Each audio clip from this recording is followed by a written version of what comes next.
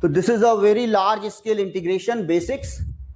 First, that is my introduction. Myself, Sanjay Rathi. I'm having around 25 plus years of teaching experience. I have qualified and selected for engineering services exam that is conducted by UPSC, Union Public Service Commission. Okay, these are my ranks: AIR 16 in ESE 2005, AIR 21 in ESE 2008. On the basis of this result, I worked as Deputy Director in Ministry of Power, and on the basis of this result, I got the offer letter from Ministry of Railways, right? And I have trained more than 1 lakh students for various competitive exams and various topics, guys. Okay. Now, guys, what is the VLSI basics? VLSI basics means broadly we can divide the VLSI, that is very large scale integration, in what three areas. First, we can say what analog VLSI. Second, we can say what digital VLSI, and then what mixed signal VLSI. Okay, so analog VLSI, digital VLSI, and what mixed signal VLSI. So just I am going to take what very basic concepts of what MOSFET, that is a part of analog. Okay, and now what is MOSFET, what is FET, and what about the physical structure, how the MOSFET is going to work. So just I am going to start that. First of all, remember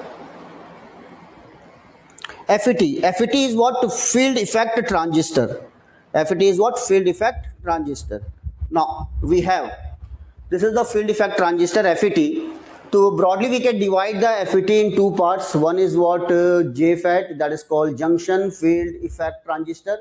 Another one is called what? MOSFET, that is what is the full form of MOSFET? Metal oxide semiconductor field effect transistor.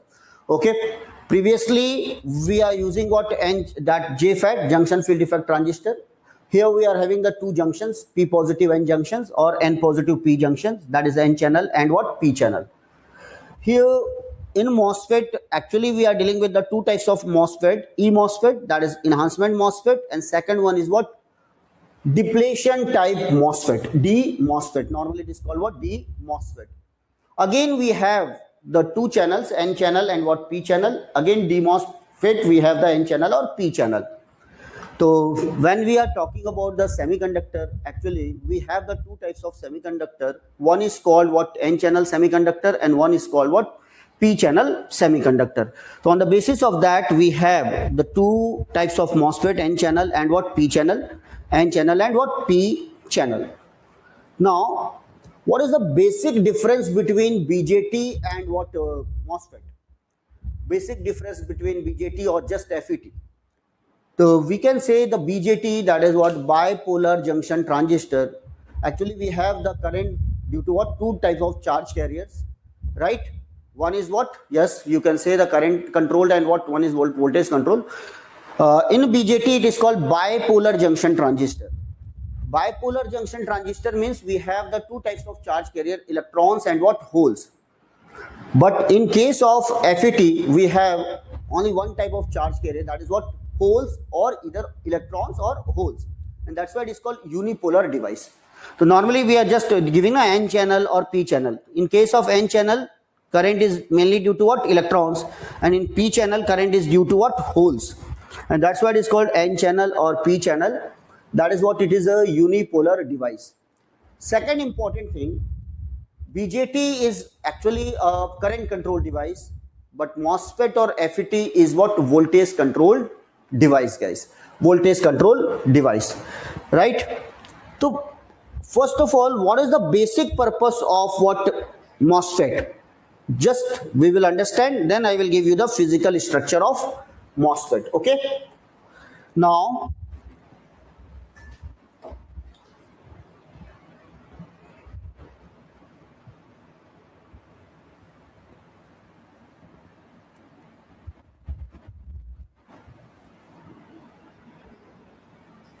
okay,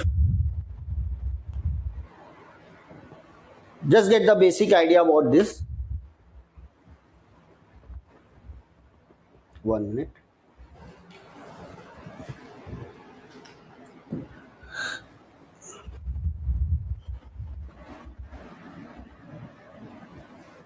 हाँ, Suppose we have one passive resistor. This is the R, that is one resistor of 100 ohm or 10 ohm or 1 kilo ohm. And now if you want to vary that resistor, how we can vary those resistor, guys?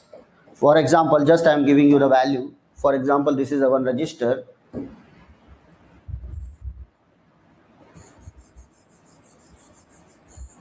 Right?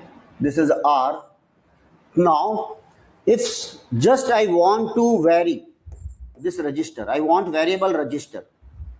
So in normal case, we are using the variable register just like what rheostat and so on. We are just changing the length. We have this type of structure. And just we are moving this left or right. We are just changing the length of the register. And since register is what rho L by A, when we are changing the value of the register, if the length is high, then register will be high. If the length is low, then registers will be low, right? But this is a physically we are moving this fully left or right, and that's why there is a chance of what wear and tear. Okay, but if suppose I want to change this register by changing the value of voltage, are you getting my point? Not physically, I'm not going to change any device, just I am going to change the voltage and the resistor will change. And that is possible with what? MOSFET. That is possible with MOSFET. So we are getting the variable resistor. That this is the variable resistor.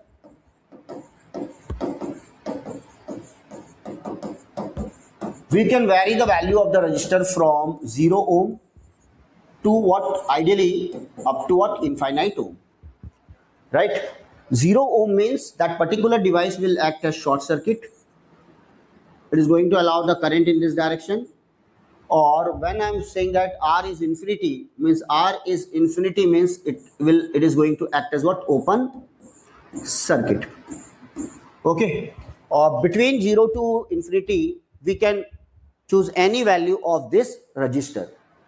So we are changing the value of resistor by changing the value of voltage, and that's what is called voltage variable resistor. So we need voltage variable resistor.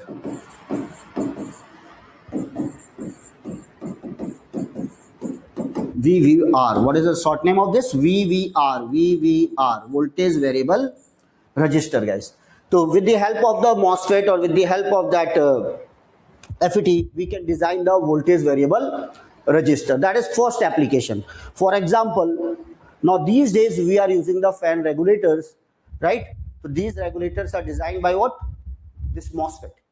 Initially, we have the voltage regulator just like this. We are changing the value of the resistor and the speed of the fan will change. Now these days we are using the fan regulator where we are using what? MOSFET, guys. Is it clear?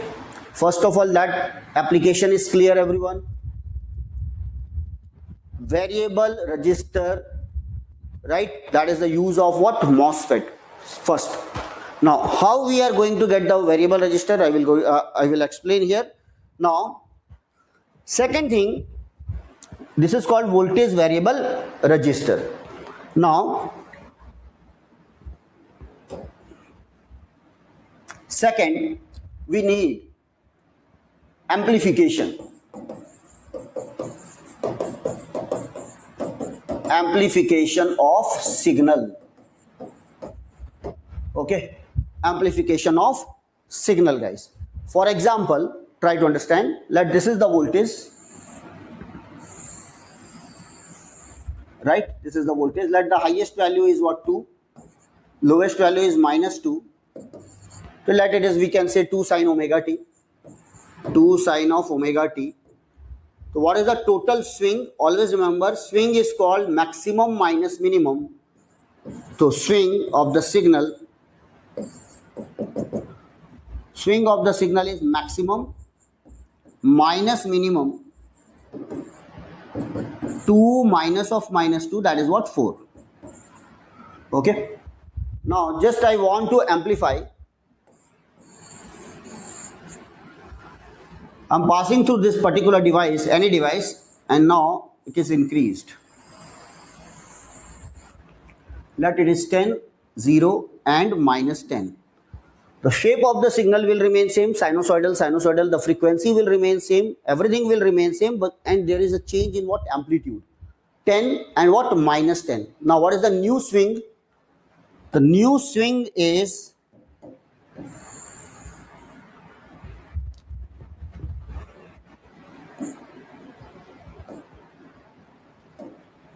20 volt. Is it clear? New swing is 20 volt. Is it amplification? Yes, please tell me. Is it amplification? Initially the swing was 4. Now we have the swing of what? 20 volt. Is it amplification? Now try to understand. For example, I am using one transformer. Right? This is the primary side of the transformer and that is the secondary side of the transformer. Now I am having the turn ratio N1 is to N2. Okay, let this is what 2 is to 10. That is the turn ratio 2 is to 10. On the primary side I am having the voltage V1. On the secondary side I am having the voltage V2. Okay. Now according to the turn ratio, the transformer V2 by V1, secondary side upon primary side is given by N2 by N1. What is the N2 by 10 by 2? That is what 5. So what is the V2? V2 will become 5 times of V1. Okay, just another application of that is why we are using this. This is what amplification of the signal. Tell me guys. Just I have increased it by the 5 times. Is it amplification? Is it amplification? You can say is it amplification, but actually everyone please try to give me the answer. Is it amplification? Just I have used the transformer and the output voltage is increased by what 5 times. Right? Now try to understand. In that case, if this is I1, this is I2. This is called step up transformer. Voltage signal will increase, but at the same time, what about the current signal? Decreases. Current signal is N1 by N2. So what is the I2 by I1? That is 2 by 10, that is 1 by 5. Okay. So current I2 is I1 divided by 5. And V2 is what? 5 times of V1, that is I1 by 5. So what is the power at the output and what is the power at the input? Power at the output and power at the input under ideal condition is equal. Power input, power output. V1 I1 is equal to what? V2 I2. You can check. What is the V2?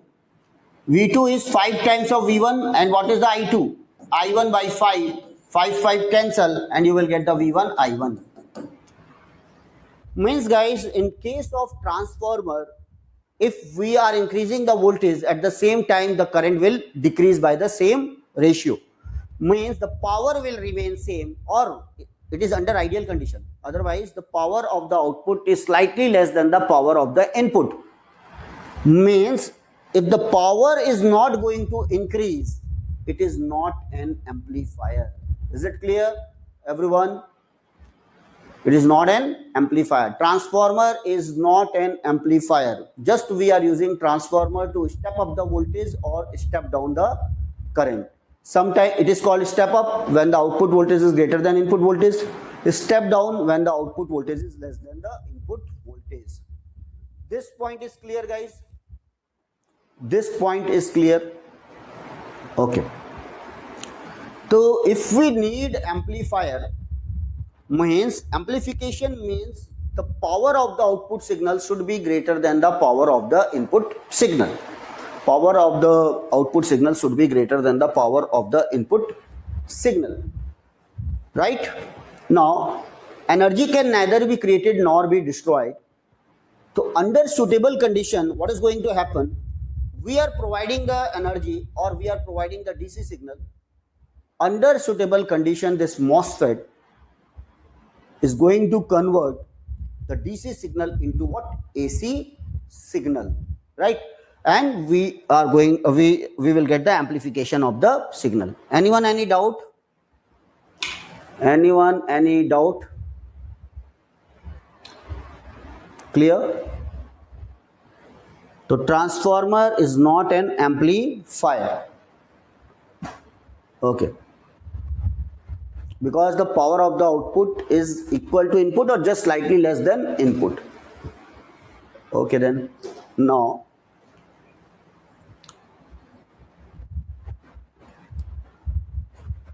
second application, just I have given first variable register. Second is what amplification means. Let this is the MOSFET or FET. We have to give some DC signal. This is called VDD.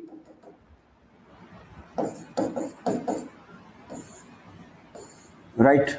Just on the application of the signal, this is the small signal. When we are applying, we are getting the output signal.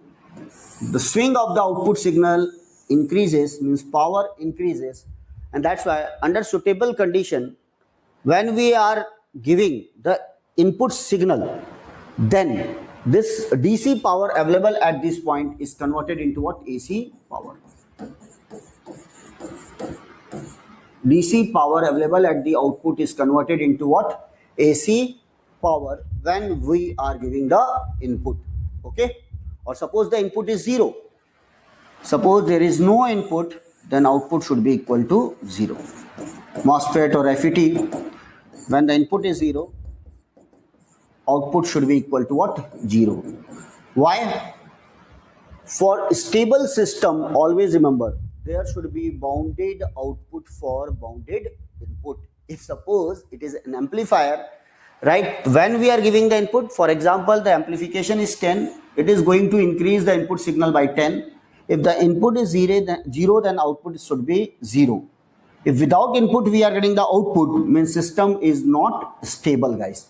System is not stable. There should be a bounded output for bounded input. Is it clear?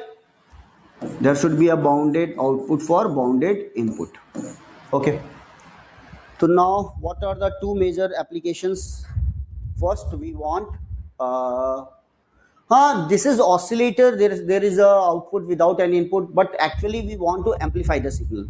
If you want to make the oscillator, yes, there should be the output without any input. There should be output without any input, right? In that case, that system is not stable, but actually we want to generate the signal. Then yes, we are going to provide what? Positive feedback and so on.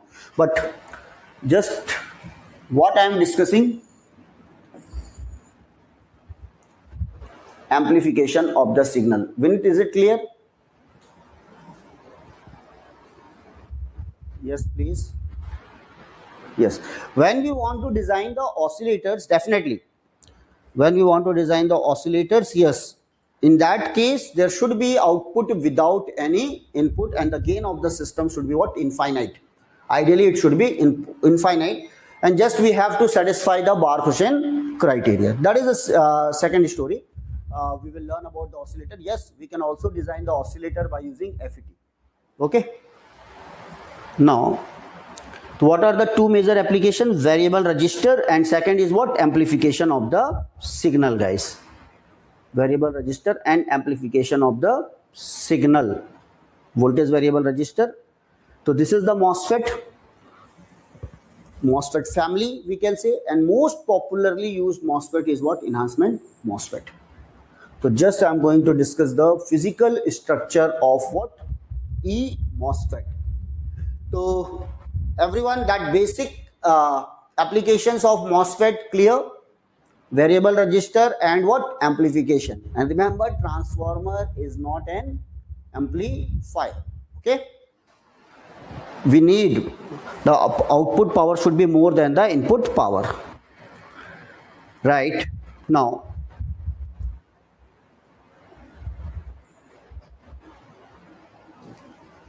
guys, first of all, what about the physical structure? Means simply we have a semiconductor bar Why it is required to just to understand the physical, when we have the idea about the physical structure and what is the drain, what is source, what is the channel, right? Why the W, that is the depletion width, the width of that MOSFET is more than what length of the channel, what is the aspect ratio, then you will understand how we are going to design the circuit or how we are going to fabricate the IC. Now this is a semiconductor bar. Actually it is a three-dimensional figure, this type of bar.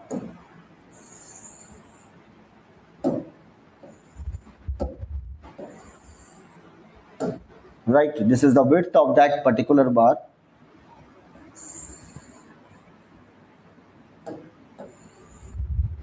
Now this is a semiconductor bar, the width is what, W.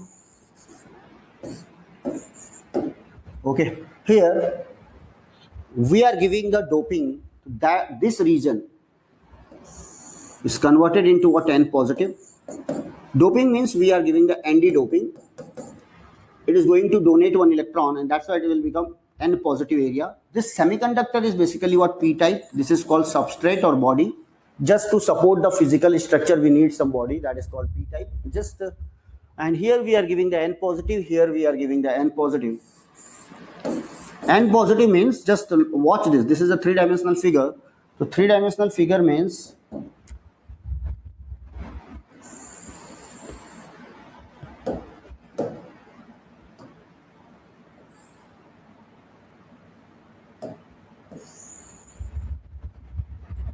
this is completely what, from this point to this point. This is what, N positive area, guys. Right? Similarly here,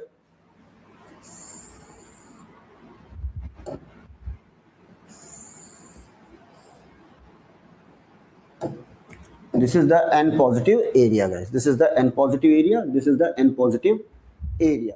Right? Now, watch this. So this is the three-dimensional figure. This is N positive, this is N positive from this point to this point. Now we are going to flow the current from left to right in horizontal direction. Okay, this is the W, and that is what, this region is called what, channel length L. This is the channel length L. So this is a three-dimensional. Now simply focus on the front of this. W is greater than what, L, right? Sometimes we have the ratio W by L, 10. Remember, the width of this MOSFET is what, 10 times of the length of the channel, guys. So that is the physical structure. Now simply focus on the front face.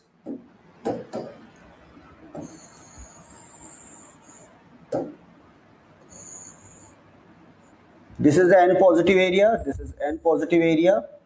N positive means the doping is very, very high. This is the P type substrate body, just for physical support.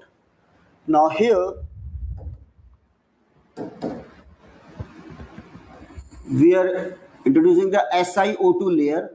This is the SiO2 layer, insulator, and now here it is metal. Okay, this terminal is what, drain, this terminal is what, source, and that terminal is what, gate, and the fourth terminal is what, body terminal. So this is the basic physical structure of what, MOSFET, enhancement MOSFET. Now focus on this. This is what, SiO2 layer. This is the SiO2 layer. Right, this is the silicon. Actually this is the silicon, P type silicon. The doping of this region is very, very high, and this is the metal. Okay, and that's why it is called metal oxide semiconductor, MOS, metal oxide semiconductor. Right, now these days we are not using the metal. Actually we are using what, polycrystalline silicon in place of metal. But initially we have used the metal, and that's why it is called metal oxide semiconductor. Now what is the field effect transistor, we will understand. This is the source region, this is the source, S for source, D for drain, and G for gate, and B for body terminal. Right, this is called P type substrate.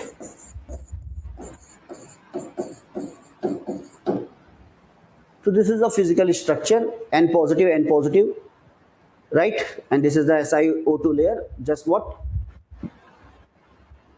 Just to make the current Ig is equal to 0. We want current in horizontal direction only, right? From left to right or right to left, from drain to source or source to drain.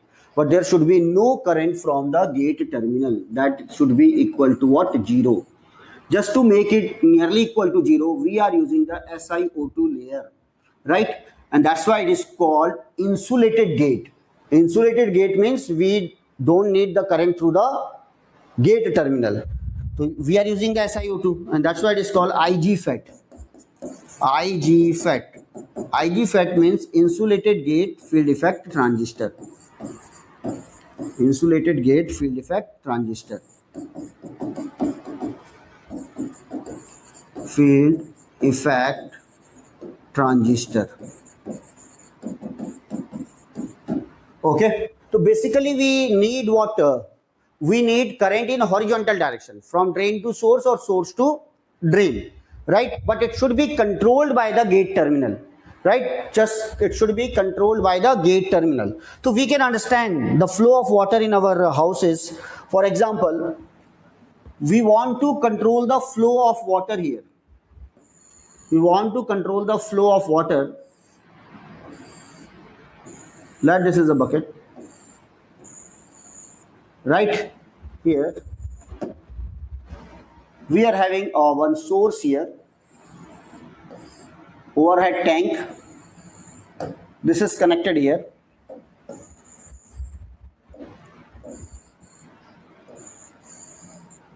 Okay, now this is the flow of water. Let this is the source, and this is what drain. Is it okay? This is a source of water, and just I want to fill my bucket, but I want to control the flow of water. Just I want to control the flow of water, so I am using one tab here.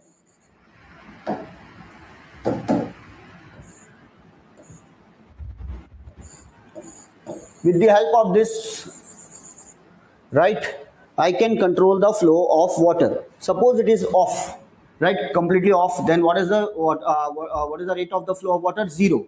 Just I am going to open it. Actually, I am going to increase the rate of flow of the water, guys. So I can control, but at the same time, you need water or leakage from this side. Tell me, from this terminal, you need water? Yes or no? We are just using the valve, and that we can control the flow of the water, but actually you need leakage? No. Just we want to flow the control of water from source to drain, but actually we don't need leakage from this side, guys. So that is simple. In the case of MOSFET, we are using one drain terminal, one source terminal. We want to flow the charge carriers from source to drain. It may be electron or it may be holes. Actually, we want to control the flow of current from drain to source or source to drain, right? Or sometimes it is drain to source or source to drain. We want to control the flow of current, or actually we want to control the conductivity of the channel. But we will control this conductivity by using third terminal gate, but we don't need any current from the gate terminal. So same analogy. Is it clear? This point is clear. So same analogy we are going to use here. Okay. So what is the role of the third terminal? Third terminal, with the help of the third terminal, actually we are going to control the conductivity of the channel. Once we are going to control the conductivity of channel, means we are going to control the flow of current. Okay. Yes, please. So sir, voltage on gate will do it for you. Yes. We are going to apply the voltage, and with the help of SiO2 layer, we will make the current equal to 0, but the voltage is going to control the conductivity of channel, and that's why it's called current control device. Okay, Gurmeet. Now watch this. Let this is the overhead tank. This is the overhead tank.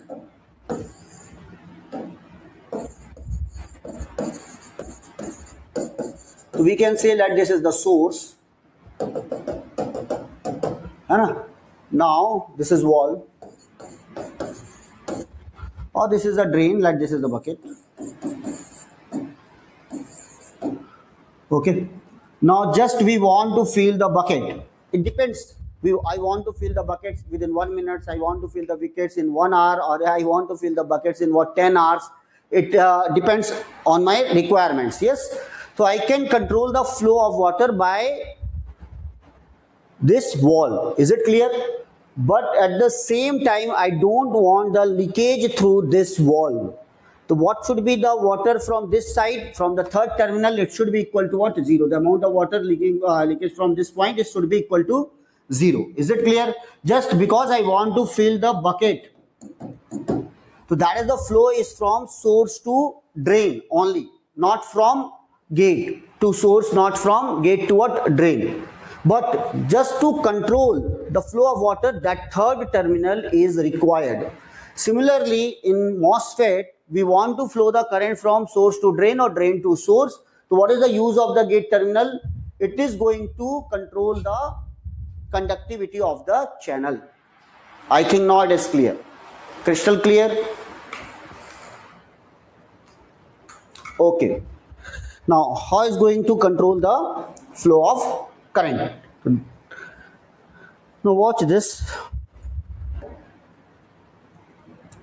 This was the physical structure. We are using the SiO2 layer just to make the Ig is equal to 0. N positive, N positive. This is the B, this is the P type body, and so on. The doping of this P type is very, very less. It has electron as minority charge carrier. Electron, minority charge carrier. Minority charge carrier. Or in N positive and in N positive, the concentration of the electron is very, very high. Electrons are in abundance. Okay.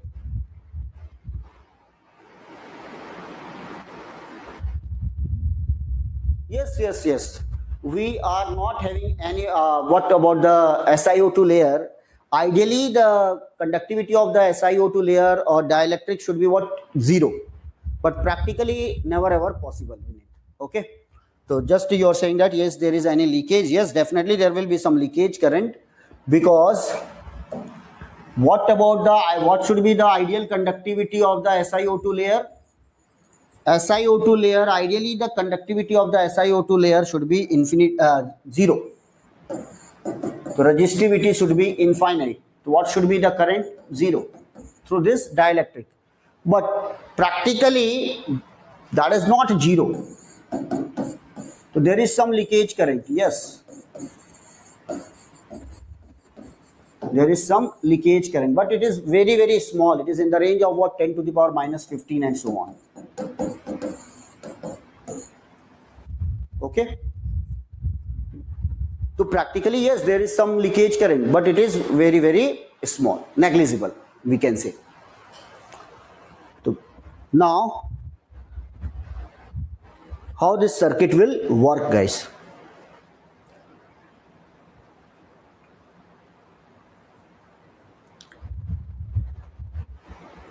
First of all, one by one, that is very important for IC fabrication. We need current from drain to source, yes, or source to drain. This point is clear. We need current from drain to source or source to drain only. So we don't need current. So what we are doing, we are just connecting a battery here.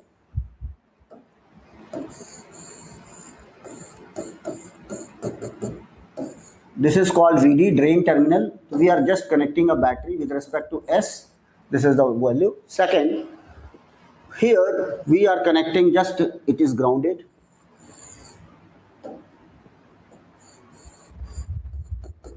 Actually, we need current from drain to source. Source is going to provide the electron. Electron is moving from the drain to source to drain. and drain out from this terminal, and the current will flow in opposite direction to what? Electron, because the charge of electron is negative. Suppose the electron is moving from this point to this point, from source to drain. What about the current? Current is from drain to source. Okay, drain to source. So first, we are connecting the small battery here, VDS. VDS means, always remember, VD minus VS. This voltage is with respect to S. S is connected to ground. No voltage is applied at the gate terminal, right? Or remember, we don't need current in P N positive area or N positive, because there is a junction here. Watch this. This is the junction, P N positive junction, P N positive junction. We need current in horizontal direction only. What should be the current here? 0. What should be the current here from P side to N side? It should be what? 0. This current should be equal to 0 from P N positive, because it is a junction. It is just like a diode. So if you don't need current from body to what? Source, from body to drain, then what about that junctions? What about these junctions? Forward bias or reverse bias? Everyone tell me. If you don't need current through the diode, that is the PN positive junction, what about those junctions? It should be reverse bias, guys. Yes, it should be reverse bias. So what we are doing in IC fabrication, just to make this junction reverse bias. Which junction? Body drain junction, body source junction, body source junction. Just we are connecting the body terminal to the highest negative value present in that system. For example, negative value is present -3. This is the highest negative value present in the circuit, or -4 volt, or -5 volt, -10 volt. But actually what we are doing, just we are connecting the highest negative value here.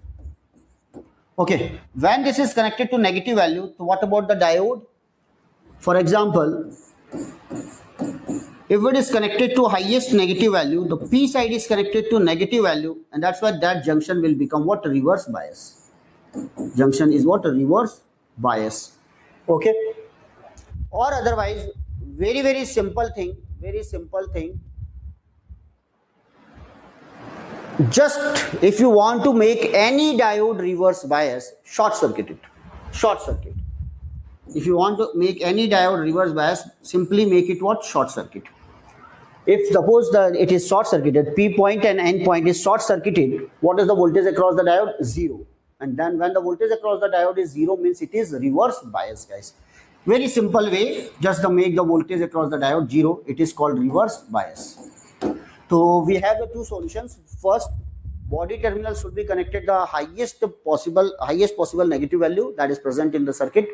Or second thing, make the drain and source and body terminal short circuited. So just watch this. Make this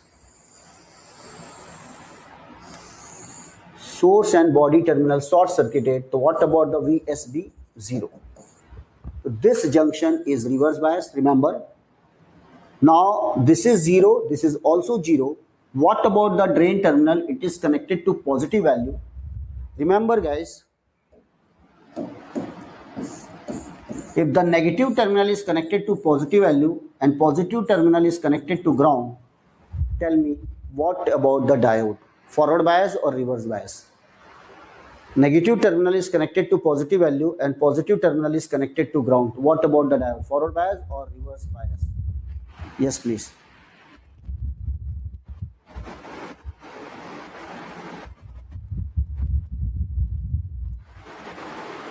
No, because it is what? Reverse bias, guys. It is a reverse bias. Remember, what about the characteristics of the diode? So what is a very simple solution is, body side it is P type, source side it is N type, body side it is P type, drain side it is N type. Simple way to make the reverse bias is connect the body to highest negative value. highest negative value. So what about the source terminal? It is connected to the ground. Definitely it is negative, N side is positive, or just ground, it is P side is negative. Definitely it is reverse bias. Second, drain is already connected to what? Positive value, that is the VDS is positive. Or the body terminal is connected to highest negative value. Again, it is reverse bias. Our purpose is solved because in reverse bias there will be no current. Ideally no current, practically there is a small current.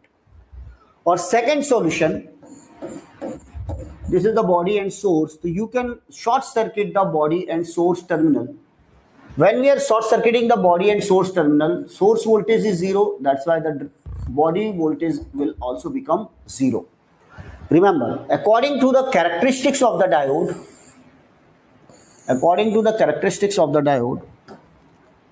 when the voltage is 0, what is the current here? 0. Yes or no? When the voltage is 0 across the diode, it required what? Minimum cut-in voltage just to flow the current. For example, in case of silicon, it is what? Cut-in voltage is what? 0.5 volt. In case of what? Germanium, it is what? 0.2 volt. So minimum required at exactly at 0. What about the current? 0. And that's why I'm saying that just make it what? Short circuit, current will be 0. Now once the source terminal is short circuited to body terminal will become 0. Body terminal is 0. What about the drain terminal? It is positive.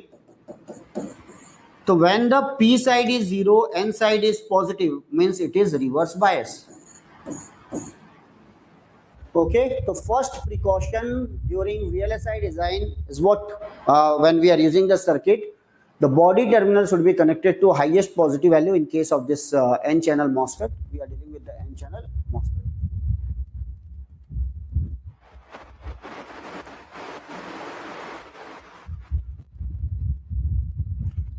That is not the case here. Short circuit, Vineet. What actually we are not going to make the short circuit. We are short circuiting the what? Source and body terminal, and that's why we have the diode in between.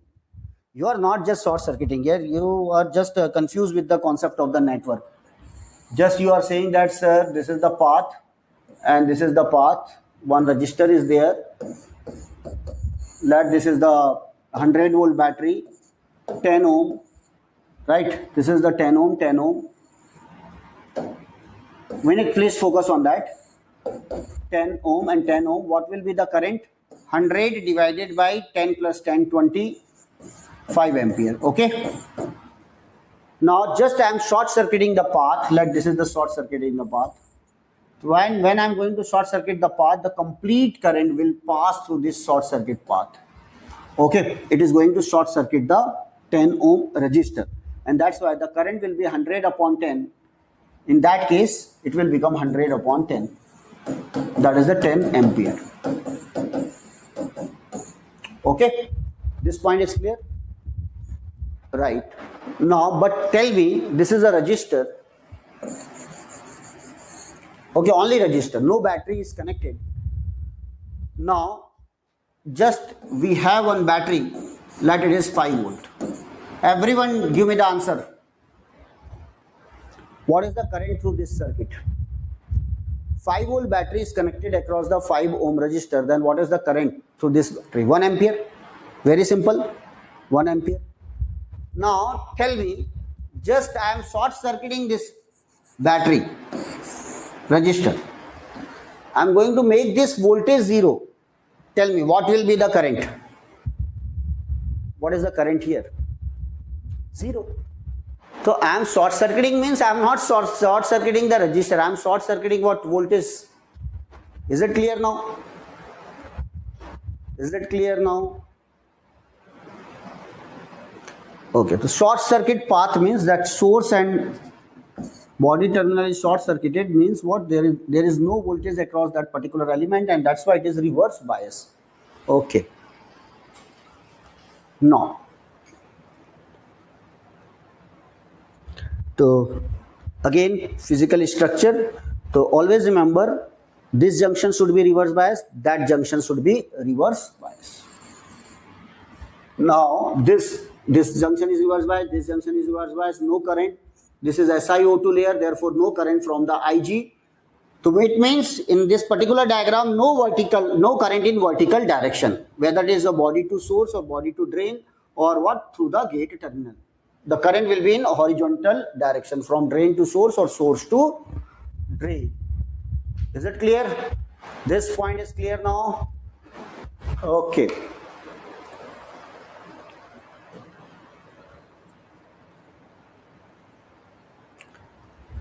Now watch this.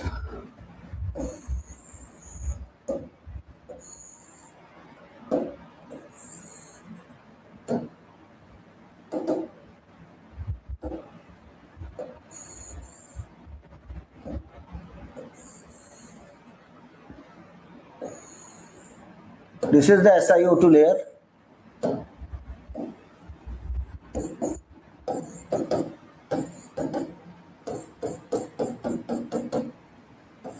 Just we have connected the voltage here, VDS, small value. Right here it is a gate. First of all, just connect it to the ground. Everyone please try to understand this. VGS, gate terminal voltage, is let 0. Okay, let it is 0. VGS is what? 0. And just we have connected the small voltage VDS. Now my friend, try to understand. This is the N positive area, this is the N positive area, or in between we are having the P type semiconductor. So here we are having the N positive, P, and then P and N positive. Means we have the two diodes connected back to back. These are the two diodes, N positive P, P, N positive. Two diodes are connected back to back. If suppose you are connecting any voltage, like for example you are connecting the VDS, right? If let this diode is on, then what about this diode? Definitely this diode is on, then what about this diode is off? This is connected back to back. When connected back to back, when the two diodes are connected back to back, this is actually what acts as open circuit, and what will be the current? 0. What will be the current? 0. So initially when there is no VGS, current will be 0. Clear point? Now we are increasing the VGS.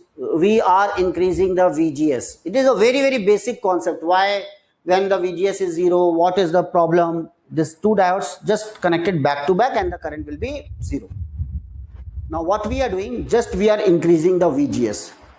When we are increasing the VGS, right, this is the positive value, we are increasing the positive.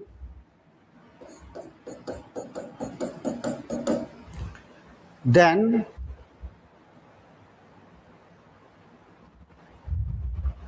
first of all, in this region we have holes. Because it is P type, it is holes. At the same time we have the ions like this. It is going to attract one electron and it is going to create what? Holes.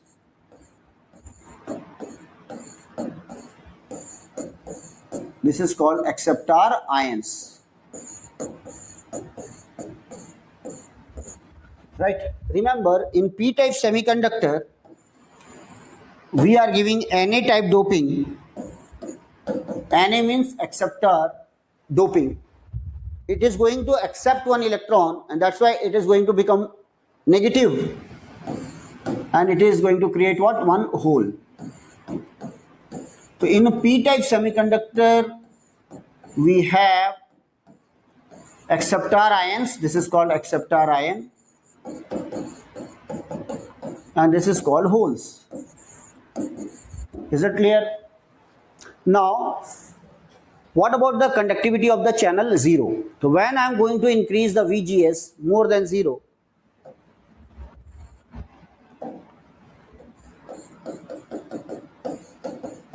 first this positive voltage, this is a SiO2 layer, then now this positive voltage first of all repel the holes. Positive will repel positive. So holes are moving away from this channel region. This is the channel region. Holes are moving away from the channel region, downward, right? When this is downward, so we are increasing the VGS, increasing that process is continue up to what VT. VT is called the threshold voltage.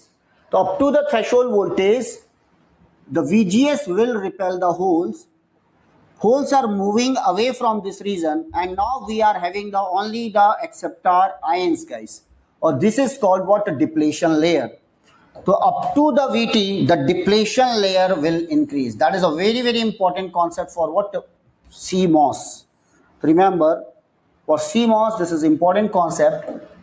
So first of all, when we are increasing the voltage, it is going to repel the holes, and we are having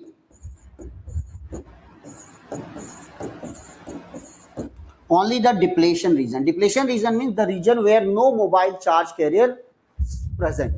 No electron, no holes, only ions. Only the acceptor ions are present here. No holes, no electrons.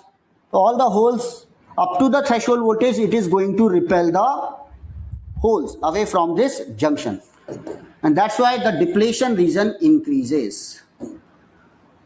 At VT, depletion region reaches to its what? Maximum width. At VGS is equal to VT, depletion region reaches to its what? Maximum width, guys. Depletion region reaches to its maximum width. That is called XT. Maximum depletion layer width. Layer width. So when you learn about the CV characteristics, this mode is called what? Depletion mode.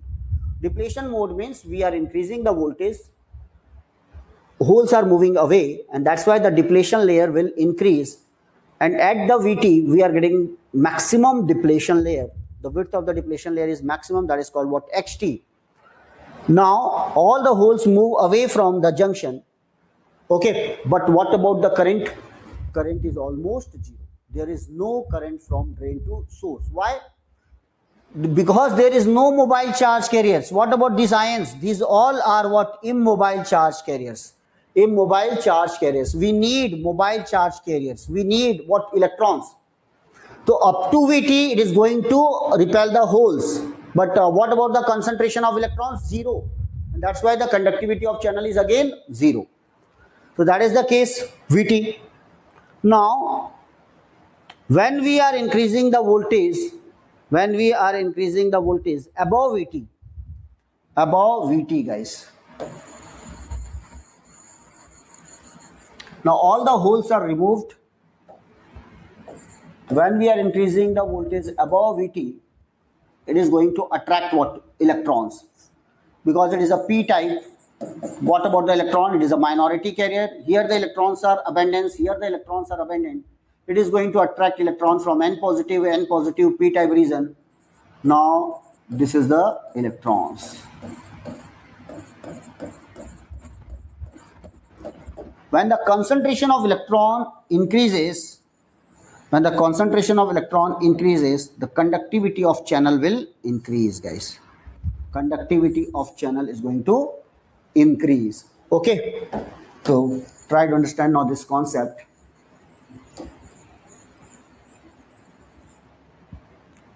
Always remember the conductivity of the channel is given by NQ mu N. NQ mu N. N is what? N is which concept? Yes, 1 minute. Okay, yes, one. First of all, remember, when we are increasing, everyone try to focus on the board. First of all, that junction should be reverse bias, that junction should be reverse bias. Body is short circuited to the source. No need to show again and again. Then we are giving the VGS. We are increasing the VGS up to what? VT. VT is called threshold voltage. Up to the threshold voltage, that positive voltage is going to repel the holes. The holes are moving downward from this N channel region. Now we have the only the immobile charge carriers, and that's why this region is called what? Depletion region. So when we are increasing the VGS up to VT, almost all the holes move away from that region, and depletion width increases its maximum value. What is the maximum value of the depletion width? Let it is XT. XT is the maximum depletion width at threshold voltage. Okay. Now, when it reaches to what its maximum, what about the concentration of electron here? 0. When the concentration of electron is 0, what about the conductivity? 0. Therefore, there is no current from drain to source. IDS is 0. Why? Because the conductivity of channel is 0. Okay. This point is clear now. Okay. Then, when we are increasing the voltage above VT, for example, VT is 1 volt. For example, VT is 1 volt. I am going to increase the VT, I am going to apply the VGS 1.5 volt. So now, out of 1.5 volt, 1 volt is used to repel the holes. Now what about the remaining 0.5 volt? The remaining 0.5 volt is going to attract what? Electrons. When it is going to attract the electrons from N positive area, P type, the concentration of electron in this region will increase. When the concentration increases, conductivity increases. When we are increasing the VGS above VT, concentration increases, conductivity increases. When the conductivity increases, what about the resistance? Decreases. What about the resistance? Decreases. Now there will be current from drain to source, because already we have applied the voltage in this direction. So electron, now we have the electrons. Because of the VDS, it is going to attract the electron, and source is going to provide the electron, right? And that's why it is called the source. The electron is going to move from the source region to a drain region. Therefore, the current is moving from drain to source terminal. Okay. Now we have the conductivity of the channel. So tell me guys, if the threshold voltage is 1 volt and I am going to apply the 1.5 volt, so what about the effective voltage?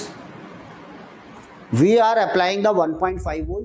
Out of 1.5 volt, 1 volt is going to repel the holes, and only 0.5 volt is going to attract the electrons. So what about the effective voltage? What about the effective voltage? Everyone give me the answer. Yes, please.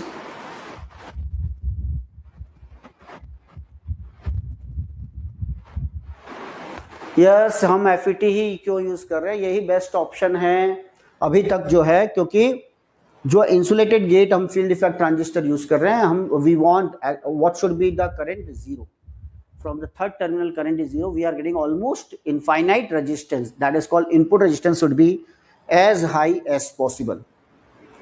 BJT is basically what? Current control device, but in case of it is a voltage control device, and the current through the third terminal is zero. Okay. आप चाहते हो ना, आप नहा रहे हो तो आप चाहोगे क्या टैप वॉल से पानी आ जाए और आप भीग जाओ? चाहोगे? मतलब we want the flow of current from drain to source or source to drain. What is the use of the third terminal? Just to control the conductivity. Okay. So 0.5 is the effective voltage, guys. So suppose we are going to apply the VGS and VT is 1 volt. Always remember the effective voltage, or this is also called overdrive voltage, is VGS minus VT. VGS minus VT. Okay. So guys, so we first of all remember VGS, let the VT is 4 volt. VT is 4 volt. So when it is less than or equal to 4 volt, what is the conductivity of the channel? 0. So what will be the current? 0. Yes. Now suppose I am going to apply the VGS 5 volt. Tell me guys, what about the effective voltage? If the VT is 4 volt, what about the effective voltage? 1 volt only, right? And the VGS is equal to, let it is we are applying the 6 volt. Then what about the effective voltage? 2 volt. When I am going to give you the VGS 7 volt, then it is what 3 volt, and so on. Just to get the 3 volt as a effective voltage, we have to apply what 7 volt, right? Why? Because the threshold voltage is 4 volt. It is too high. Now we want VT should be as small as possible. VT should be as small as possible. Let try to understand. If the VT is 1 volt, when the VGS is less than or equal to 1 volt, there will be the conductivity will be 0, current will be 0. Current will be 0. Now for example, if the VGS is what 2 volt, tell me what is the effective voltage, everyone? Just to get the 1 volt effective voltage, we have to apply the 5 volt. But here, just to get the 1 volt effective voltage, we have to apply only 2 volt. VGS is 3 volt, you will get the effective voltage 2 volt. VGS 4 volt, you will get the effective voltage what 3 volt. And effective voltage is important. Now tell me which one is better, first one or second one?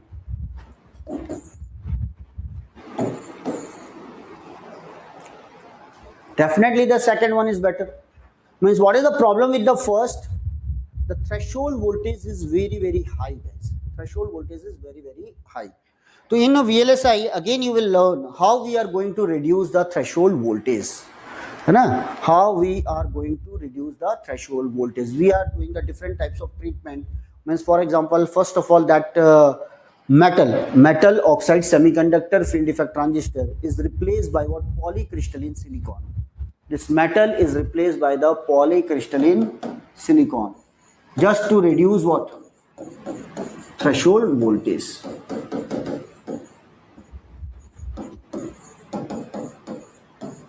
Right? So, or we are doing the what you will learn more about the ion implantation. So we are just using ion implantation to reduce the threshold voltage, and we have the different techniques to reduce the threshold voltage. In next class, I will discuss those techniques. But remember, what you need, threshold voltage, high or low? High or low? Yes, we want low threshold voltage.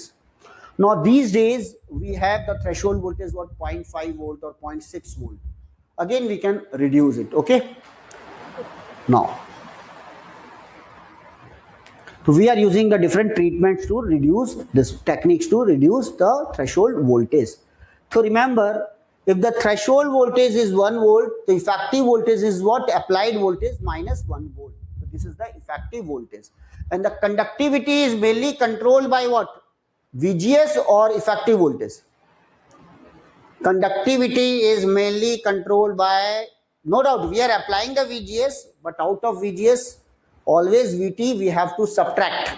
Are you getting my point? Because up to 1 volt it is going to repel the holes. After 1 volt it is going to attract the electrons. That's why the conductivity is not controlled. No doubt it is controlled by the VGS, but it is mainly controlled by what? VGS minus VT. So in every formula you will get this formula, VGS minus VT. VGS minus VT. This is called overdrive voltage or what? Effective voltage. This is called the overdrive voltage or effective voltage. Right? Now, we are just giving the VGS slightly greater than the VT, like the VGS, VT is 1 volt, we are applying a 1.5 volt. Okay. No, that is Vinay, according to the situation, that is the requirement, but we need what? Low value of the threshold voltage. Okay. Then try to understand.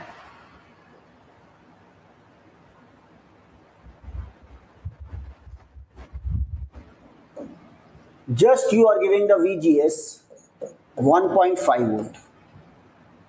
VT is 1 volt. So what is the effective voltage? Is what? 0.5 volt. Okay. Because of this 0.5 volt, the conductivity increases. Now, watch this. This is the VDS, this is the IDS, right?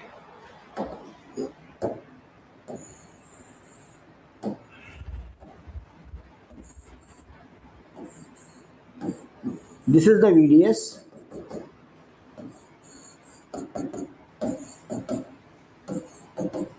okay?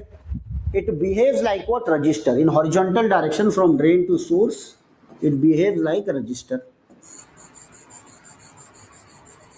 When there was no electron, resistor was infinity. What is the current? Zero. Just behaves like what? Open circuit when there was no electron. So we are increasing the VDS, but there will be no change in the current. No change in the current. We are increasing the VDS, no change in the current. Right? Why? Because there is no electrons. VGS less than or equal to VT. It behaves like what? Cutoff. Cutoff. Now, second case, just we have applied the 1.5 volt. Because of the 0.5 volt effective voltage, concentration of the electron increases. When the concentration of electron increases, conductivity increases, resistance decreases. Once the resistance decreases, now when we are going to change the VDS, there will be the current from drain to source, because now the channel is continuous. Channel is continuous. Now watch this, we are increasing the VDS, current is going to increase and it will follow the Ohm's law. It is going to follow the Ohm's law. Okay, so that is the case. So in a VLSI, if it is given, design the voltage variable resistor. So remember, just to design the voltage variable resistor, we have to apply the very small value of the VDS. Just apply the VDS, just apply the VGS more than what VT. Just I have applied the VGS 1.5 volt. It is now fixed. It is fixed. Effective voltage is 0.5 volt. There is a concentration of electron. That's why it has some conductivity. Now focus on the VDS.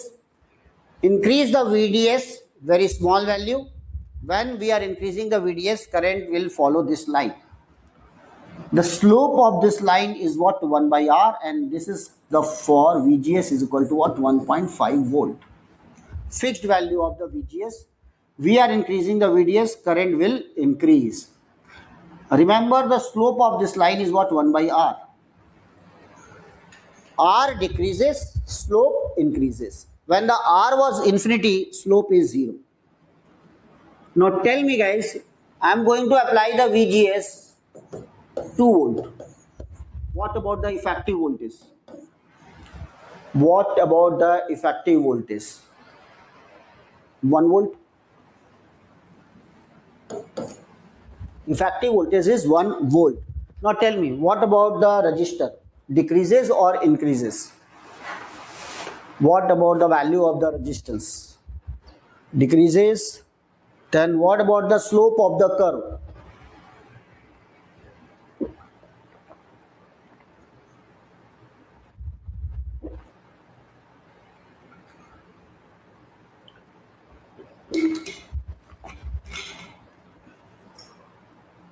Yes. SiO2 layer, actually it depends upon the correction. Just you have said RIA. It depends upon the threshold voltage. Yes, it depends whether we are using the metal or what, the polycrystalline silicon. Right. It also depends on the what concentration of the electron in this region. If the concentration is very, very low, it is very difficult to attract what electrons, and that's why we are doing the ion implantation, right, so that we can reduce the value of the threshold voltage. Okay, in next class I will give you the idea how we are going to decrease the threshold voltage. Okay, now watch this. So when we are increasing the VGS, effective voltage will increase. It is going to attract more electron. Resistance decreases. Resistance decreases means slope increases, guys. Now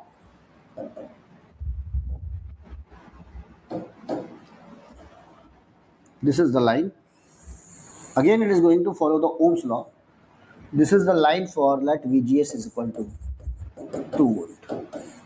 What is the effective voltage? 1 volt. What is the effective voltage? Only 0.5 volt.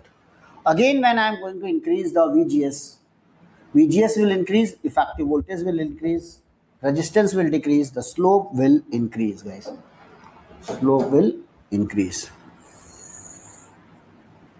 So we have the different curve, like this is the R1, R2, 1 by R3, 1 by R4. Like this is the value of the VGS, 2.5 volt. So in every case, when we are increasing the VGS, what about the slope of the line? Increases, resistance decreases. Every curve from this point to this point, this line has the resistor R2, this has the resistor R3, this has the resistor R4. What is the relation between R2, R3 and R4? R1 is infinity, R1 is greater than R2 is greater than R3 is greater than what? R4. So when we are increasing the VGS, resistance is going to decrease, and that's why it is called voltage variable resistor, VVR. Everyone, that is clear to you? Why it is called the VVR, voltage variable resistor? Voltage variable resistor.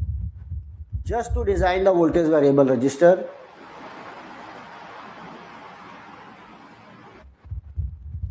yes, no, yes one, sir, VGS increases or more than VTH means IDS and VDS increases. IDS increases. For example,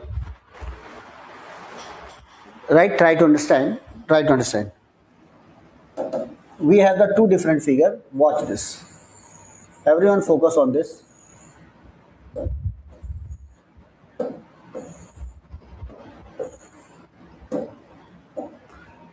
This is the N positive, this is the N positive. Just I have connected VGS 1.5 volt. It is fixed now. Second case,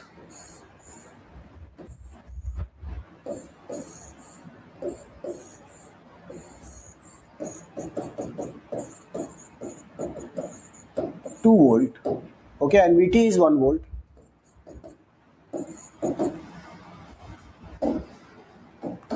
Now here electrons are attracted. When we are increasing the voltage, more electrons are attracted. The concentration of electron increases. Now tell me, which one has the more conductivity? In which case the channel has the more conductivity? Channel has the more conductivity. Second one, right? But in both the cases, VDS is 0. Is there any current then? No doubt. In second case, the conductivity is high. But we are making the VDS is equal to 0. No voltage is applied in horizontal direction. Is there will be any current? No. So first of all, fix the value of the VGS at 1.5 volt. The effective voltage will become 0.5 volt. Okay. In lab, you can do this. First, make the VDS 0. Plot the curve for this one. Right. First, this is the VDS. This is IDS. This is fixed at 1.5 volt. Now for this particular, slightly increase the VDS. When we are increasing the VDS, first of all, when the VDS is 0, current is 0. We are increasing the VDS, current will increase, current will increase, current will increase, current will increase. So for 5 to 6 points, you can calculate the value. Now connect this value. So it is going to follow this line. Okay? Means it is going to follow the Ohm's law. Right? We are increasing the current, we are increasing the voltage, current will increase. So what is the slope of this line? 1 by R. By finding the slope of this line, we can find the value of the resistance. Is it clear? This is called graphical analysis. This is called what? Graphical analysis. First of all, fix the value of the VGS. Then vary the value of VDS, small value of the VDS, you will get this curve. By finding the slope of this curve, you can find the value of the resistance. Second, again, in second case,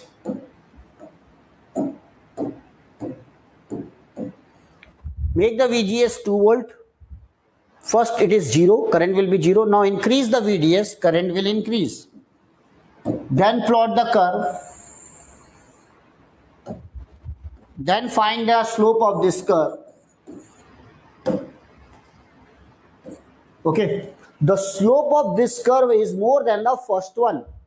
Why? Because concentration of electron is more, conductivity of channel is more, resistance decreases, slope increases. Now we have the two graphs, graphical analysis 1 and 1. From this graph you can find R1, from this graph again you can find the R2. Now R2 is less than R1.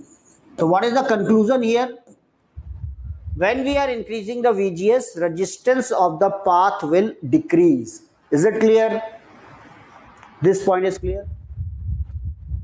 In a lab you can do this and then take the reading, and that is the conclusion. Okay, or when the VGS is less than VT 1 volt, where is the graph? This is the graph. This is called what? Cutoff. This is called the cutoff. Okay.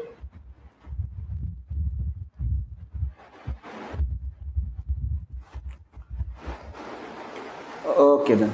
Now, so just by changing the value of voltage, we are just attracting the electrons. And why the VDS is responsible? If you want the movement of the electron in horizontal direction, one electric field is required in what? Horizontal direction also. If suppose we are attracting the electron but no voltage is present here, what will be the current? 0. This is the 0. This is 0. When the VDS is 0, current is 0.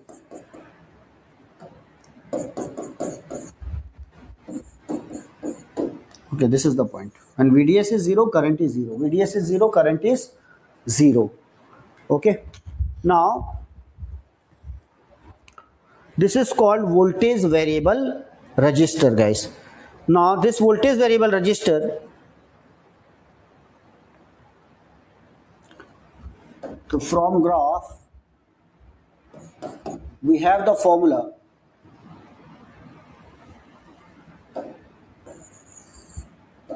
Just I am giving you the formula. That resistor RDS, this is called from drain to source resistor. This is 1 upon K and S W by L VGS minus VT.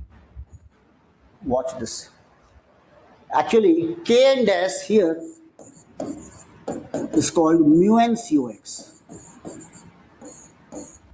Right? Mu n COX. Mu n is the mobility of electron.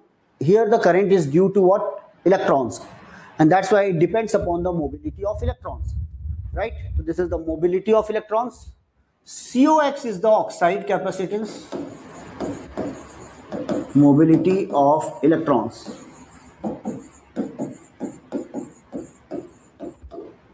COX is called oxide capacitance.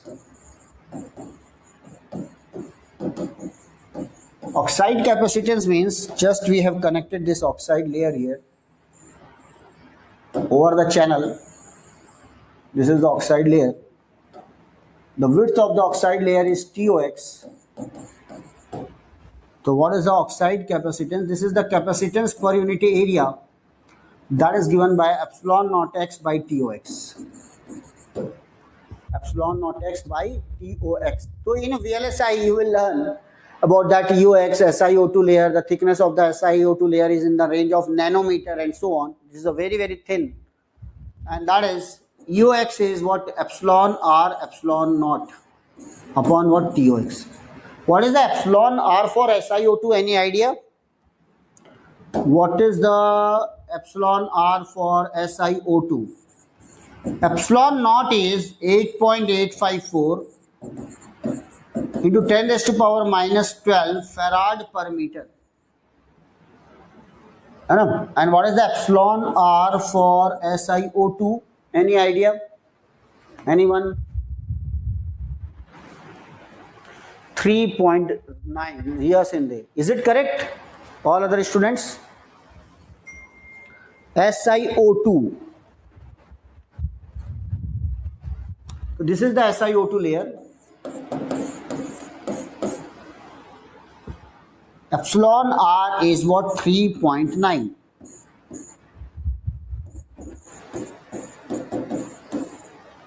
For SiO2. Yes, this is correct one. Then this is the oxide capacitance. Actually it is a, what is the capacitance? Epsilon naught A by D. But here we are using only the epsilon naught X by 2X. That's why it is called capacitance per unit area. Normally the unit of this capacitor is what? Very small. And that unit is what? Femtofarad per micrometer square. Size is in the range of what? Micrometer, and unit is in the range of what? Femtofarad. What is a femtofarad? Femtofarad per micrometer square. This is the range. Femtofarad means what, guys? 10 to the power minus 15 farad. Very small. A micrometer square area, it is in the range of what? Micrometers. And that is the size of what? MOSFET. Right? So this is the case. This is the SiO2. Now watch this. When we are increasing the VGS minus VT will increase according to the formula. What about the resistor? Decreases. And this is the formula for voltage variable resistance. This is the formula for voltage variable resistance, guys. Up to this point, any doubt? Voltage variable resistance, guys. Is it having any limit, like the limited number of electrons, so conductivity will increase till a limit, means we will get the benefit up to a limit by increasing the drain voltage? No, we need first of all try to learn the characteristics. Why we are connecting the small value of VDS, and what is the effect of VDS when we are increasing the VDS above some value. Okay, you will understand. Okay.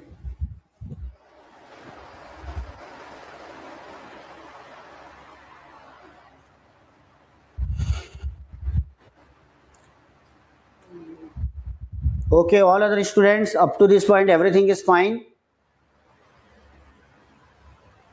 So I will also provide the PDF of this session. Remember, first application is what? We want the variable resistor, and it should follow the Ohm's law. For Ohm's law, it is necessary that it should be what? Linear. So this is called linear ohmic region for different values of VGS. But remember, this graph is valid only for when the VDS is very small. Okay. Now, why it is called enhancement type MOSFET? Tell me. Why it is called enhancement type MOSFET?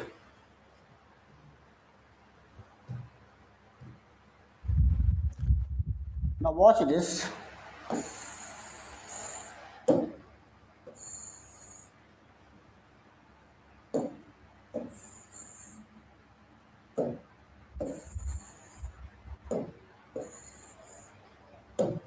Okay. First of all, we are giving the gate voltage positive. This is positive. It is going to attract the electron. So this is the electrons. Electrons means this is what? Negative. In between we have the SiO2 layer. So it is just like the capacitor. It is just like the capacitor, guys. Okay. So it is a SiO2 layer. So this is the capacitor, parallel plate capacitor. We are having the dielectric. This is the positive plate. This is the negative plate.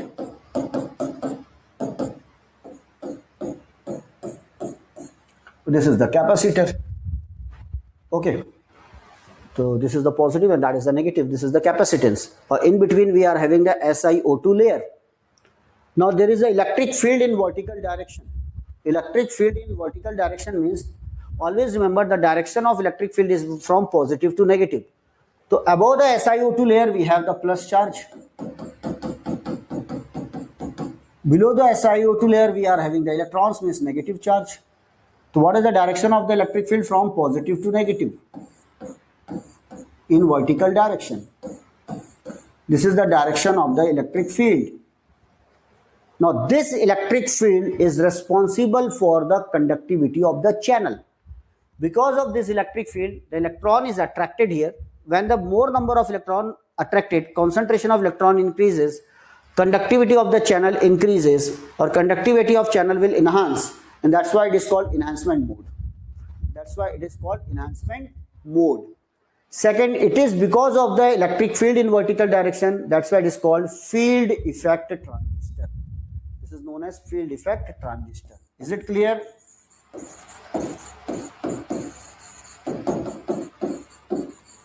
Transistor, FET.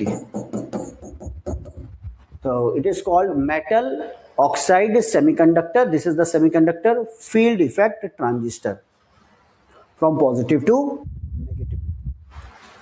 So I think now it is clear, guys. Very easy but very interesting, because once you will get the idea about the physical structure, you will understand more about what is the CV characteristics, so why the threshold, a low value of the threshold voltage is required, how we are going to reduce the threshold voltage. Okay then. So field effect transistor or FET, or when it is very very small, VDS is small, then it is going to follow the Ohm's law. We are getting the VVR. Now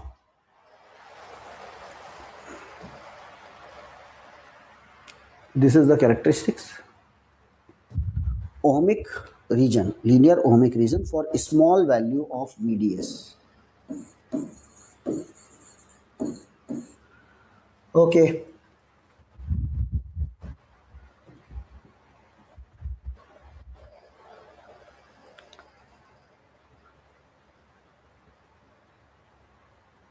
Also, I will provide you this content. This is the written material, field effect transistor, E MOSFET, what is the enhancement type MOSFET, depletion type MOSFET, full form, why it is called the FET. Current in FET is controlled due to the electric field established by the voltage applied to the control terminal. It is a voltage control device. Current is due to only one type of carrier, therefore it is known as what? Unipolar device. Only one type of carrier, either it is electron or what? Holes. In P channel it is holes, in N channel it is electron. Okay, then now if suppose VGS, we are keeping the VGS constant, like it is of 2.5 volt, and we are increasing the VDS, it is not small. What is the change in the characteristics? Okay, what is the change in the output characteristics? So first of all, let VGS, keep the VGS constant.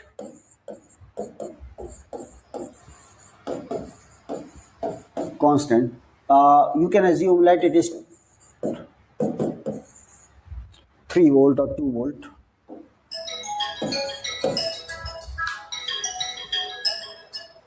Okay, 2 volt or 3 volt.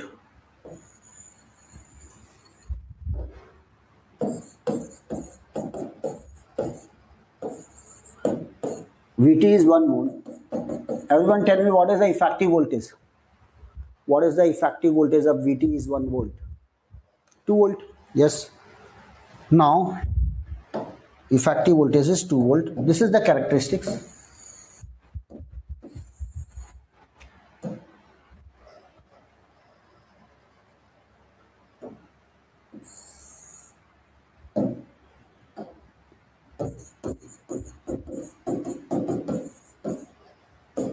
This is called IDS versus VDS.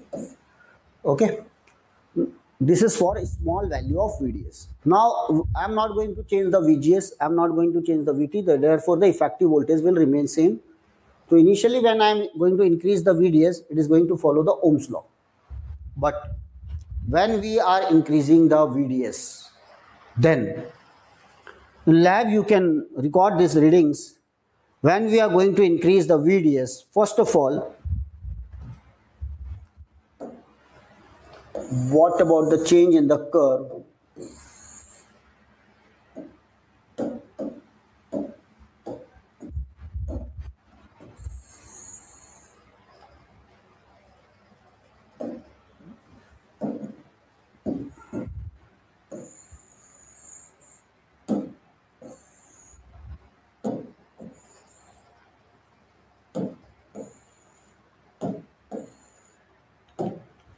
This is the N positive, this is the N positive, and that is the VDS. Now this, keep this VGS constant, increase the VDS. This is connected to ground, this is connected to the body terminal, so that there is no current, no current. Okay. Now we are increasing the VDS. When we are increasing the VDS, what about this channel? It behaves like a resistor. Already we have said that it is a variable resistor. It behaves like a resistor, RDS, between drain to source. Now it is constant, and that's why this resistor is constant. For example, I am going to increase the value of the VDS.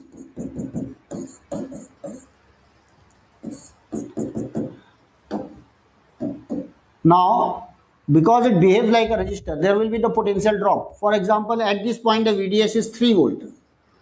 At this point it is 3 volt. So at this point it is become 2 volt. At this point it is become 1 volt. At this point it is become 0 volt. There is a voltage drop.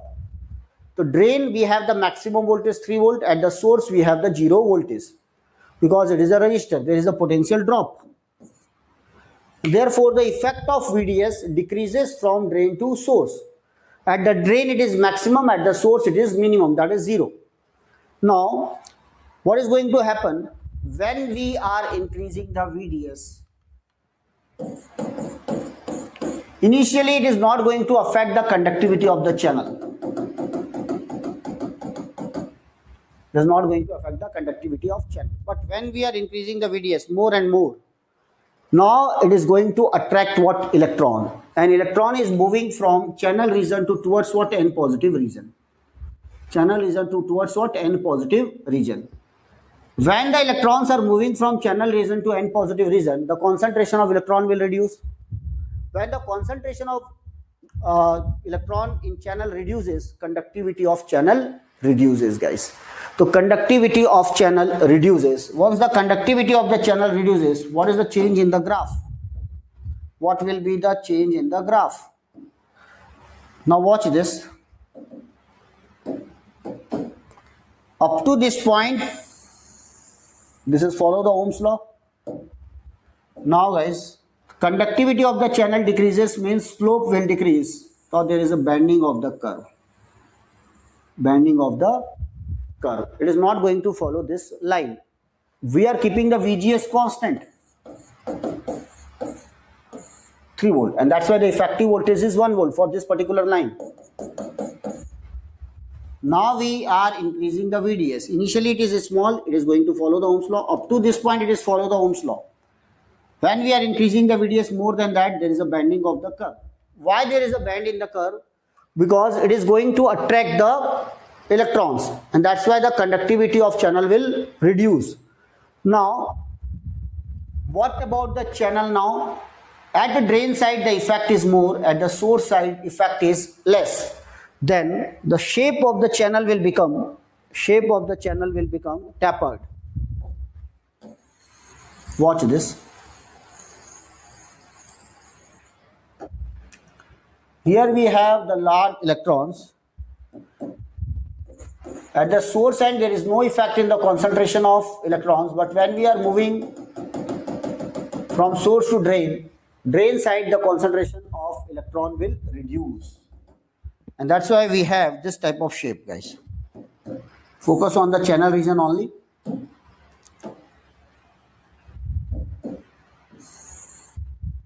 This is the channel. Here we have the electrons. Again, when we are increasing the VDS, again this is tapered shape.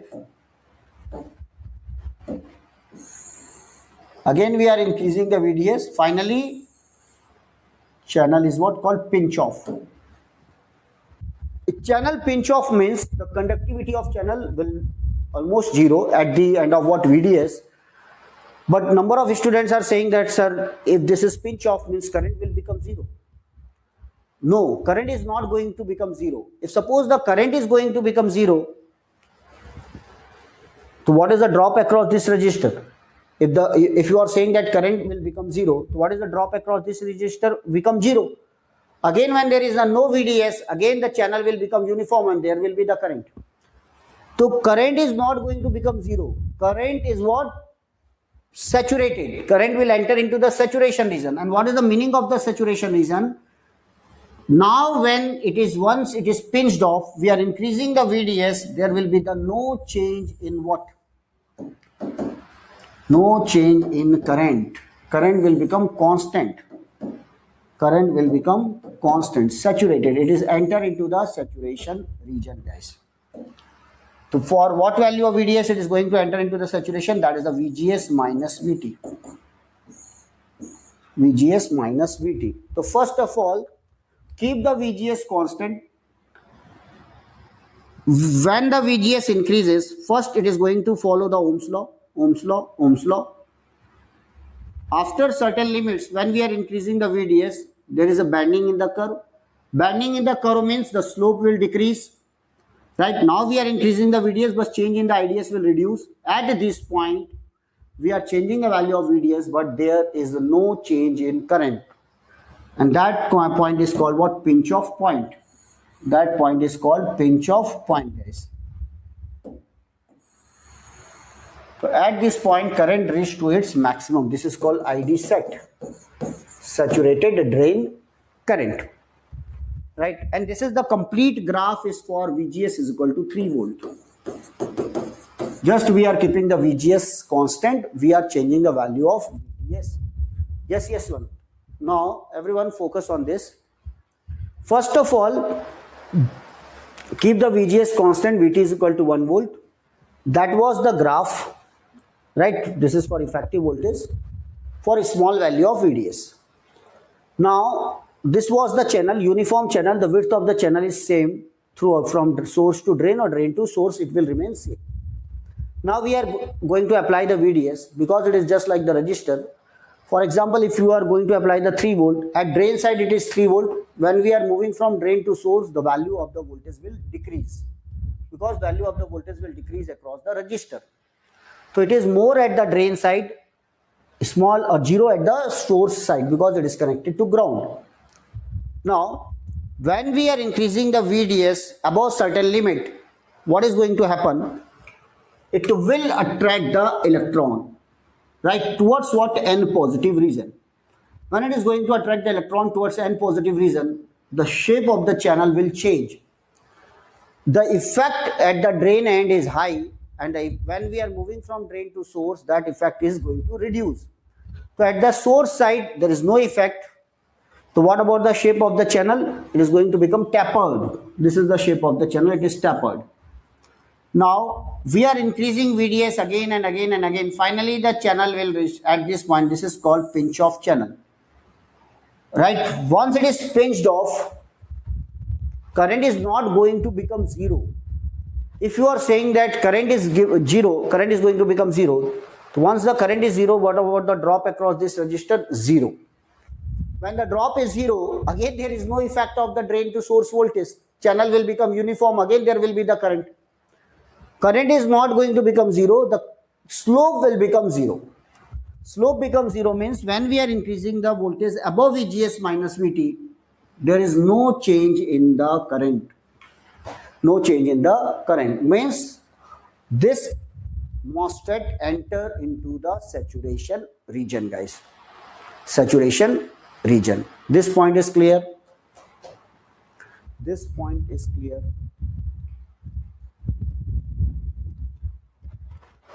Yaswant. Okay, Vinit. So now we have the different region in what the characteristics, guys. First of all, different regions in characteristics. First, that is what linear ohmic region. This is the linear ohmic region where it is going to follow the Ohm's law. Bending of the curve and finally it enter into what? Saturation region. So there are three regions. One is third one, saturation. Second one, bending of the curve. First one is what? Linear ohmic region. For linear ohmic region, VDS should be as small as possible. And then this is the bending of the curve, right? And finally it enter into the saturation. There is another one reason when it is less than VT, this is called in cutoff region. Less than VT means it is called cutoff region. This is the line for cutoff. Cutoff means when the VGS is less than or equal to VT, there is no current. Now remember, there are two regions. One is called saturation region, and this is the point where the value of the VDS is VGS minus VT. If the VDS is greater than or equal to VGS minus VT, it is enter into the saturation. This region is called saturation. And this region, when the VGS is less than VT, VGS minus VT, this region is called triode. This region is what? Triode. Triode region when the VDS is less than or equal to VGS minus VT, and when VDS is greater than VGS minus VT, greater than or equal to, it is called saturation. Okay. Why it is called triode? So initially at that time we were using what? Triode or pentode as an amplifier. Now these days we are not using. Just to remember those names, what is the name of this region? Triode region. What is the name of that region? Saturation region. And what is this? Cutoff. So basically there are three regions. One is called cutoff, one is called triode, one is called saturation. Right? So we can say what are the mode of the operation: saturation, triode, and what? Cutoff. So tell me, linear ohmic region belongs to cutoff, saturation, or triode? Linear ohmic region. Linear ohmic region belongs to triode. Yes. It is a triode has the two regions. One is what? Linear ohmic region, one bending of the curve. So this is the linear ohmic region. This is in the triode one. Right? Triode. Linear ohmic region. Where we are getting the VVR, voltage variable resistor. Triode region or saturation region? VVR, voltage variable resistor. Triode region. VVR means VDS should be as small as possible. This is called VVR. Okay. That is the case. The saturation, triode, and what? Cutoff region.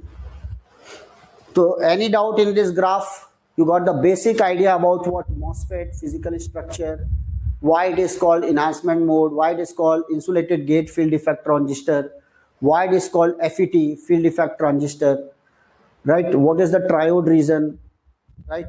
When it is going to enter into the saturation region, when the VDS is greater than or equal to VGS minus VT.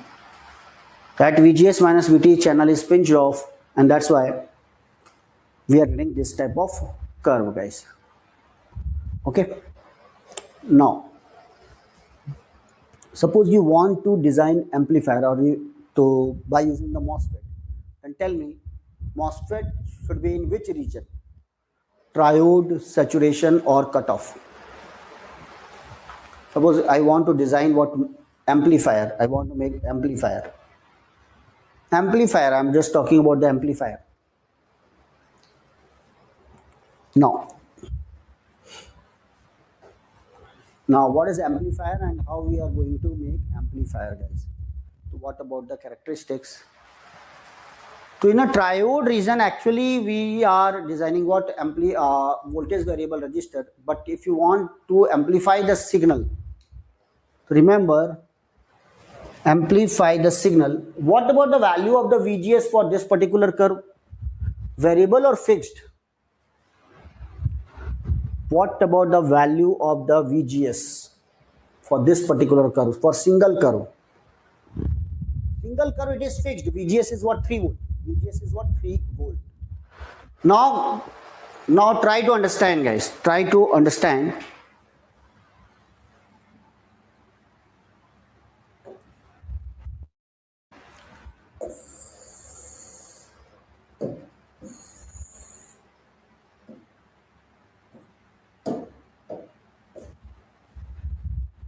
Actually, this is the boundary of the triode and cutoff.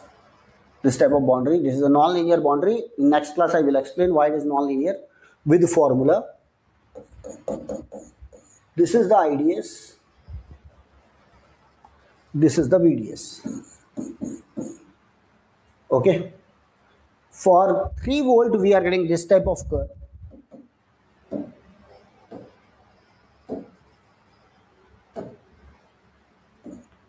First of all, it is going to increase linearly. Then there is a bending of the curve. And finally, it will enter into what? Saturation. For example, this is for let I have said this is the VGS is equal to what? 3 volt.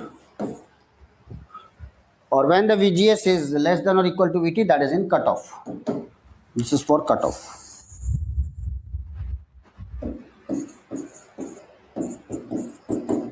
Now, when the VGS is 2.5 volt, or let the VGS VT is 1 volt. Now, keep the VGS is equal to 1.5 volt. So, what is the effective voltage? VGS minus VT, it will become 0.5 volt. And draw the curve. You will get this type of curve, guys.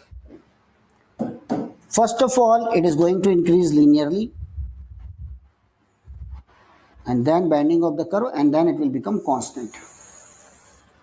And this is the for VGS is equal to what? 1.5 volt. 1.5 volt. Similarly, I am going to increase this is the fixed for this line. Now increase the VGS up to what? 2 volt. The effective voltage will become 1 volt. Now increase the VDS and draw the curve.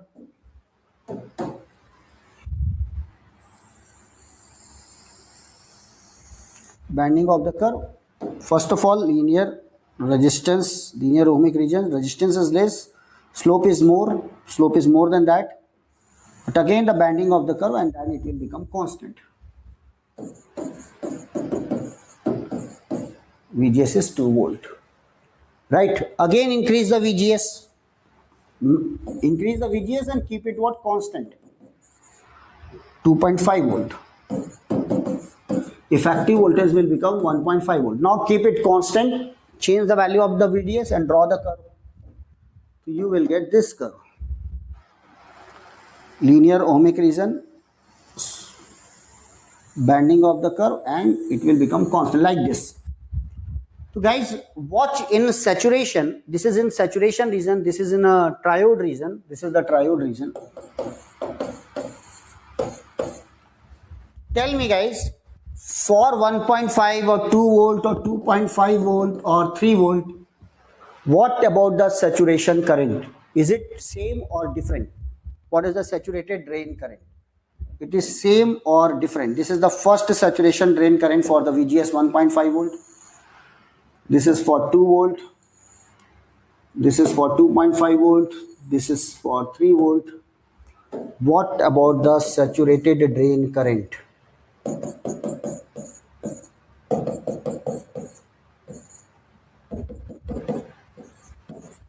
Is it same or increasing? When we are increasing the value of the VGS, what about the saturated drain current? It is going to increase. So there is a change in the current at the output side because of the change in the voltage at the input side. So actually what we are doing, we are controlling the saturated drain current with the help of VGS. Is it clear? Or it is possible in case of what? Saturation region. So we are controlling the output current when we are changing the value of VGS. This is called voltage control device. This is the saturation region. So what is the meaning of the saturation? Saturation means current is not controlled by the VDS. We are keeping the VGS constant. We are changing the value of the VDS. There is no change. We don't want there will be the change because of the output voltage. There will be the change only because of the input voltage. The input voltage is what? VGS. We are going to change the VGS. The output current will change. When it is 1.5, let it is 1 milliampere. When it is 2 volt, it is increased to a 2 milliampere, and so on. There is an increase in the current. Okay. So if you want to design, or if you want to bias MOSFET in amplifier region, if you want to design the amplifier by using the MOSFET, it should be biased in saturation region. Clear point? Or in saturation region, drain current is not controlled by the VDS. Drain current is controlled by what? VGS. VGS. Okay. So tell me, guys, you got the idea about this MOSFET, basic idea about the MOSFET, everyone? We are dealing with what? VLSI. What is the VLSI? What is the full form of VLSI? Yes, guys. What is the full form of VLSI? VLSI. Very large scale integration. Okay, one student write very large system integration. No, very large scale integration.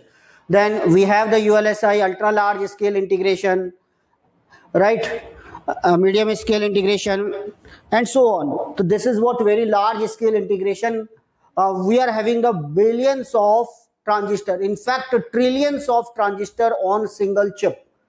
Or now the new technology is what? Nanometer technology, 2 or 3 nanometer technology. So we will talk more about that.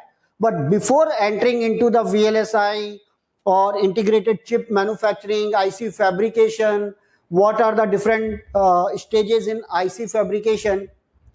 First of all, we have to get the idea about what very basics of components, like what MOSFET, that is metal oxide semiconductor field effect transistor. What is NMOS? What is PMOS? What are the characteristics of NMOS and PMOS? What about the physical structure, effect of the temperature, body effect, and what about the threshold voltage? How we are going to reduce the threshold voltage? Then CMOS, that is complementary metal oxide semiconductor field effect transistor. So basically we can divide the very large scale integration, or just what IC fabrication. We can say what analog VLSI, second one is what digital VLSI, third is what mixed signal VLSI. So analog VLSI, just we are getting the idea about what MOSFET, CMOS, and basic idea about the BJT. What is the difference between the BJT and MOSFET, and how we can create the high value of the resistance by using MOSFET. How we are going to design current mirror circuit by using the MOSFET. Current mirror circuit means how we are going to convert the voltage into current. Now, once you will get the idea about these, that is PMOS, NMOS, CMOS, characteristics, effect of the temperature, right? And then, guys, how to design, how to fabricate this. Okay, then there is another characteristics that is called CV characteristics, capacitor voltage characteristics. Okay, so I'm because these characteristics are very important one. Let's remember, exactly at boundary, this boundary is what? Non-linear. This is the triode region, and this is what? Saturation region. This is the triode, and that is what? Saturation region, and that is the boundary, guys. That is the boundary of the triode and saturation region. We have the different values of VGS. So for different value of VGS, VGS minus VT is also different. So for example, if the VT is 1 volt, if the VGS is less than VT, that is 1 volt, it is in cutoff. Current is 0. When I am going to apply the VGS 1.5 volt, what is the VGS minus VT? It is what? 0.5 volt. When it is what? 2 volt, then what is the VGS minus VT? 1 volt. When it is 2.5 volt, what is the VGS minus VT? 1.5 volt, and so on. And remember, guys, 1 volt, 1.5 volt, what is the boundary of triode and saturation when the VGS is 1.5 volt? When the VGS is 1.5 volt, the boundary of the triode and saturation is 0.5 volt. This is also the value of VDS for which it enter into what? Saturation. Yes or no? For what value of VDS transistor will enter into the saturation? That is nothing but VGS minus VT. This point is clear? For what value of VDS transistor will enter into the saturation? That is called VGS minus VT. When it is greater than or equal to VGS minus VT, transistor will enter into the saturation. So we are changing the value of VGS minus VT, and that's why the saturation point will change. So first, when it is in cutoff, this is the line. There is no current. Watch this line. Now second, when we are keeping the VGS constant at 1.5 volt, first of all follow the Ohm's law, bending of the curve and enter into the saturation. This is the point. Here the value of the VDS is VGS minus VT. So what is the value of the VGS minus VT for the first case? It is only 0.5 volt. Then we are increasing. This is for the VGS is equal to 1.5 volt. So what is the VGS minus VT? 0.5 volt. We are increasing the VGS up to 2 volt. Then what is the VGS minus VT? 1 volt. This is the line. Bending of the curve and it is enter into the saturation. What is the voltage at this point? 1 volt. Are you getting my point? This is the VGS minus VT for the first case. This is the VGS minus VT for the second case. What is the VGS minus VT for the third case? What is the VGS minus VT for the third case? 1.5 volt. So guys, this gap is not same. The gap actually increases. Now at this point, we are having the bending of the curve. And finally, it is saturated, and this is the case. So at this point, 1.5 volt. So when the VGS increases, VGS minus VT also increases. So this is the saturation boundary of the triode and saturation for the first curve. This is the boundary of the triode and saturation for the second curve. This is the boundary of the triode and saturation for the third curve. It is increasing. Okay, and that's why it is a non-linear curve. Are you getting my point, everyone? Non-linear curve.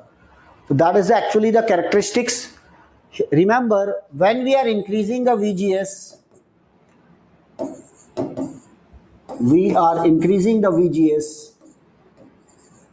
current is also increasing. In this region, current is also increasing. We are increasing the VDS, but there is no change in the current, guys. And that region is called saturation region. Okay, this region is called saturation region. We are using the saturation region for amplification. And we are using the triode and cutoff region for what? Switching action. Or if you want to make the VVR, then it is in linear ohmic region, this region. Linear ohmic region, this region. For very small value of the VDS, it is called VVR. It's called what? VVR. And that is the characteristics of, output characteristics of MOSFET, guys.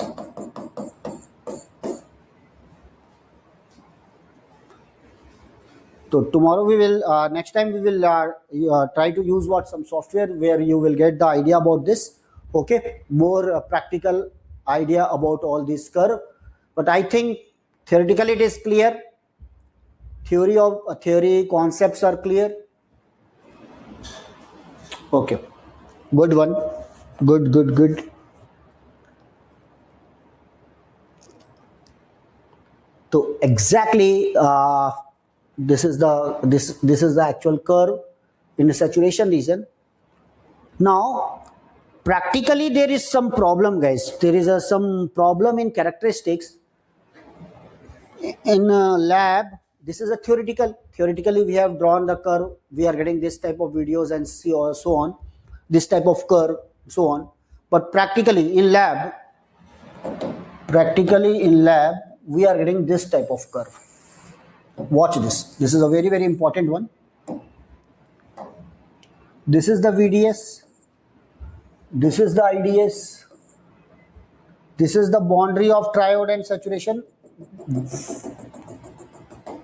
Nonlinear boundary. And again, I will give you the formula for the current in next class. And again, we will discuss this boundary, why it is nonlinear with the formula of the drain current. Now remember, in cutoff, okay, no problem. The current is 0. Current is 0 in cutoff. Right? And now,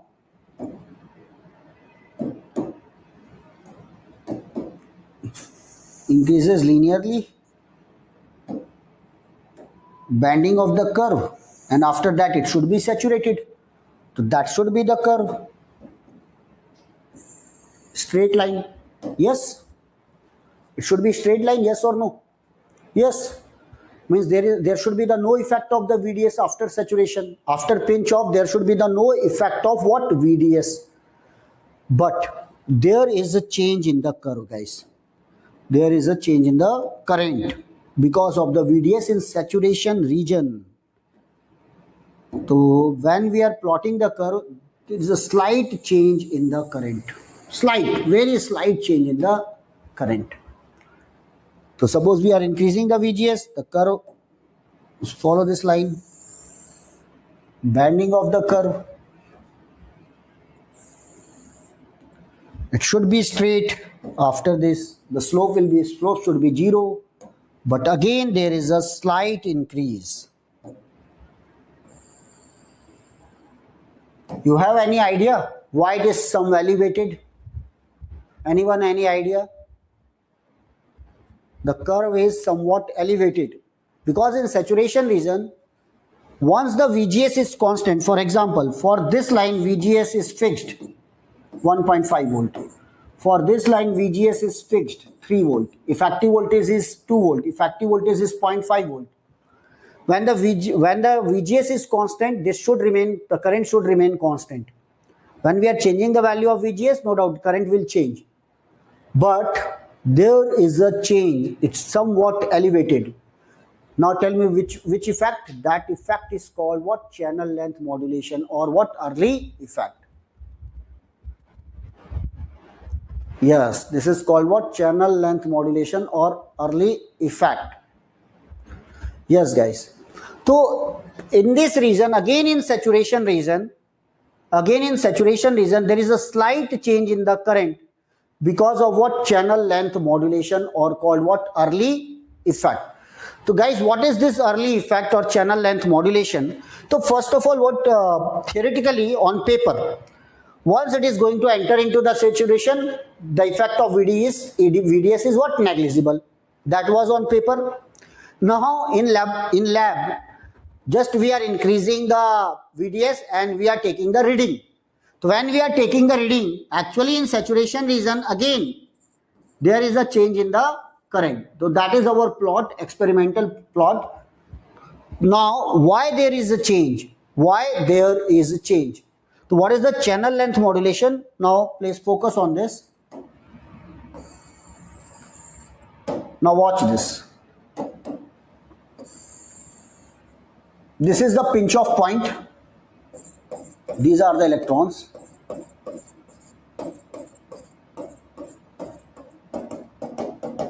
This is the drain side, this is the source side, and this is the length of the channel L. And always remember, the resistance is rho L by A. Rho L by A. Complete channel length is present, and that is the case. And current is saturated. The effect of VDS is what? Negligible. Okay. Now, when we are increasing the VDS, what is going to happen here?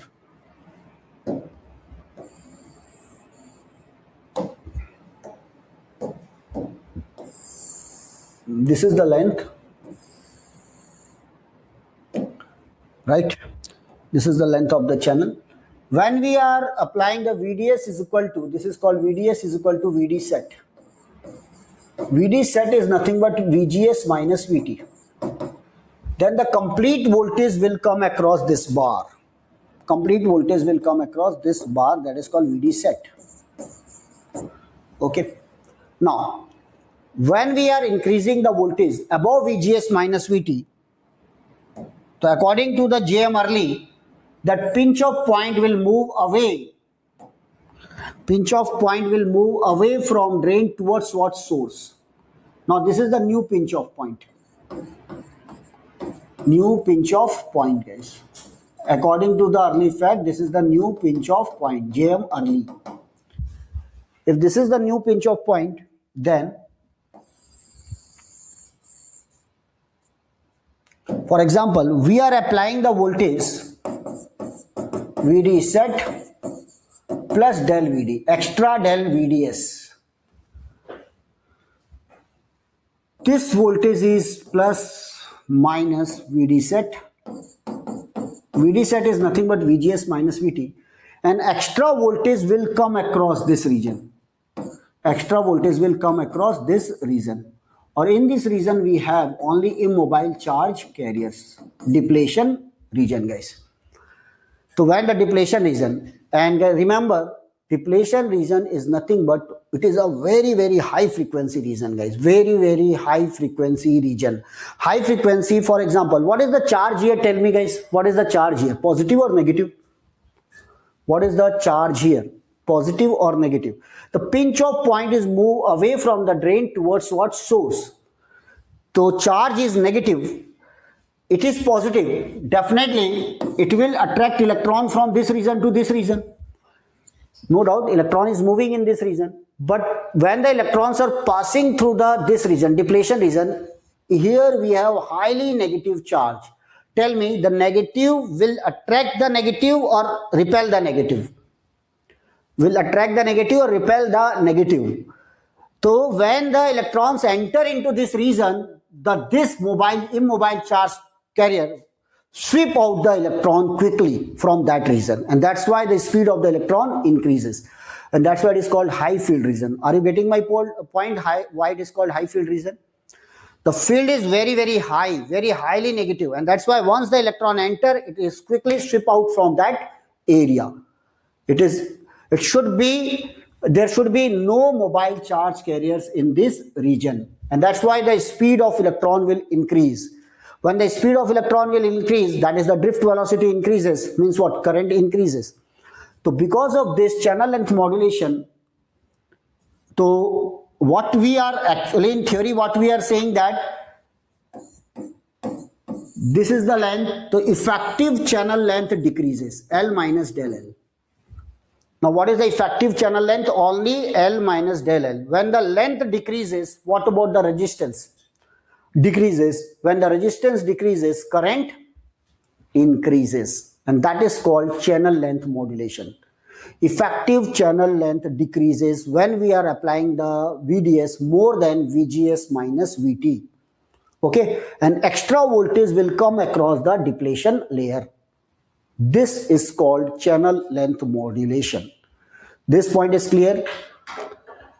So in a simple language, we can say when we are applying the voltage more than the VDS set, then the pinch off point is moved away from the drain towards what? Source.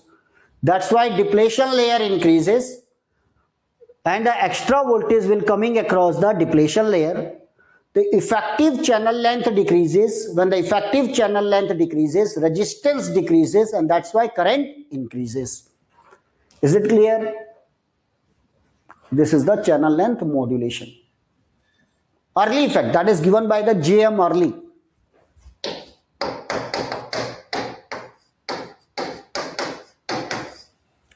JM early. Okay. And that is an important one. In IC fabrication, we have to consider all these effects, guys. All these effects. Very small things is going to affect the performance of the chip. Okay. So there are different stages. What are the stages? Fabrication, designing, RTL, that is register transistor logic, and there is a one step that is called verification of the chip. In verification, we have to verify the complete design. Okay. VDS, simply VDS means what? When we are applying the VDS more than the VGS minus VT, try to understand. It is the early effect. This is the VDS. This is the VGS minus VT. This is called VD set. When we are giving the VDS more than the VD set, for example, VGS minus VT is what, 2 volt. For example, it is 2 volt, and we are applying the voltage 2.5 volt. Yes. So at 2 volt, channel is pinch off. But when we are increasing the voltage above the 2 volt, that is observed by the JM early that the pinch off point is moving away from the drain towards the source. And that's why the depletion region increases, high field region created, and that's why the velocity of electron increases, current will increase. So in a simple language, effective channel length decreases, and that's why resistance decreases. Okay, that is the case. This is called channel length modulation. Okay then. You need theory for channel length modulation?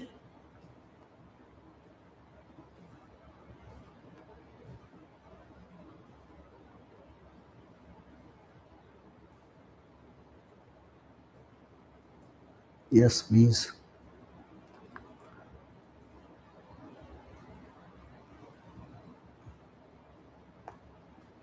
Okay.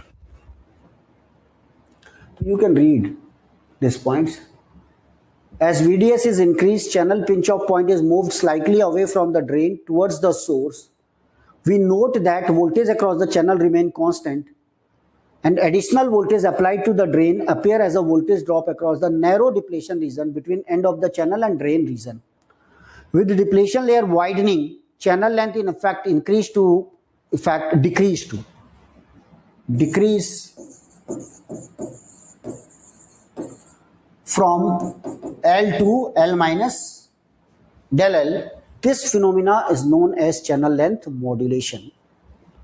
This phenomena is known as channel length modulation. Is it clear? Effective channel length decrease from L to what? L minus del L.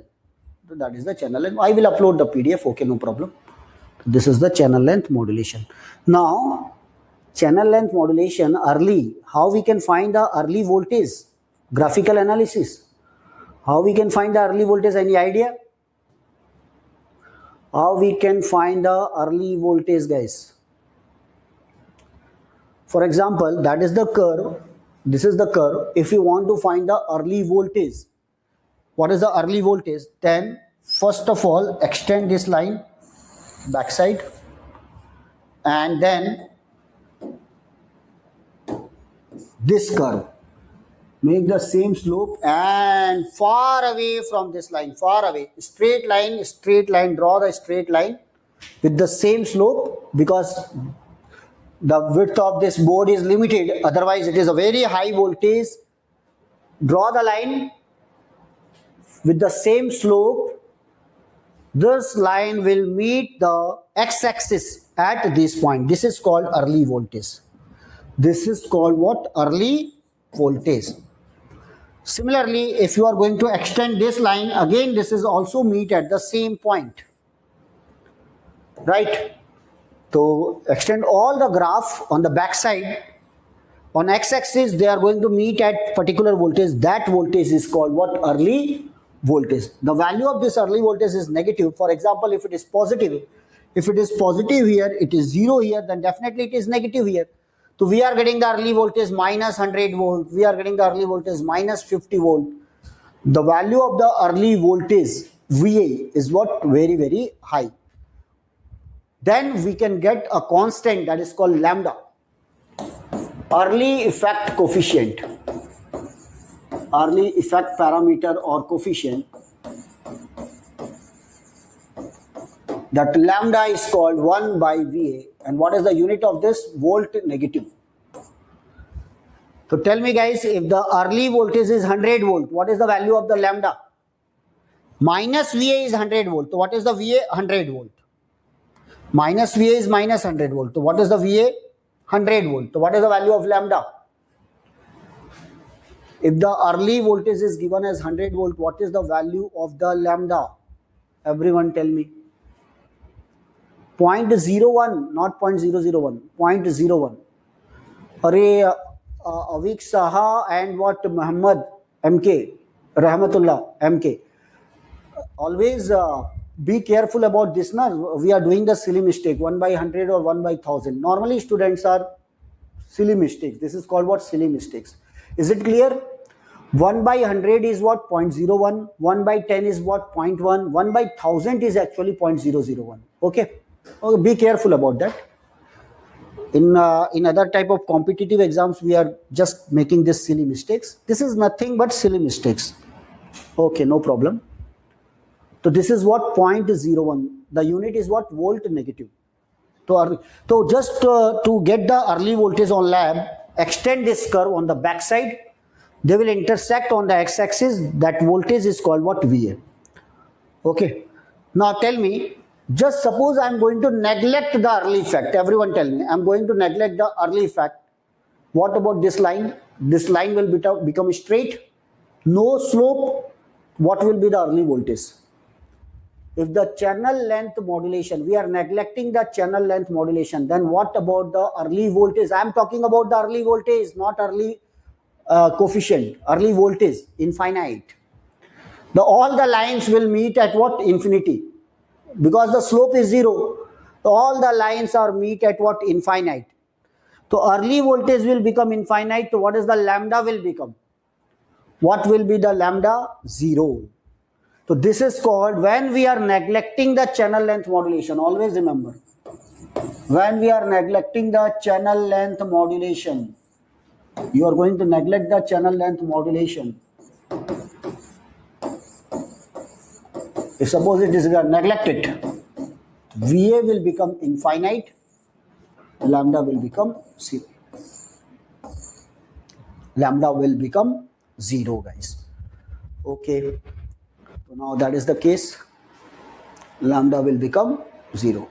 So this characteristics, remember, this characteristics of MOSFET is called output characteristics. Why it is called output characteristics? Because VDS is the output voltage, IDS is the output current, and that is called the output characteristics. IDS versus VDS for different values of VGS, for different values of VGS. Now, this is the what are the symbols for the after channel length modulation? What are the symbols for this? MOSFET, P-N channel MOSFET. Watch this.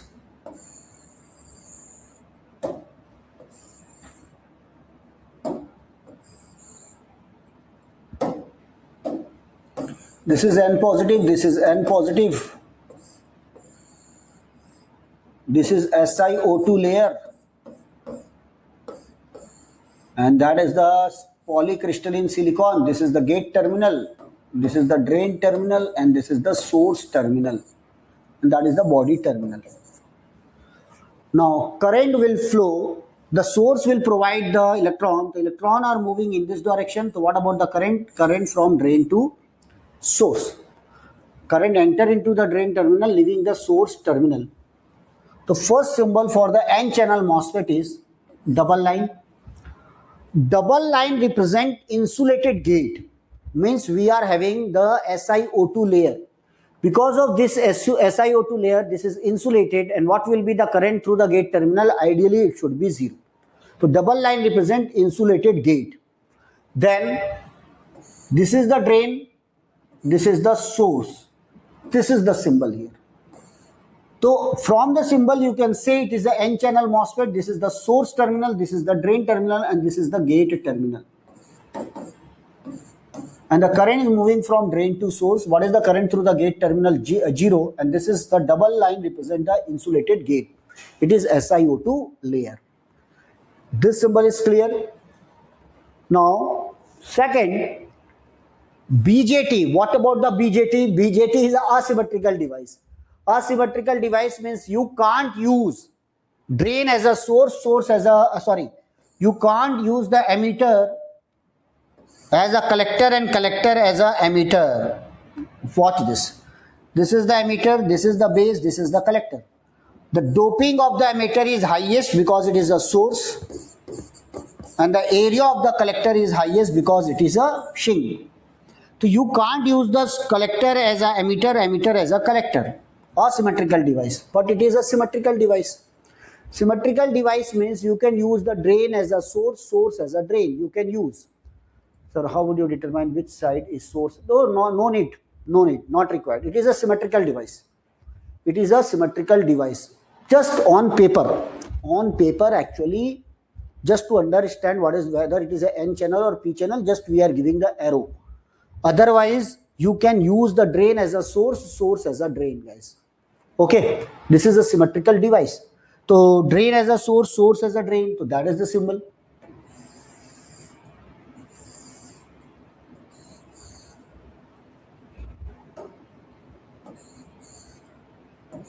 You can give this type of symbol. Okay, but problem with this,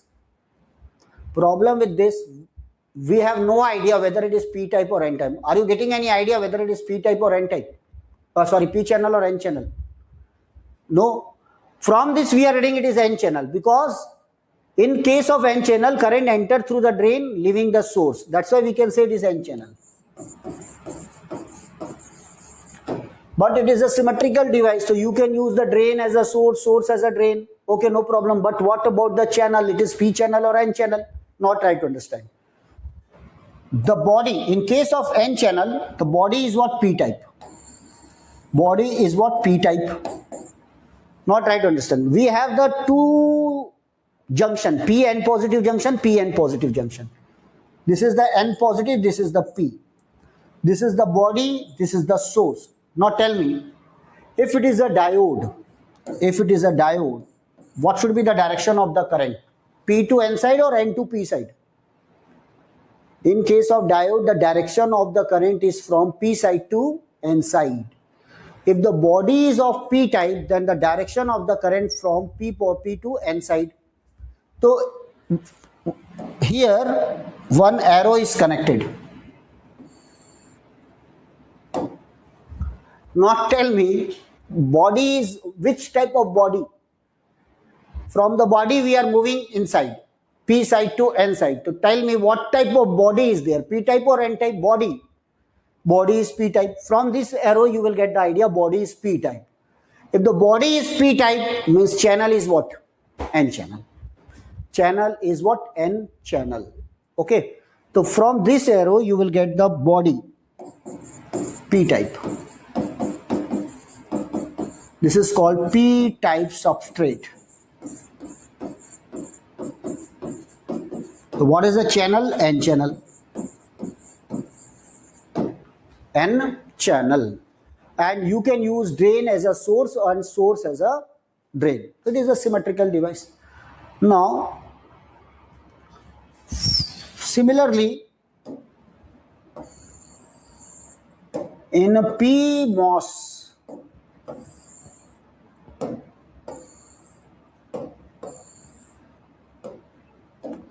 P channel, this is the P positive, this is the P positive, then the body is N type. This is the body terminal.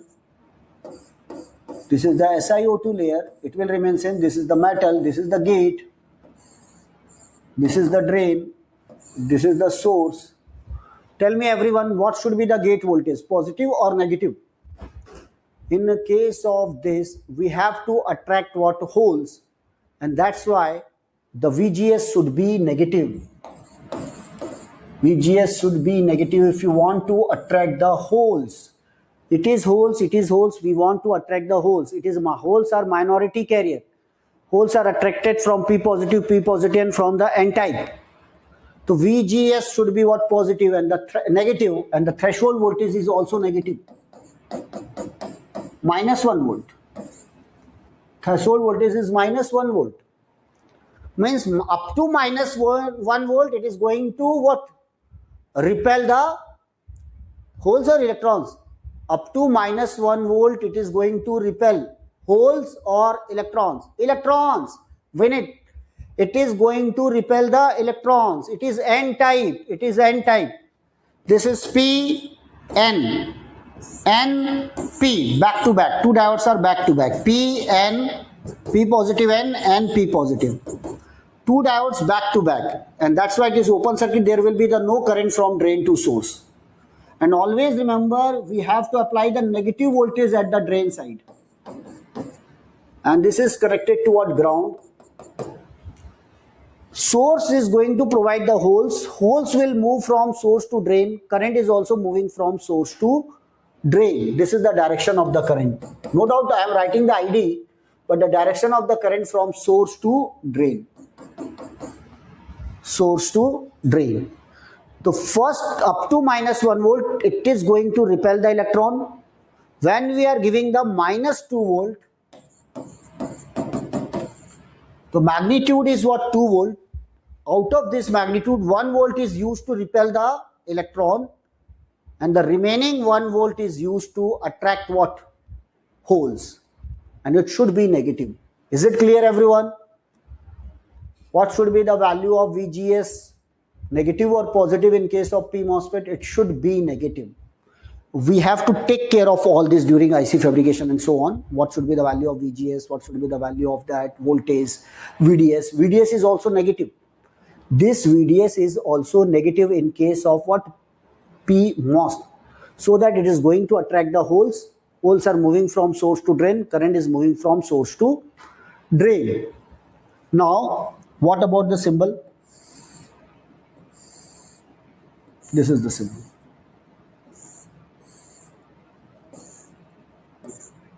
Inside. Current is moving from source to drain. Sometimes opposite direction, no problem. This is the, if this is the symbol, means it is the source, it is the drain, it is the gate, it is the source, it is the drain, it is the gate, no problem. That is the insulated gate, source, inside, arrow. Okay, if it is a symmetrical device, so sometimes arrow is not mentioned.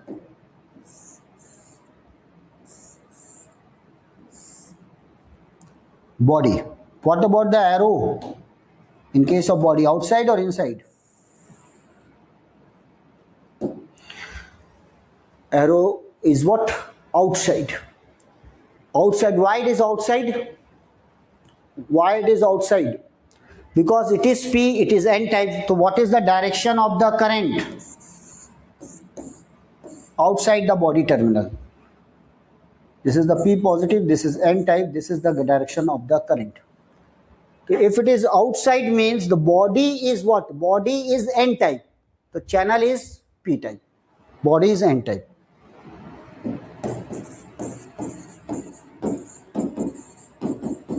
Channel P channel. N type substrate. That is the symmetrical device. No need to mention whether which one is the drain, which one is the source. And that's why. Okay, this point is also clear, everyone. So these are the characteristics. So very, very interesting one. IDS versus VDS, channel length modulation, early effect. JM early has given. In case of BJT, it is called. Again, in case of BJT, we have the early effect. What is the name of that early effect in case of BJT? Any idea?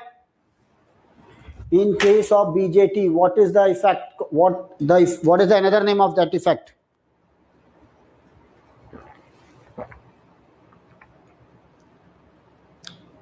बताओ जरा.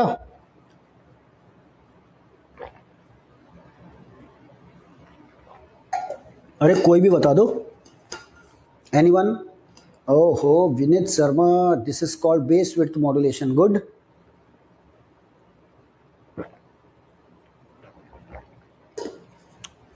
Yes, in case of BJT, it is called what? Base width modulation. Base width modulation. Yes, it is correct. Base width modulation. Now, so that is given by the JM early, and that's why it is called early effect. Observed by the JM early. The early effect, guys. I think everyone, the symbol for the P channel and N channel, it is clear. This is for what? N channel. This is for N channel. This is for P channel, P channel, P channel. Okay. base width modulation. Yes, correct. Now, normally we are getting again this type of symbol for N channel.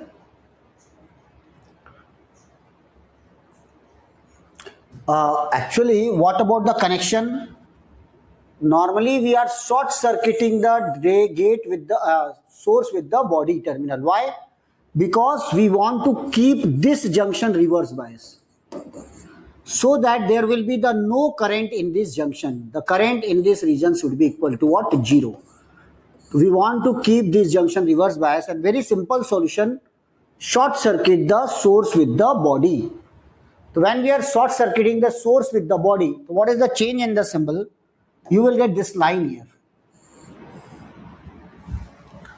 So what is the meaning of this line? Symbol. Source is short circuited to what? Body terminal. When the source is short circuited with the body terminal, means source and body are at the same potential. It is simply reverse bias, and there will be no current from source to body and body to source, and there will be the current in horizontal direction only, from drain to source or source to drain. So sometimes you will get this type of symbol here. So don't worry about that. Here the body is sorted to source. I think now it is also clear. Because this junction should be reverse bias, this junction should be reverse bias. Because it is connected to 0 volt, already it is connected to what? Positive volt. It is connected to positive. When the N positive is connected to positive volt, P is connected to 0 volt, diode is already reverse bias.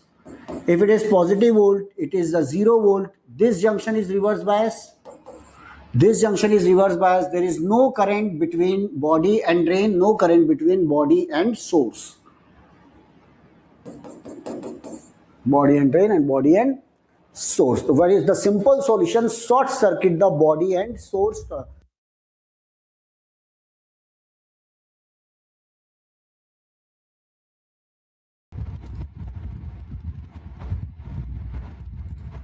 I think now it is visible now. Okay, now there was some problem, na? Glitch. Okay. So I think, first of all, I have to cover some theory. Then you will understand some experiments and so on. So everyone, are you enjoying the session? Just for my feedback, just I am asking.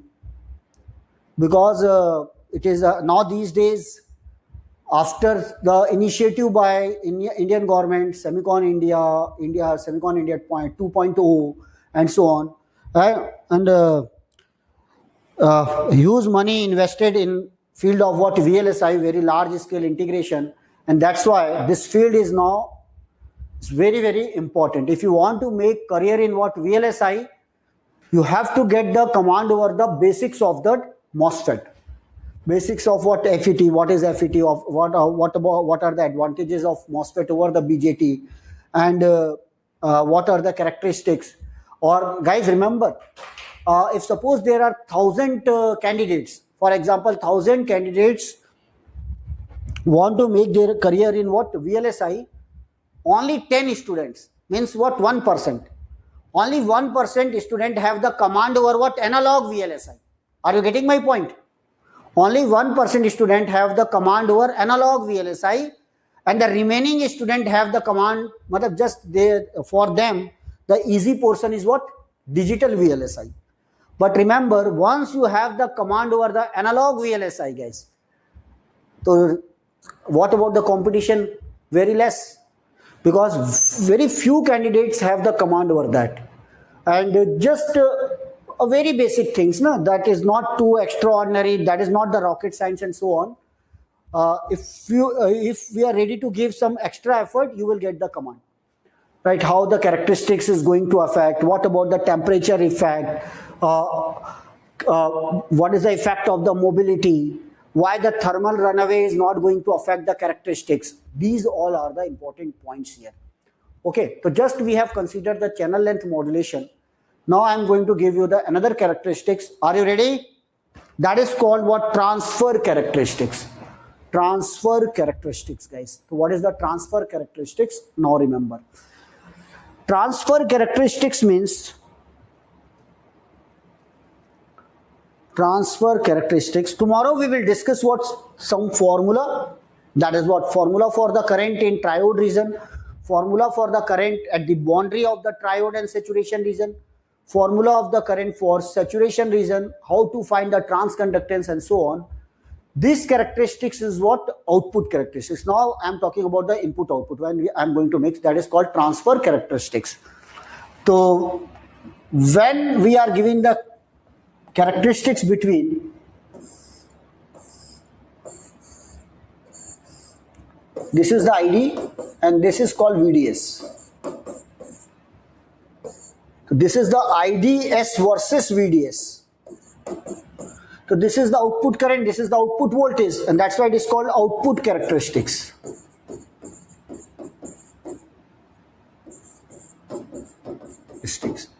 Okay. This voltage is called what? VGS. This is applied at gate terminal and source terminal. This is the input voltage and that is the current. So this is IDS versus VGS. This is called transfer characteristics. Okay. IDS versus VGS. So we are changing the value of VGS and just plot the value of IDS. So in a saturation region,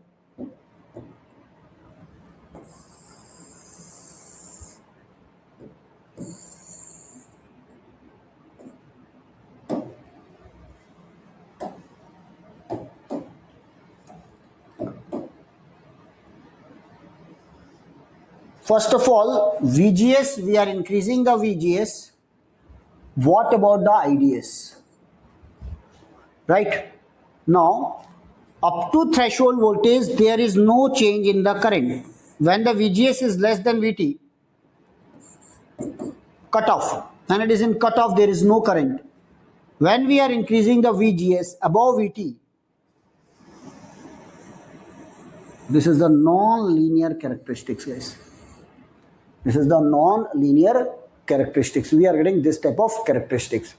From the experimental observation, IDS is proportional to VGS minus VT the square in saturation region. This is just parabolic. This one is the case. It is a linear or non-linear? Everyone tell me. Is it a linear or non-linear characteristics? It is a non-linear characteristics. Yes, that is the effect of VGS and IDS. Why this characteristics is important? The characteristics, when we are giving the transfer characteristics, means if you want to design the amplifier. And amplifier means it is a, we are saying that it is a voltage control device. So actually what we are doing, we are changing the value of the voltage at this point. Try to understand. That is a very, very important parameters. Try to understand how we are going to amplify the signal.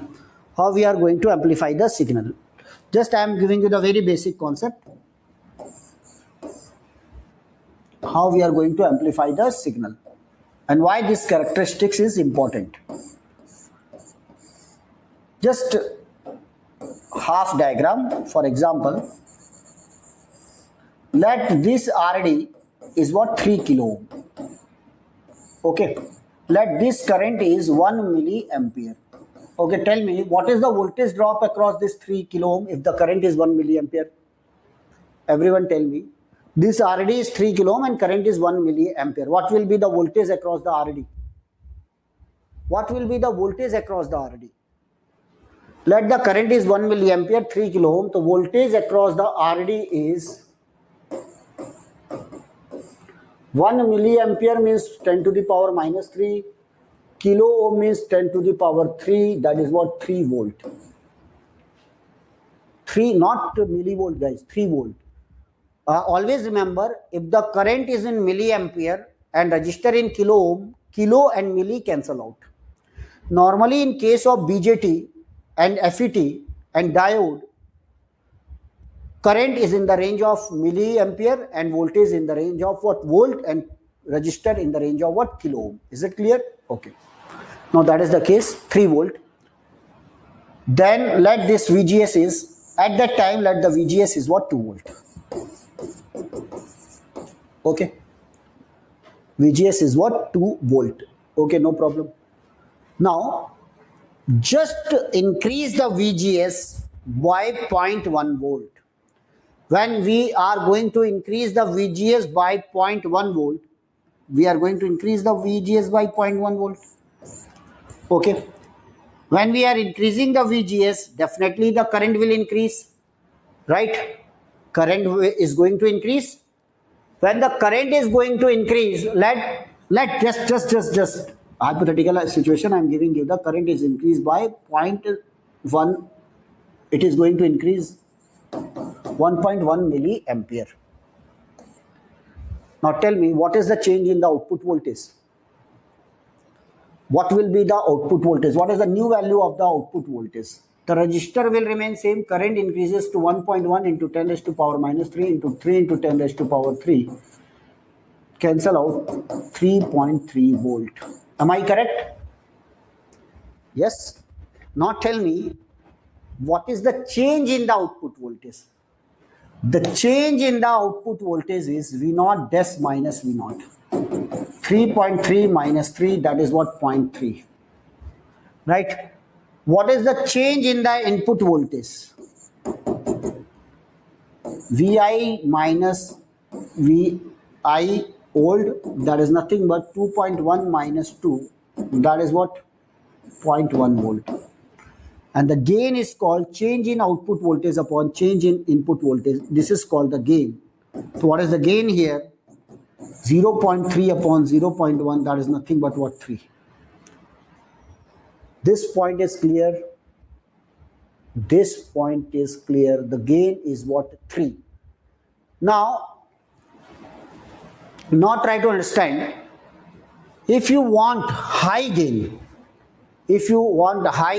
guys, for example, if you want the gain high 30 or 40, in that case, there should be the very, very small change in the voltage, but there should be the large change in the current. For example, in the same example, in same formula, same everything will remain same.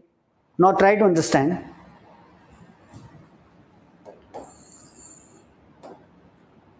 This voltage is, that this is the 2 volt. I am just keeping it 3 volt. Try to understand. Initially, I am going to keep it what, 3 volt. And just I am going to change 3.01. When it was the 3 volt, right, the current was what, 2. Try to understand, just I am increasing the value. Current is 2. This is the 3 kilo ohm. Since the current is 2,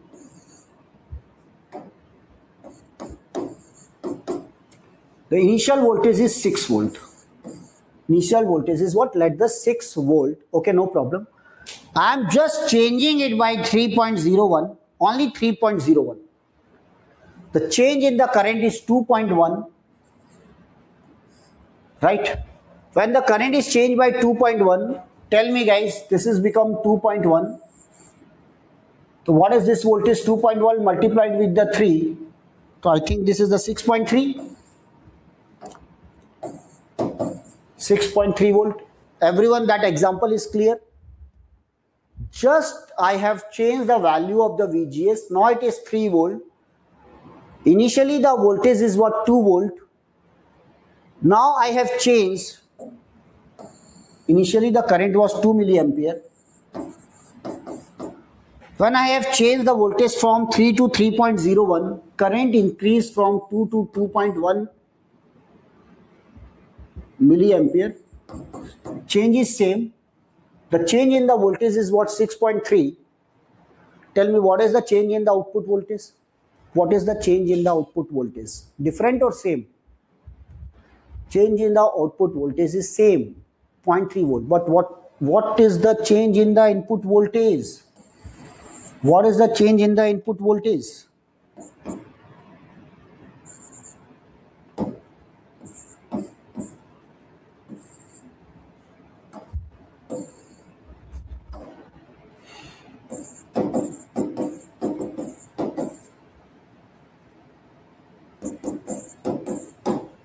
0.01. So what about the gain?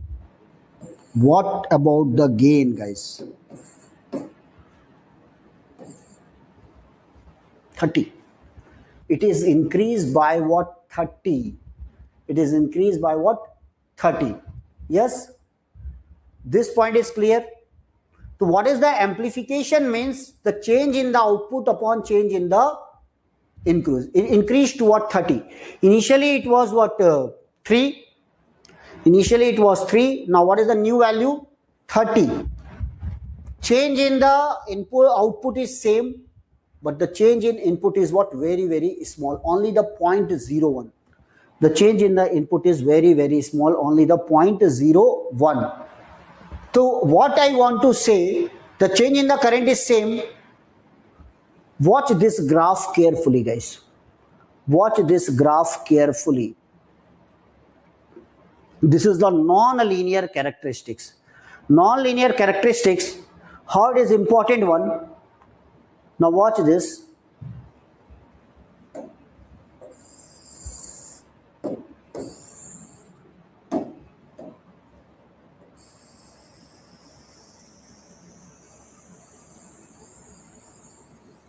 Now watch this graph. Okay. When I am saying that initial voltage of the VGS is 2 volt, like it is the 2 volt. This is the threshold voltage 1 volt and this is the 2 volt. At this point, initial current is what? 1 milliampere. This is the value of the current. Or another point I have choose that it is 3 volt. The new value of the VGS is 3 volt. New value of VGS is 3 volt. Okay. At which point the slope is more steep? At the 3 volt or at the 2 volt? Slope is very high at the 2 volt or at the 3 volt. The slope is high at the 3 volt. Okay. So when we are putting the 2 volt, we are changing the voltage by what? 1 volt. 2.1 volt means we are changing the voltage by 1 volt. 0.1 volt. That this is the 2.1 volt. There is a change in current by what?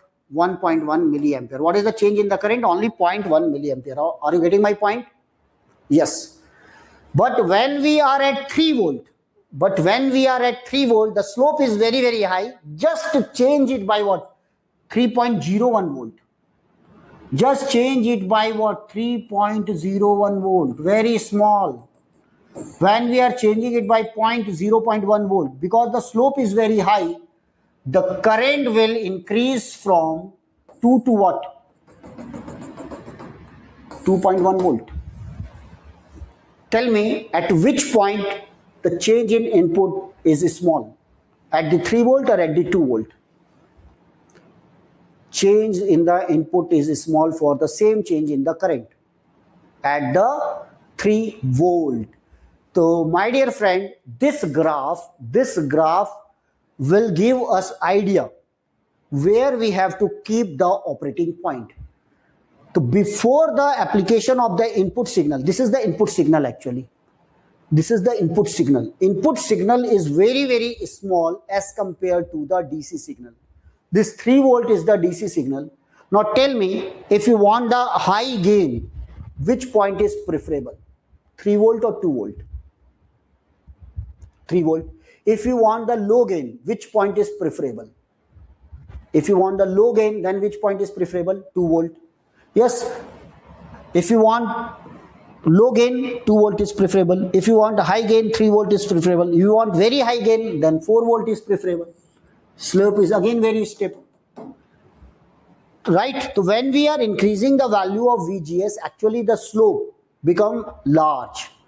And what is the meaning of the slopes? If the slope is very, very high, means when there is a very small change in the voltage, there will be the large change in the current. And when that change is multiplied with the resistor, then there is a large change in the what? Output voltage, guys. For example, just what I want to say. For example, this is the 3 volt and 2 volt. Everyone, this 3 volt and 2 volt concept of 3 volt and 2 volt is clear. Everyone, that concept of 3 volt and 2. I have given the same change, 0.1 volt change, 0.1 volt, same value, 2, same change in the current, 0.1 ampere, 0.1 ampere. For 0.1 ampere change, the change in the voltage is 0.1. For 0.1 ampere change in the voltage is only 0.01. Right?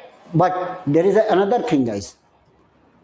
For example, this resistor, for example, in this case, the value of resistor in place of 3 kilo ohm, the value of resistor is like 30 ohm. This is 30 ohm, not 3 kilo ohm, 30 ohm. Tell me, what will be the output voltage? If the resistor is negligible, guys, if the resistor is in the range of ohm, resistor, it is in the range of ohm, this will become 1 into 10 raised to power minus 3 into 30 ohm. Means, my dear friend, the voltage will become 30 millivolt only. What is the voltage? Output voltage only 30 millivolt. 30 multiplied with the 10 raised to power minus 3, 30 millivolt. Okay? 30 ohm. It is the 30 ohm only. Right? This is the 30 ohm, not kilo ohm, 30 ohm. And 1 minute. This is the 30 millivolt. And after the change, the current will become 1.1 milliampere. It is multiplied with the 30. It will become 30. You can multiply it with this. That is the 3.30. It will become 33 millivolt. 33 millivolt. 33 millivolt. How much voltage increased? The change in the voltage is what? Only 3 millivolt. Change in the voltage is 3 millivolt, and the change in input voltage is what? 0.1 volt. What will be the gain? What will be the gain in the voltage? What will be the voltage gain? That is a very interesting figure, guys. Very, very interesting figure. The change in the output voltage is only 3 millivolt, and change in the input voltage is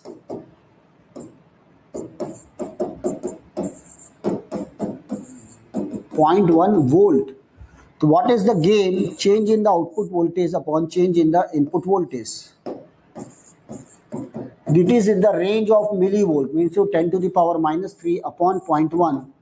So my dear friend, the gain is only 3 into 10 raised to power minus 2, means gain is 0.03. Is it gain or attenuation? Is it gain or attenuation? If the gain is less than 1, it is not called gain. It is what? Actually attenuation of the signal. So tell me, which one is the most important element here for getting the high gain? Most important element is here, high gain. Resistor. Resistor is very, very important at this point. Because of the resistor, and that's why we can't keep the resistor in the range of what? Ohm. So what is the transistor? What is the meaning of the transistor? Transistor means BJT is called what? Transistor, the transfer of current. Transfer plus resistor. That is the transistor. Transfer plus resistor. What is the meaning of the transfer plus resistor? The transfer of the current from low resistance region to what? High resistance region. Transfer of the current from low resistance region to what? High resistance region, guys. And that is the meaning of the transistor. So actually, when we are changing the value of the voltage, there is a slight change in the voltage, large change in the current, because the resistor is small in this region. And when this change in the current will pass through the high value of the resistance, then there will be the change. So transfer of current from low resistance to high resistance. That is the definition of what? BJT, bipolar junction transistor, transfer resistor. Is it clear? And that's why in a transfer curve, always keep the point. If you want high gain in a transfer curve, always bias the point. Always put the DC value at a high slope. The slope is very, very high. This slope is what? Low. As compared to first slope at the point 2 is high.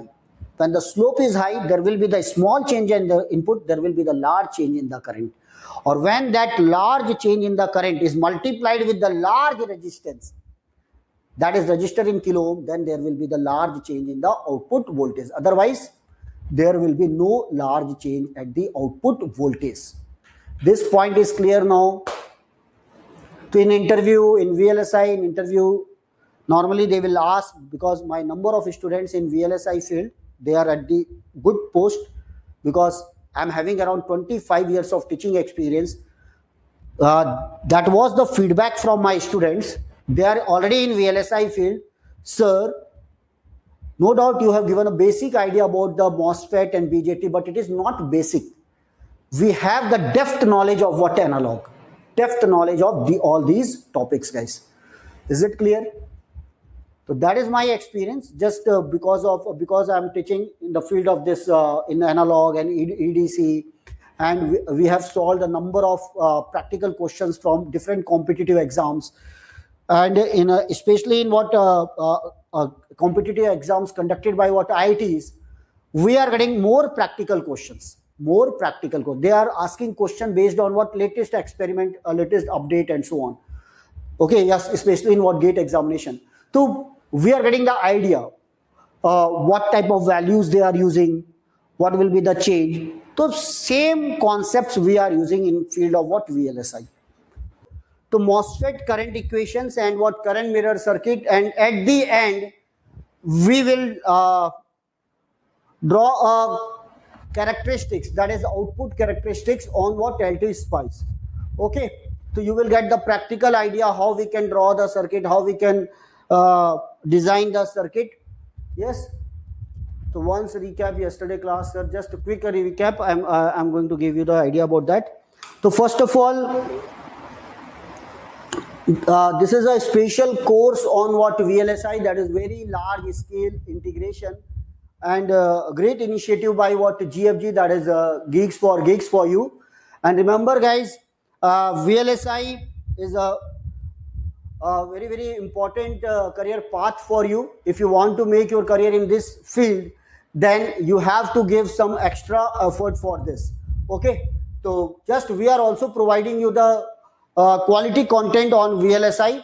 There are three regions, guys. One is called cutoff, one is called triode, and one is called what? Saturation. Right, one is cutoff, triode, and what? Saturation, guys. Then in cutoff region, always remember VGS is less than VT. This is what cutoff, when it is less than or equal to threshold. Cutoff means there is no current. MOSFET act as what? Open circuit. Resistor is what? Infinite. From drain to source, resistor is what? Infinity. There is no current. Ideally, there is no current. In the triode region, actually the voltage, VGS is no doubt more than VT, and VDS is less than VGS minus VT. Less than VGS minus VT. This is called triode. And when it is VGS is greater than VT and VDS is greater than VGS minus VT, greater than or equal to, this is called what? The saturation. Okay, that is called what? Saturation. Now, what are the current equation, or how we are going to design the current mirror circuit? This is a very important parameter, important component in what VLSI, that is what? Current mirror circuit, important circuit, right? And very simple circuit, highly efficient circuit, very easy to design, and mostly we are using just to convert the voltage into what? Current. We will discuss current mirror circuit also. So first of all, the current, and then this is the triode region, that is the saturation region. Now, my dear friend, we have the formula for the current. First, for the triode region, the current is given by mu n, mobility of electron. Yes, definitely the current will depends upon the mobility of electron if it is n channel. COX, that is the oxide capacitance. It also depends upon the width of the channel. It also depends upon the length. More will be the width, more will be the current. More will be the channel length, more will be the resistance, less will be the current. Always remember, What is the resistance? Rho L by A. More will be the length of the channel, more will be the resistance, less will be the current. Mu n COX W by L. VGS minus VT, that is called the effective voltage, into VDS minus half of VDS square, guys. That is the formula for the current in a triode region. This is the formula for the current in what? Triode region. Okay, triode region, guys. Now, watch this. What is the current formula for the triode region? This is the triode region.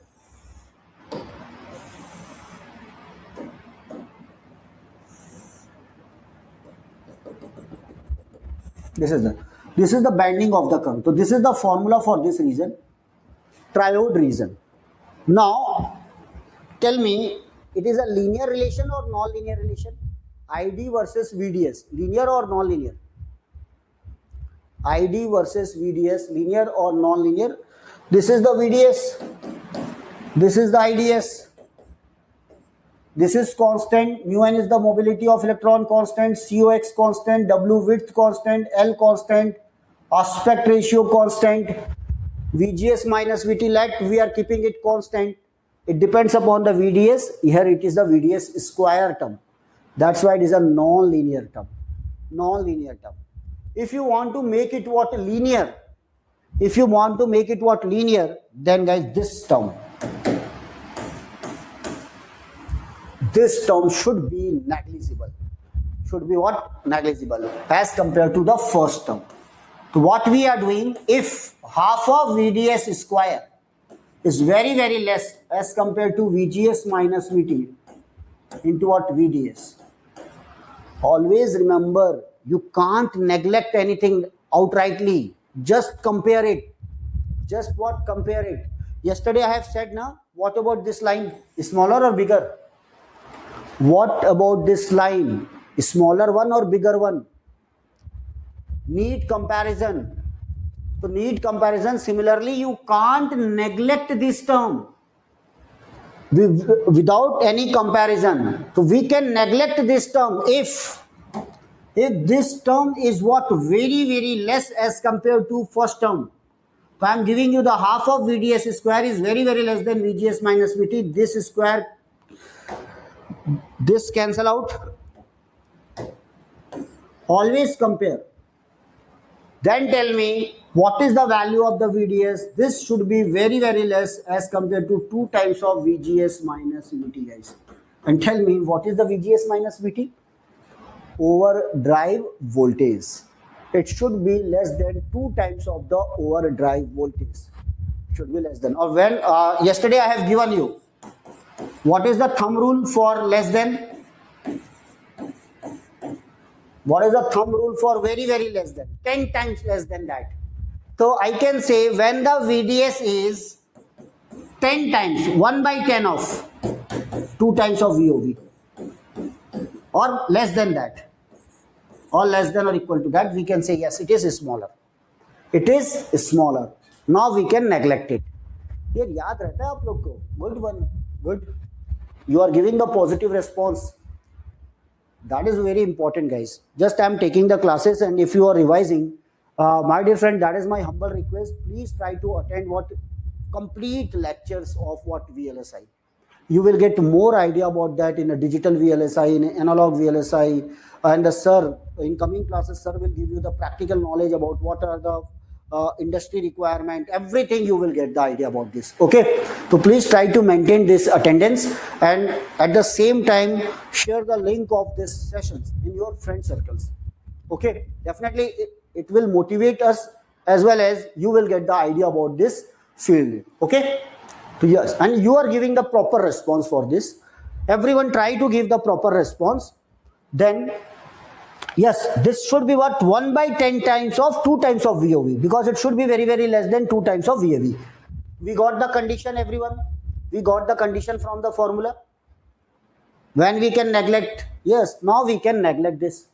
Once we are going to neglect this term, now tell me, this is constant, this is constant, this is constant, this is constant, this is constant. Now what about the relation? Linear or non-linear?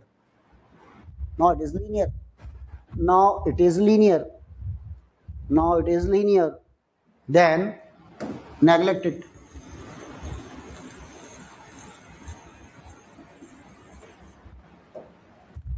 So this will become IDS is equal to mu n COX W by L VGS minus VT into VDS. Now you can find the RDS, that is called the resistance between drain to source.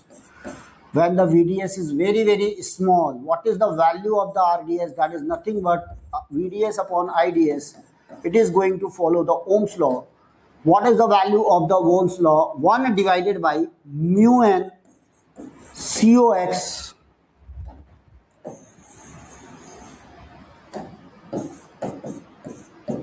1 divided by mu n COX W by L VGS minus VT. Yes, it is inversely proportional to VGS minus VT, everyone. Yes. More will be the VGS minus VT, less will be the resistance. And that is called what? Voltage variable resistor. This is the formula for the VVR. So in LT spice you have to prove, na? This is remember, we will use the practical or we will use some graphical analysis on this. On some software we are going to draw the curve for all this. RDS, when the VGS is, when the RDS is small, VDS is small. So this is called VVR. VVR. So guys, first of all, remember there are 3 reasons: cutoff, triode, and what is saturation. Cutoff, triode, and saturation. These are the condition. For triode, applied voltage should be more than the threshold, otherwise it will remain in cutoff. But VDS should be less than VGS minus VT. Then this is a very, very small, and that's why we can neglect it as compared to the first term. When we are neglecting, we are getting a linear equation, and it means it is going to follow which law?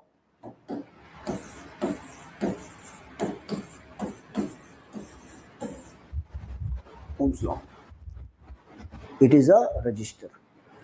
It is a resistor, guys. So by simply changing the value of VGS, we can change the value of this resistor. This is constant, this is constant, this is constant, VT is constant. By simply changing the value of VGS, we can change the value of the resistor. So we are using this concept in our what? Fan regulators. आज कितने लोग तोड़ने वाले हैं अपना fan regulator घर में जाकर, ये बताओ. मतलब पता चलो, just we are doing the experiment, just break the regulator and we will watch where is the MOSFET, where is the MOSFET, right? We are just getting the theoretical knowledge, then we will give you the what practical knowledge also. So don't, you can do experiment, you can purchase a second hand that what MOSFET and then the voltage regulator and then search where is the MOSFET and so on. Yes, you can, or it depends here. It depends upon your interest. Okay, is it clear? This point is clear, everyone? VVR formula clear? Okay, now try to understand. When the VDS, we are increasing the VDS. Try to understand, we are increasing the VDS. Can we neglect this term? Can we neglect this term when the VDS is high? No. That is, when we are increasing the VDS, first of all, try to understand. For this line, VGS minus VT is fixed. We are increasing the VDS. First of all, it is going to follow the Ohm's law. Up to this point, VDS is very, very small as compared to 2 times of VOV. Now, when we are increasing the VDS further, bending of the curve. Why there is a bending, decreasing? Because it is a negative term. It is a negative term. It is a non-linear curve. Then at this point, when the VDS reaches to what? VGS minus VT. It enters into what? Saturation. It enters into saturation. Okay? So at the saturation, we are going to use the same formula. Simply you have to replace the VDS by what? VGS minus VT. VGS minus VT. We are going to use the same formula, but in saturation, VDS should be replaced by the VGS minus VT, guys. Exactly at the boundary of triode and saturation, at the boundary of triode and saturation,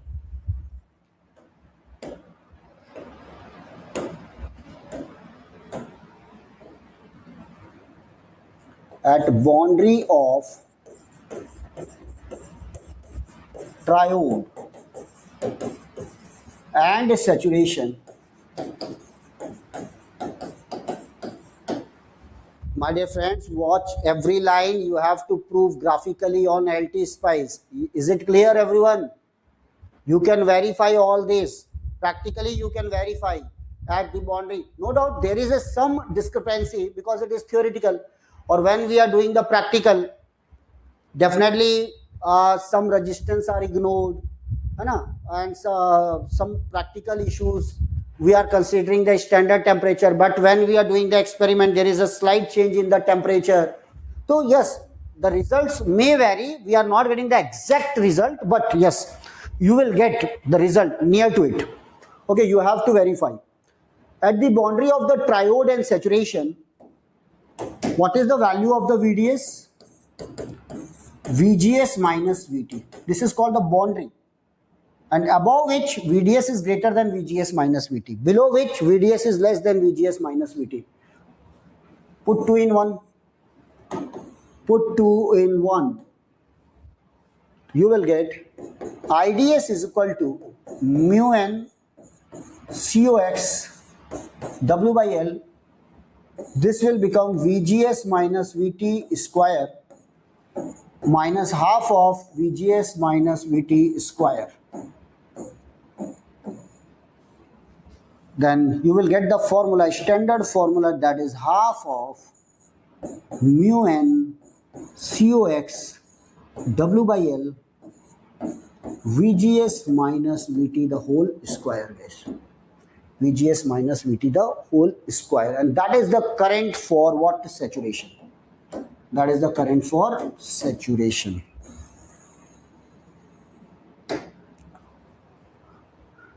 Now it is independent of what? VDS.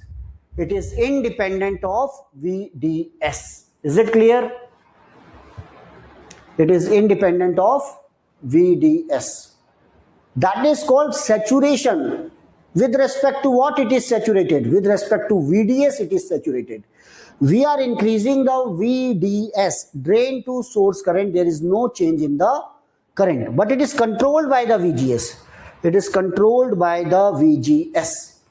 And that's why if you want to make an amplifier, if you want to design amplifier, guys, you have to use this formula. You have to use this formula. It is not controlled by the output voltage. It is controlled by what? Input voltage, VGS. Okay? This point is also clear.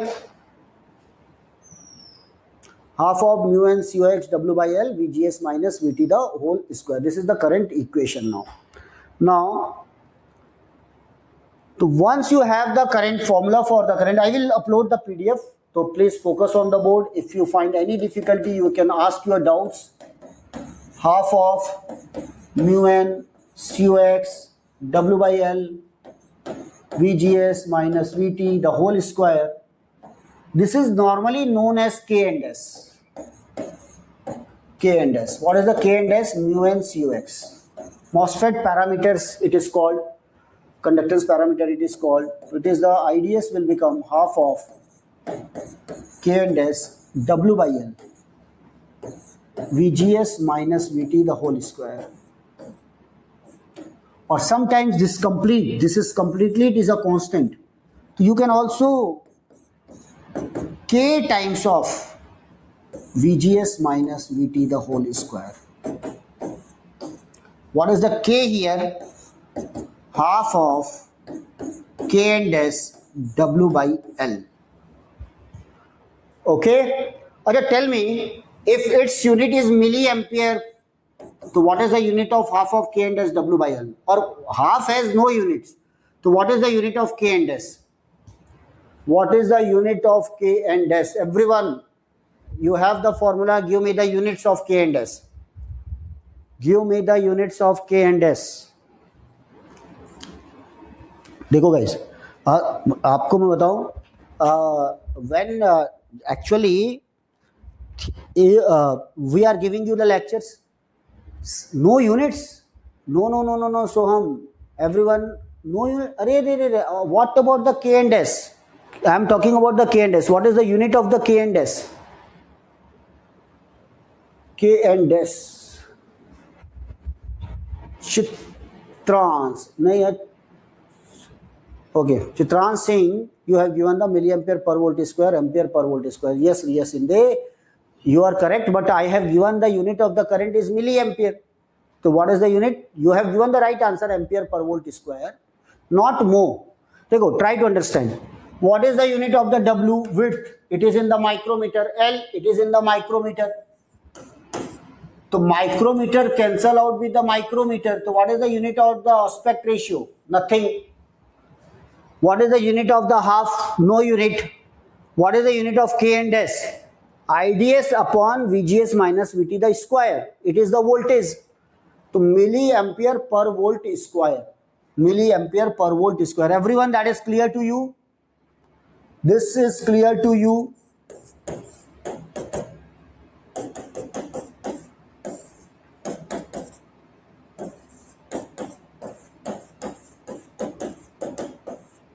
This is milliampere and this is the unitless, this is unitless, this is the volt square. So normally you will get the answer, or it is in the microampere per volt square. They will give the value of the K and S is 100 microampere per volt square and so on. Okay? Yes, one. Once more, what is once more? Tell me. A unit of this or anything else? Monica. Okay, Prabhat ja. Is it clear, Prabhat? कोई doubt है तो पूछ लो. Yes. So about this unit, actually we need unit. For example, aspect ratio, the unit of the aspect ratio is unitless, micrometer upon micrometer. Now it is the milliampere, it is the volt square. So volt, milliampere per volt square. Milliampere per volt square or microampere per volt square or ampere per volt square, all are correct. But normally in case of MOSFET, it is in the range of what? Current is in the range of what? Milliampere. That's why we are getting the value in terms of what? Milliampere or microampere. Okay, so that is the unit. Okay, so that is the formula. In which region? In which region this formula is applicable? Saturation region. Okay, tell me, do you want to get the idea about the amplifier? How the amplifier, how we are going to design the amplifier by using MOSFET? Yes, right. And then a graphical analysis, and we will do the small signal and large signal analysis. You will get more idea about that, how we are going to design the MOSFET, what is actually the MOSFET. The formula, then theory, then what? Numerical, then practical work. Remember, when actually I was in, I have taught last 25 years, I have taught more than 1 lakh students, means mainly what GATE aspirants or what engineering services aspirants, and they are doing well in what? VLSI field. Number of students are in VLSI field. No doubt, after BTech, you are getting the good platform. If you want the good platform, just after the BTech, get the command over that. After GATE exam, just you are preparing for GATE, again, sincerely, if you are preparing, again you will get the command over all the subjects. And if you want the practical knowledge, if you want to design some circuit, if you need foundry, so only in IITs, this foundry, this is called foundry, means where the IC fabrication, actually we are doing the IC fabrications, right? So these are available in what large industries or in few IITs. So after GATE, you can enter into the IITs and you will get the more practical knowledge about this, guys. But Till now, please focus on that. Okay. So just we are solving. Now how we can design this? How we can design the amplifier? Remember how this formula is useful. Why amplifier should be in what? Saturation region, right? Why amplifier should be in saturation region? Simulation or LT spice? Okay. No. I will, Vinit, I will give you the more idea about that, and the sir will also give you the more idea about that. I will do the simulation on what? LT spice. Today I will use the LT spice. Okay. Now try to understand how. First of all, this is the characteristics. In saturation region, it depends upon what? VGS. This is the IDS versus VGS.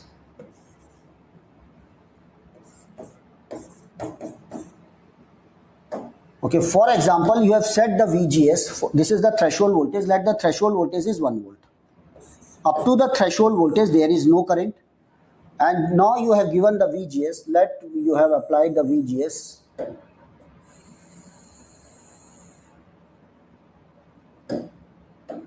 Three volt. That this is the VGS, DC voltage, and because of that we are getting the current IDQ. That this is the current, and the formula for the current is half of K and S W by L VGS minus VT the whole square, guys. Is it clear? This point is clear? Okay. Now try to understand. Here it is the MOSFET. This is the symbol for the MOSFET. Here we have applied the voltage.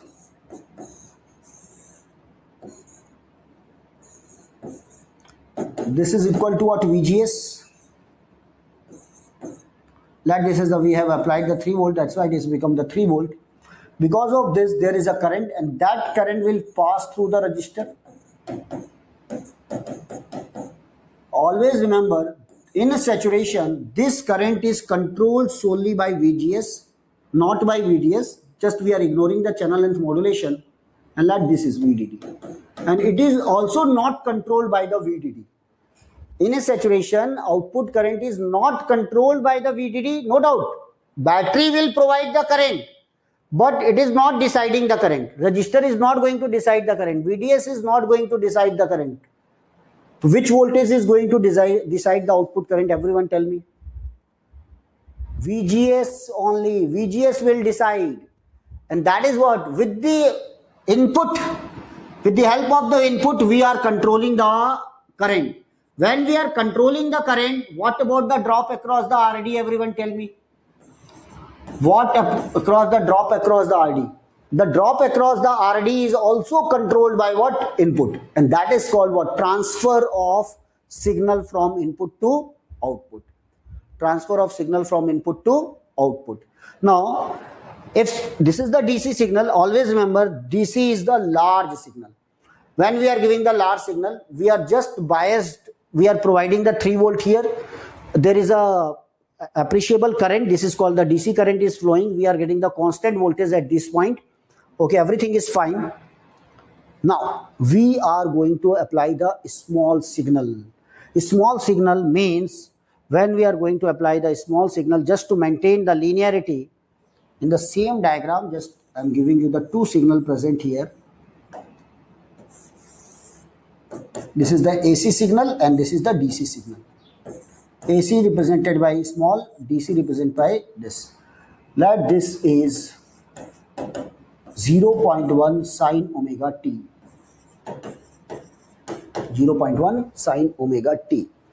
So when we are adding the 0.1 sine omega t with the 3 volt, so what is the highest value? 3.1. What is the lowest value? 2.9. Highest value 3 plus 0.1, 3.1. Lowest value 2.9. So this is the 3.1.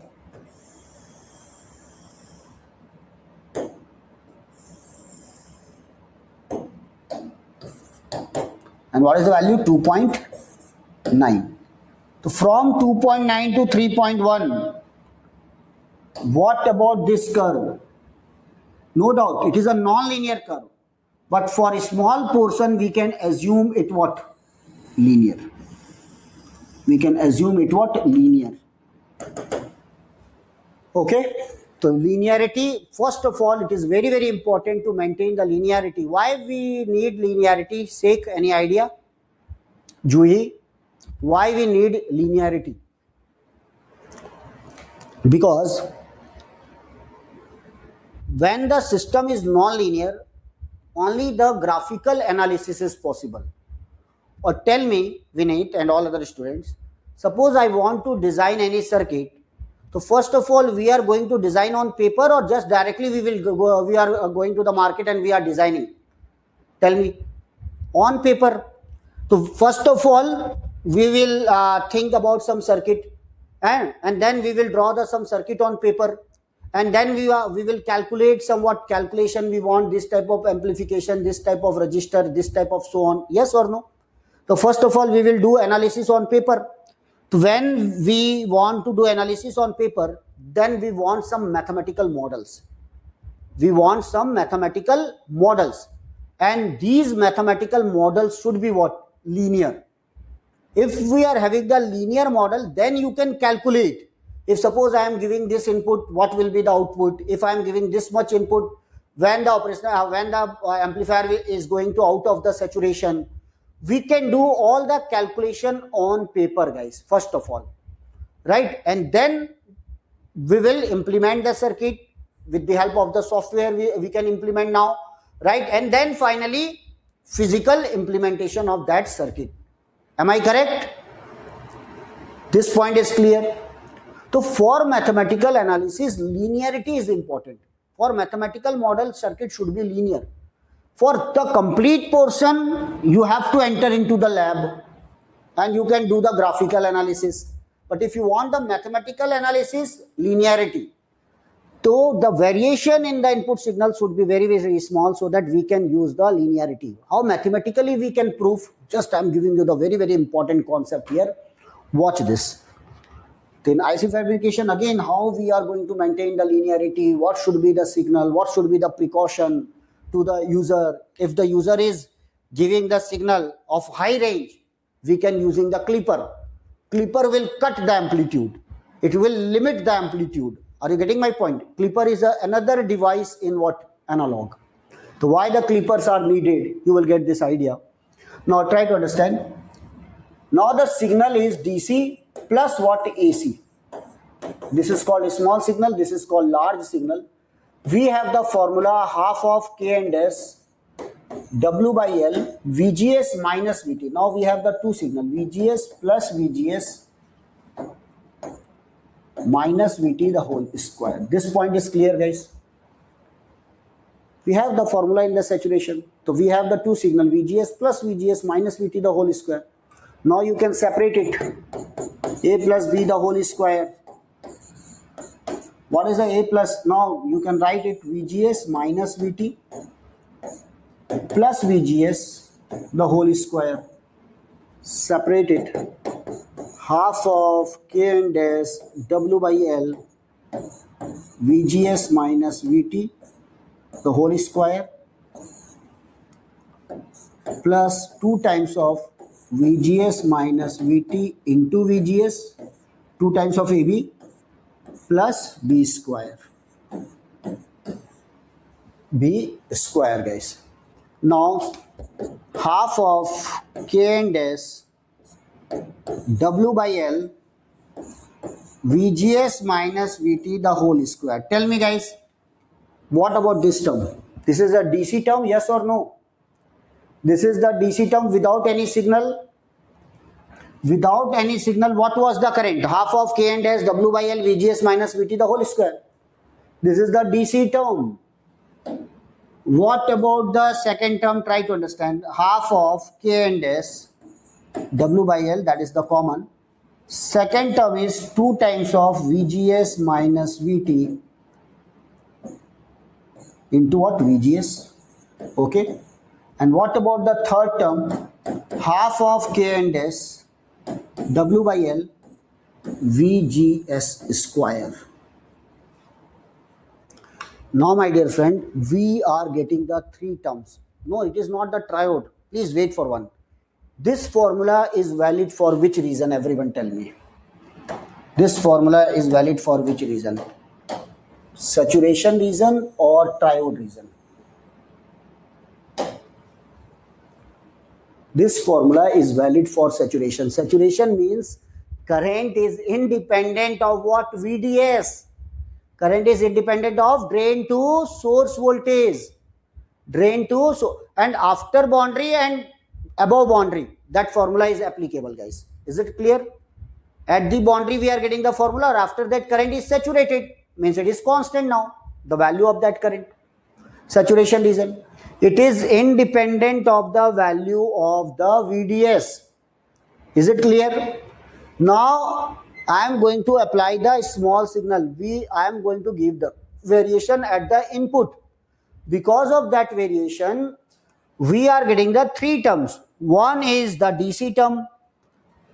It depends upon the AC term if it is remain constant. It also depends upon the AC term, that is the VGS square. Now tell me, what about this term, linear or non-linear? What about this term, linear or non-linear? It is a non-linear term. What about this term? If this is constant, this depends upon the VGS. So it is a linear. It is non-linear. Or what about this term, DC term? So you can remove the DC. Don't worry about the DC. You can remove the DC. Now you want linear model or non-linear model? We want linear model. So again, we have to neglect that term, or we can't neglect without comparison. If you want to neglect it, that second term, non-linear term, should be less than what? Linear term. To compare it and neglect it. That is the logic, guys. That is the logic. Always remember, now I am going to neglect it.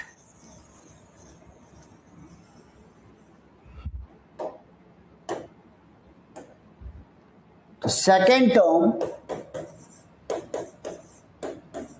W by L VGS square. This is the non-linear term. Should be very, very less as compared to the linear term.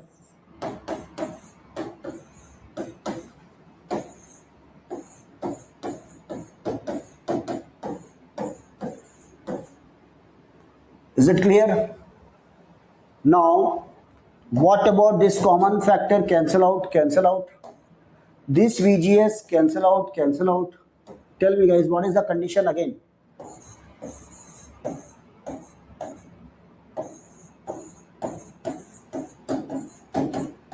This is nothing but 2 times of overdrive voltage. How many? Thumb rule. How much times? 10 times less. 10 times or more than that. So VGS should be less than or equal to 2 VOV upon 10 times. Thumb rule. Or signal, when we are using the small signal, we are making the signal small, linearity increases. More the signal, we are decreasing the amplitude of the signal, we are increasing the linearity. Is it clear? This point is clear. So it is a comparative term. And now, my dear friend, tell me, which one is the larger? VGS is large or VGS, capital VGS is large? Which one is the large signal? Capital VGS or small? This is the AC signal and this is the DC signal. Which one is the large? DC signal is the large signal, and that's why when we are doing the DC analysis in IC fabrication, always remember in IC, in VLSI, when one is said that it is a DC analysis, means it is a large signal analysis. When it is the word we are using the AC analysis, means it is we are doing what? Small signal analysis. And what is the meaning of the small signal? It should be very, very small as compared to 2 times of VOV. Very, very small as compared to the 2 times of VOV. Try to understand. Mathematically, we have proved, this is the formula. Just we have added the small signal here, then separate it, then we have square of that a square plus b square plus 2ab. This is the DC term, these two are the AC terms. In AC terms we have, this is the non-linear term, neglect it, consider only the linear term, guys. So yes, it is negligible.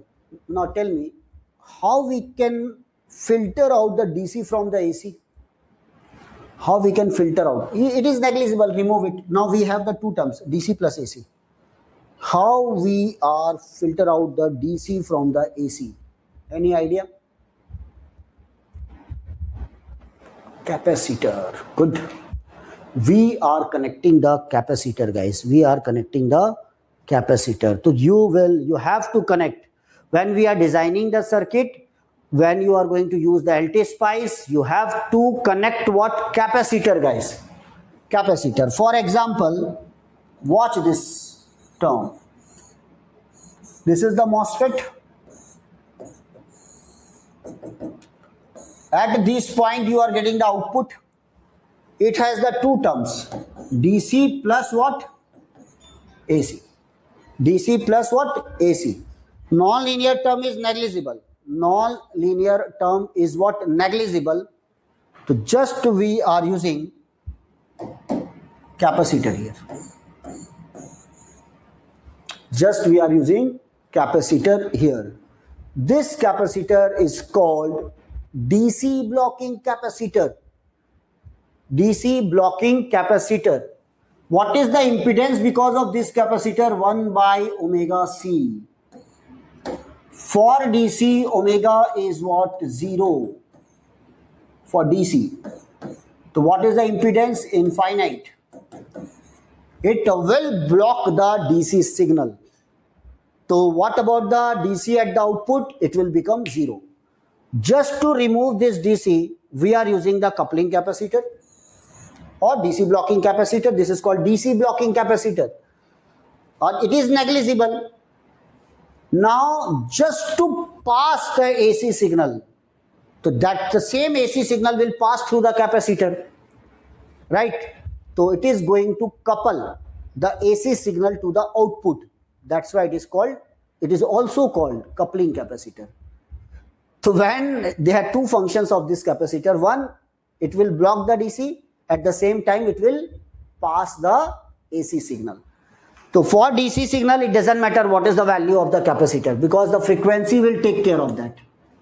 For DC, value of the capacitor not required. For AC, just to pass the AC, everyone tell me, what should be the value of the coupling capacitor, high or low? Just to pass the AC signal, what should be the value of the capacitor? It should be low or high? Yes, everyone give me the answer.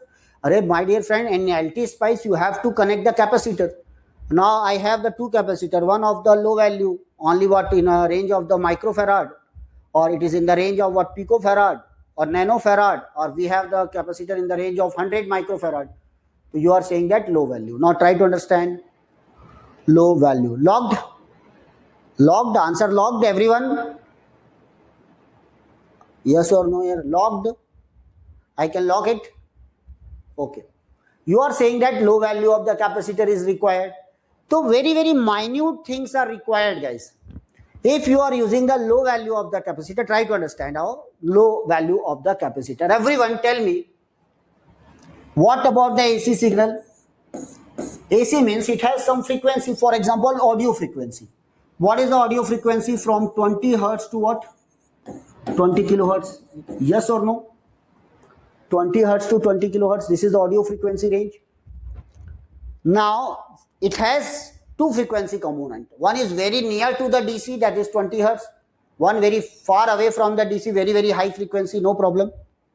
But we want to pass the lowest frequency as well as highest frequency. Why? Because it is wanted signal, it is AC signal. We want to pass the lowest frequency signal as well as highest frequency signal. Okay, you have to verify on the LT spice. So please watch it carefully and you will get the answer on the graph. Lowest frequency component, highest frequency component. We have to pass both the components. What should be the impedance for this AC signal? It should be 0. Impedance should be 0. So when the impedance should be 0, impedance is inversely proportional to the capacitor. What should be the value of the capacitor? Everyone tell me.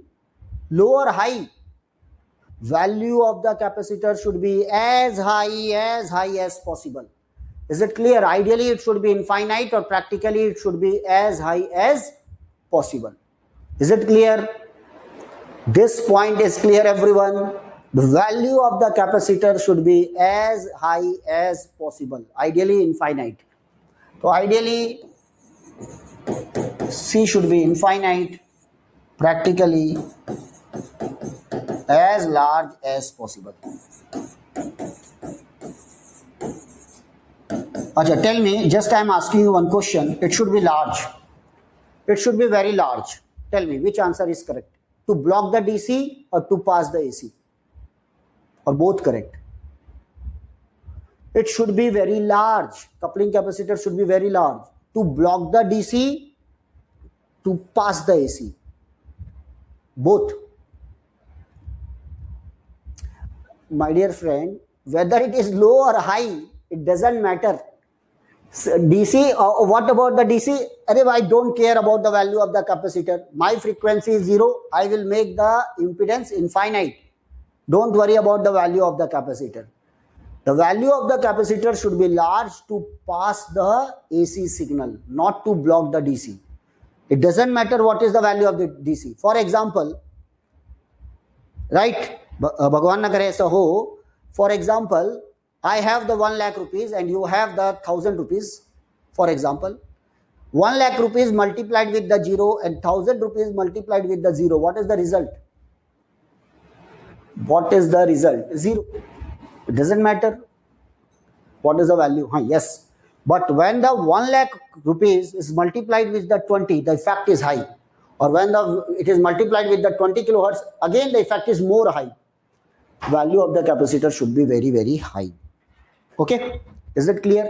This point is clear. We are connecting a capacitor to block the DC, to pass the AC. Just I want to ask one conceptual question. Are you ready? Are you ready, guys? Just I want to ask one conceptual question. Just I have connected the high value of the capacitor. Which frequency is going to affect it more? Again, it will introduce some distortion. We are connecting the capacitor means there is some blockage in the path. Which frequency is going to affect by this capacitor? Low frequency, high frequency. Which frequency? I don't think about it and then give the answer. Which frequency is going to affect by the capacitor? Low frequency or high frequency? Think about it and then give the answer. Low or high?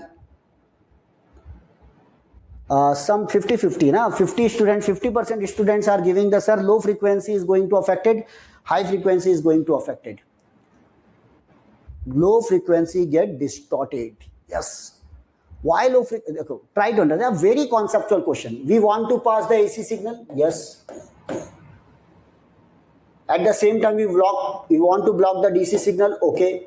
We are using the very high value of the capacitor. No problem. What is the impedance because of the capacitor? It depends upon the two things. It depends upon two things, guys. Now think about it, about the formula, guys. Everyone, give me 1 second on.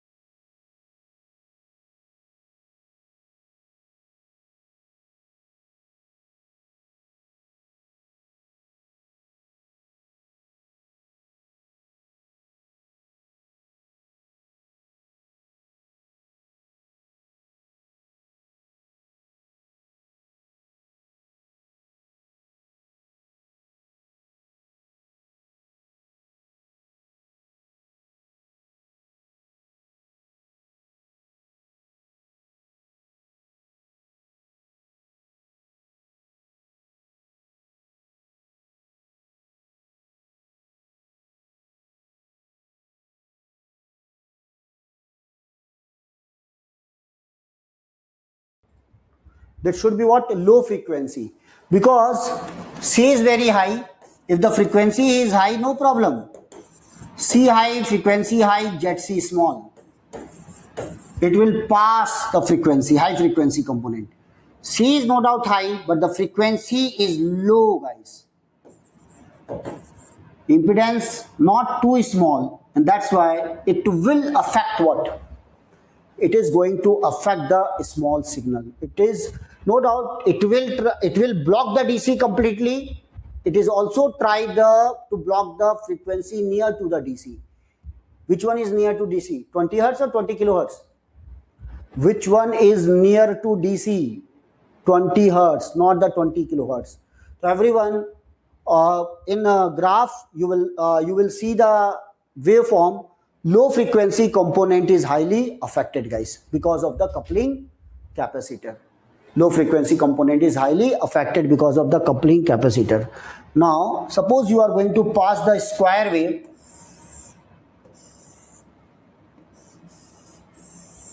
Just you want to amplify the square wave like this. This is the V, this is the minus V, this is the square wave. Suppose you want to amplify this square wave through the MOSFET. This square wave has the two frequency component. One frequency component is from minus V to plus V. From minus V to plus V, or from plus V to minus V, it will take almost zero time. In a zero time, it will ideally, in a zero time, it will reach from minus V to plus V or plus V to minus V. So what is the frequency? Ideally, it is infinite or practically very, very large. Very large frequency. The frequency of this portion is very, very large. And what is the frequency of this portion? It is constant. It is constant. For constant value, what is the frequency? There is no change. Zero. There is no change. So square wave has the highest frequency component as well as lowest frequency component. Tell me, which is going to affected by the coupling capacitor? Low frequency component. So when we are passing this type of waveform, actually at the output, you are going to get, at the output you will get this type of waveform, guys. For example, if this is the input,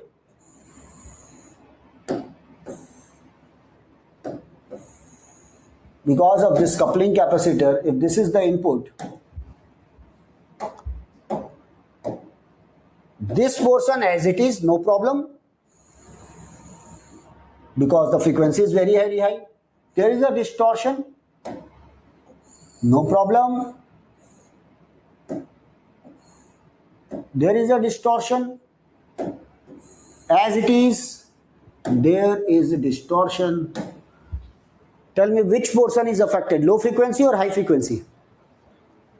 Which portion is affected? Low frequency component. This is called tilt actually. This is called what? Tilt. And this is called undershoot. Undershoot means the actual value is minus 10, but it is less than minus 10. Or actual value is 10, but it is tilted. It will become 9 and so on. So that is called what? Tilt and undershoot. So tell me guys, tilt and undershoot is because of which capacitor? Which type of capacitor? Coupling capacitor, DC blocking capacitor. Okay, that is the problem. So in waveform you can watch this. On waveform you can see this, all these things. When we are connecting without capacitor, we are getting the DC plus AC. With capacitor, DC is removed, but we are getting the AC component, tilted AC component, square wave when we are passing. Can you? Oh, that is yes one. I can explain, but that is the part of actually what circuit theory. I am taking the network or circuit theory. We have to draw the proper charging and discharging of the capacitor. Okay, but we can see on what LT Spice and on what simulation, right, on softwares. Is it clear? But otherwise, you need how this coupling capacitor is going to block the AC or DC.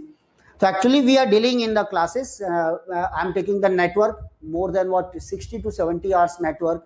Just I am explaining how the capacitor will charge, how the capacitor will discharge, compensate it and how. Sir, can we compensate it and how?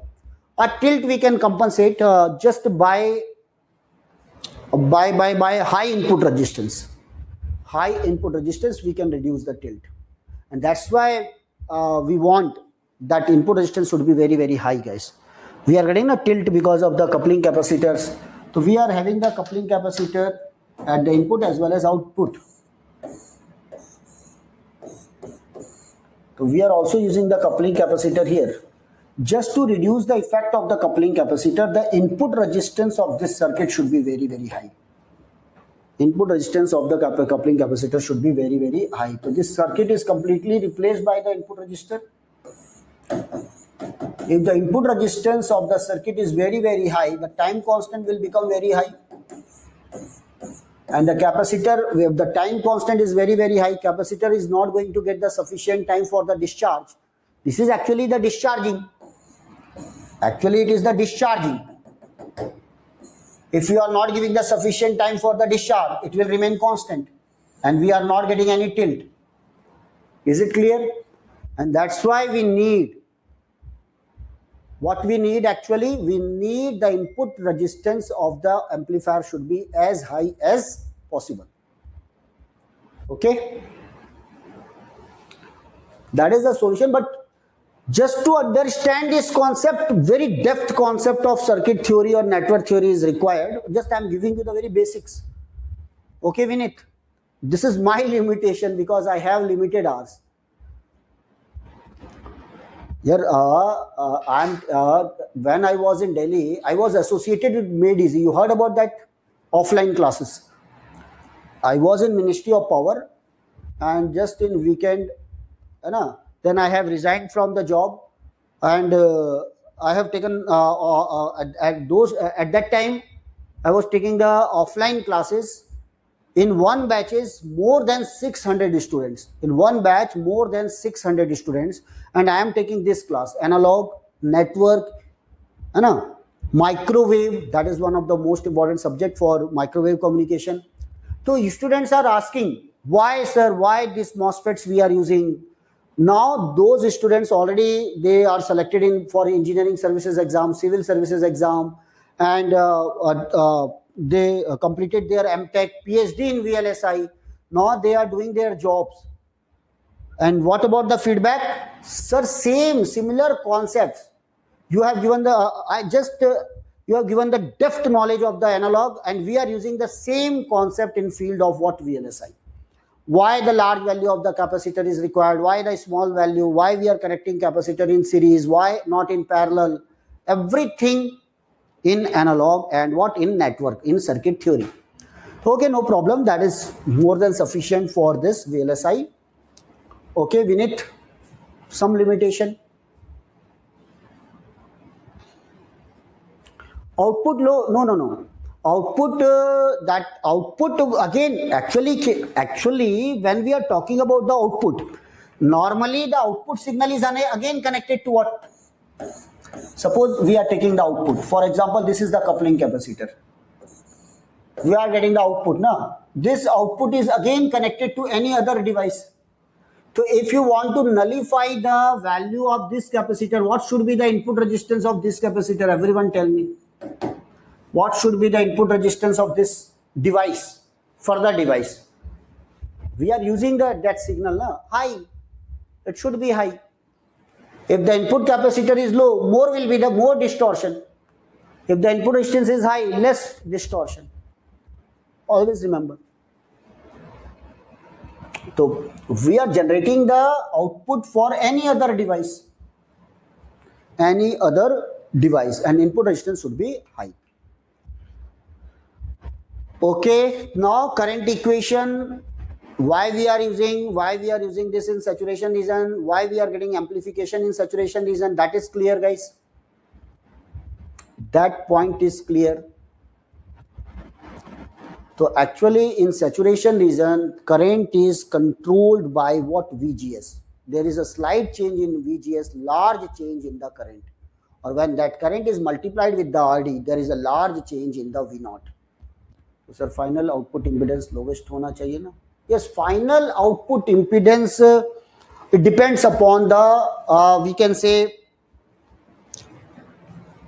what is your need actually, right? What is your need according to, for example, if you want to transfer the voltage, so at the output, this is represented by the Thevenin's equivalent. This is nothing but amplified version of the multiplied with the input voltage. Now here we are connecting the RL. This is the coupling capacitor, it is connected. Now tell me, what about this resistor? This is called the output resistance. It should be low. Why it should be low? Because we want to. The coupling capacitor almost acts as short circuit, and we want to transfer this complete amplified voltage to the RL. So what should be the drop across this R0? Everyone tell me. What should be the drop across this R0? 0. The value of R0 should be 0. In that case, we can say output resistance should be low. When it not is clear. But at the same time, if you want to transfer the current, for example, at the output you are getting the current. Current is the amplified signal. So at the output it is represented by the Norton's equivalent. This is the current gain, or this is the current. In the current source, resistor is connected parallel to that. This is the output resistance. Now I want to pass the current to the RL. This is the amplified, and we want to transfer this complete current to the RL. Now tell me, what should be the value of the R0, everyone? What should be the value of R0? Ideally, it should be infinite. Practically, it should be high.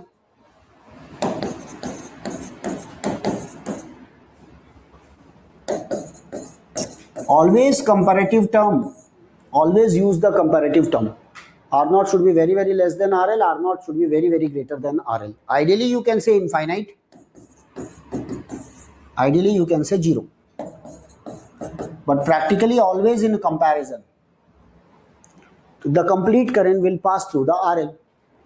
So, actually, what you need at output, you need voltage, then output resistance should be low.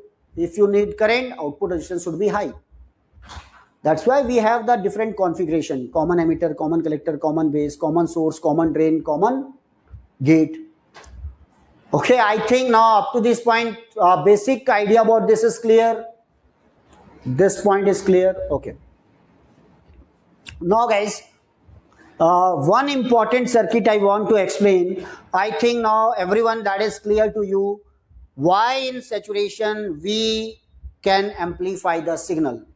Because in saturation only the output current is controlled by the input voltage, that is what VGS. And that's why it is called current control device. That's why it is called what? Current control device. Okay.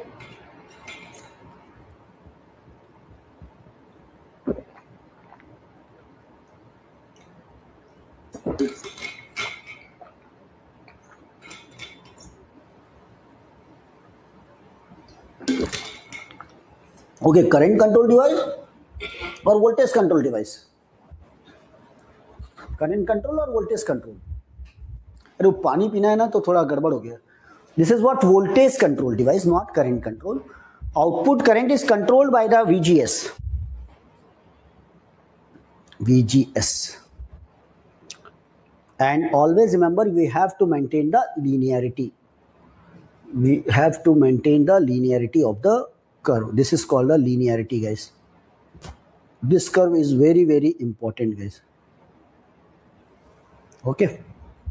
So in next class, we will get the more idea about this curve. Just I want to, in next 10 minutes, I want to give you the idea about the current mirror circuit, most important circuit in IC fabrication in VLSI. Are you ready? Very simple, very important current mirror circuit. and I will give you the homework. Try to draw the current mirror circuit in LT spice and get the idea about the currents, guys. Okay. Now, for example, basically we have voltage source. In our mobile, we are connecting the single battery. Actually, the battery is what voltage source. We are purchasing the battery for our torch and other devices, or watch. We are purchasing the battery for remote. We are purchasing the battery. So what about all these battery? Right? We can measure what current or voltage here. It is a battery. It is of what 1.5 volt? Yes or no? It is of 1.5 volt battery. Yes or no? So physically, actually, voltage source is realizable, but current source is not realizable. Physically, the voltage source is realizable, but current source is not realizable. Okay. So voltage source is realizable. So how we can get the voltage from the current from the voltage? So for example, I am connecting. Try to understand. Everyone, give me the answer. This is the voltage source of 10 volt. This is its internal resistance RS. Let this is of 10 ohm. And I am connecting the RL here. Just I am giving you the very easy example. Let this is the 5 ohm. This is also 5 ohm. Tell me, what is the current here? What is the current in the circuit? 1 ampere. Very simple question. 10 volt is the battery, 5 ohm, 5 ohm. Everyone here, more than 500 students, I think, attended. Please give me the response, guys. Minimum 100 response is required. 1 ampere, because I am giving you the very conceptual thing about the current mirror circuit. 1 ampere. So, is it a voltage to current conversion? Is it a voltage to current conversion, we can say, in the language of analog? Yeah, we can say that voltage is converted into current. Right? No, that is not voltage to current converter. Why? Try to understand. This is I. This is Vs upon Rs plus RL. When I am going to change the value of the RL, the current is going to be changed. This IL actually depends upon the load. If it depends upon the load, it is not a voltage to current converter. Not a voltage to current converter. Current converter. Right? Why? Because this is the RL. It depends upon RL. I depends upon RL. So in IC fabrication, actually we need current. What about your mobile? It is a capacitive touch. Yes? We are just typing. So it is actually what? Capacitive touch. So capacitive touch means all the capacitor will charge or discharge. For linear charging of the capacitor, current is required. So, but we are connecting the battery. How we are getting the voltage from the current? And it should be independent of the load. We want the linear charging of the capacitor. How is it possible, guys? Just we are touching, we are writing 1, 2, 3, 4, 5, 6, 7, 8 and so on. So this is a capacitive touch. Screen is what? Capacitive touch. IC fabrication. So how we can change this voltage into the current? So that is not a converter. So we can change, we can convert the voltage into the current by using the current mirror circuit. Watch this. Current mirror circuit. Just we are connecting the two MOSFET. You can design this on what? LT spice. Take two MOSFET. Here you connect any load. It may be capacitor, inductor or any other circuit. Current through this load is independent of that load. Current through this load should be independent of that load. Now, this is the case. This is the connection. This is any resistor, R reference. This is the V reference. Okay. Now condition. Both the MOSFET should be in saturation region, and the K and S, that is what K and S, they have the same K and S. K and S means mu and ux. They have the same value of the K and S. Both the MOSFET should be in what saturation, and they are connected in parallel. That's why VGS is also same. VGS1 and VGS2 both are same. If mu and ux is same, VGS is same, they are in saturation, then definitely they have some relation between what current. So for example, the aspect ratio for this is WL by 2. Aspect ratio for this is WL by 1. Aspect ratio is different, otherwise everything is same. Then they have the same value of the VGS. Tell me guys, what is the current for the first one? Or what is the current for the second one? You can say, sir, it is in saturation. That's why half of K and S, W by L of 2. They have the same value of VGS. They have the same value of the threshold. They are in saturation. That's why this is the formula. For second one, half of K and S, W by L of 1. They have the same value of VGS. They have the same value of the threshold whole square. Divide it. ID2 by ID1. What is the relation? Aspect ratio of the second upon aspect ratio of the first.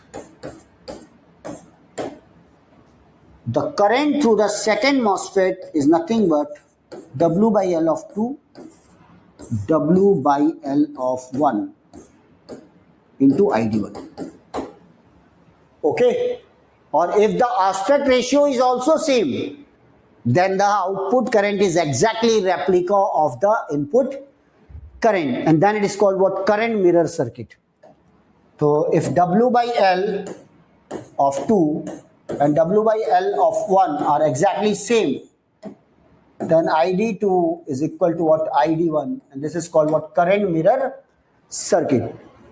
Output current is forced to equal the input current. Forced to equal the input current, then it is called current mirror circuit. But what is the purpose here? We want that current should be independent of load. How we can say this current is independent of the load? No doubt, we can prove both have the same value of the K and S. We are connecting like this. That's why they have the same value of VGS parallelly. Formula for this, divide, you will get the I0 is ID2. This is the second MOSFET, this is the first MOSFET, this is the ID1. You can get the ID2 is equal to what? ID2, or you will get the relation. How we can say it is independent of what? Load. My dear friend, write down the KVL here. Write down the KVL here from this point to this point. This current is actually independent of the load. This current depends upon what? V reference. Write down the KVL is equal to ID1. What is the current enter into the gate terminal? 0. ID1 into R reference.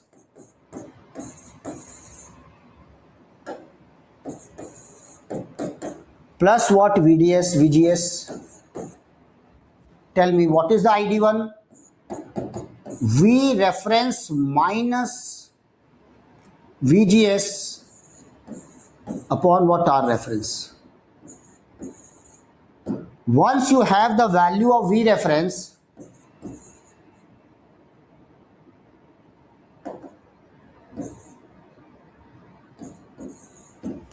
okay, sorry.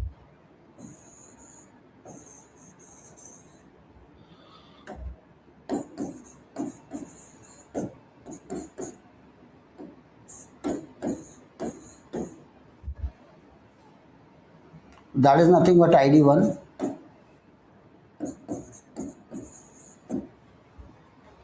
Tell me, it depends upon the load. Is it depends upon the load? If the ID1 is independent of load, then ID2 is also independent of load. Now we can say this voltage source,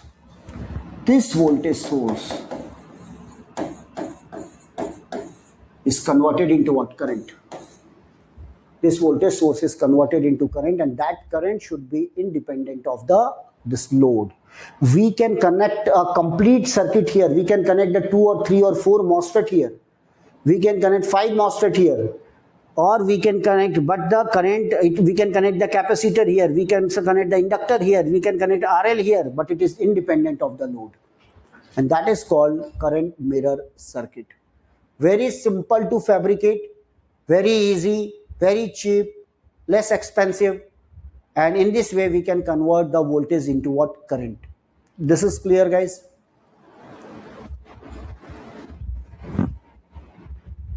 Yes, this independent branch, this is the independent branch.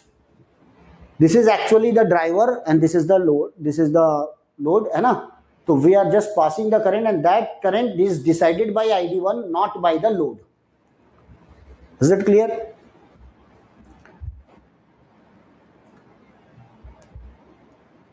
Okay.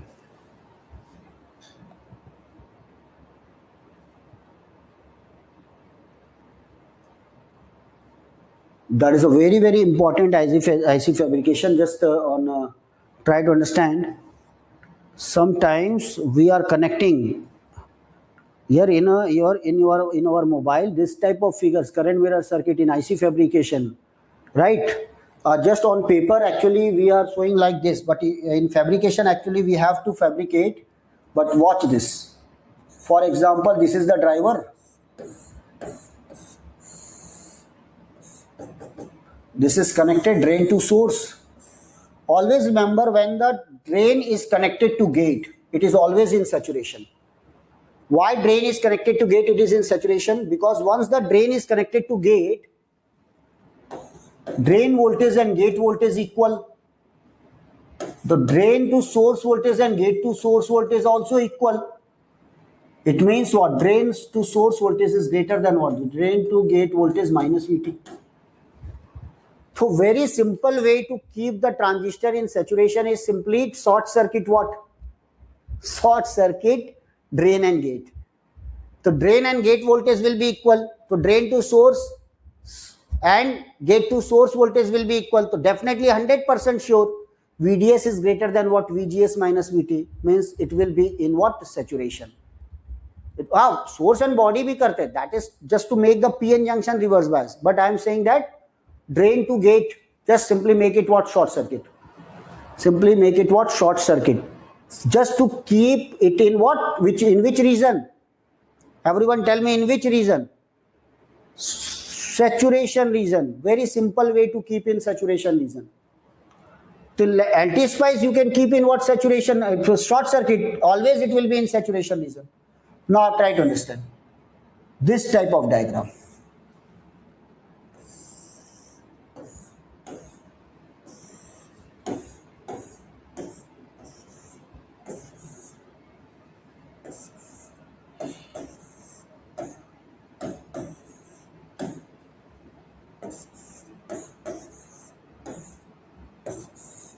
This is on paper, you can design it. You can give the connection outside this, then outside this, then outside this. But on paper, we are just giving the single line. Now, suppose it has the aspect ratio 1, W by L of 1. For example, it is 10. For this, W by L is what? 30. For this, the W by L is what? 20. For this, the W by L is what? 10. Tell me, if this current is 1 milliampere,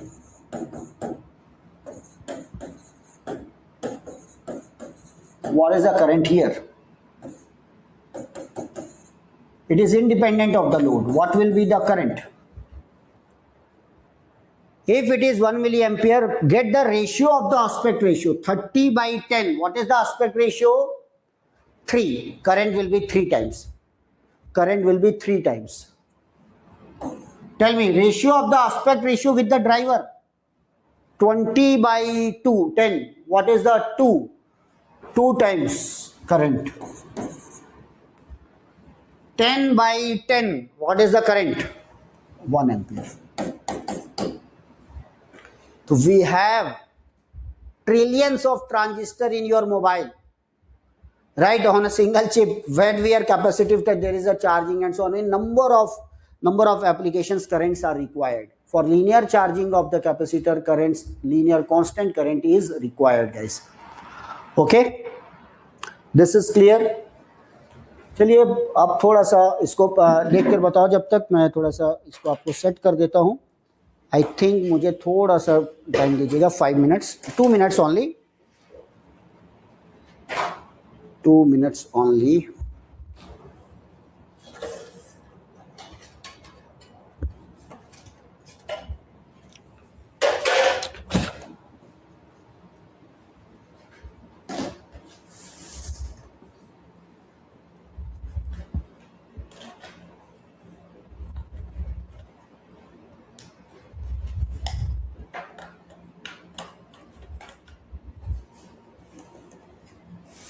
Now on LT spice we will design one circuit, guys. Okay, I think that screen is visible.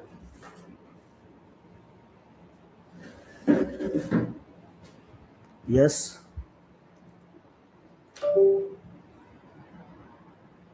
Top spice. अच्छा.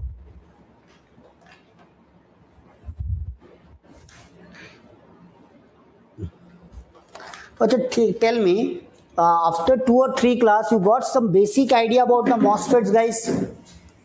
What about the classes useful for you?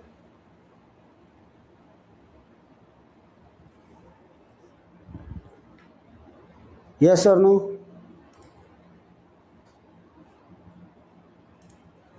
Right, this is the graph. Okay, 1 minute, give me 1 minute. Is it visible, guys? You want to draw this? What about these characteristics?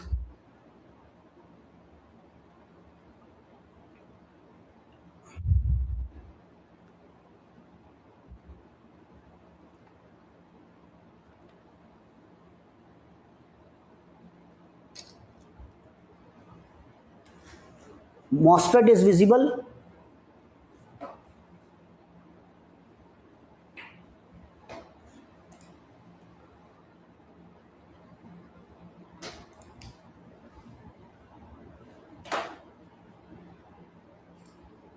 Now watch this. So this is a LT spice you can download from the analog devices, right? So that is a LT spice, or now with the signal, and that is used for what? Run the program, run the simulation, whether it is going to work, yes or no. And these are the components, guys. This is visible to you. And now watch this. This is the diode, or this is the number of components. From components you can choose what MOSFET. For example, if you want to draw the circuit, just choose a MOSFET here. This is the various types of circuit here. That this is the NMOS, this is the NMOS, this is also NMOS. You can choose this NMOS. It is the enhancement type MOSFET. Tell me, guys, why we have the discrete lines? Any idea for this? In previously we are using the one book. Previously we are using one book, that is what Millman Helkias. So in Millman Helkias, we have this type of symbol, because channel is not continuous. Channel is not continuous. So it is the enhancement type MOSFET. This is clear, guys. This is the drain, gate, and that is the drain, body terminal, and what? Source terminal. So discrete one. Now you can place here.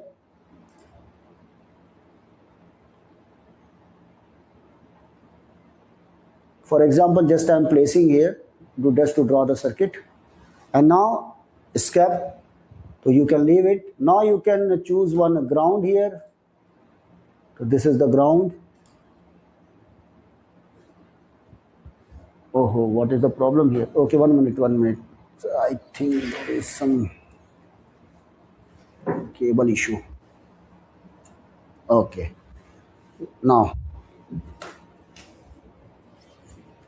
yes, now you can choose ground here, and now choose the battery here. This is the voltage source. So you can connect one voltage source at this point, one voltage source for VDS. This is the voltage source.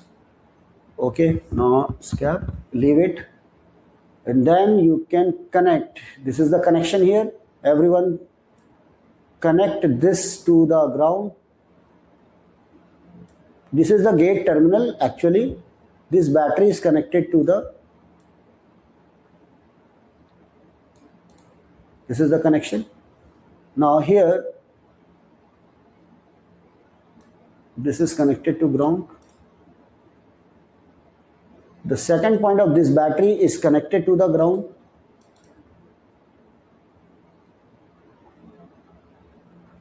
Okay. Yes, please. Now,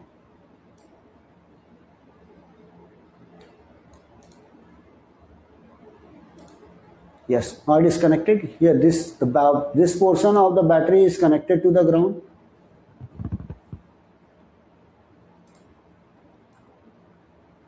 One minute.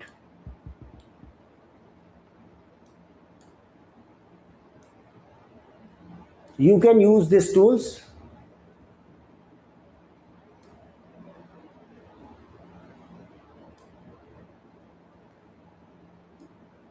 Oh, sorry.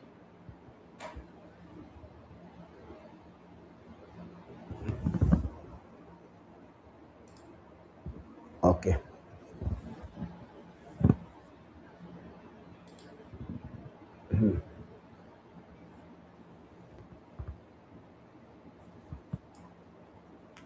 जहां भी आपको लगे तो this is the case.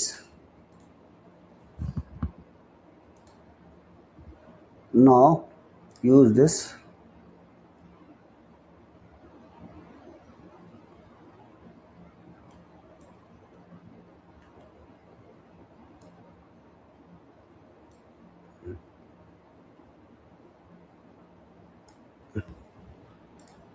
Now connection is over. No, this point is remaining. So here you can also connect this.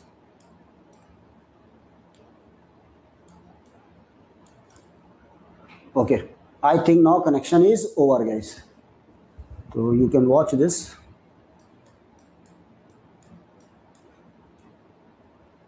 Okay, all the terminal is connected to ground. Then there is a one battery. There is another battery, guys. Okay, then this is connected here. Now this voltage is what V voltage. This one is the VGS. You can give the name. This is the VDS. Click on that V2 and then you can give the name like this is the VDS. VDS. Okay, then this is the VDS. This voltage is what? VGS. Right click on that and you can write the VGS. VGS. Now if you want to make it what variable, then this one, if you want to make it variable, then this is the bracket. This is called VGS. Replace it. Okay. And then let this battery we are choosing, it is like 10 volt. This is the 10 one. Okay then. Now about the NMOS, you can choose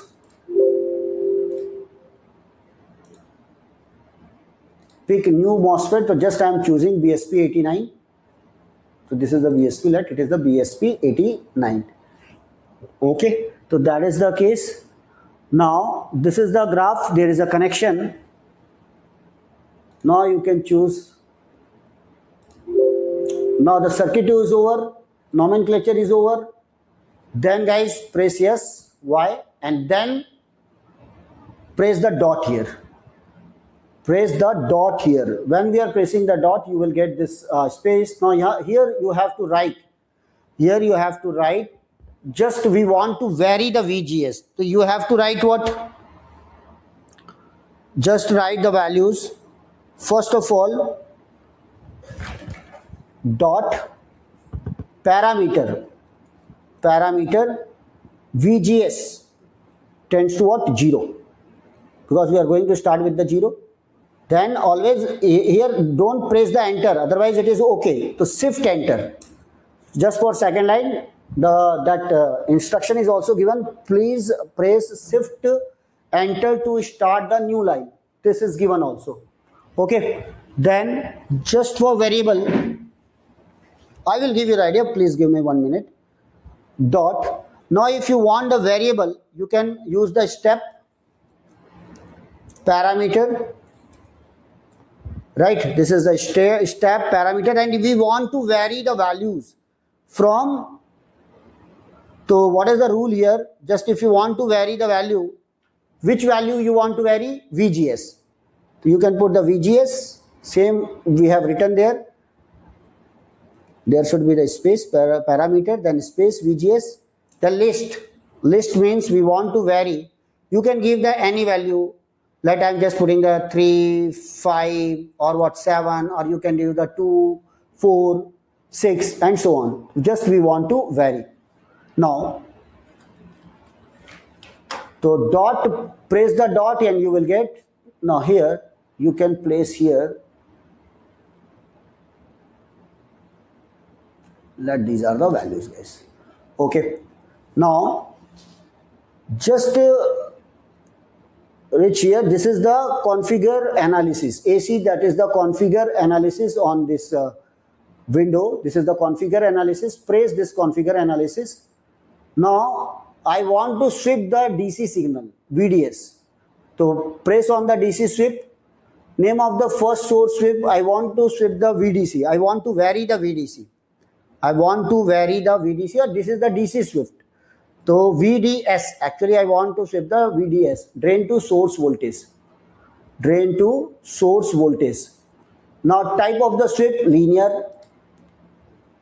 Start value, I will start from the 0. End value, I want to vary up to what 20 volt for example. And I want to give the increment of what 0.1 volt. 0.1 volt increment I want to give. So you can set. I want to vary the VDS, that is the first source to the sweep. This is the linear.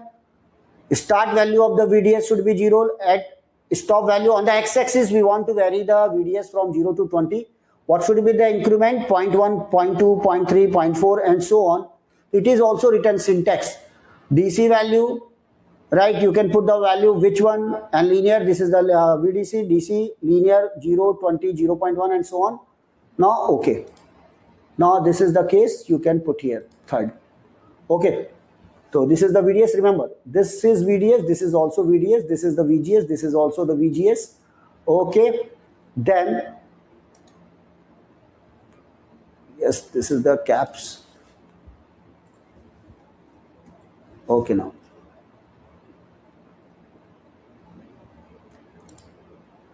I think now everything is set now. Now guys, you can, our connection is okay, every connection is okay, it is connected here, connection is over, it is all are connected to ground. Once the circuit is over, connected, then you can start what, run the program. Yes, you will get 1 minute. I want this type, this is the, you can, this graph actually I need, you can cancel it.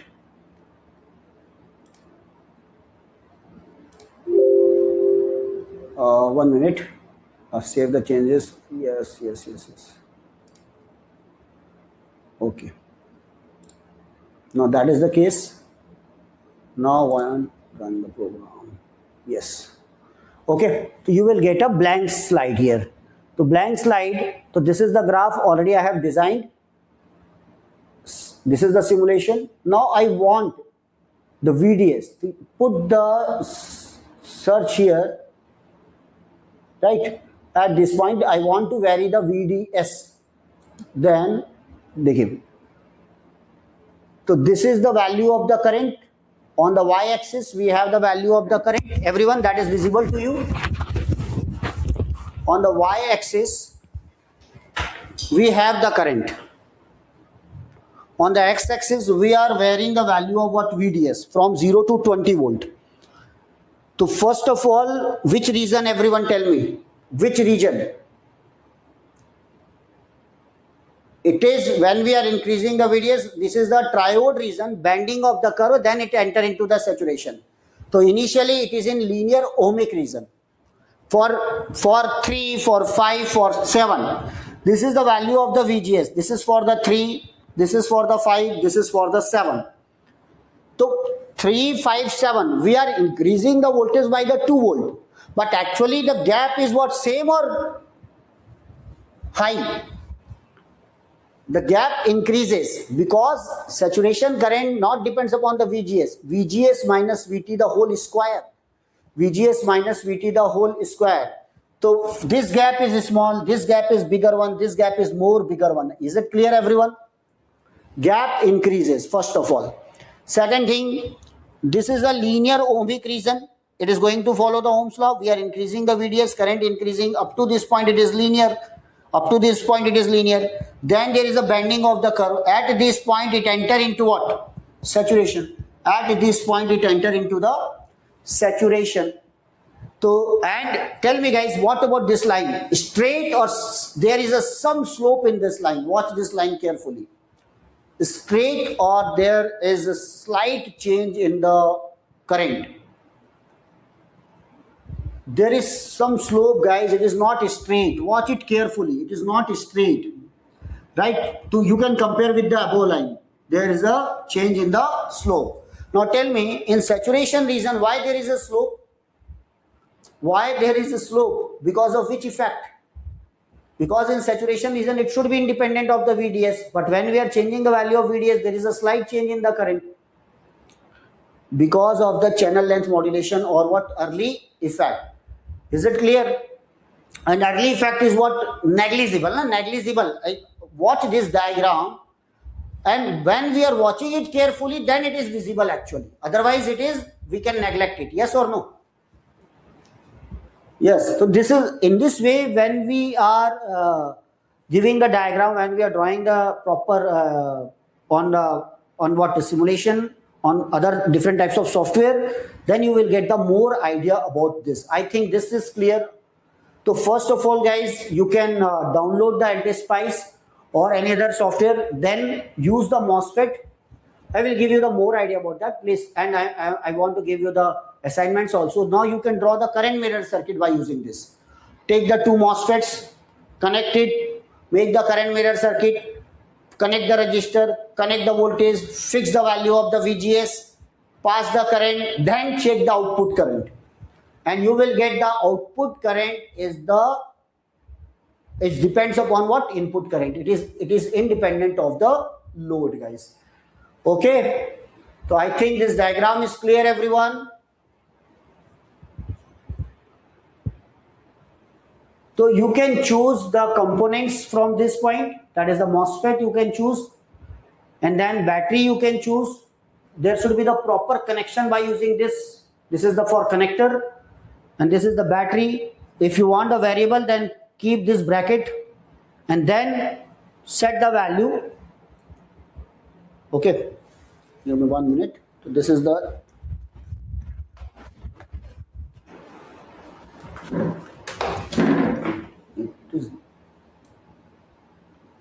yes. No, I think it is visible here. So this is the step parameter VGS list 357. You can also put the 1, 3, 5, 7 and so on. You will get more line here, 1 line, 2 line, 3 line. That gap is not same. This gap is not same, guys. This gap is not same because it is depends upon the VGS minus VT the whole square, right? Saturation voltage is different, and then this is the value. Sir, not getting the graph like yours. You are not getting the graph like yours. You have used the same syntax, same everything same.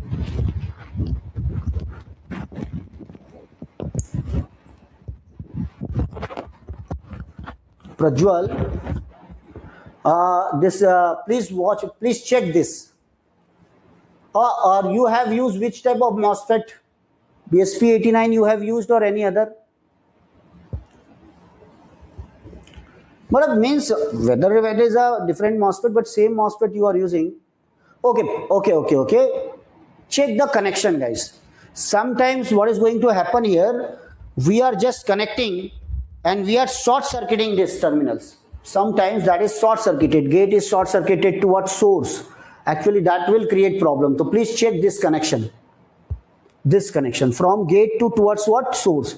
If this is connected here, then my dear friend, the gate is shorted to gate, you are not going to get the correct graph. You are not going to get the correct graph. Okay, so that may be the problem. Or if you have chosen the NMOS or PMOS, you chosen the NMOS. Okay, that is homework for you. Everyone, try to draw this circuit. Try to draw this. Okay, try to practice this. Okay. Okay, then I think now you got the idea about the current mirror circuit. Everyone, basic idea about the MOSFET. And tomorrow I will ask the current equation. Please write current equations. How many times on copy? Tell me.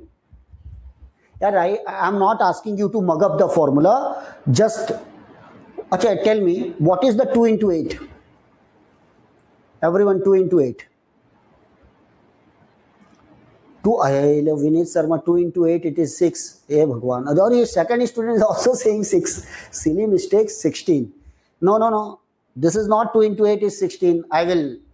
2s are 1 is 2, 2s are 2 is 4, 2s are 3 is 6, 2s are 4 is what? 8, 2s are 5 is 10, 2s are 6 is 12, 2s are 7 is 14, 2s are 8 is 16. How many students find this value by this manner? Or directly 2 into 8 is what? 16. Tell me. Second one or first one? You have which method? Directly, na? So my dear friend, that's why I want the direct result. So how many times? Write the formula how many times? 5 times. This is the formula for the triode region. That is the formula for the saturation region. This is the formula for the triode region. This is the formula for the saturation region. If you are writing the 5 times, automatically after 6 times, 7 times, automatically, directly you can give the formula. Practice required here. 2 into 8, we are saying the 16 from the class 3rd or class 4. No, class 2nd, I think. Class 2nd, 3rd, 4th, I think. No? Or sometimes it is a KG1 or KG2. No. These days, KG1, KG2, class 1, class 2. Okay then. Okay, no problem. Always remember, hard work is required, but remember, we all are engineers. We will do the hard work, but smartly. Right? Get the right information. Or on our platform, already we are giving coachings for what gate examination for especially for what Okay.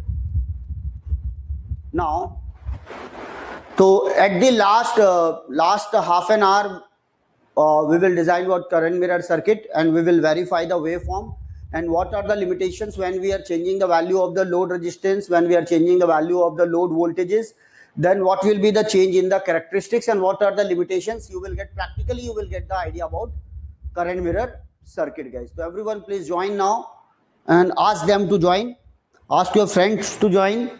Okay, so today's topic is very, very important. That is MOSFET junction capacitance, transition capacitance, and what? CV characteristics. CV characteristics, guys. Okay, so very good afternoon, Ruchit Khandelwal, Yaswant, and all other students. Now, so this is the VLSI, very large scale integration, billions of transistor, in fact trillions of transistor on what? Single chip. इसे बोला जाता है magic from sand. Right, send to magic, रेत से चमत्कार. So this is a silicon, guys. Okay, now first, this is my introduction. Myself Sanjay Rathi.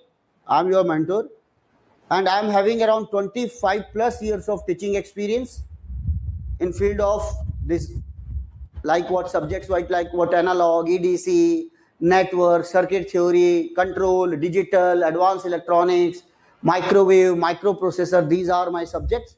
I have qualified and selected for engineering services exam that is conducted by UPSC, Union Public Service Commission. I worked as class 1 officer in what Ministry of Power. I got offer letter from Ministry of Railway on the basis of this result. Okay, in 2008. to continuously in 2005, 6, 7, 8, I have qualified and selected for what engineering services exam, right? And I have trained more than 1 lakh students through online classes and offline classes, guys, especially in Delhi. बहुत लंबा समय I was in Delhi, right?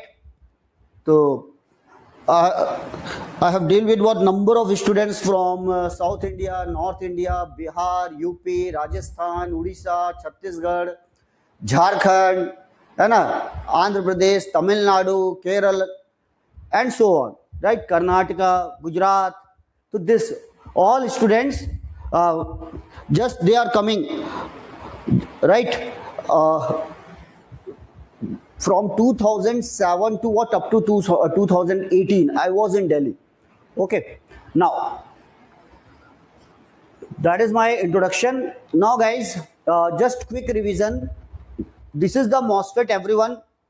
What is the basic of electronics? Yes, some students have the idea about the basic of electronics. Other, remember, guys, in basic electronics we have two types of semiconductor. One is called what, p-type semiconductor. One is we have the n-type semiconductor.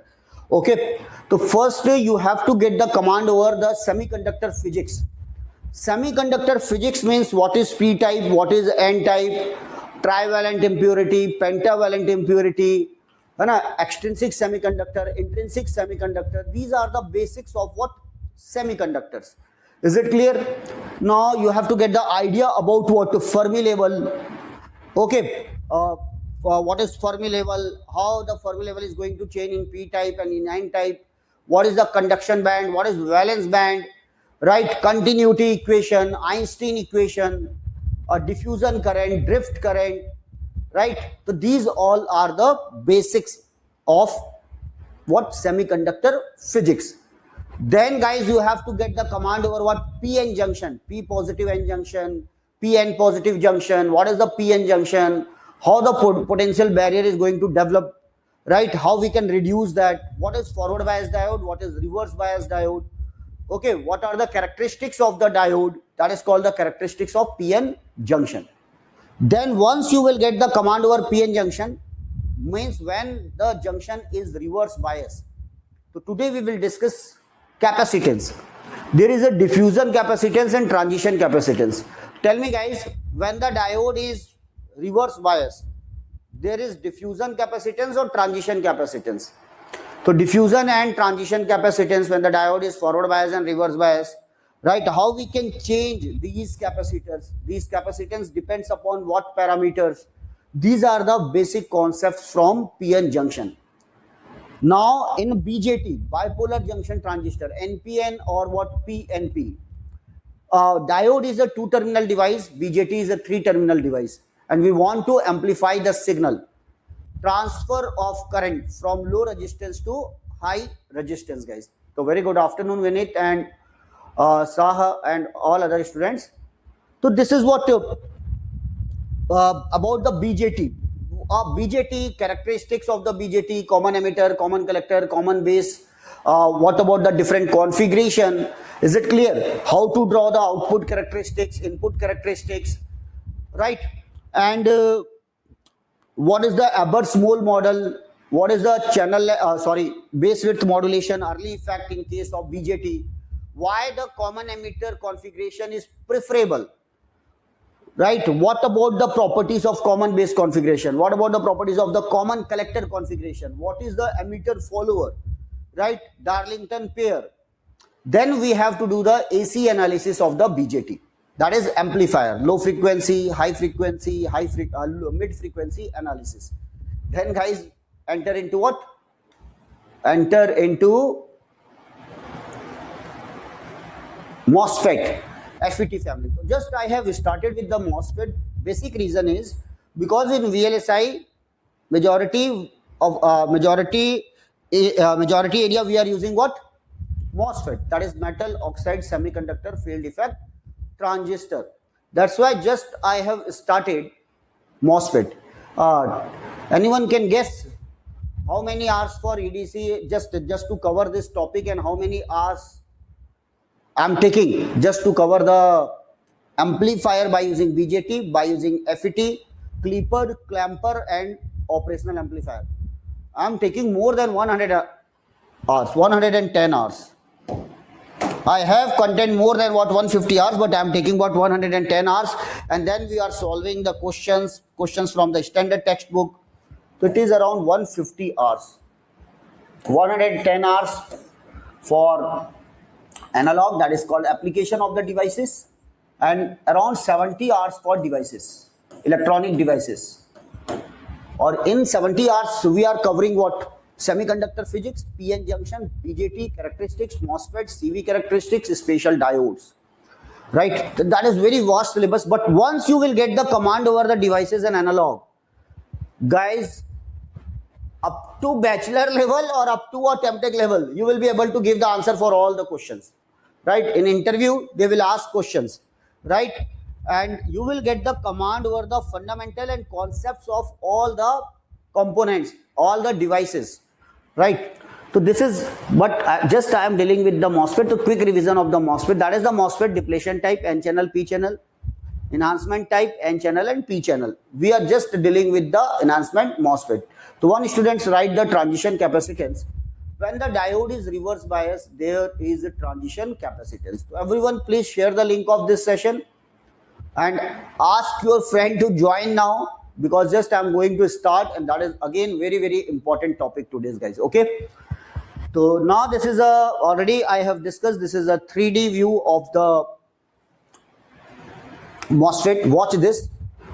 N positive from this point to this point, this is the N positive, this is the N positive, this is called what? Width, W. You can vary the width, this is called the length. And please wait, at last 20 to 30 minutes we will design what? Current mirror circuit on LT-SPICE, right? And we will check what about the output current when we are changing the value of the load resistance, or when we are changing the voltage connected at what? Drain of the second MOSFET. Okay, what are the limitations of the current mirror circuit? Okay, so I am going to give you the idea about the two important diagrams based on current mirror circuit. Wait, last 30 minutes we will discuss. First, let's watch this. This is the MOSFET N positive, N positive. Actually, it is a three-dimensional figure. This is the source, this is the gate terminal, this is the drain terminal. Similarly, in N-type substrate, P positive, this is the source. This blue is what? Actually, this one is SiO2 layer, and that is the polycrystalline silicon. Polycrystalline silicon. Why we are using the polycrystalline silicon in place of metal? The metal replaced by what? Polycrystalline silicon. Right? And that is the SiO2 layer. The width is what? 20 nanometer and so on. And this is what? P positive area, and this is what? N-type substrate. Body is N-type. Body is N-type. Here the body is what? P-type. Right? And this area is called the channel length. And because the channel is not present, that is called enhancement type MOSFET. When we are giving the positive voltage, it will attract what? Electrons, but it should be greater than or equal to what? Vt. Similarly, we have to give the negative voltage here. Then it is going to attract what? Holes.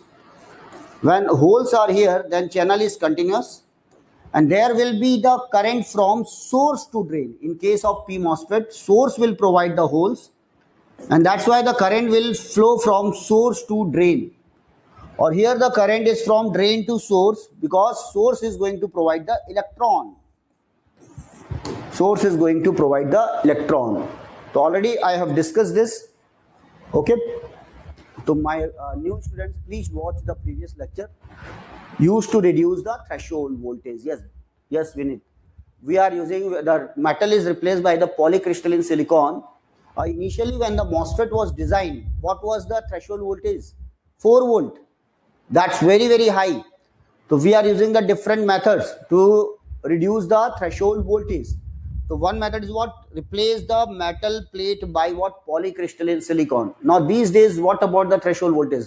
0.6 volt, 0.5 volt, 0.7 volt. This is the threshold voltage. Okay. Then, so this is the structure.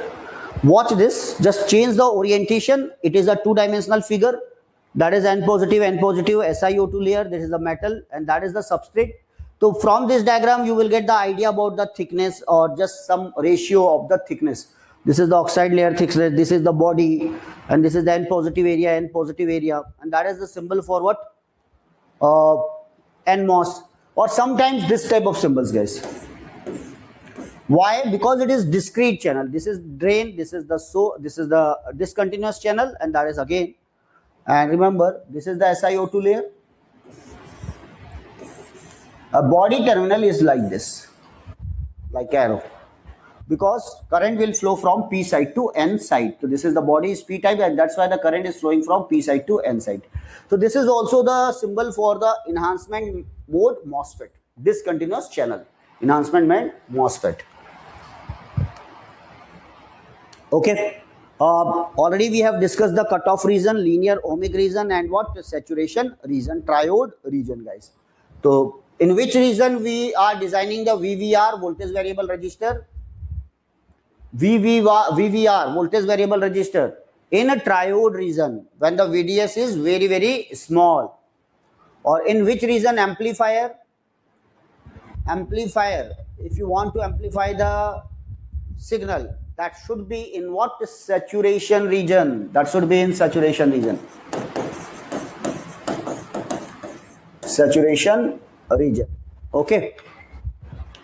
So I have discussed how linearity is going to maintain. To maintain the linearity, tell me, guys, what about the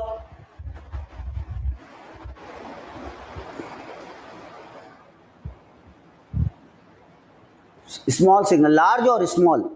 For example, like this is the VDS, just short circuit the gate and source, that is called what? Cutoff region, right? So these are the figures. So I will upload the PDF. This is the linear region, guys. Watch this. When the channel is uniform, when the channel is what? Uniform, no tapered shape. So VGS minus VT, that is the VGS is greater than VT, then it is called what? It is in triode region. Or in a triode region, when the VDS is small as compared to what? 2 times of VOV, then it is called what? VVR. What is the condition for the VVR? Yesterday I have discussed. This is the quick revision, VVR. This is the N channel. This is the N channel, uniform channel because of the gate voltage. That is called triode region. Now, so this is the channel. This is the 3-dimensional view. Channel, we are just watching the two front face. Actually, channel form from this side to this side, and that is the width of the channel. That is the length of the channel actually. This is the length. This is the width of the channel inside. Okay, and we are passing the current from this area to this area, right? What means this is the passing through the channel. This is the cross-sectional area. So actually this is the, we can say, cross-sectional area of the channel. This is the length of the channel. Okay, is it visible, everyone? Length of the channel. This is the 3-dimensional view, guys. So in linear ohmic region, already we have discussed, we are getting the linear curve. Or in a channel, when the channel is pinched off, when we are giving the voltage, this is called a channel pinch off. When the VGST is greater than VT, VDS is greater than or equal to VGS minus VT, right? Uniform channel is present. Now when we are increasing the voltage, VDS more than or equal to VGS minus VT, it will enter into the saturation. So this is the shape of the channel. Channel is tapered. It is tapered towards which end? Source end or drain end? Tapered towards which end? Drain end. This is the drain actually. And that is the source. On the source side, it will remain same. This is the tapered at the drain end. So this is completely pinch off. This is the channel is pinch off. Means for this particular diagram, VDS is greater than or equal to VGS minus VT.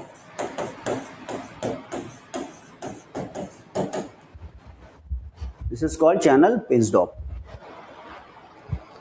Now, so watch this. This is the uniform channel. This is the channel pinch off. Finally, this is the pinch off channel. So this with 3D view, I think now the picture is more clear, everyone. Okay. So that is the case, guys. So this is the gate terminal, this is the drain terminal, this is the source terminal. Okay, just we are increasing the value of VD and the channel is pinched off. Okay, then I will upload the PDF. I will upload the PDF definitely. Now, so we are getting this type of characteristics. Finally, I have proved linear ohmic region, bending of the curve, and finally saturation. ID versus VDS. ID versus VDS. So this is in saturation region, guys.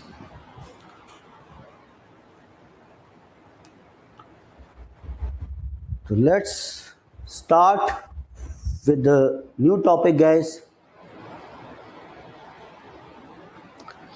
Now, first of all, remember how many students, for how many students it is first class. Just you have joined, it is first class. Please write in comments, it is my first class. Or yeah, okay.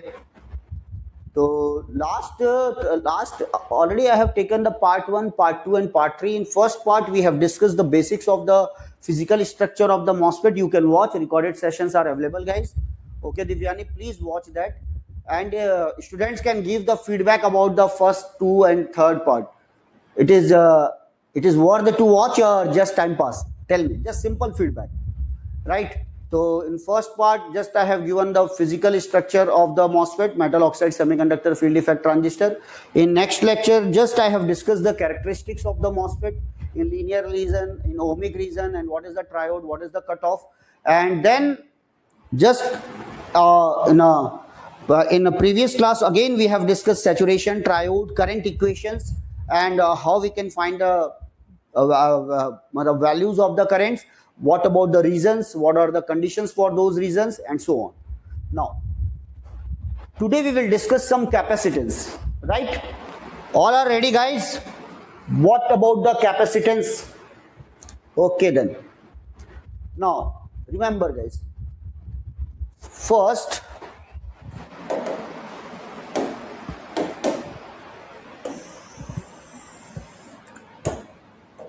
now we are going to discuss MOS capacitor.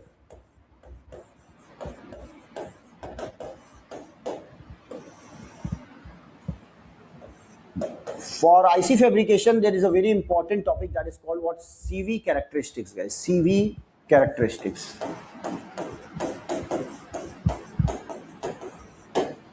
Okay.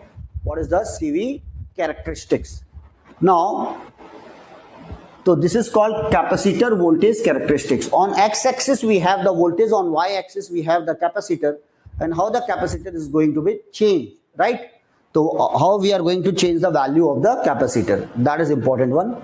So watch this, that this is the semiconductor bar. This is called what? P-type substrate. Now here we have N positive area,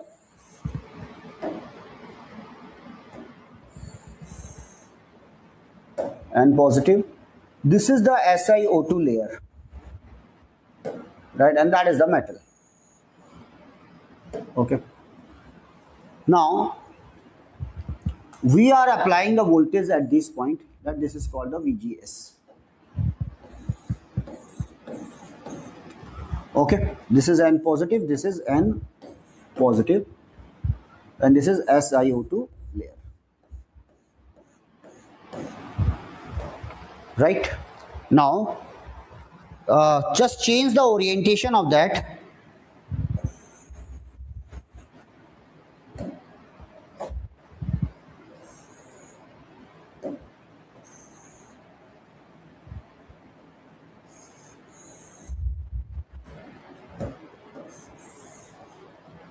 Right, watch this. This is N positive. This is N positive. And that is the gate, and that is the SiO2 layer. This side we have the silicon, and this side we have what? Metal. It's like it is metal. This is the SiO2 layer, guys. Okay. Now, just we are changing the value of VGS from very high negative value to high positive value. For example, I am changing the value of VGS just from minus 5 volt to plus 5 volt. Is that clear?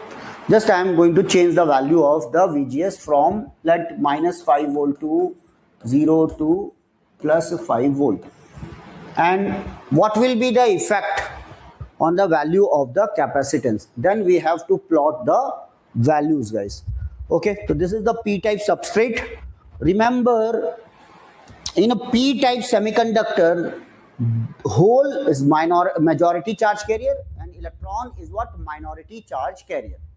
The number of concentration of electron is very less, but it is simple p-type. Again, no doubt the concentration of hole is high, but not too high. When I am writing the N positive means the doping is very high, the concentration of electron is very high in this region, guys. Okay, now just we are changing the value of VGS, right? This is the SiO2 layer. This side it is a gate terminal. This is the SiO2 layer. Let the thickness of the SiO2 layer is TOX. And this is the silicon. Okay. Now when I am changing the value from minus 5 to plus 5, we are getting the three different modes actually. One is called what? Accumulation, one is called depletion, and one is called what? Inversion. What is this accumulation, depletion, and what? Inversion mode of this MOS capacitor? Okay, now first apply the highly negative value. High negative value, guys. When I am giving the high negative value, the metal on the Si, on the above this SiO2 layer, it will become negative. It is going to become what? Negative. The above plate will become negative. Right? Now, when this plate will become negative, first of all, tell me, guys, negative is going to attract electron or holes? If we are giving the negative, so it will attract hole or attract electron. It is going to attract what? Hole. Okay. So it is going to attract hole. Now it is a p-type. So we have the concentration of hole, but they are scattered. One hole here, one hole here, one hole here, hole, and so on. These are the holes. Okay, that is in a general case. But when we are giving the negative value, it is going to attract the holes. Now there is accumulation of the holes in this region. Now all the holes are accumulated here. It is here, it is here, it is here, it is here, it is here, and so on. So there is accumulation of holes.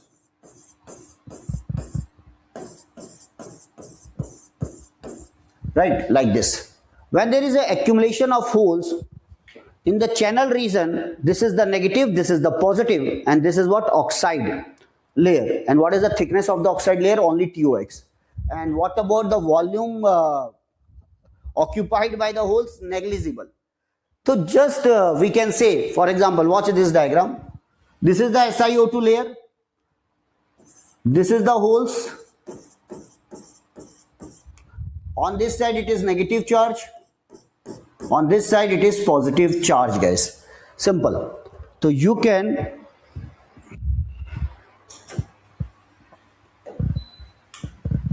one minute.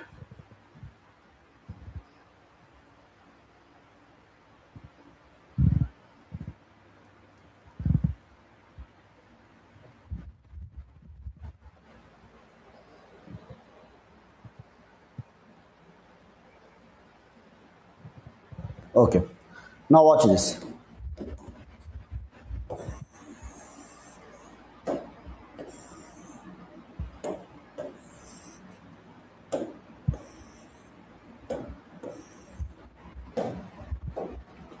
So this side it is negative charge. This side it is holes, that is the positive charge. The volume occupied by the holes is almost negligible. Right now, this is the oxide, just like a parallel plate capacitor. This is the thickness of the oxide, TOX. Compare with this diagram, just change the orientation. This side it is the gate, it is negative.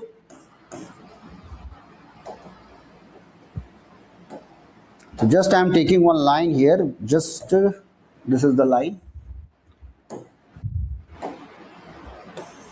This is the zero level. Here we are having the negative charge. Negative charge is represented by like this, right? Or on this side we have the positive charge. Okay. So this is the TOX. This side we have the negative charge. A similar positive charge here. And it behaves like what? Parallel plate capacitor. Right? Parallel plate capacitor. And what is the thickness of that plate? TOX. And we have the dielectric. What is the dielectric between SiO2? What is the epsilon R for that? 3.9. So what will be the capacitance? The capacitance is given by epsilon A by D. This will become epsilon R epsilon naught A by TOX, because the thickness is what? TOX. So what is the capacitance per unit area? That is given by COX, C upon A. That is nothing but, this is called epsilon naught X by what? TOX.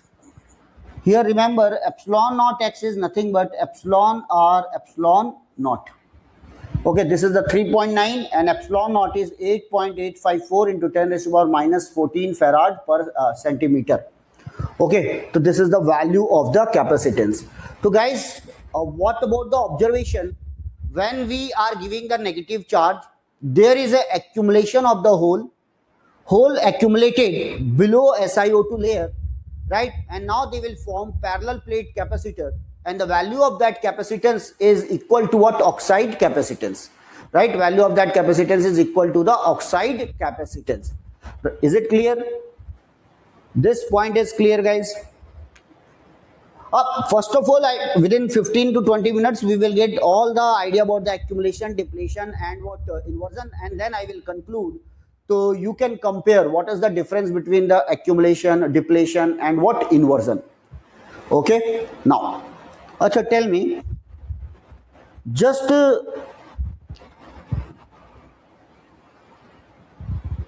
watch this diagram.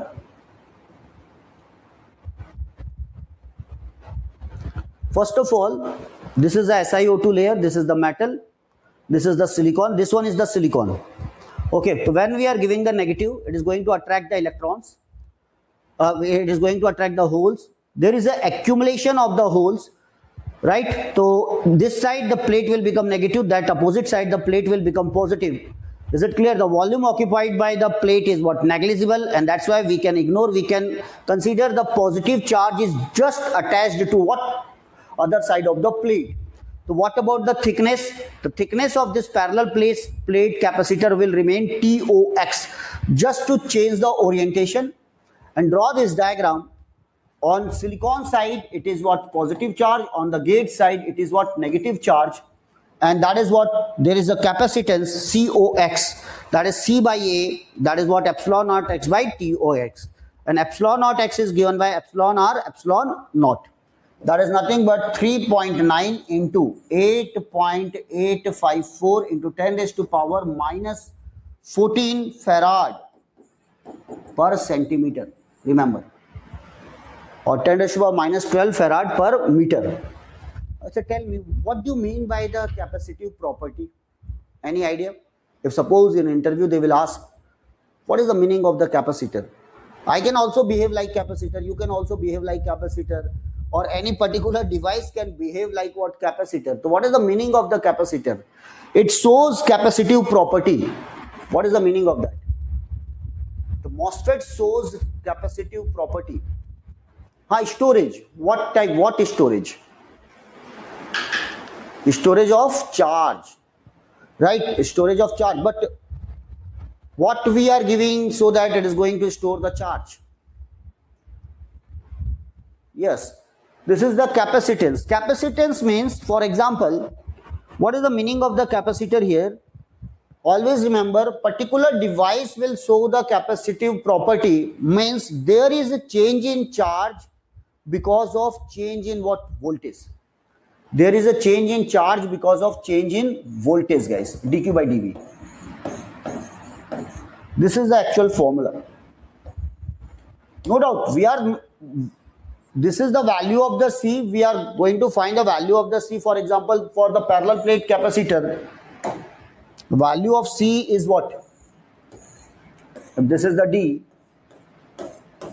the area of the plate is A. The capacitance is given by epsilon naught A by what? D. This is the distance between the plates. A is the area of the plate. C is given by, or let the air is the dielectric. So if for air, epsilon R is 1.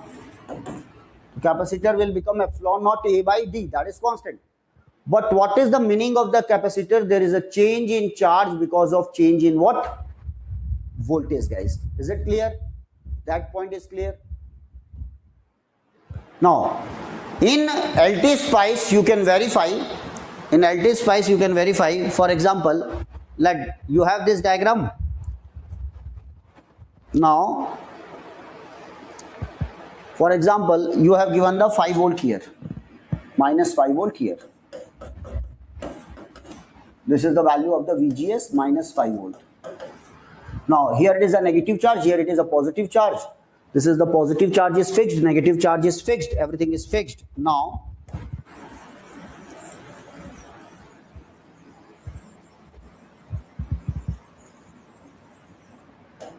how we can verify the capacitive nature?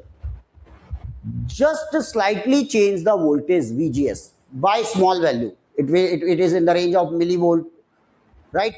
Very small value. It should be changed by what? Very small value. When we are changing it by very small value, dVGS, right? You can make it what? More negative, right? Now the new value will become, for example, 5.02 volt. It is changed by what? 20 millivolt. Negative value. Negative value. So what is going to happen? The negative charge will increase here. Let I am showing the increase in the charge. This is the increase in the negative charge. This is actually the minus Q, but this is what? Change in the charge, negative charge. Then definitely there will be the same increase in the positive charge. Same increase in the positive charge on the other side of the plate. If this is going to be happen, then it is called what? It shows what? Capacitive nature, guys. Okay, and this is in accumulation mode. This is in accumulation mode. No, we are giving the supply, don't worry about that. Okay, तो ऐसा नहीं होगा that is 100% holes are accumulated there. That is not the case. That is not the case, guys.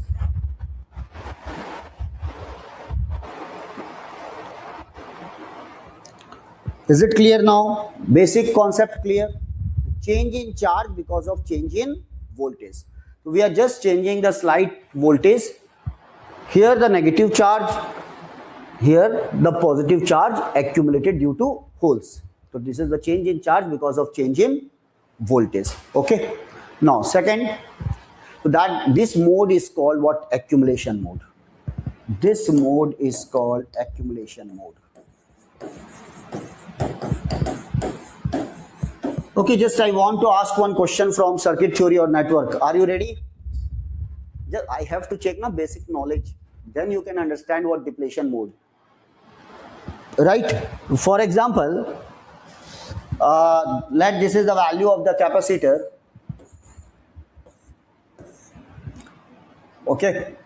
Let this is the C. Epsilon naught A by D. The D is the distance between the plates. Okay. Now just I am changing the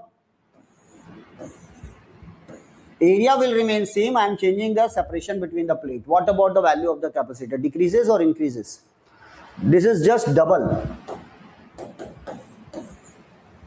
What about the value of the capacitor? Decreases. Yes. It will become half. Yes or no? When we are increasing the D to 2D, the capacitor will become what? Half. Capacitor will become half. Okay. So we are not changing the dielectric, just we are increasing the width. Is it clear? Similarly, when we are increasing the area of the plate, capacitance will increase. Area of the plate increases, capacitance increases. Separation between the plate increases, capacitance decreases. Okay. Now, everyone, that is clear? No doubt. Very simple concept of capacitor. Parallel plate capacitor. Now, this is the parallel plate capacitor.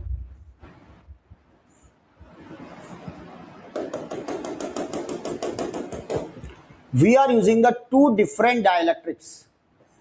One has the epsilon R1 or one has the epsilon R2. Right? Let this distance is what D1. This distance is what D2.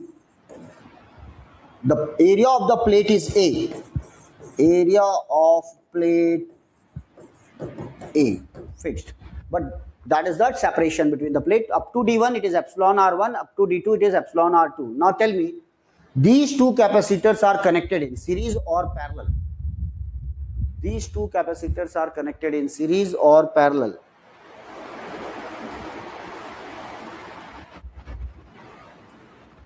They are connected in series or parallel. अरे यार everyone please participate in poll. इतना ही तो लिखना है. S for series. अच्छा ठीक है, A B option दे देता हूँ. A for series, B for parallel. Okay. C, sir, not interested. और यार एक तो इंटरेस्टिंग ऑप्शन बताओ ना आपके हिसाब से. जैन जी को समझना भी तो जरूरी है. जैन जी कुछ तो नया बताओ या मैं भी आपके जैसा फील कर सकूं. कोई ऐसा ऑप्शन बताओ जिसमें सबके चेहरे पे स्माइल आ जाए. Tell me the last option. Okay. One is what series connection, one is what parallel connection, one is what not interested. I am sir not interested. और none of this. अरे none of this तो यार बहुत ही simple सा जवाब है. सही answer पे 100 रुपीज. अरे भाई यार प्रणय ये है जैन जी, समझ गया मैं. none of the above all. ये सही है. प्रज्वल है ना, तो ठीक है.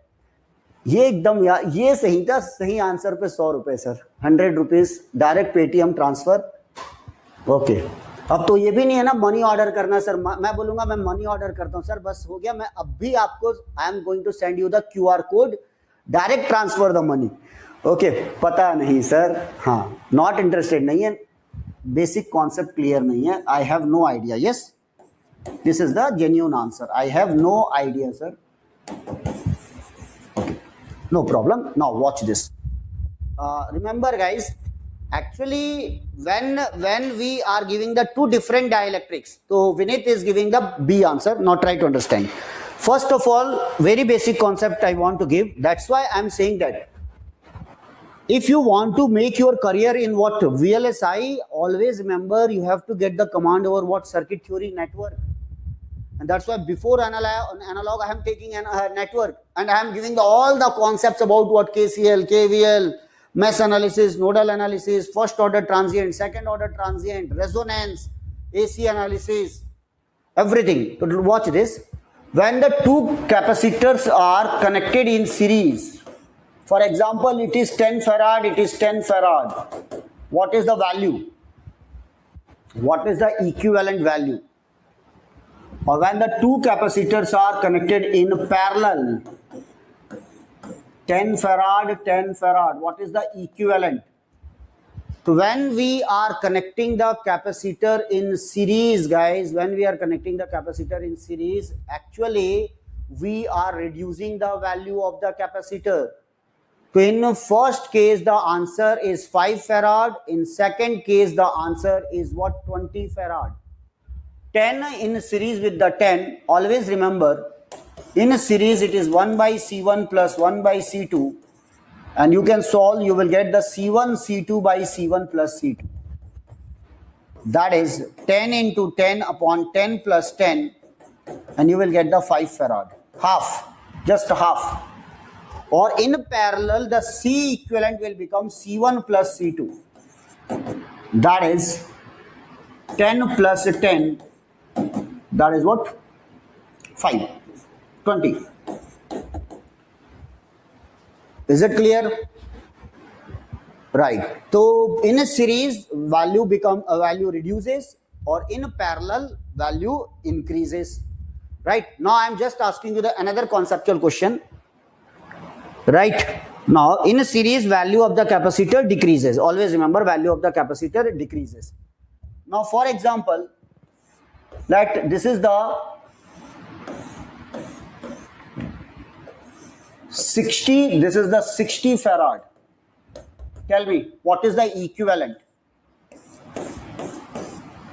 60 farad, 60 farad. What is the equivalent? 30 farad. Okay, half of that. Half of that. Now try to understand. 1 minute. Just one capacitor will remain what? 60. I am going to reduce the other value, other capacitor. Tell me, what about the equivalent? For example, one will remain same, no change. I am reducing the second one, let it is 30 farad. Okay, everyone now give me the result. What is the value of the equivalent capacitor? One will remain same. I am going to reduce the other one. What about the overall value of the capacitance? Decreases or increases? The overall value of the capacitance will what? Decrease. When any one of the value, if we are reducing any one of the value, then overall value will also decrease, guys. So remember, so this is 60 and 30, you can take the 10 common, 6 into 3 upon 6 plus 3, right? That has become 180 divided by 9, that is the 20 farad. So 60 or 30 series combination is what? 20 farad, decreases. Right? So that is the concept here I am going to use. Second thing, remember guys,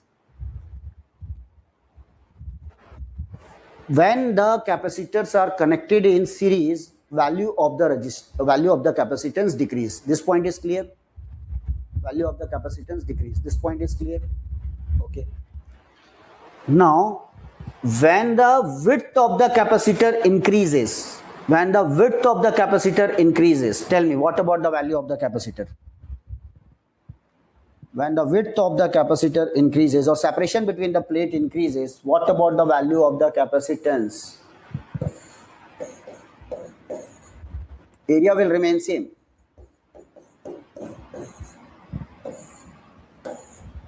Area will remain same. Decreases. Is it clear? Decreasing. So my dear friend, when I am saying that there are two dielectrics are connected, okay, this is the epsilon R1, these are the epsilon R2, means actually we are increasing the width. When we are increasing the width or separation between the plate, what about the capacitance? Decreases. So now tell me, these two capacitors are connected in series or parallel? These two capacitors are connected in what? Series. Overall value of the capacitance will decrease. Is it clear? This point is clear. This point is clear. Okay. You need another shortcut? No. So tell me. Now just try to understand. This is the area of the plate.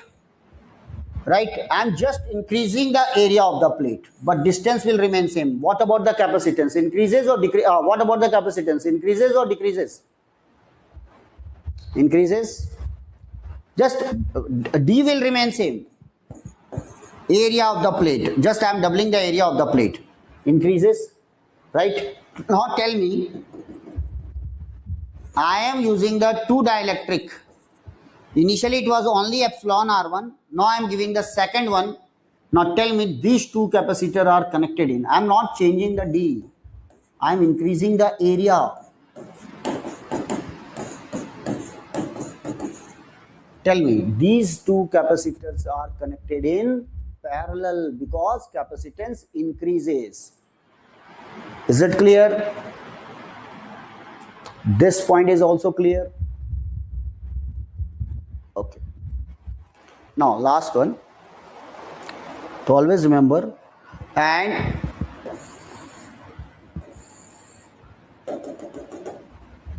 it is the epsilon R1, it is the epsilon R2. Always remember the direction of the electric field is from positive to negative. If the direction of the electric field is parallel to the interface, then these are connected in parallel. Or if the direction of the electric field is perpendicular to the interface,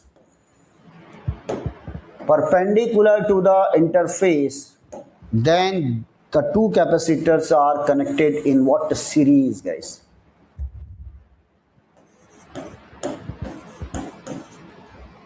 What is the direction of the electric field? Perpendicular to the interface.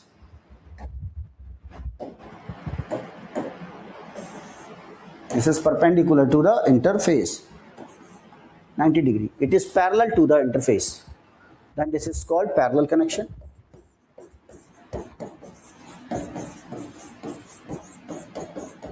And this concept is important when we are dealing with the different types of shapes of the what capacitor.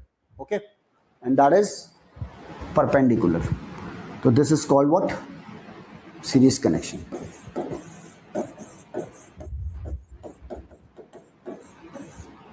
That is called what? Series connections. I think now clear, crystal clear, everyone? Okay. Now I am going to use the same concept in case of ego. Actually, directly I can give the idea about the MOSFET, right? But I am taking for what? Competitive exams, semester exams, or what for VLSI, right? Practical uses of this, right? What about the demands of the industry and so on. So when I am dealing with what aspirants for what engineering services, civil services, or gate examination, so always remember, first work on your concepts, foundation building, right? So I'm going to use the same concept of capacitor in MOSFET. तो यहाँ पर है और इसीलिए बोलते हैं कि if you are not interested to do your PG, that is what post graduation or MTech program. Not interested, I am not interested. Just after BTech, I want to participate in what placement, and just I want job. No problem. But again, you can start your preparation for what any competitive exams, especially GATE. It will boost your confidence and concept will be crystal clear. Around what we are taking around more than 800 hours classes, 800 plus hours classes. Okay, so I'll leave it now.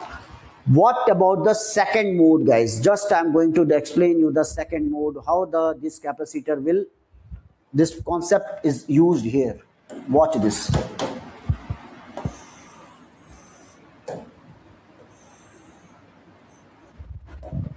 Now, everyone, very important here.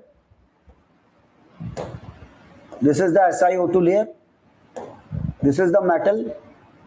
Initially, we have applied the negative 5 volt. That mode is called what? Accumulation mode, and the capacitance is what? Sir, can you explain the working of the camera, how it is blocked DC and passes AC? Yeah. Yes. I have explained. Na? At the end, I will explain again. I think in second lecture, na, Vinit, I think in second lecture already I have explained how it is going to block the DC and pass the AC signal. Okay, well, you want just how the waveform, how the capacitor will charge, everything. So I will ask them to arrange extra session. Now, watch this. This is N positive, this is N positive. We have applied the negative voltage. There is an accumulation of the holes. Now just I am increasing the voltage from -5 to towards what 0 to what +5. Okay. Now gradually I am increasing the voltage. When I am increasing the voltage, so guys, when it reaches to what positive value, everyone tell me what is going to happen. First of all, it is going to repel the holes. When it is going to repel the holes, because it is a p-type body, always remember in p-type body, we are giving the trivalent impurity. Trivalent impurity. What about the trivalent impurity? It will accept one electron, create holes, accept one electron, create holes, accept one electron, create holes. Right. Or these are called acceptor ions. Acceptor ions. And these are actually the immobile charge carriers. Acceptor ions. So my dear, first when I am giving the positive voltage, first of all, it will repel what? Holes. It will repel holes. Yes, remember that concept. It is going to repel the holes.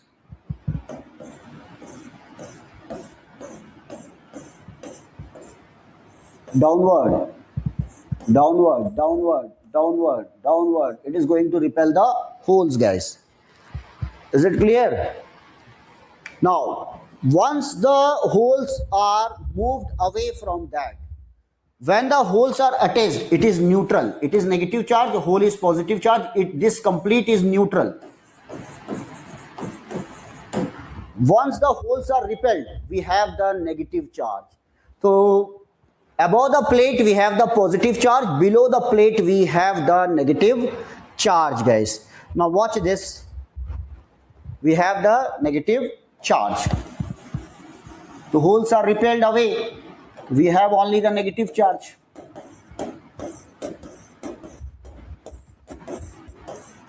We are giving the positive here. We are getting the negative here.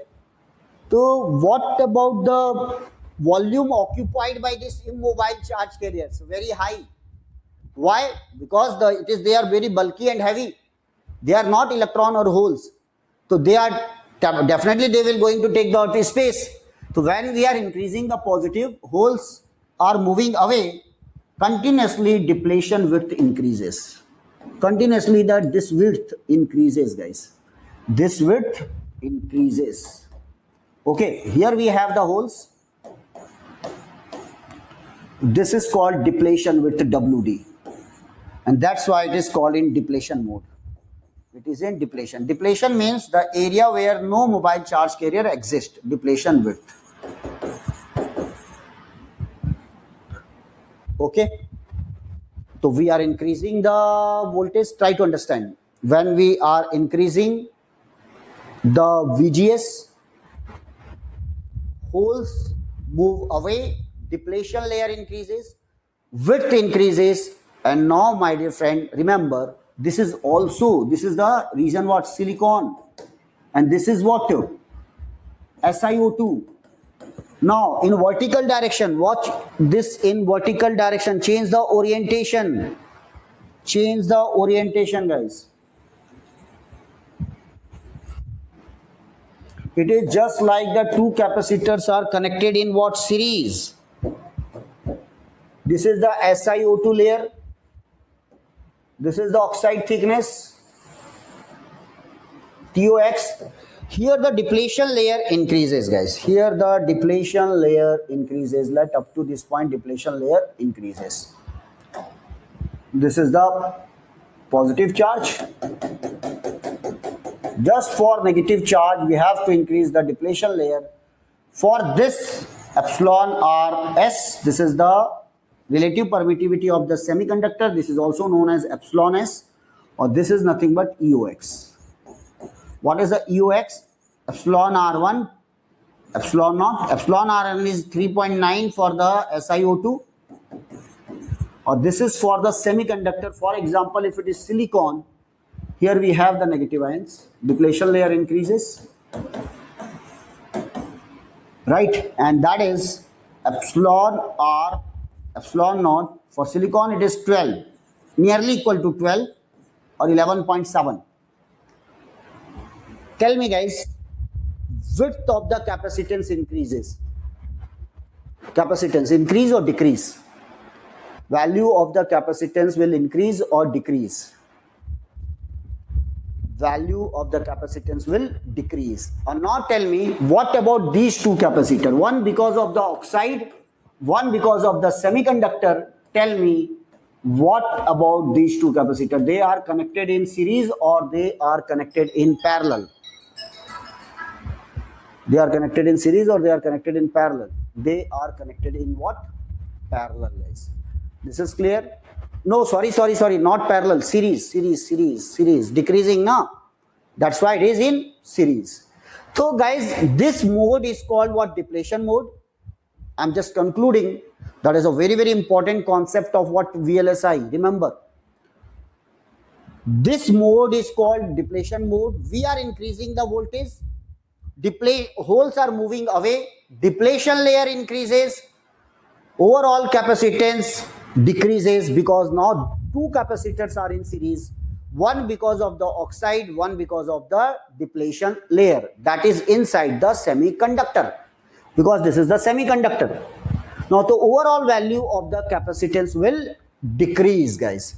The overall value of the capacitance will decrease. Now if these two capacitors are in series, so what is the formula for the series capacitance? So depletion capacitance is given by oxide capacitance plus capacitance inside the semiconductor. This is the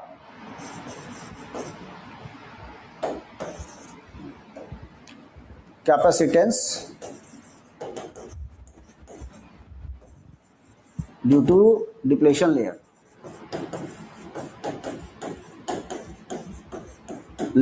That inside the semiconductor,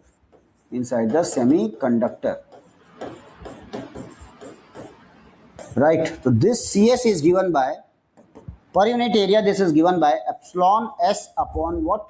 WD. Epsilon S upon WD. WD is the thickness of the depletion layer. Epsilon S is epsilon R, epsilon naught. And for silicon, it is what? 12, nearly equal to 12 upon WD. What about this COX? COX per unit area is nothing but epsilon naught X by TOX. This is the oxide thickness. Epsilon R, epsilon naught upon TOX. This is 3.9 epsilon naught upon TOX. This is fixed. Now these two capacitors are connected in what? Parallel. Connected in parallel. Sorry. Connected in series. Okay. This is clear. Okay. Now tell me, up to what voltage holes are repelled? Yesterday I have given. Up to what voltage holes are repelled? After that, they are going to attract the electrons. VT. So up to VT, holes are repelled, depletion layer increases, capacitance decreases. So up to VT, up to VGS is equal to VT, depletion layer increases, WD increases, right? And just when the VGS is above VT, now the width of the depletion layer will become constant. Now it is going to attract what? Electrons. So guys, exactly at VT, depletion width will become what? Maximum. Depletion width will become maximum. So remember, when we are increasing VGS below VT, it should be less than VT, WD increases. When the WD increases, capacitance because of the semiconductor decreases. So tell me guys, already I have given the example of this 60 30.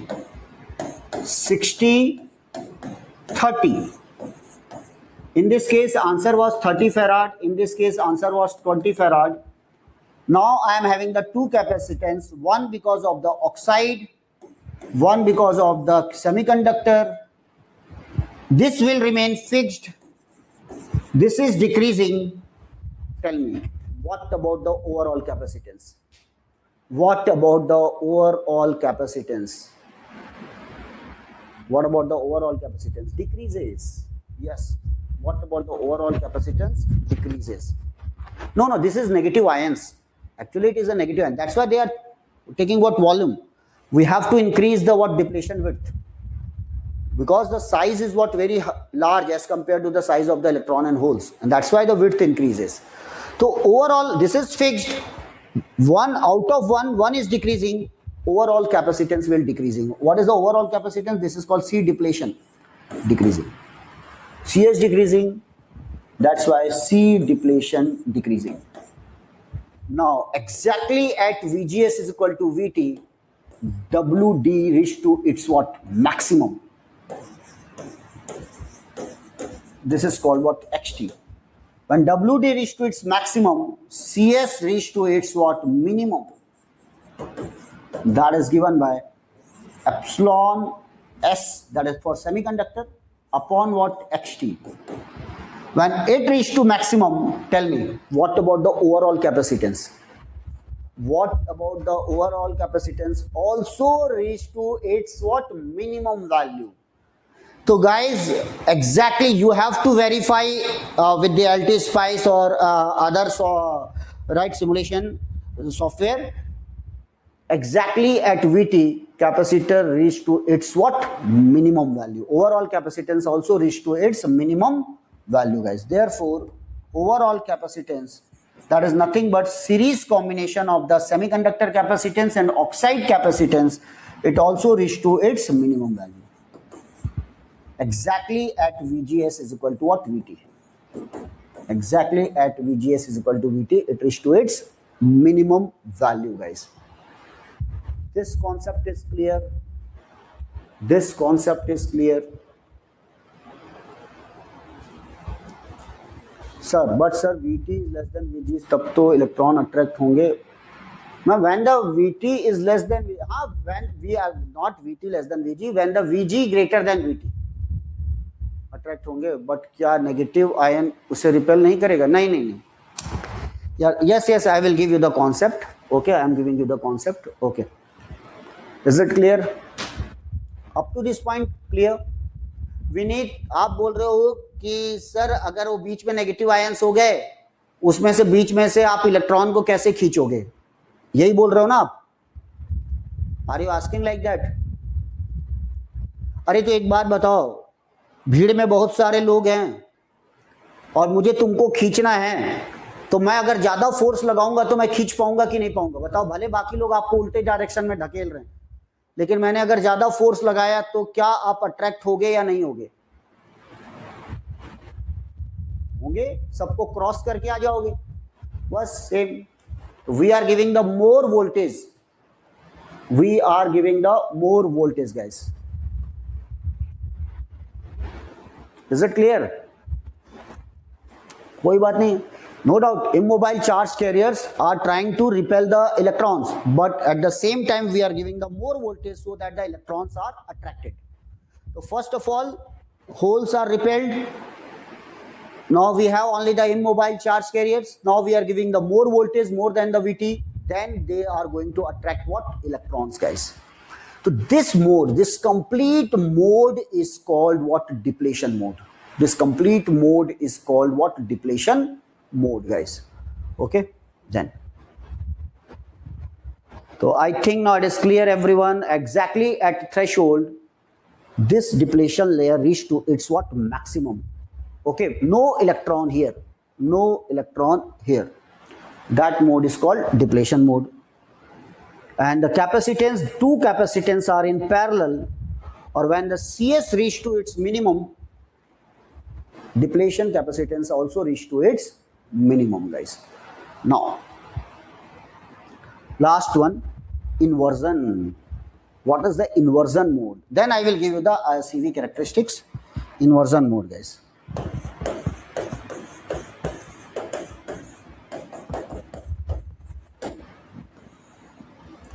Inversion. Inversion means what? Watch this. Why the word inversion used here? First,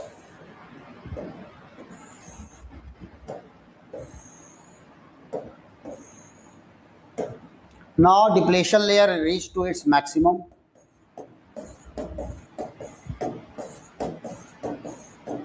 For example, you have given the 9 positive charge here. Just hypothetical value I am giving. 9 positive charge is given. It is going to repel the 9 holes. So we are having the 9 immobile charge carrier. Is it clear? We are giving the 9 positive.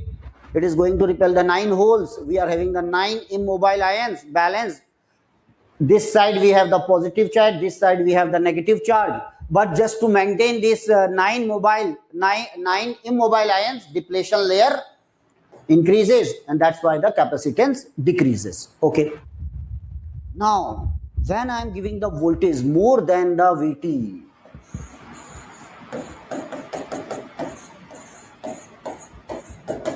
so for example, now I am giving the 100 positive charge. So when I am giving the, for example, I am giving the 20 positive charge. So 20. So out of 20, 9 positive charge is balanced by what?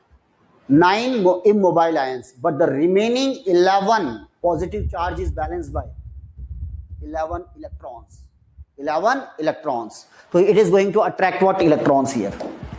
Now, so okay, we can't neglect the immobile charge carrier as well as electron, because both are, this is 11 only, this is 9 only. Okay, we have to consider. Now tell me, here it is 1000 positive charge, or here it is a 9 immobile charge. So how many electrons? Everyone tell me. How many electrons? Above we have the 1000 positive charge. Here 9 immobile charge carriers, and remaining 991 electron.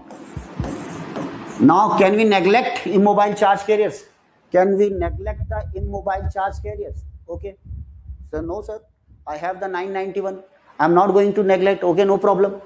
For example, I am having the 10,000 positive charge. So here only the 9 immobile charges. So how many electrons? 9,991. Yes. Now can we neglect? Yes. Now sir, we can neglect. Right? So this is called what? Inversion. How? Why it is called inversion? I am giving you the reason. Now my dear friend, I can ignore what? Immobile charge carriers. I can ignore the depletion layer. Now I can say, on this side,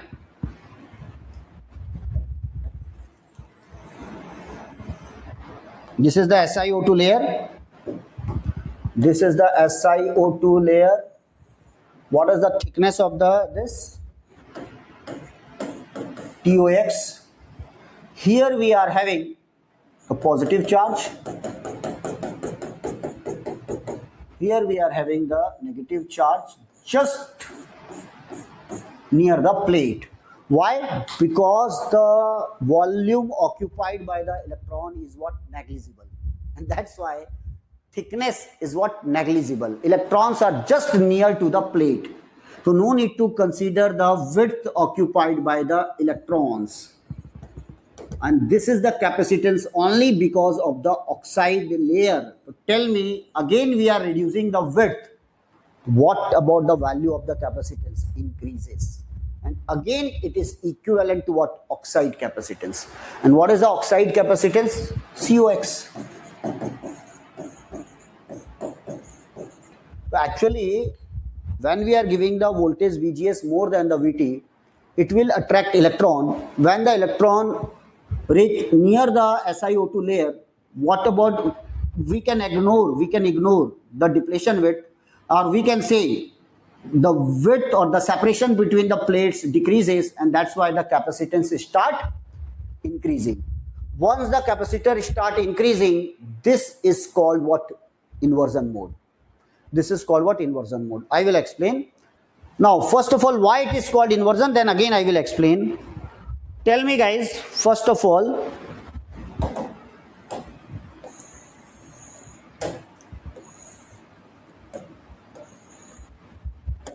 Why it is called inversion, I will explain, and then, okay.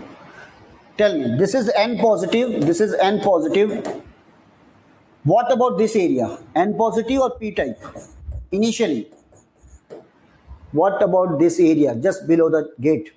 P type. There are holes. This is the P type.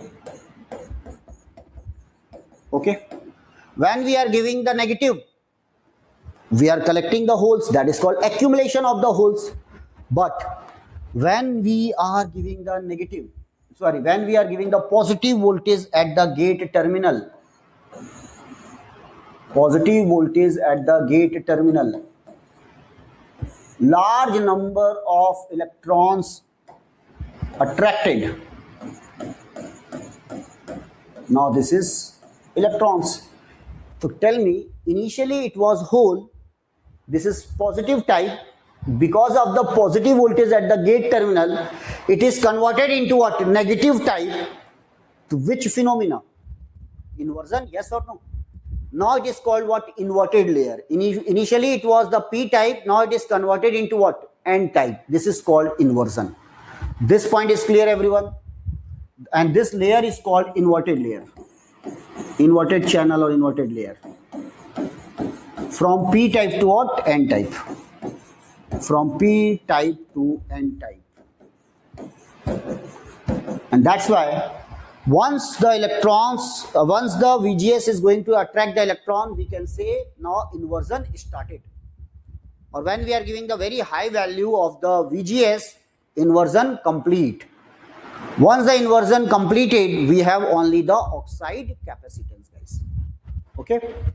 So I'm going to explain the inversion complete, quick, focus on this. So I think now it is clear why it is called inversion layer or inversion mode, because P type is converted into N type.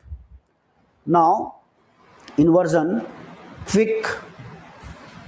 First of all,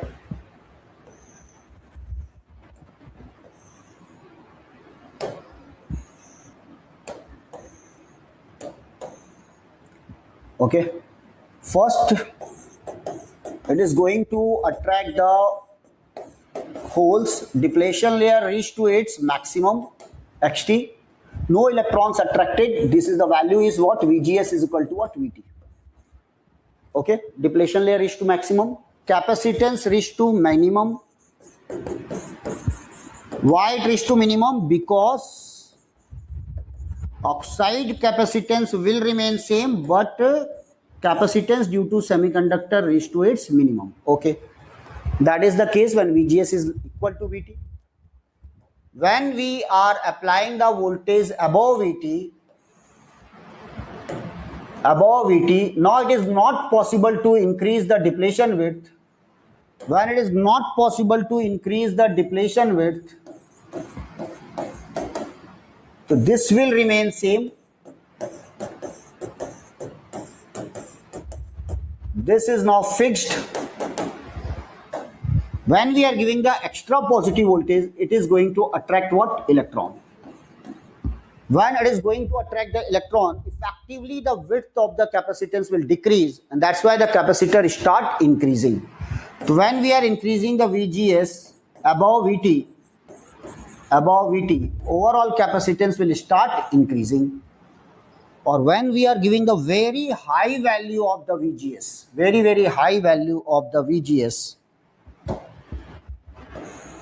the complete layer, the P type, is converted into N type. We have the large number of electrons here. The concentration of electron is very high as compared to the concentration of what? Negative ions. Now you can ignore it. And what is the width occupied by the electron? Negligible. And this is a very greater than what? VT. So this is called inversion. Now this is just like the parallel plate capacitor. The thickness is only TOX. On the gate side we have the positive charge. On the silicon side we have the negative charge because of the electron. Thickness is only TOX. So under strong inversion, again the capacitance is only oxide capacitance. Only the oxide capacitance. So at accumulation, what was the capacitance? Oxide, because that time holes accumulated. At strong inversion, again the capacitance is what? Oxide capacitance, because this time electrons attracted. What about the width occupied by the holes? Negligible. What about the width occupied by the electrons? Negligible. But between accumulation to what? Strong inversion, the capacitance will remain constant, or capacitance will increase to maximum then reach to COX, or capacitance decrease to minimum then again reach to COX? Tell me. Decrease. Beside there is a N positive, right? Then they got repelled. No, no, no, no. N positive means what? N positive area means what? There are large number of electrons. Actually, when we are giving the VGS more than VT, the electrons are attracted from the P side as well as N positive area also. N positive area also. Is it clear? They are attracted from the P type, but in the P region, this is the minority charge carriers. Here they are in abundance. So, and what about the applied voltage? Here it is small as compared to the VGS. So that's why they are going to attract what? Electrons from N side, from source side, from this side, from P side. And therefore the concentration of electron increases in the channel area. Okay. This is clear. Now finally graph. अब देखो आप, now you are going to understand the graph, guys. So there are three modes: depletion, inversion and accumulation. Finally the graph. On x-axis VGS, on y-axis capacitance. This is the highest level of the capacitance. And what is the highest level of the capacitance? That is nothing but oxide capacitance. This is the CV. What is the V? V is nothing but VGS. This is the value of the VGS 0. And this is the value of the highest capacitance COX. When the VGS is highly negative, accumulation mode. What about the value of the capacitance? What was the value of the capacitance? COX. This is highly negative value, minus 5 volt, VGS. Now we are increasing the minus 5, minus 4, minus 3, minus 2 and so on. Now guys, when we are reaching near to that, there is a slight decrease in the capacitance, When we are making it positive, suddenly it start decreasing, and it reached to what? Its minimum value. Okay, everyone tell me, what is the voltage at the C minimum? It reached to its minimum value. What is the voltage at this? VT. This is called VT. So suppose we are we are able to draw the CV characteristics. From the CV characteristics, can we find that threshold voltage? From the CV characteristics, can we find the threshold voltage? Yes. At the minimum capacitor point. This is called minimum capacitor point. Now, when we are increasing the VGS above the VT, that is the VGS greater than VT, inversion start. Inversion start means now electrons attracted, width start decreasing, capacitor start increasing. Increasing and reach to what? Again COX. And this region is called what? Accumulation.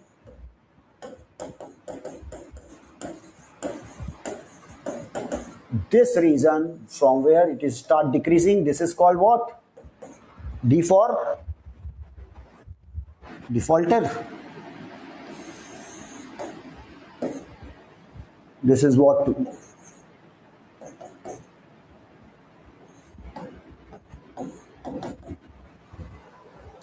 Okay.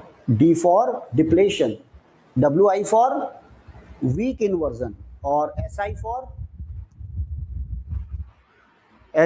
for strong inversion, guys. Okay. Just inversion started, completed. and that is called what? CV characteristics. That is called what? The CV characteristics, and that is a very important for what? VLSI, right?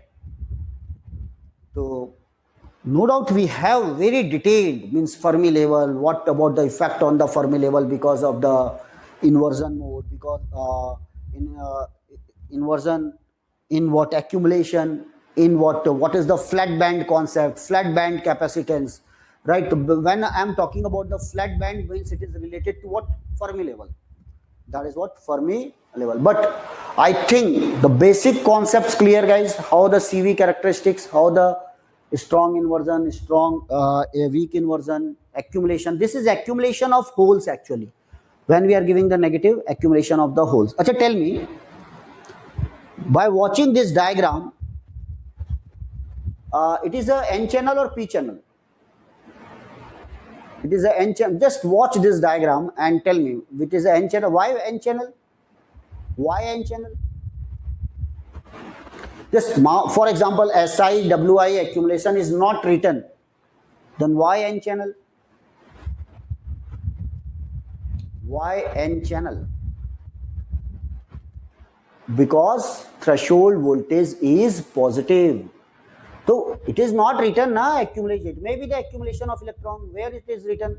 Accumulation of the holes and so on. Because the VT is what? Positive. If the threshold voltage, at the threshold voltage we are getting the minimum value of the capacitance. If the threshold voltage is positive, means what? It is what? N channel. Body type? Body type. Channel is N channel. Type of the body? P type. Always remember, in CV characteristics, they are not mentioning the channel. They are mentioning what? Body type. This is the CV characteristics for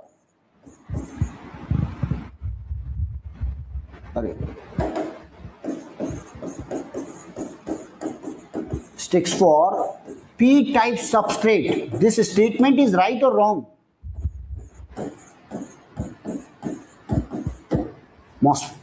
P type substrate. Right or wrong? Right. Channel is N channel, but body type is what? P type. Body type is what? P type. Okay. So my dear friend, this is about the CV characteristics. This is about the CV characteristics. Okay.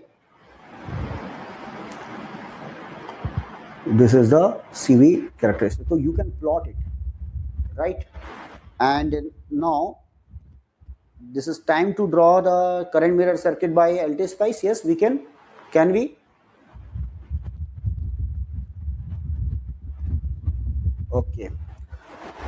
So next time I will give you the idea about the, what on the same characteristics. What about the effect of the frequency? So for example, I am applying the VGS. Try to understand. Just give me the answer for these two questions. This is the CV characteristic. This is called C, accumulation mode, depletion mode, inversion mode, strong inversion mode. Again, this is the highest capacitance. This is the minimum capacitance. There two capacitance are in series. Already I have given the formula. Okay, tell me. I have applying the two signals. This is the 5 volt, 0, -5. This is the VGS. I am varying like that. Or there is another variation.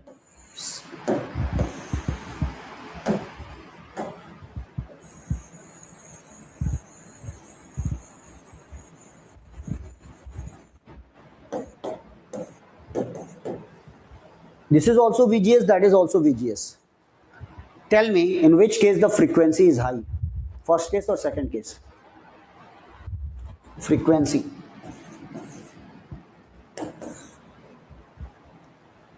In the second case, the frequency is very high. It is it is what around 100 hertz, right? Or this one is what? Just I have given the cycles. It is what? Megahertz. In the range of megahertz. Very high frequency. So when we are changing the value of the VGS slowly, then what about the capacitance? Or when we are changing the value of VGS very fast from -5 to +5, -5 to +5, then what is going to happen? guys, when we are varying the VGS slowly from -5 to +5, we will get this type of curve. This is the variation, right? Or when we are giving the very fast, we are changing the value of the VGS from -5 to +5, +5 to -5, then there is a problem. At a high frequency, we are not getting this portion. This is the problem, guys. At a high frequency, we are not getting this portion. At a high frequency, this will remain straight. In inversion, it is not going to increase up to COX. It will remain fixed at what? C minimum. It will remain fixed at what? C minimum. Why? Any idea? Low frequency, yes. Low frequency, it is going to increase from C minimum to what? C maximum. But when the frequency of the signal is very high, when it is changing from -5 to +5, -5 to +5, very fast. So during inversion, the capacitance is not going to change. It will remain C minimum. Any idea? And that will create problem in what? VLSI, very large scale integration. For example, we are dealing with the two different types of signal. Are you getting my point, everyone? For example, we are dealing with the two different types of signal. One is what? 20 hertz, one is 20 kilohertz, one is what? 2 megahertz. Or for every frequency, internal capacitance are giving the different types of response. Then definitely it will create problem. Definitely it is going to create the problems. And remember, capacitor is a very important one. Why? That is another thing. Charging and discharging is a different thing.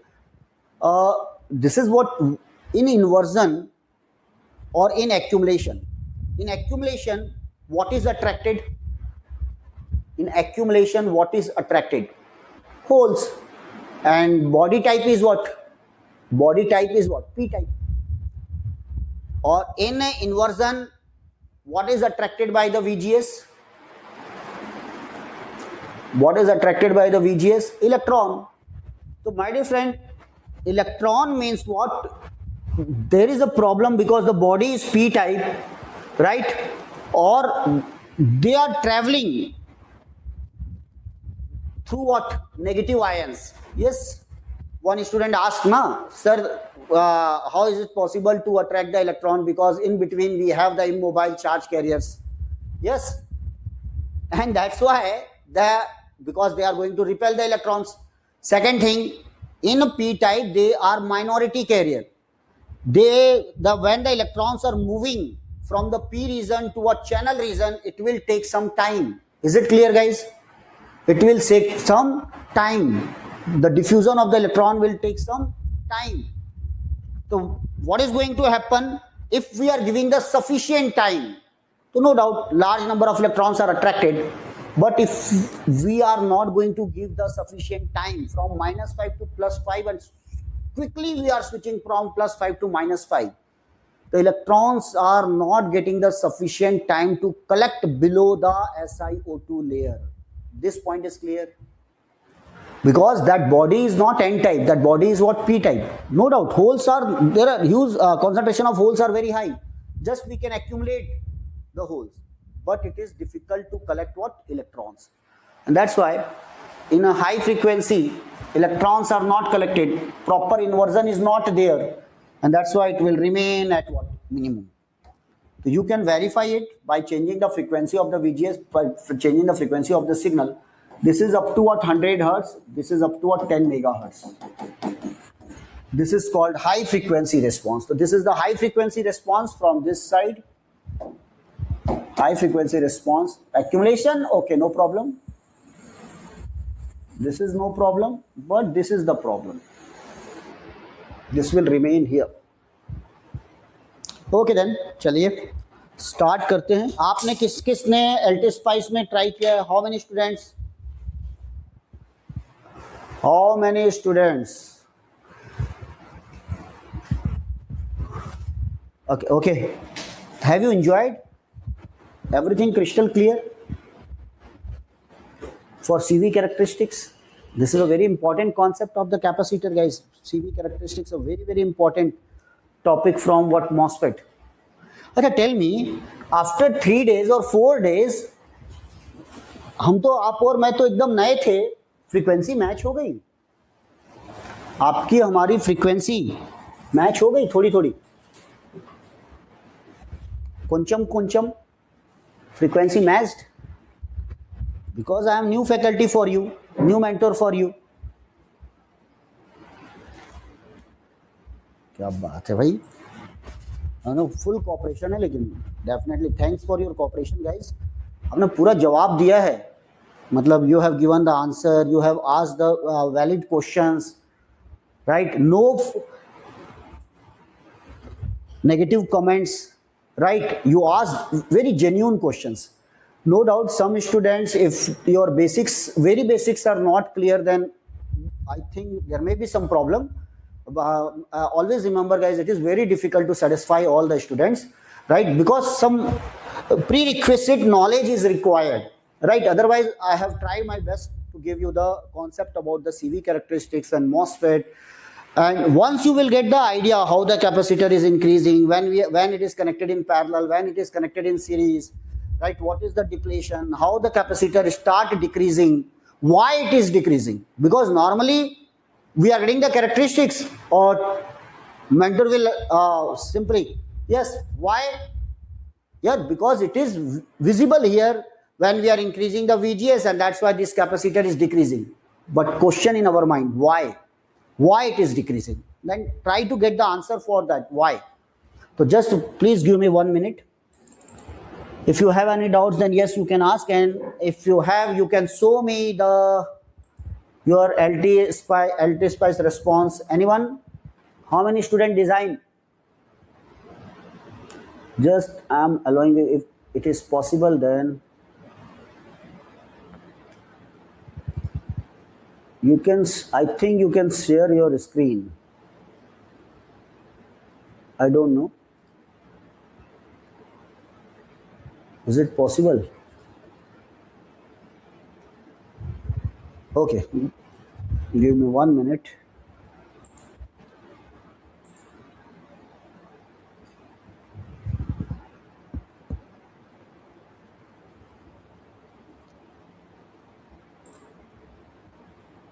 We will solve one question also, and then okay, first of all I will ask one question and then we will verify by LT spice. Okay, okay, then remember, then it will become interesting, guys. Where is the question? But no, this is the question. This is the diagram. Watch this diagram carefully, and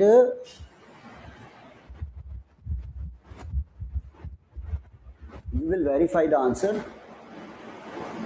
Now, this is visible, everyone. This is visible.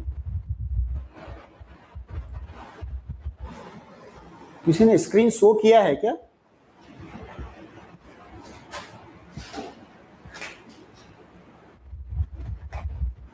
तो उसका LT spice response दिख रहा है क्या सबको?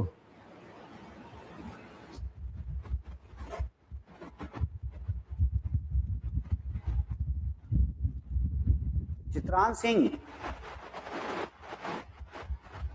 मुझे ही visible नहीं. 1 minute.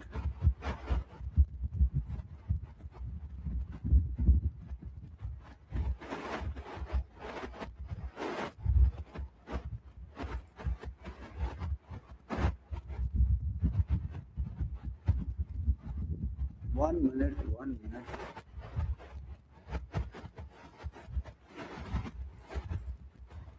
Okay, चलिए आपका मैं there is some technical issue, I will ask them, right, because your response is not visible. Now tell me,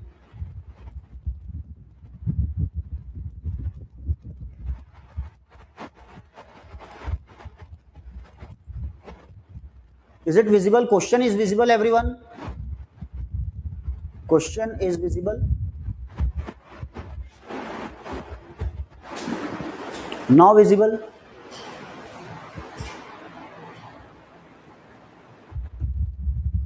Unresponsive page. Yes, sir. Okay. Now watch this. You can verify it. Actually, in some number of applications, this type of circuits are required. For example, we are using the same type of MOSFET, guys. This is the MOSFET. Okay, tell me, when the drain is connected to gate, sorry, when the drain is connected to gate, it is in which region? Yesterday I have said when the drain is connected to gate or drain is shorted to gate, in which region? Saturation region, guys, definitely. Because when the drain is shorted to gate, the drain voltage become equal to the gate voltage. It means that drain to source voltage also become to gate to source voltage. So we can say it is greater than VGS minus VT. That's why it is in saturation mode. So watch this. This is the MOSFET. Let you can give the name 1, 2, 3, 4. It's up to you. 3, 4, 1, 2. Right? So when this type of connection means the second one is going to make the current mirror with the first one, and all are identical. They all have the aspect ratio 2. They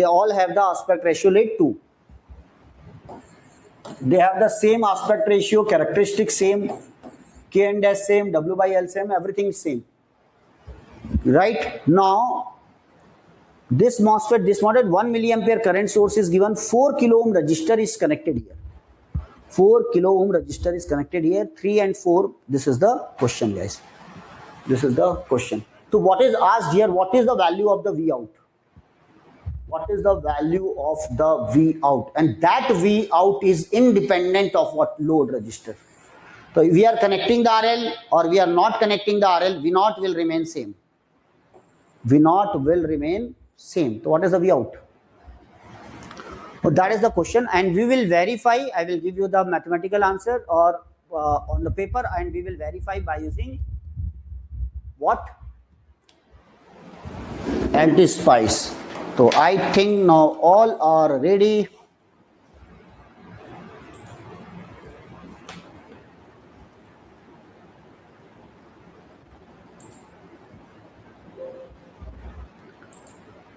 Yes. Now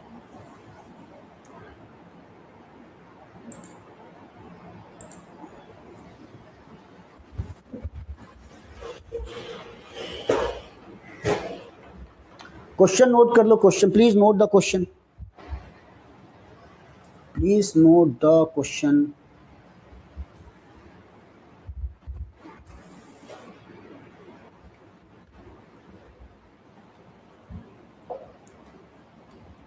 तो अभी मैं आपको detail दे रहा हूं कि कैसे बनाना है. Bus port पे फोकस करना everyone. Oh no, sorry.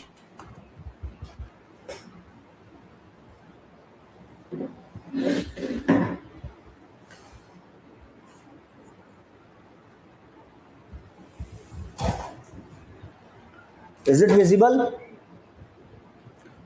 Okay then. Yes. Now first of all, just to make the current mirror circuit, actually 2 MOSFETs are required. So from this, देखो, above this is the components, guys. This is the component. You can choose the components from here.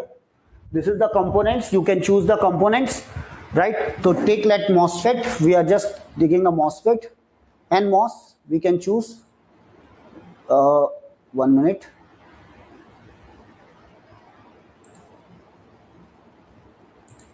This is the component.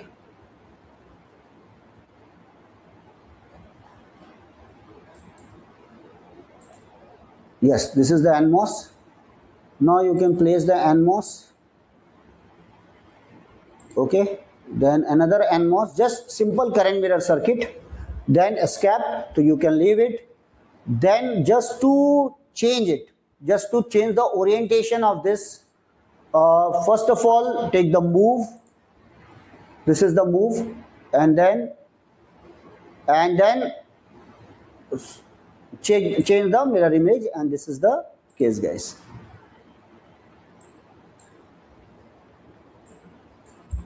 Oh, 1 minute here.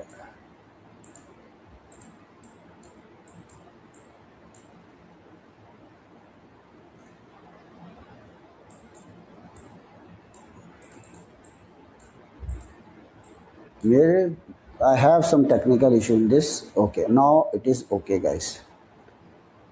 So this is the current mirror circuit.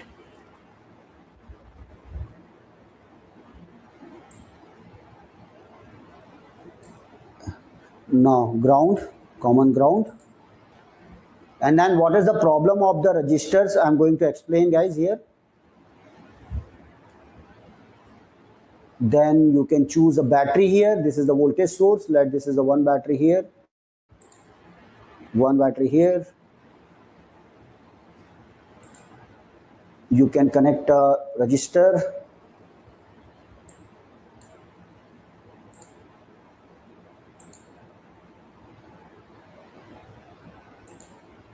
Right.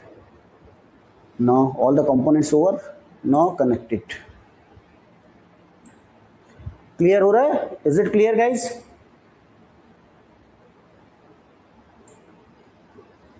Now you can connect the wires.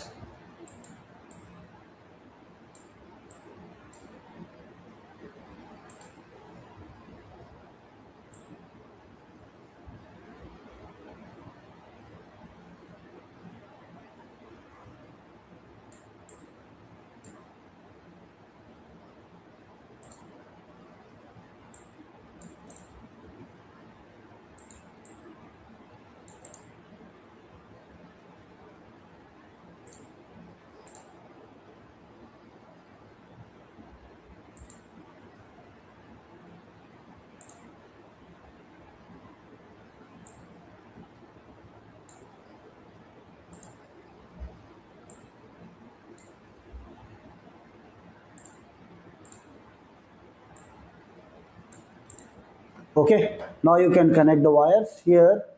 Now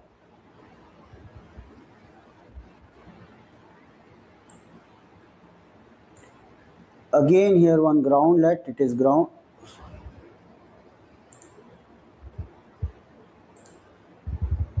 You can delete it. Just simply, suppose you have the extra component, then you can delete it. Simply use the delete word. Now let this is the ground. This is the ground. Connection here.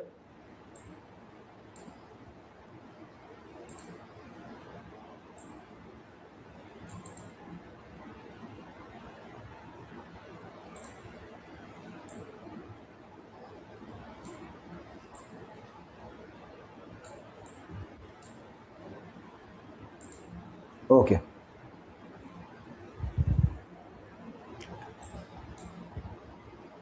Please check the connection. This is not completed here.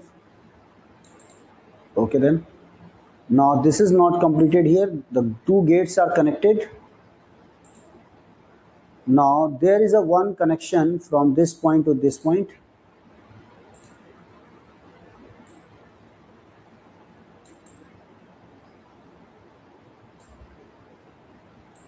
Okay then. Is it a current mirror circuit, everyone? Is it a current mirror circuit?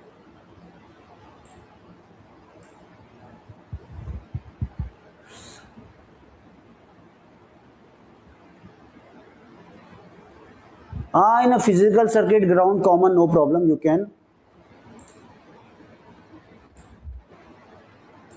In physical implementation, actually we are keeping the ground common. You can also make the ground common here, but no problem.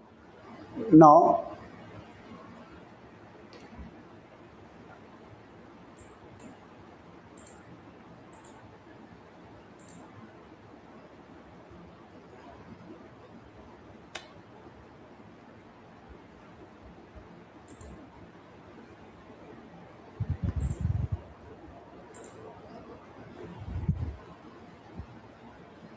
I think now the connection over. Up to this point, any doubt? Anyone?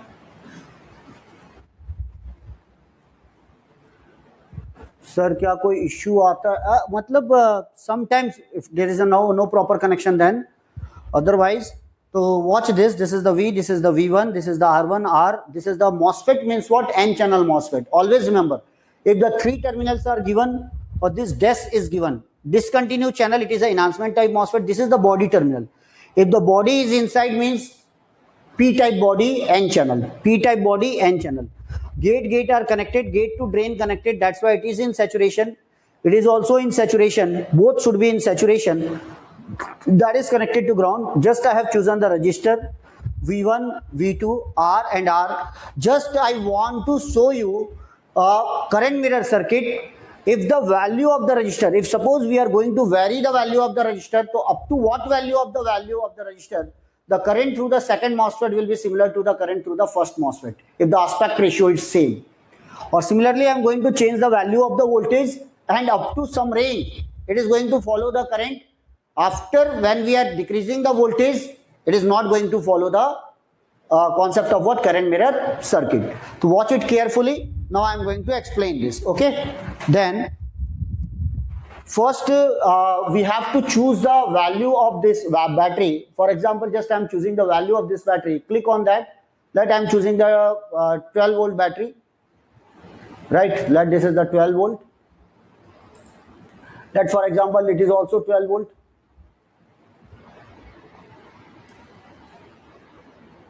Okay. Then let this register. This is the value of register R1. You can choose any value of the register. For example, I am just choosing the 2K. And this is also let 2K. Let it is 1K. Okay, 1K means 1 kilo ohm here. Okay. Let we have to choose a particular NMOS. So just click on the NMOS. Pick new MOSFET. So just I am choosing A06408. Then similar, both the MOSFET should be identical. That is the condition here. Both the MOSFET should be identical. Click on the right click on the MOSFET. Pick the new MOSFET. Same similar MOSFET. You can choose A06408, A06408. Now, then these are the two similar MOSFET. They have the same threshold voltage, same aspect ratio and so on. Now this is the 12 volt battery, this is the 12 volt voltage, 1 kilo ohm resistor, everything is over. Okay, completed. Now guys, we need the current. So here you can give the components. This is the label. So you can put a label here. Let's suppose I am giving you the I reference label here. That this is the I reference. So this is the I reference current here. Okay. Then here you can say the I naught. Let the current is I naught, output current.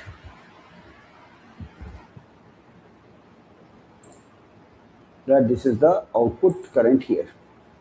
Okay. Then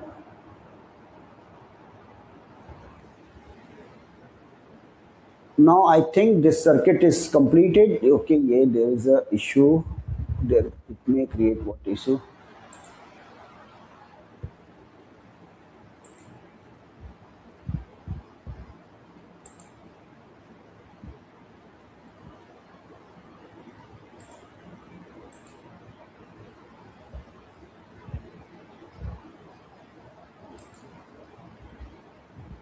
Yes.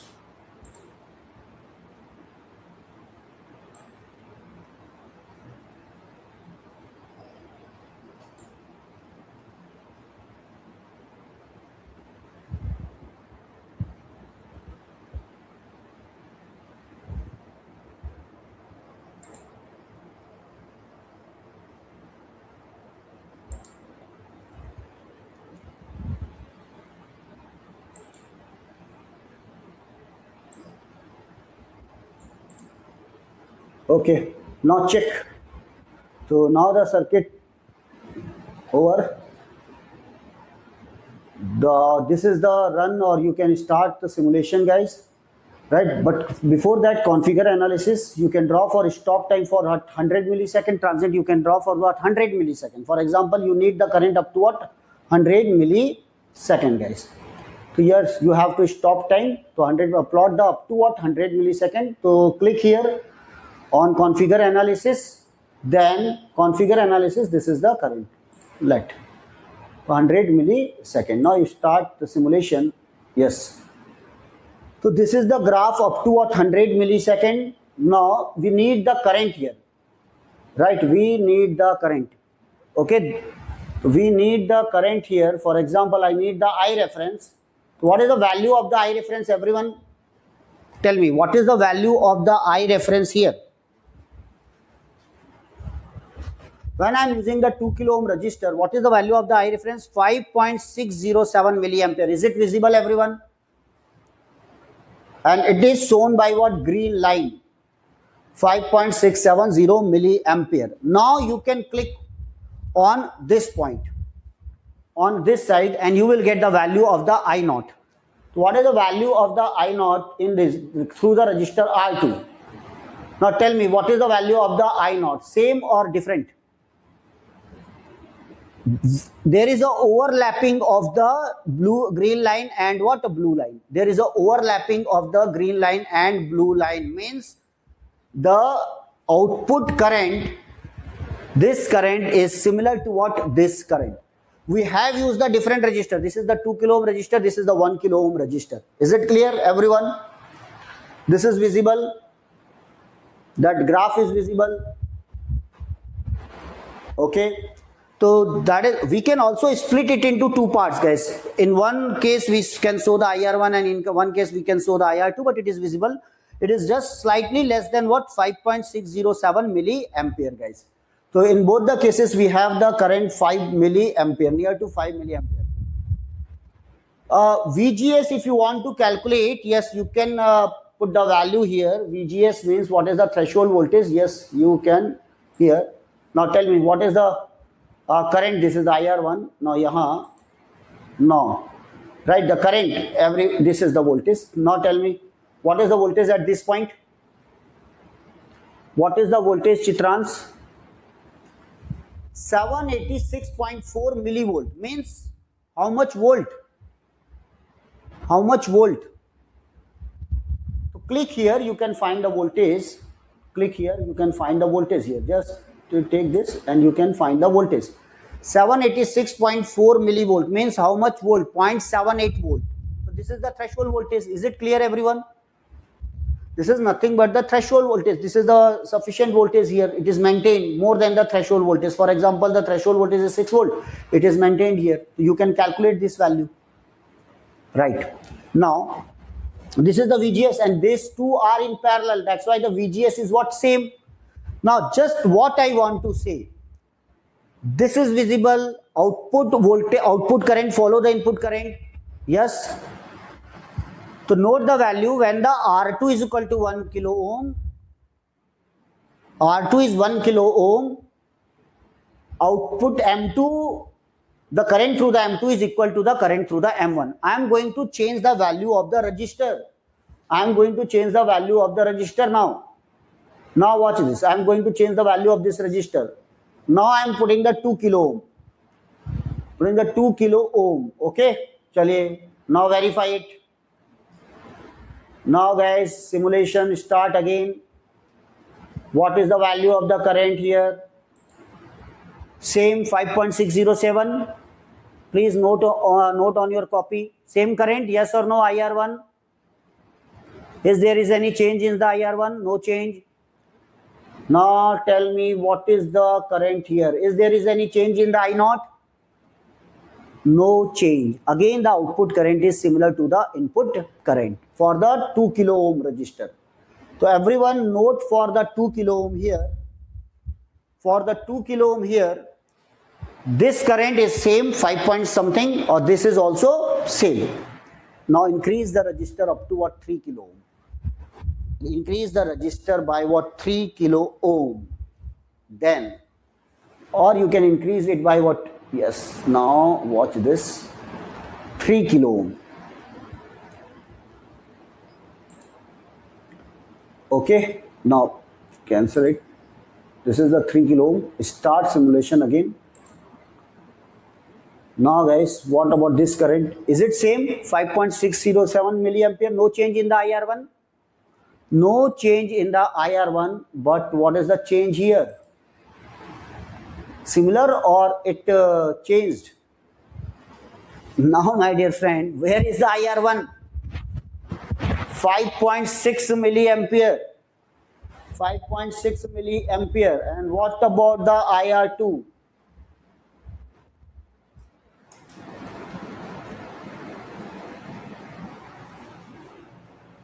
4 milliampere. Is it same? Is it same or changed? Changed. So any reason you have? Any reason you have? So guys, remember, the current mirror circuit will give the performance, the output current will be equal to the input current irrespective of the variation in the load when the load resistance is less than or equal to what? Reference resistance. This point is clear. This point is clear. When this resistor is less than or equal to the reference resistor, if we are going to connect the resistor more than the value of what? Reference resistor, the output current is not going to equal the input current. This point, this observation is clear, everyone.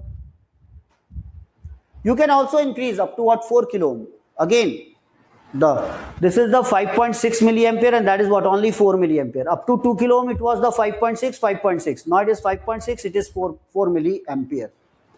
Reason being, for saturation, actually, for saturation, VDS should be greater than VGS minus VT. So what is the problem here? What is the problem here?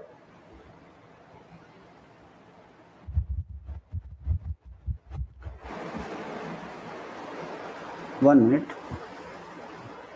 Yes.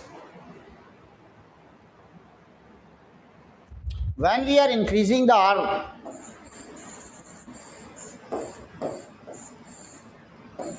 what about the value of the VDS?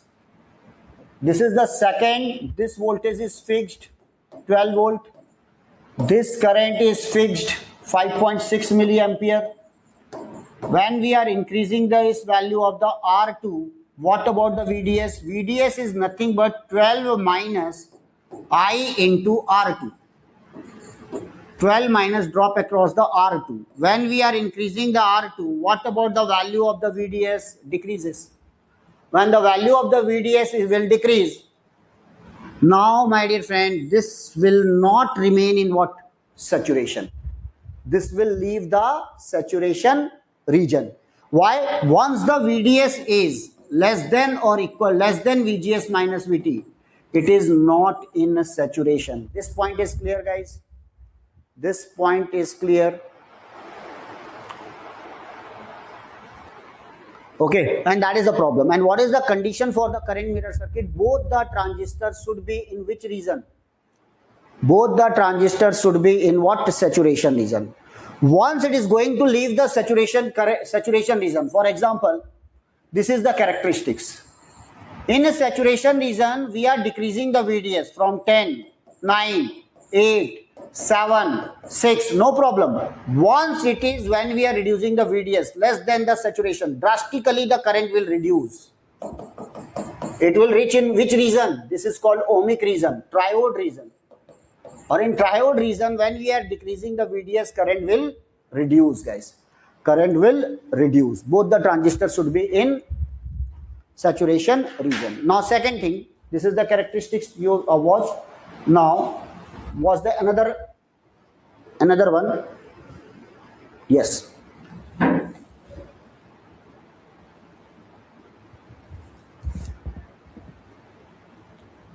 Now, watch the another one. Now keep this resistor what? 1 kilo ohm, no problem, it is okay.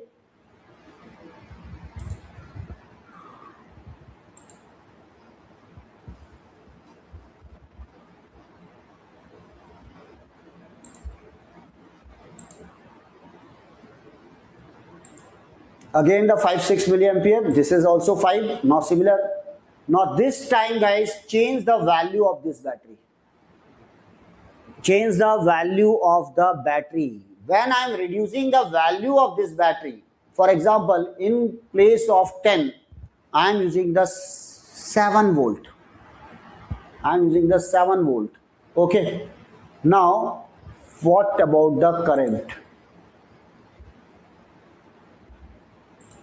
This will remain same 5.607 because in this case drain is connected to the gate. That's why this MOSFET will remain in saturation. But what about this MOSFET? Current is what? Same, up to 7, no problem. Means again it is in saturation, no problem. Up to 7 it is saturation. Now again I am reducing the value guys. Again I am going to reduce the value here. I am going to reduce it to what? Let it is the 4 volt. Okay. Then again this will remain same 5.6307. What about this current? Now tell me, same current or there is a change in the current? Same or there is a change in current?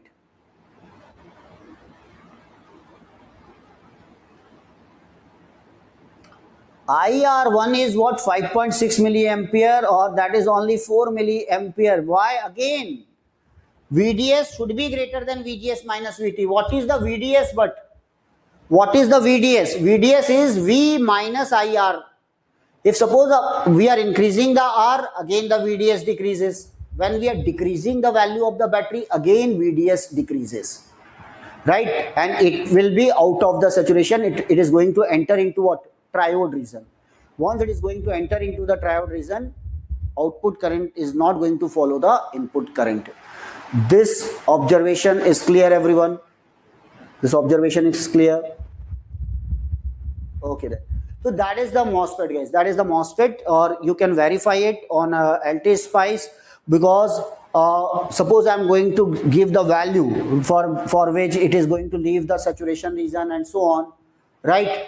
And for example, in a competitive exams, here it is a 2 kilo ohm written, here it is a 4 kilo ohm written. The same value of the battery is given. The number of students will mark the same current we are getting. But according to the observation, we are getting the same current, or if we are changing the value of the resistor, there may be the change. And this value of the resistor should be less than the value of this resistor. Okay, otherwise, sir, second may be D and S short kar sakte. No. That is not the load. Actually, we need, that is the load. That is the load. Actually, we are going to make it what? Short circuited. Means which one is the driver, which one is the load? Which one is the driver and which one is the load? Are you getting my point? Right? No, we can't.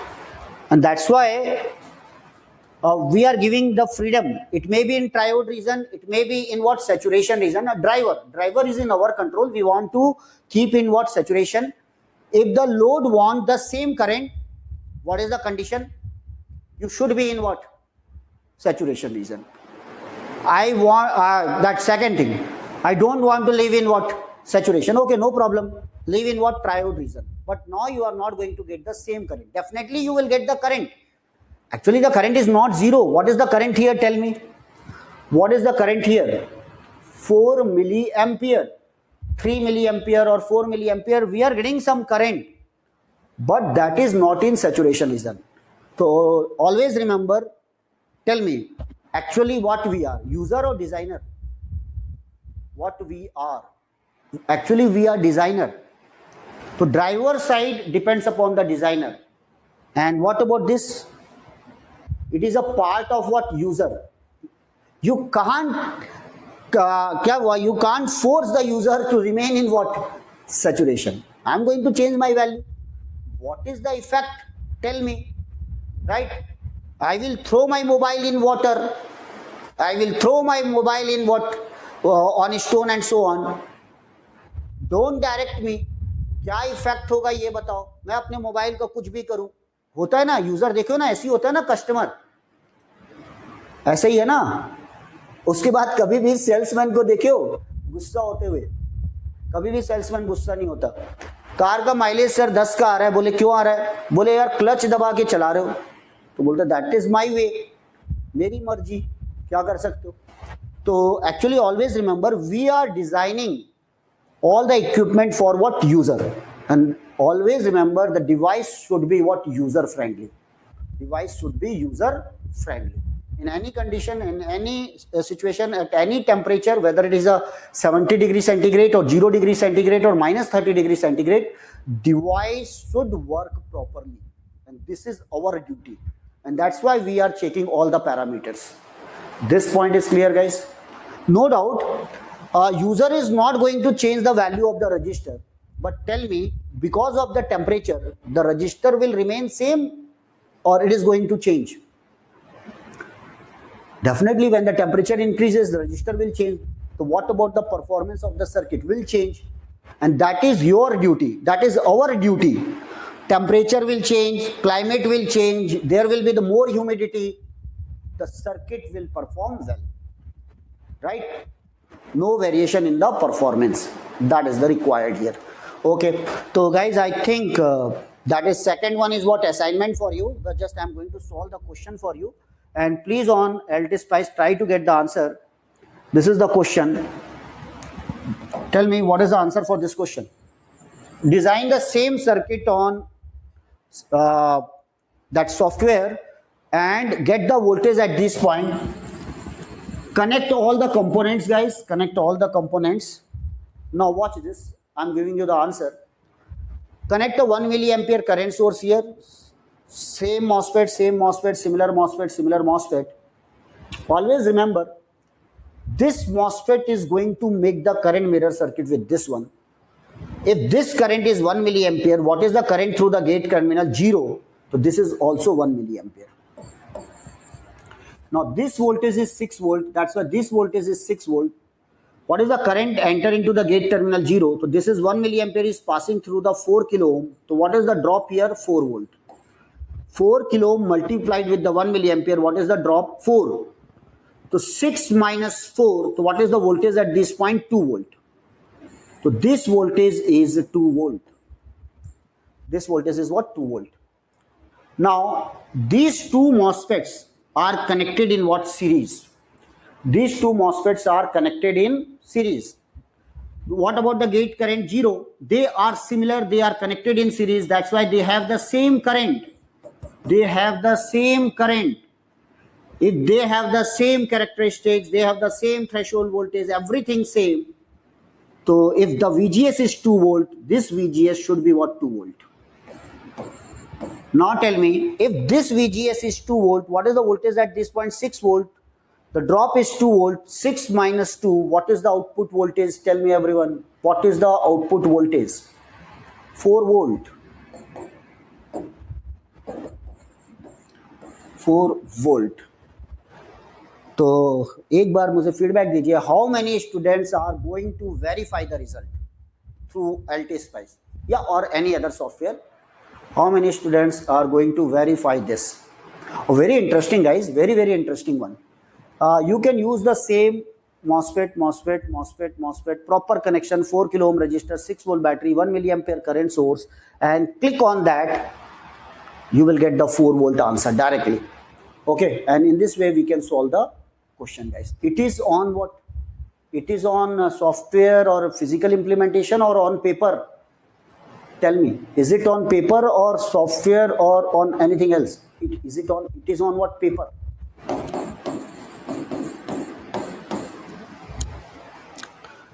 तो देखिए, याद रखिए, अगर आपको perfect designer, देखियो, I am not a designer, I am a mentor, I am a teacher. Is it clear? That is clear to you? If you want to become the designer, circuit first of all कहां बना circuit? बताओ कहां आया idea? कहां आया? Where is the first time idea is coming? Where? In our mind, right? Just I want to make this type of circuit. Then guys, paste this idea on what? Paper. Okay, then think about the components, which components are required, which type of registers are required, how I am going to make it what user friendly, all thing on what paper, then you will get a rough idea. Now this is the rough idea, this type of circuit. Okay, now implement on what software, implemented, okay, no problem. Now change the value of this voltage. We want constant voltage at this point. I am going to change the 6 volt to 8 volt, 8 volt to 10 volt. What is the effect on that? Okay, every time I am getting the 4 volt, no problem. Now change the value of this resistor, what is going to affect, right? Now change the value of this current and so on. In this way we can verify it.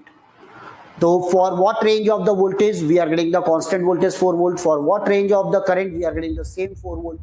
So in this way, okay. Then finally we will design the circuit and we will give the range. For this range the circuit will perform best. Okay, I think you have enjoyed the session, guys. Everyone, thank you for your cooperation. Now just I am leaving to hope you are enjoying the session. Just I am going to start, guys. CMOS.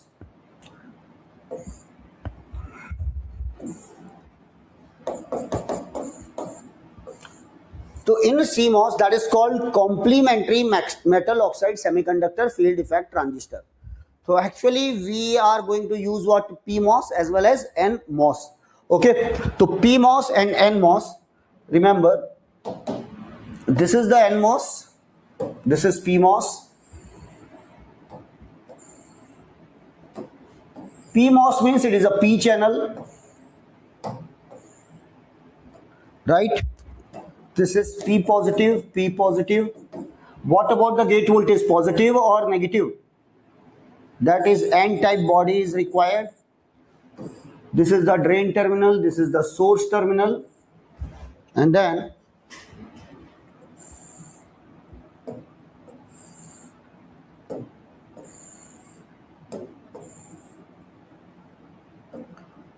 this is P type, N positive, that is the drain, this is the source, and this is what? VGS. So just to design the CMOS, NMOS is required, PMOS is required. Okay.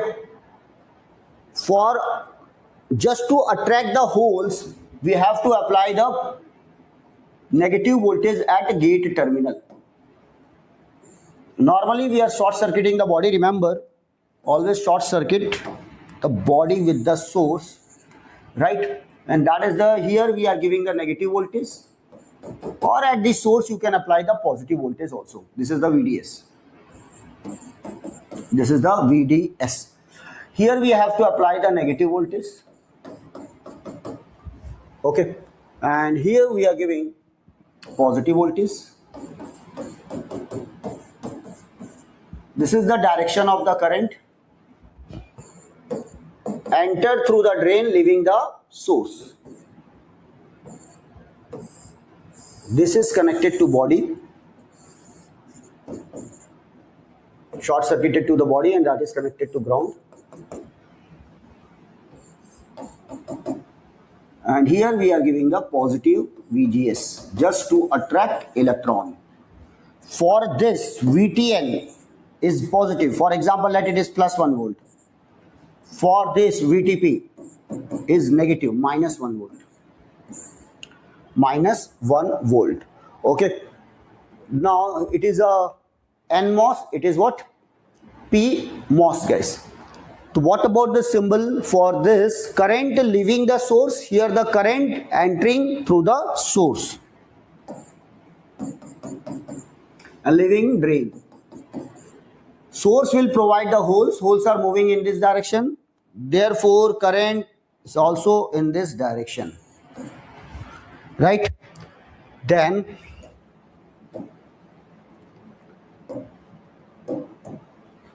in this case, electrons are moving in this direction. What about the current? Current in this direction, guys. This is the direction of the current, opposite to the direction of the electrons. Here, these are holes. Source will provide the holes. It is drain out from the drain terminal, and that is the channel. Okay. Now, Symbol is very, very important one for PMOS and NMOS. Watch this.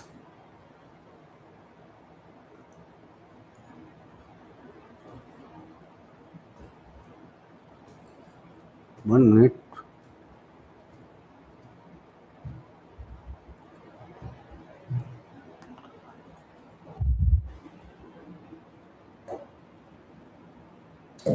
Yes.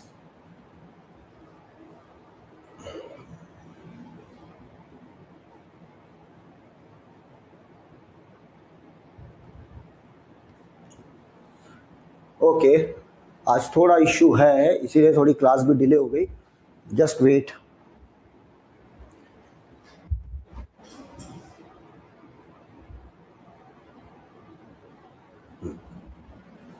now for NMOS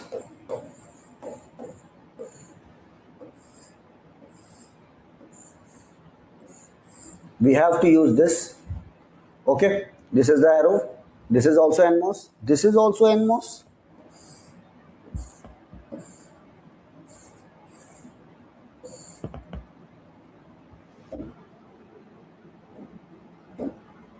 This is the body terminal, right? This is also NMOS. You have to short circuit the body with the source, and now sometimes very simple it is given. Nothing is mentioned here. Okay, just watch this. For PMOS,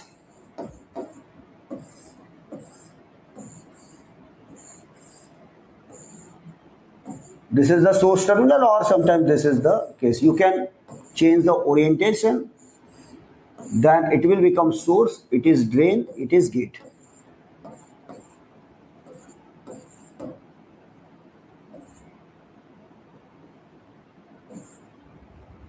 This is drain, or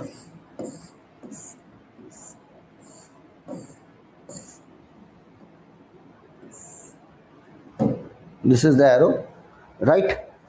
This is the direction of the current from P side to N side. P side, this is the direction of the current from P side to N side, and that's why outside. This arrow is outside, and this arrow is inside, means P side to N side. Means the body is P type, channel is N channel. Channel is N channel. Or sometimes very simple bubble, only bubble. Bubble means it is on for negative value of the VGS. It is an inverter. For negative value of the, it is an active low device. When we are giving the negative value, then it is going to conduct. It is the NMOS, it will conduct for positive value. So this is the NMOS, that is the PMOS. This is the NMOS, that is the PMOS. This is the NMOS, that is the PMOS. Right? Or in enhancement MOSFET, sometimes we are using a discrete channel. This is the discrete channel like this. So don't confuse with this. This is simply discrete channel or short circuit with the source. This is also. So this is also the enhancement type PMOS. So remember the symbol. Then next is what, just to understand the CMOS, actually the formula required. So I am giving you the formula for the current for NMOS, then formula for the current for PMOS. Now tell me, what are the region, guys? Cutoff, triode, and what? Saturation region. So just focus on the board. For NMOS, any doubt here? Any doubt? In first, second, third, anyone? This is the first, this is the another, this is the third. Because it is a symmetrical device, you can use the drain as a source, source as a drain. And this is also the symmetrical device. When we are comparing the NMOS and PMOS, yes, it is a bubble means PMOS. There is no bubble means NMOS.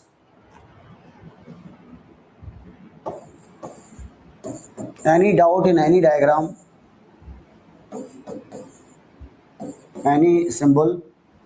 Clear, everyone?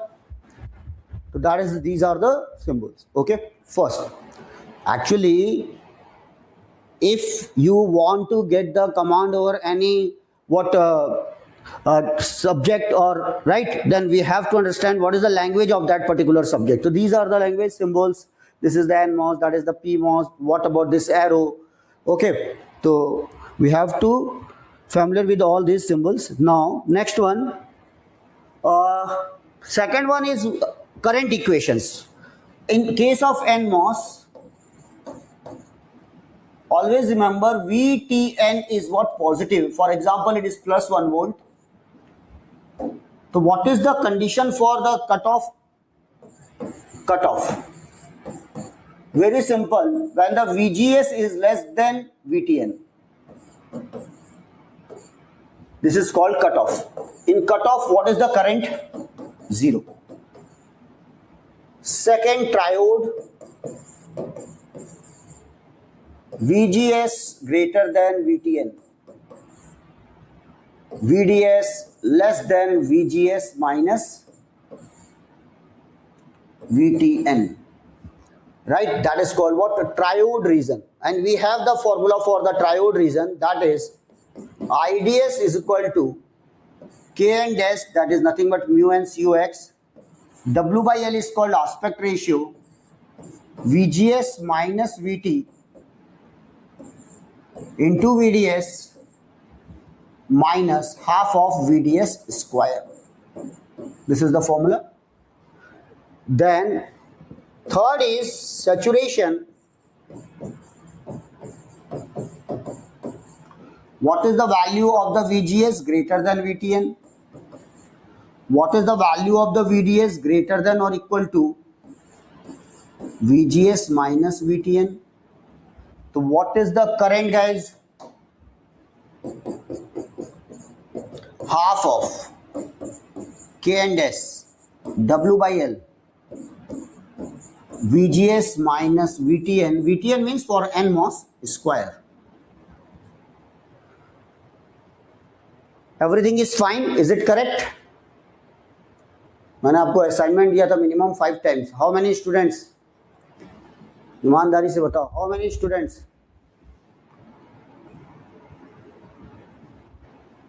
If you have the command, if you have the idea about the formula, no need to mug up, but write it 5 times.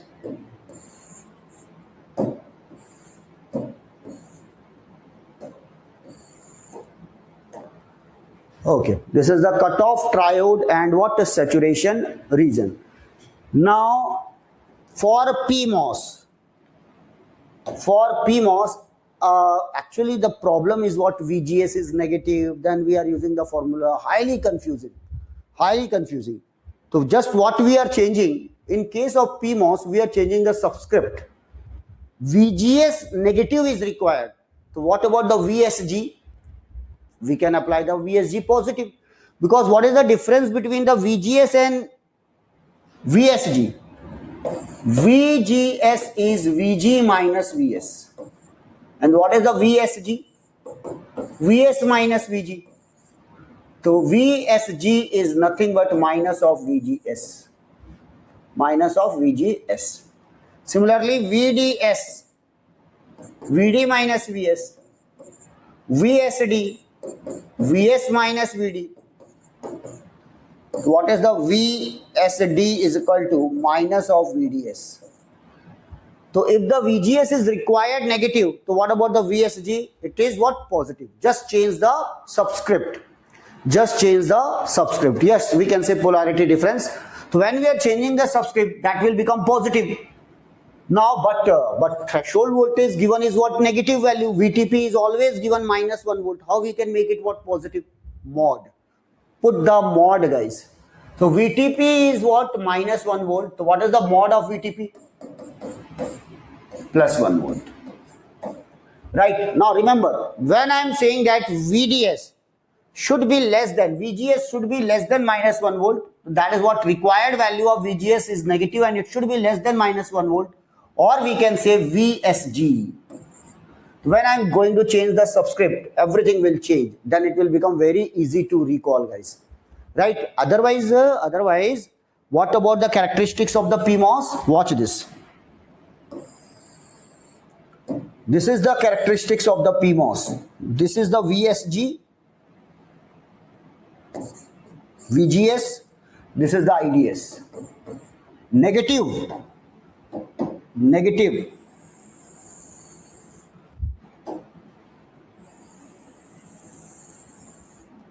This is the current from source to drain, the VTP. This is the VTP minus 1 volt. This is the negative value. We are decreasing the VGS. It should be negative. When it is less than the minus 1 volt, then the conduction will start. Then it will become very difficult. When the VGS is greater than minus 1 volt, cut off. Because here it is greater than minus 1 volt. Or when the VGS is less than or less than minus 1 volt, then there is a triode and what saturation region. So what we are going to do, we are just changing the subscript. When we are changing the subscript, the formula, what about the formula, guys? Then it will become very, very easy.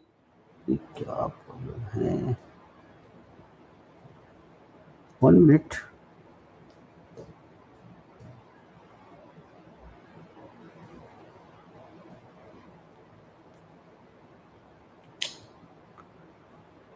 Yes, please. Now, so what is the formula here for PMOS? For cutoff, VSG, just change the subscript when it is less than or equal to mod of VTP. This is called cutoff.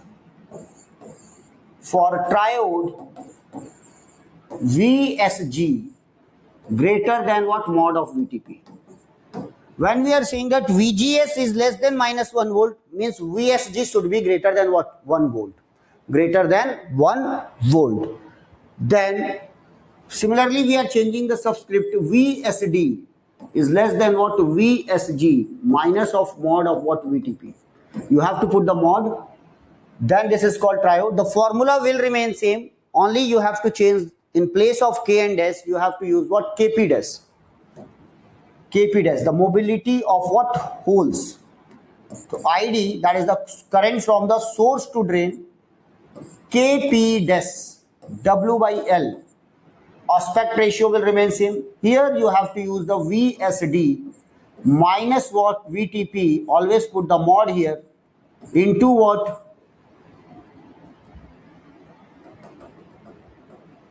VSG minus mod of VTP into VSD minus half of VSD whole square. Only you have to change the subscript. In place of DS, put the VSD. In place of TN, put the mod of VTP, VSG, everything. Here it is a KP dash. Similarly, for saturation,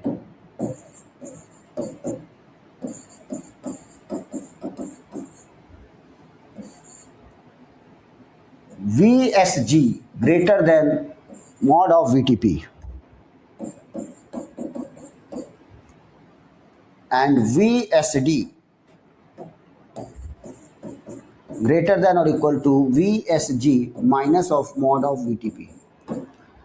The very simple formula from source to drain, half of KP dash W by L VSG minus VTP, the whole square. Put the mod here.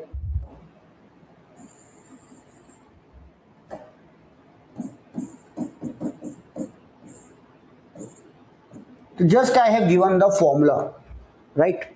Now we are going to use how we are going to design the inverter by using this CMOS. Is it clear? This point is clear, guys. Okay, so this is the cutoff, this is the triode region, this is the IDS saturation region, cutoff and triode, and then that is the case. Okay.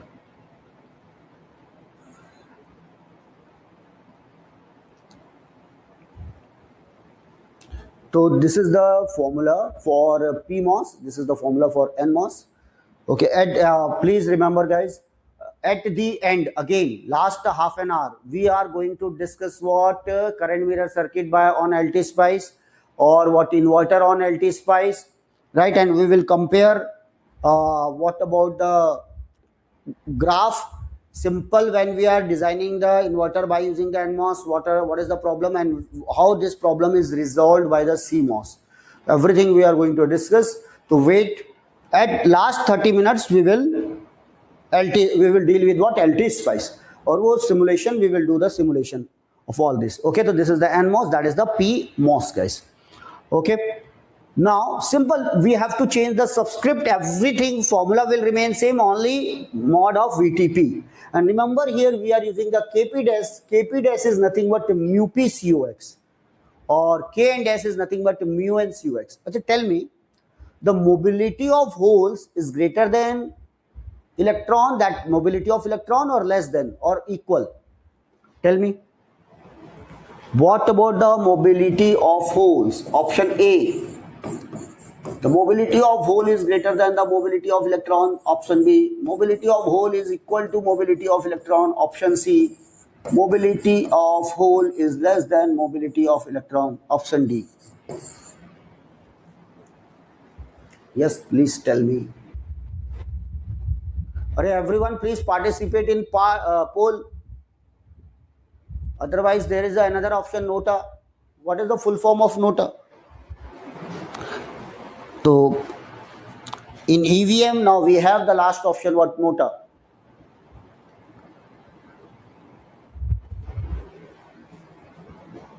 कोई भी candidate पसंद नहीं आया आपको?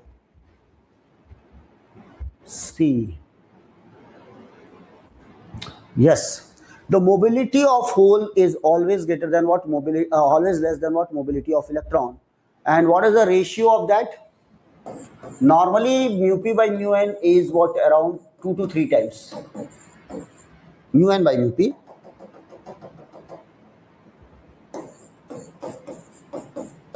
Two to three times. For example, in case of germanium, mu n is 3800. Mu p is what? Around 1800. Tell me what is the ratio? Or in case of silicon, we have the mu n is what? 1300 and mu p is 500.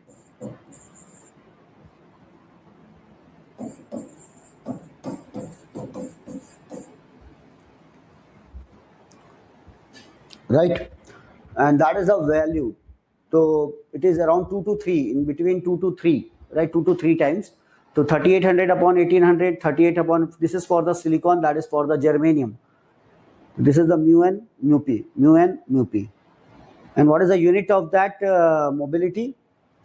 Okay, so that is a unit, centimeter square per volt second. Now, to remember, the mobility of electron is greater than mobility of holes. Mobility of electron, so this answer C is the correct. This is less than that, and that is the ratio. Now, first, inverter.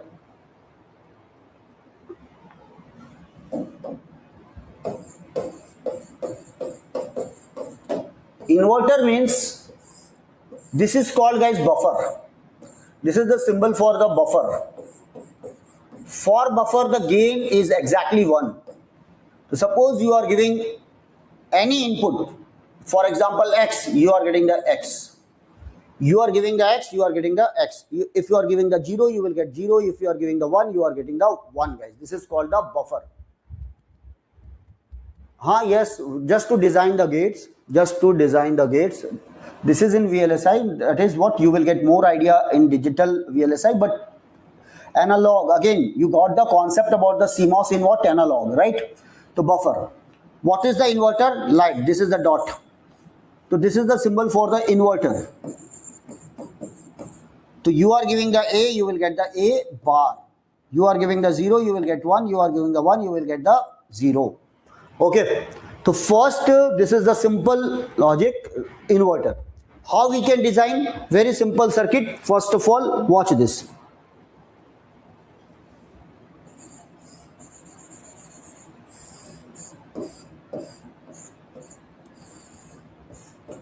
This is the NMOS. Okay. Let this is the RD, this is the VDD, and here we are getting the output, here we are giving the input. Okay, this is the input, that is the output. Okay, now first of all, when we are going to give the very low value, like that this input voltage is, this is the input we are going to apply at the gate, and output we are taking from the drain, and that is the source. Source is connected to ground. Now when we are connecting very low input, let the Vi is 0. 0 means VGS is less than the threshold voltage. So less than the threshold voltage means it is in cutoff. So MOSFET is cutoff. When it is in cutoff means it will act as open circuit.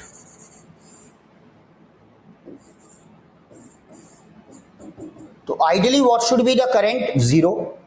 Then tell me guys, what will be the V0? The current through the RD is 0. So what is the V0? Let it is the 5 volt. So what is the V0? Because the current through the RD is 0, output is what? VDD, 5 volt. So we are giving the 0 input, we are getting the high output. The output is 5 volt or VDD. Digitally it is called 1 and digitally it is called 0. High value is called 1, low value is called 0. So current is 0. Why? Because it is in cutoff, there is no drop and we are getting the 5 volt. Second one is when we are giving the VI VDD, let it is 5 volt. It is more than the threshold voltage. So sufficient voltage. So it will enter into what? Saturation? No, not in saturation, directly in a triode region. It is just on. We are saying that just on. Or on means ideally it will act as what? Short circuit. Ideally it is going to act as what? Short circuit. So what is the voltage at this point? Ideally it should be equal to 0. So this is the simple inverter. This is the simple inverter by using the NMOS. So when we are giving the low voltage cutoff, when we are giving the high voltage, it is on. Ideally it should act as what? Short circuit, and what will be the output voltage? 0. What is the output voltage? 0. This point is clear, everyone? This point is clear. Okay, so that is called what? Inverter. So simple, tell me, this is the on, this is off, and that is on. When it is on, large current will flow. And when there is a current, definitely there will be the power dissipation. Are you getting my point? So when there is a power dissipation, when it is in cutoff region or when it is on, when there is a power dissipation, guys. Power dissipation across the RD, power dissipation across the transistor. We are considering the ideal condition, otherwise there will be the power dissipation across that. When it is on, there is power dissipation. Right? No, we can't make direct path VDD to ground, otherwise there will be the infinite current. There will be infinite current, guys. Right? We have to consider some resistor so that we can limit the current. Is it clear? Okay. Now, to inverter, actually what you want, well, for example, I am giving a square pulse. I am giving a square pulse.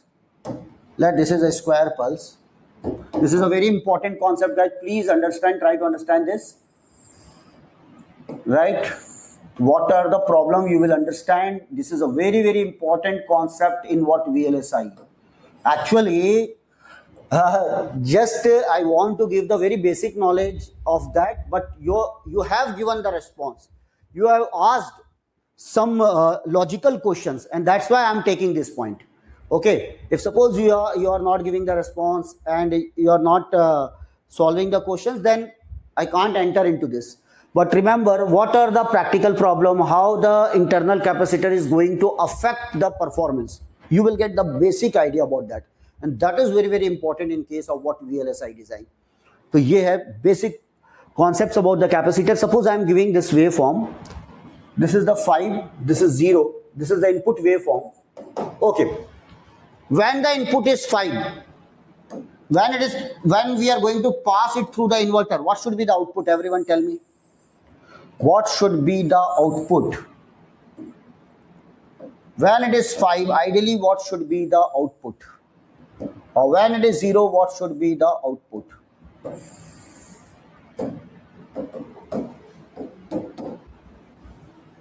When it is 5, output should be 0. Yes. Or when it is 0, output should be 5, ideally.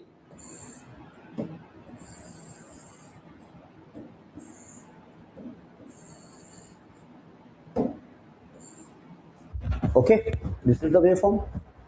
When it is 1, it is 0. When it is 0, it is 1, and so on. So 5, we are considering the 5 volt as a 1 or 0 volt as a 0.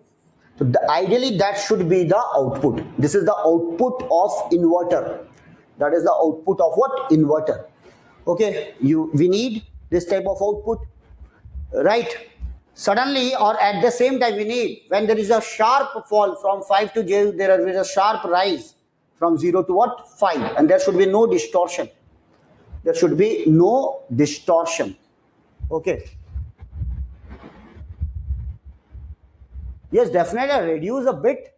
Guys, we are getting very big problem in case of normal NMOS inverter. So we will uh, we will use what?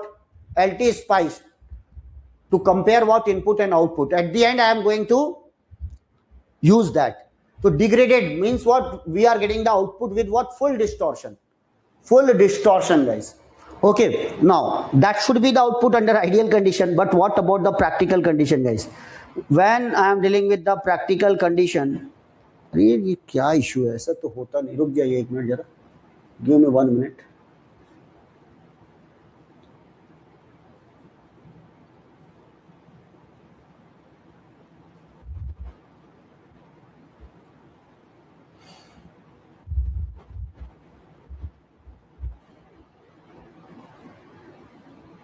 देखो, without electronics, it is also not possible to take the class. Now, इसका भी CMOS हिल गया लग रहा है अंदर.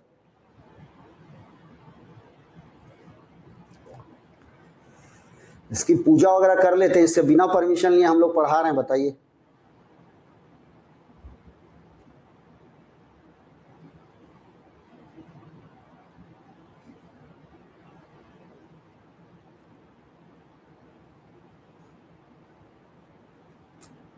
क्या problem है?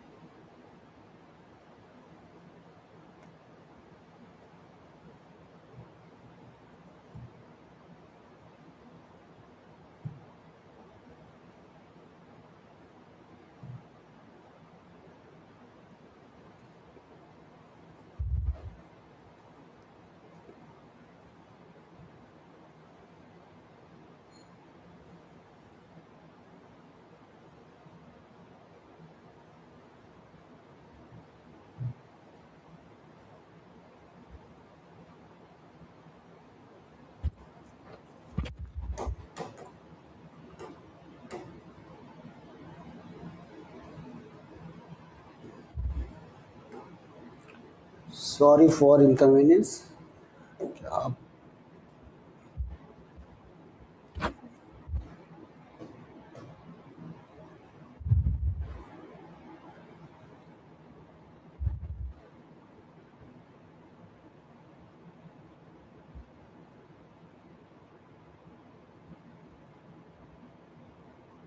Okay.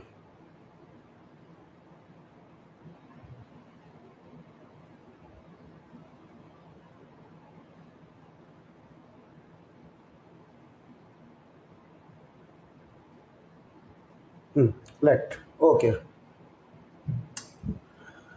Now this is the case inverter. Okay, what is the problem here? In this case, guys, in this case, when it is off, right, actually it has some junction capacitance here, and we have to charge this capacitor. Is it clear? Try to understand. When it is on, for example, at this point it is the RD, but any capacitor is visible here, everyone? Is there is any capacitor visible here? No, the capacitor is not visible, but there is internally there is a capacitor between drain and source terminal. So when we are considering that capacitor, so that this capacitor is here, it is open circuit, but there is an internal capacitor, or this internal capacitor is charged up to what, 5 volt, because this is off. Voltage at this point is 5 volt. Under DC condition, capacitor act as open circuit. What is the current here? 0. Now suddenly we are changing the signal. Suddenly when we are changing the signal, we need 0 voltage. When we need 0 voltage, then the MOSFET is going to be on. When the MOSFET is going to be on, actually the MOSFET is replaced by its internal resistance, that is called RDS. It is not 0 actually, RDS, because it is in which region? Triode region. That is called drain to source resistance, the MOSFET. Now what about this capacitor? It is charged up to 5 volt. Always remember, capacitor does not allow sudden change of voltage, guys, right? So it does not allow the sudden change of voltage. Now capacitor will discharge through this MOSFET. So finally the voltage will drop from 5 to 0 volt. Tell me, is it sudden or it will take time? It will take some time, guys, just to discharge the capacitor. But remember, the capacitor will discharge through the resistance of the MOSFET. This is the resistance of the MOSFET between drain to source.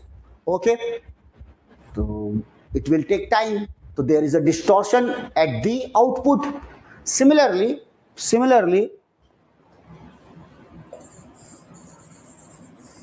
when it is on, the voltage at this point is 0, or it is almost very small resistor, right? Yeah, and you have given the input 5 volt.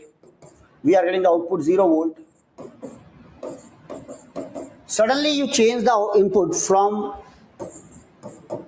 5 to 0 volt. Now you need output should be 5 volt. You need output should be 5 volt.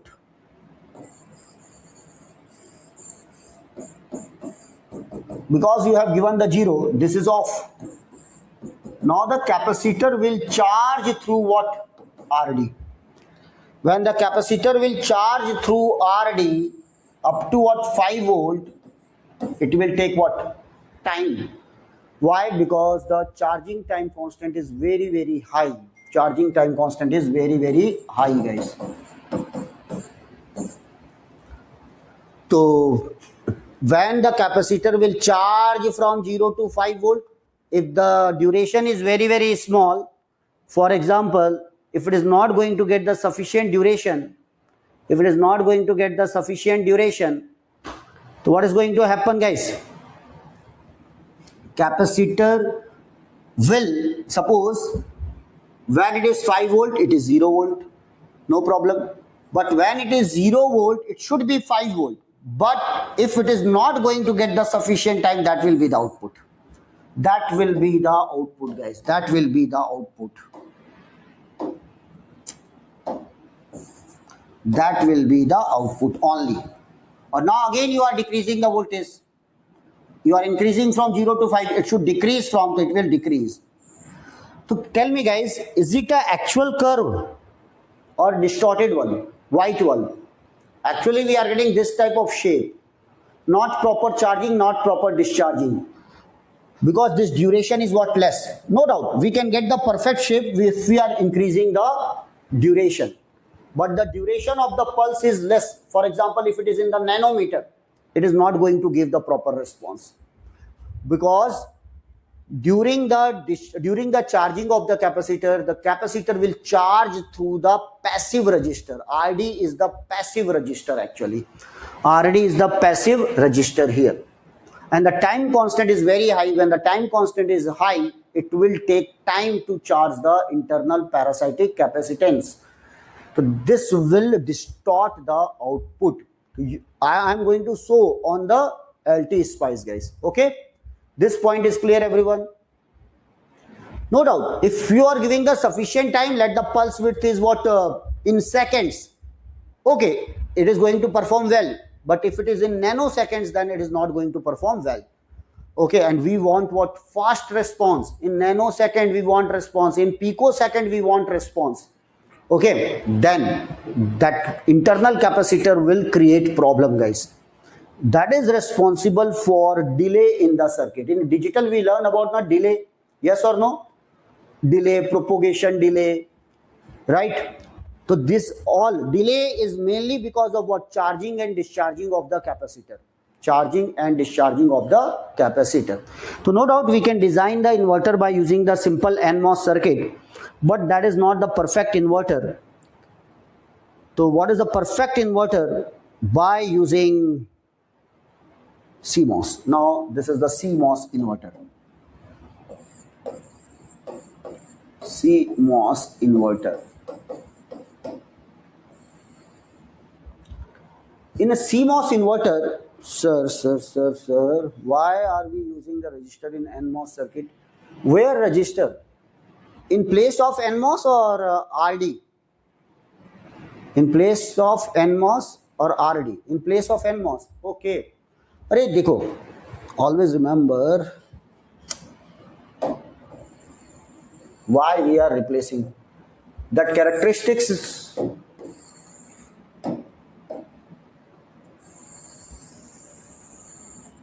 this was the characteristics, everyone. Yes, this was the characteristics. Now, when the VGS, let this VGS is 5 volt. Let this VGS is, this is the VGS for 5 volt ID. And that is for cutoff. When VGS is less than or equal to VT. This was the for the cutoff and this is for the 5 volt. Now, there are two things. When I am giving the very high voltage of VGS, very high voltage of VGS, let for example I am giving the 5 volt. Guys, this voltage is very less. For saturation, what is required? VDS should be greater than VGS minus VT. But if it is only 0.2 volt or 0.3 volt or 0.5 volt VDS, so tell me, is it in saturation or it is in triode region? Is it in saturation or a triode region? It is in triode region, not in saturation. Or again, when the VDS is very, very small, it is in what? Linear ohmic region. Yes or no? When this VDS is very small in this region, 0.3 or less than that, which region? Tell me, everyone. Triode region. When it is in a triode region, it is what? Resistor. And what is the formula for that resistor? Already I have given voltage VVR. What is the formula for that resistor? RDS. 1 upon K and S W by L VGS minus VT. Since the VGS is very, very high, resistance is very low. This is called R on. When the MOSFET is on, this resistor is on, R on, and is very, very less value. But there is a resistor. There is a resistor, voltage variable resistor, because it is in which region? Triode region, not in saturation region. So on, always remember, when we are using the MOSFET in what? Switch, as a switch. On means triode region, off means cutoff region. Because VGS is 0 for off and VGS is very, very high for what? On. So definitely the drain is not, this is not going to satisfy this condition. Not going to satisfy this condition, guys. Now it is clear why I have replaced the NMOS by RDS when it is on. When it is on, the MOSFET should be replaced by RDS. Very small value, no problem. But yes, it is not short circuited actually. Clear? Yes or no? But sir, in saturation, what in saturation? Which one is in saturation?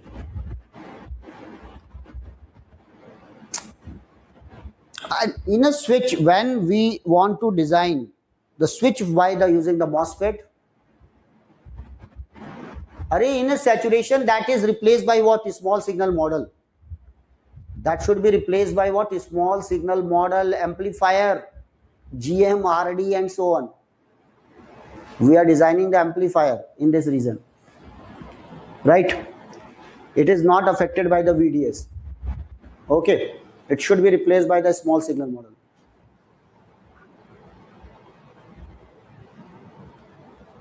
In the NMOS circuit, you draw on resistor and NMOS, right? Yes, yes, yes. This is resistor, this is NMOS, right? When it is off, it should be act as open circuit, no problem. Or when it is on, it should be replaced by its internal resistance because it is in triode region. That is the MOSFET. Actually, we are getting the output across the MOSFET. We have to connect this resistor. If you are not going to connect the resistor, the very large current will flow when the MOSFET is on, and it is going to damage the MOSFET. And that's why this resistor is compulsory to limit the current. To limit the current. Okay, now it is clear. Large signal and for small signal, that is the part of amplification, guys. So we will arrange, if you are enjoying the session, so just this is only 5 session I have taken. If you will give the feedback, then again we will arrange extra session. Vinit, are you getting my point, everyone? यार एक बात बताओ, सागर को गागर में भरा जा सकता है क्या? इतना है ये. और just I have just this is my 5th class, right? Or in 10 hours, just I can give the basic idea about that. And what about the analog? Already I have said now 130 hours I am taking. 130 hours analog, 60, 70 hours network, EDC 60 to 70 hours. So in 200 hours, I'm just completing what network. So this is in my GATE syllabus. Already we have started our courses for GATE exam. So just I'm taking analog, EDC. Just I'm going to start what EDC. I think next week I'm going to start what EDC, electronic devices and circuit. First of all, I will cover semiconductor physics. It will take around 20 to 25 hours to cover semiconductor physics. Then I will enter into what MOSFET and so on. MOS capacitor, MOSFET, BJT, characteristics, special diodes. So in a very detailed manner, in a very detailed way, or that's just, I'm trying to give the answer for all your questions. I'm giving yes or no. I'm giving the satisfactory answer for all your questions, yes or no. Like you are asking, sir, why we are connecting, why this is the large value, why this is the small value. So in a short time, I am trying to give the answer. So tell me, guys, if suppose I am getting the sufficient time, then I will try to give the answer for all your questions. But remember, I'm never ever try to what bluff. If suppose I'm not having the answer, sorry, tomorrow I will read and then I will give the answer. But never bluff. And this is also important for you guys. In interview, never ever bluff with the interviewers. If suppose you are not getting the answer, simple say, sir, sorry, I have no idea about this question, or just that question is good, but actually that is my problem. I have no answer for this particular question, guys. Okay. Okay then. Now, so this is the RD. This is the RD open circuit. Now, please focus on the board. How we are going to design the inverter by using CMOS. Now, this is the inverter. First, it is PMOS. Then it is CMOS, NMOS. Both have the same characteristics, everything same, but one is PMOS and one is NMOS, and that's why it is called complementary. Complementary to each other. That's why it is called complementary metal oxide semiconductor field effect transistor. Now, just tie the gate of these two, and this is the output. Here give the supply, let VDD, let this is ground.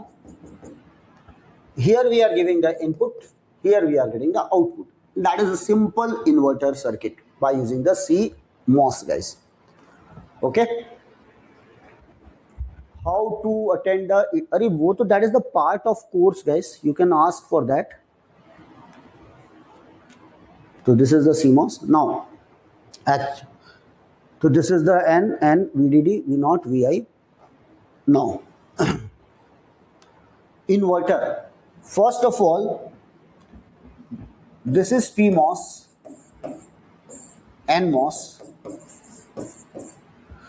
When I am giving the value 0 volt, try to understand 0 volt. Everyone, when we are giving the 0 volt, this is the voltage, this is the source terminal of the PMOS, this is the gate terminal of the PMOS, and that's why it is called VSGP. This is clear, everyone?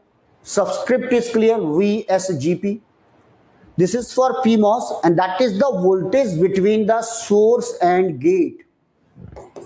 That is the voltage between the source and gate.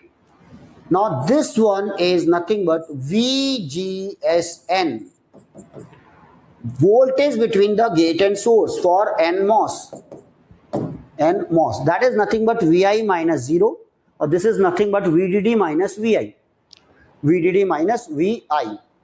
Now, remember, when we are giving the VI 0 volt, okay, when we are giving the VI 0 volt, tell me guys, what is the value of VSGP? VDD minus 0. What is the value of the VSGP? What is the value of VSGP? VSGP is nothing but VDD minus VI.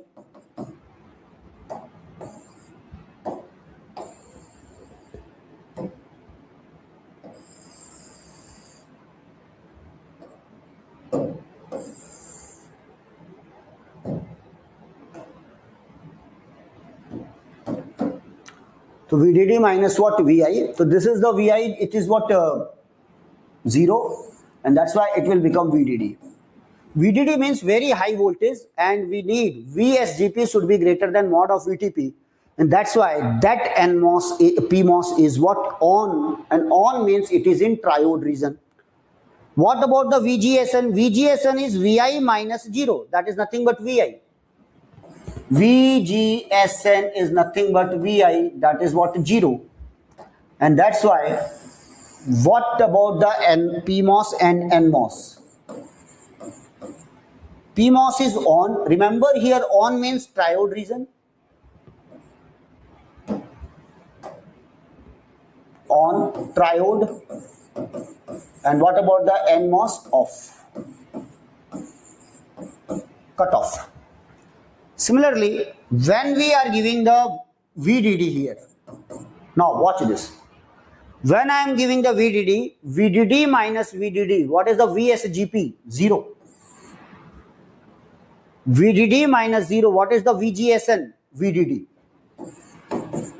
This is off, this is in on, triode region. Triode region, guys. Okay, so that is the case. So what about the output voltage? Now, when I am giving the 0, this one is on, this is off.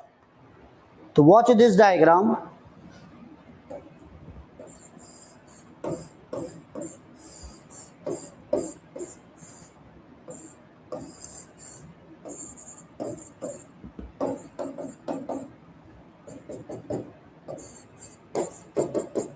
When it is on, it is replaced by, ideally it is replaced by the short circuit, but practically it is replaced by its internal resistor, that is called RDSP for PMOS, and this will act as open circuit.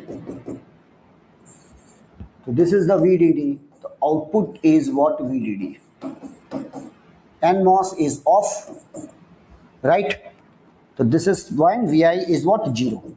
So when we are giving the 0, we are getting the high output. Similarly, in the second case, this is off, this is on, this is replaced by what? RDSN for NMOS. There is no current, this is connected to ground. What will be the output? 0. And this is off. Right? So this is when the Vi is what? VDD.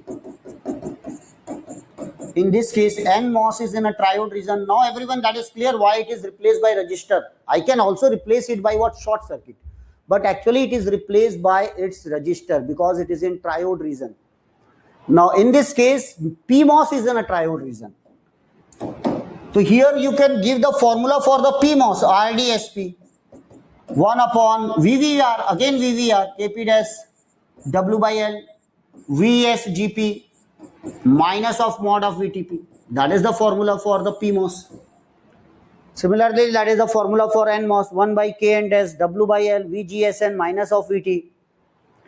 So, 1 is off, we are getting the VDD. So, when it is 0, high voltage, 0 voltage. Okay, tell me, in both the cases, what is the current? In both the cases, what is the current, guys? In first case, no current.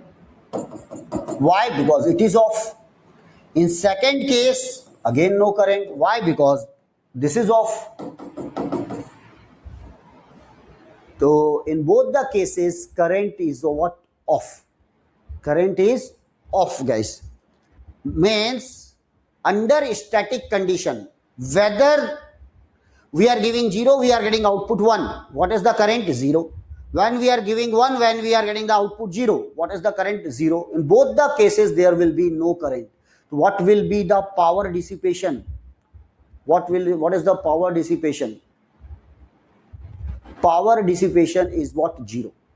Power dissipation under static condition. Static means just keep it on 0 or what? 1. It is what? Under a static condition, power dissipation is 0. What is this, Prathamesh? What is the question? Sir, is the 0 is the negative voltage for both NMOS? 0 means what? 0, sir, is the 0 is negative? We can also apply the negative voltage here. We can also, just to maintain the symmetry, we are applying the negative voltage also here. Here it is a 2.5 volt, here it is a minus 2.5 volt. But here I'm giving you a 5 volt and so on. So what is the power dissipation? Tell me. 0 under static condition, right? But there will be the power dissipation when we are changing quickly. We are changing the input 0 to 1, 0 to 1, 0 to 1. So output is also going to change 0 to 1, 0 to 1, 0 to 1. Then there will be, this is called dynamic condition. Under dynamic condition, there will be the power dissipation, guys. Toggling, when we can say toggling. So this is what? 0 to 1, 1 to 0. That is the continuously we are very, the frequency of that toggling is very, very high. Toggle, right? This is very high. Then there will be the power dissipation, huge power dissipation. Okay, it depends upon the frequency. This point is clear. Now tell me which inverter is better, this one or that one? In that case, there was a current in one condition. But in this case, in both the situation, there is no current, no power dissipation. Right? Second, no power dissipation. Now, actually consider, like we are going to consider the capacitance. Yes, effect of capacitance. Do you want to consider the effect of the capacitor? This was the situation. Simple on or off. This inverter, everyone, that inverter is clear. Very simple circuit. Very simple circuit, on and off, two situation. Now, how it is going to give the fast response? How the capacitor is going to charge very fast, discharge very fast. Output capacitor. parasitic capacitance. Okay. So this is the simple inverter. This is the V0. Now,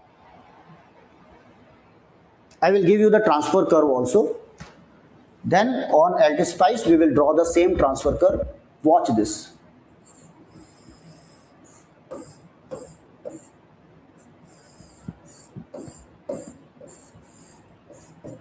For example, at the output, there is some parasitic capacitance. It is not visible. Just I am showing here. It is actually not visible, but it is an internal capacitor. Okay. So sometimes it is shown like this.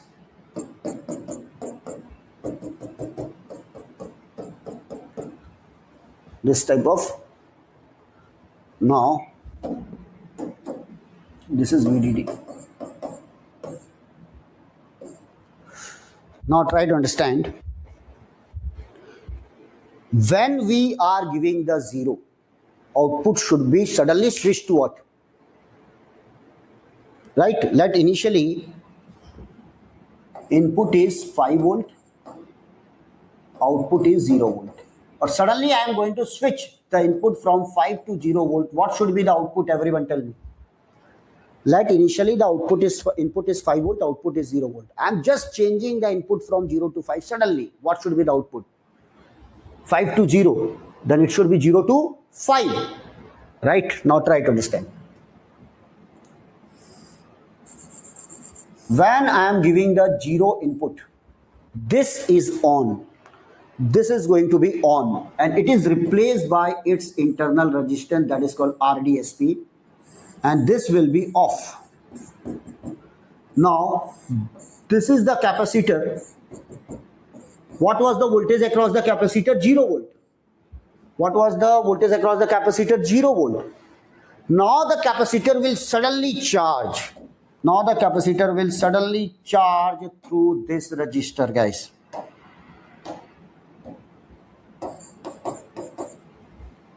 Suddenly charge through this resistor very quickly. Why? Because this is very, very low resistor. What is the time constant of the circuit?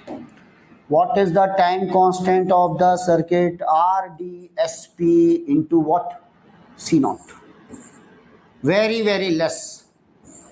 And that's why the capacitor will suddenly charge up to what? To 5 volt. This point is clear. Internal resistance is very low because we are keeping it in our triode region and VGS is very high, 5 volt. And that's why the resistor is very less. Send. Now tell me, when the input is 5 volt, initially it is 0 volt, V0 is 5 volt. Now suddenly I am going to change the input from 0 to 5 volt. What should be the output? Just I am going to change the input from 0 to 5 volt. What should be the output from 5 to 0? Suddenly. So suddenly when I am giving the input, this is off, this is on, this is replaced by what? RDSN. This is the capacitor. Capacitor does not allow sudden change of voltage. It is charged up to what? 5 volt. Now I want to make it what? 0. This is off. When I want to make it 0, guys, capacitor will suddenly discharge. Suddenly discharge through this path. Discharge through this path. And what is the discharging time constant? Just like the previous diagram. What is the discharging time constant? RDSN into what? C0. Very low. Very small. This capacitor will suddenly discharge. This point is clear, everyone? So guys, the output will give very fast response according to the change in the input, guys. Right? What causes the capacitor to charge and discharge suddenly? Sakshi, the resistance of that device. Tell me, RDSP or RDSN? RDSP or RDSN, it is a passive resistor or it is an active resistor? Passive or active? It is active resistor. Actually, it is what? VVR, voltage variable resistor, by using the MOSFET. In a previous case, that was the passive resistor. When we are connecting the passive resistor, it will take time for charging as well as what discharging. But when we are using the active resistor, actually it will provide a path. It will provide a path so that there will be the large current will flow. And always remember, right? Always remember, when the current is high, the time taken by the circuit will be low, right? For example, I want to charge the battery by 5 coulomb, right? Try to understand. I want to charge the battery by 5 coulomb. Is it clear? Try to understand. Okay. Now I am giving 5 milliampere current. How much time is required? So always remember, charge is current into time. I am giving the 5 milliampere current. How much time is required? In seconds. So you can say, sir, Q by I.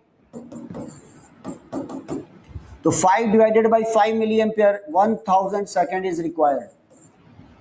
1000 second is required to charge the battery by 5 coulomb. Suppose I am going to increase it 5 ampere, guys. Tell me how much time is required. Everyone give me the answer. I am just increasing the current by 1000 times. Only 1 second is required. Only 1 second is required. Now I am going to increase it by what? 5000 ampere. Tell me how much time is required? 1 millisecond. Are you getting my point, everyone? Just I am increasing the value of the current. What is the time required is what? Decreasing. Right? That is the case, guys. So what we are doing, when we are connecting the active device, it will increase the amount of the current. So the capacitor will suddenly discharge or the capacitor will suddenly charge. Is it clear? Okay then. So that is the, in case of what inverter, it is going to give the very fast response, and that's why we have the output without any distortion. So we will now on LT-Spice, I will show you what is the problem with the NMOS and what is the how we are going to resolve that problem in case of CMOS. Sir, load पे deliver हो जाती है ना power, means which power? Vinit, what you want to ask? किसको load पे deliver कर रहे हो? साक्षी, now it is clear. जितना ज्यादा करंट होगा उतना कम टाइम लगेगा, और पैसिव रजिस्टर क्या है, करंट को रेस्ट्रिक्ट कर देता है. एक्टिव एलिमेंट क्या करता है, करंट को इंक्रीज कर देता है. तो we are using both the active elements. तो we can say that resistor is replaced by the PNP transistor, PMOS, not transistor, PMOS. Like sir, capacitor and inductor की एनर्जी डिस्चार्ज होती है ना? हाँ, डिस्चार्ज होती है ना.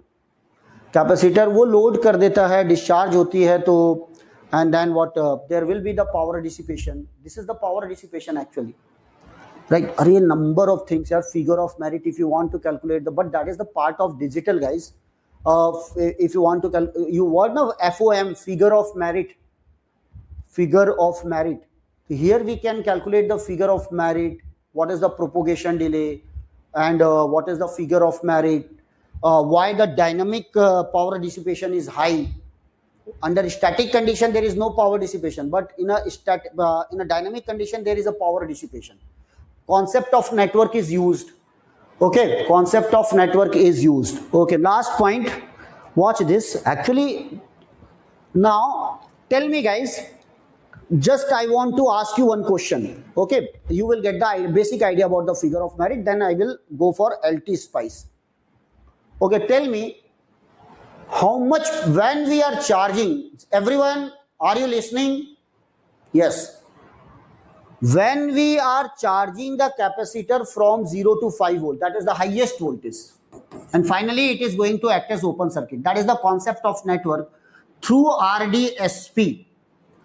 How much energy is provided by the 5 volt battery? How much energy is provided by the 5 volt battery. Just for your sake, I am giving the very easy value, 1 microfarad. 1 microfarad, this is the value of the capacitor. So how much energy given by the battery? And what is the final energy stored in the capacitor when we are charging the capacitor from 0 to 5 volt? Tell me. When we are charging the capacitor from 0 to 5 volt, how much energy given by the battery and how much energy stored in the capacitor? कोई भी दे सकता है, anyone can give the answer.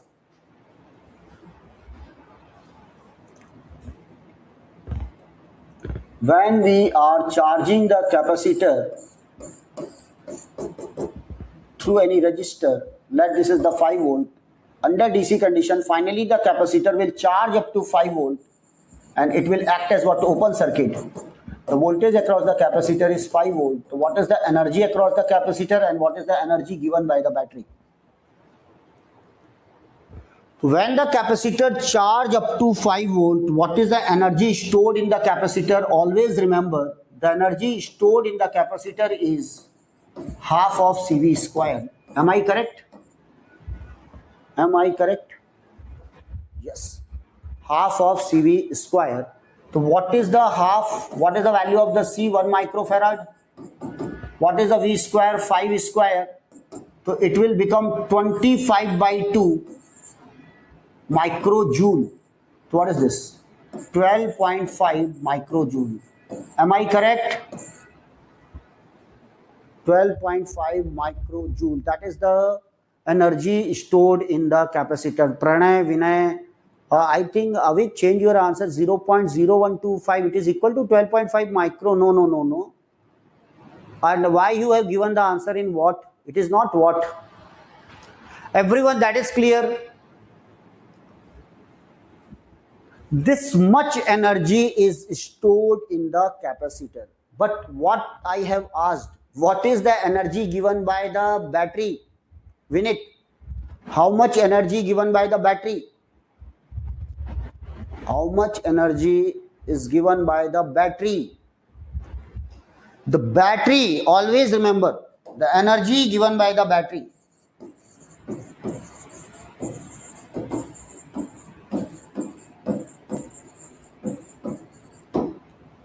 Energy given by the battery to charge the capacitor is CV square, double. It is independent of the value of the resistor. Independent of the value of the resistor. That is what CV square, that is nothing but 25 microjoule. Right? Not try to understand. If the 25 microjoule, yes, Vinit, CV square. If the 25 microjoule is the energy given by the battery, the 12.5 is stored in the capacitor. So what about the remaining 12.5? Where is the remaining 12.5? The remaining 12.5 is dissipated across what? Resistor during charging. Dissipated across the resistor during charging. And it is independent of the value of the resistor. It is independent of the value of the resistor. Whether it is a 1 ohm or 2 ohm or 5 ohm or 10 ohm or 1 kilo ohm, the energy is fixed half of CV square.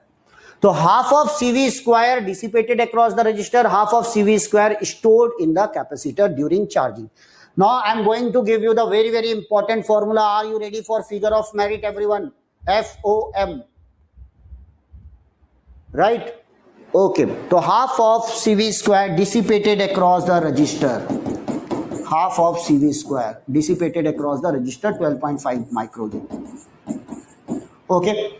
Now, charging cycle, charging is over. Now discharging. Now during discharging, the capacitor will discharge. Now it is up to charge up to 5 volt. What is the energy here? Half of CV square. This will discharge through the resistor and the complete energy is dissipated across the resistor. So tell me, during discharging, how much energy wasted? During discharging, how much energy dissipated? Same energy dissipated. The complete energy will dissipate and the 5 volt become 0 volt. This point is clear. This point is clear. Now tell me, during charging, how much energy dissipated? Half CV square across the resistor. During discharging, the capacitor will discharge through the resistor, and what is the energy dissipated? Half of CV square. So what is the total energy dissipated during one cycle of charging and discharging? Tell me. Charging plus discharging, how much energy dissipated? Charging plus discharging, CV square. Half of CV square during charging, half of CV square during discharging. So total is CV square. Acha, tell me, energy can neither be created nor be destroyed. So we are getting energy from battery. How much energy provided by the battery during one cycle of charging and discharging? During discharging, battery is not going to provide any energy, but during charging, what was the energy provided by the battery? 25 microjoule. So that 25 microjoule during one cycle finished. Is it clear? This point is clear. Now guys, now try to understand.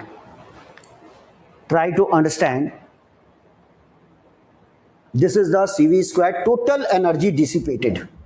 Total energy dissipated during one cycle, CV square. Now, what is the figure of merit? FOM. Figure of merit means we need two things: minimum power dissipation as well as speed.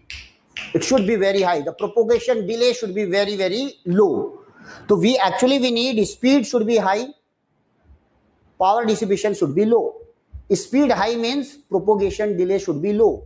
The figure of merit is nothing but propagation delay, that is the delay, into what? Power dissipation. Propagation delay into what? Power dissipation. Right? Power dissipation.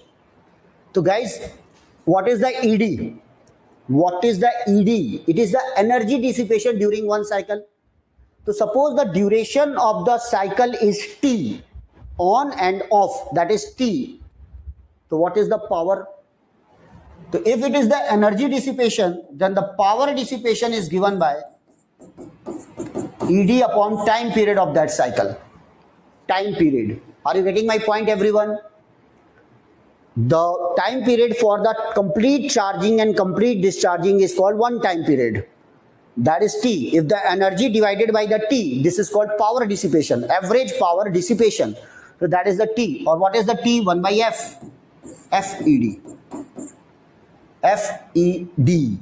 This is the power dissipation. Okay? This is the power dissipation. So what is the EDCV? FCV square. This is the power dissipation. Now tell me guys, from this power dissipation formula, actually what information we are getting? What information we are getting? So just one student used that word toggling. किसने use किया था toggle 1001? Yes.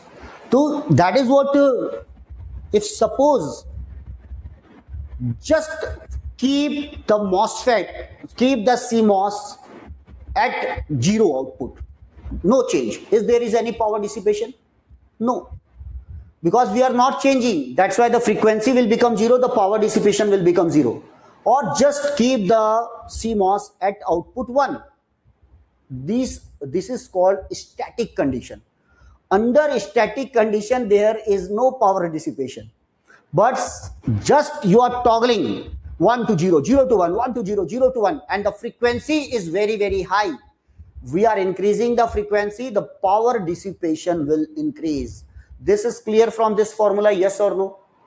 More will be the frequency of charging or discharging, more will be the power dissipation. It is directly proportional to the frequency.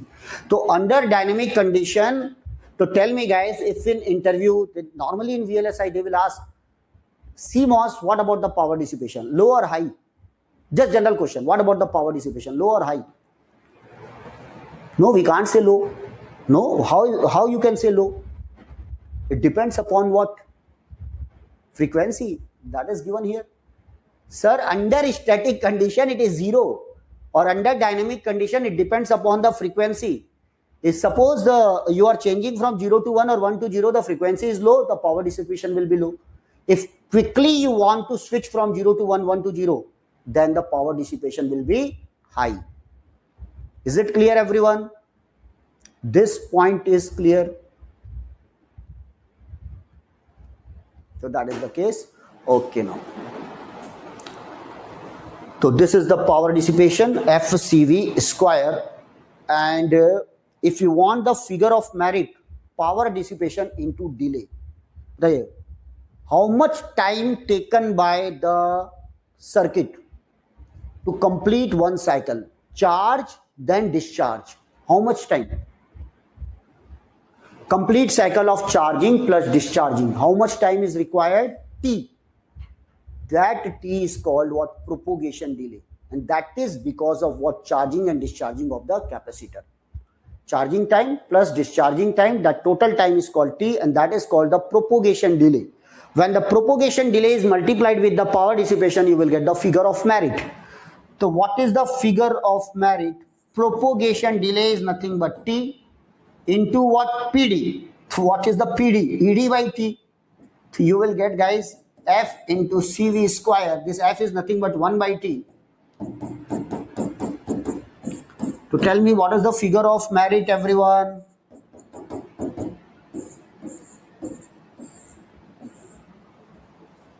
What is the figure of merit? CV square. And what is the unit of the figure of merit? Picojoule.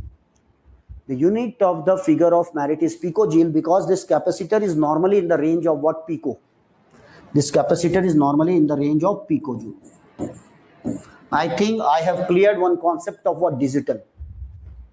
One concept of digital CMOS, how to calculate the figure of merit.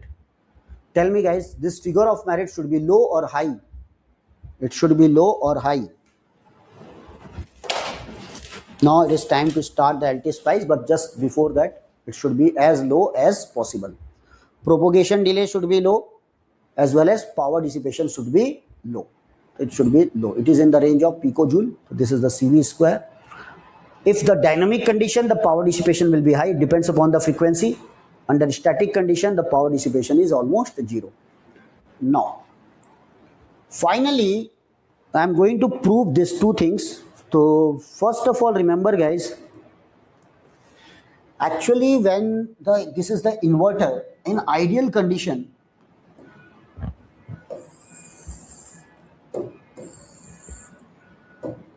for this is the like VI versus V0. VI versus V0, guys. So when we are giving the VI, this is the middle point of this VI and V0. Middle point. So when we are switching VI from 0 to let it is up to 5 volt maximum, to up to middle point, ideally when it is 0 to 5 it should be high. Why? Because this is the middle point, 0 to 2.5. So we are giving the range. If it is 0, 2.5, it is what? 5. So we are considering it as a 0. Digitally it is 0, and we are considering it as a 1. Digitally it is 1. So this is the value of the input. So actually at the output, for 0 to 2.5, we need the output should be high. This is because it is 0, that is high. It should digitally it should be 1. And when it is 2.5 to 5, we need output should be 0. Digitally it is what? 0. This point is clear, guys. This point is clear because we have the range 0 to 5. So 0 to 2.5 we are considering digitally it is 0, or 2.5 to 5 we are considering it digitally it is 1. When it is 0, output should be remain at 5, or when it is 2.5 to 5, that is 1, output should be 0. So there should be sharp fall from this point suddenly. So when the input is from 0 to 2.5, this is the input. output is 5. 1, digitally it is 1. Or when the input is from 2.5 to 5, digitally it is 1, then it is should be 0. The output is 0. Digitally it is 0. This is called the perfect inverter. This is called the transfer curve for the perfect inverter, guys. Right? In case of NMOS, only single NMOS, you will get this type of characteristics. I will prove this type of characteristics in case of NMOS, V0 versus Vi. Or in case of CMOS, right, you need perfectly this type of characteristics.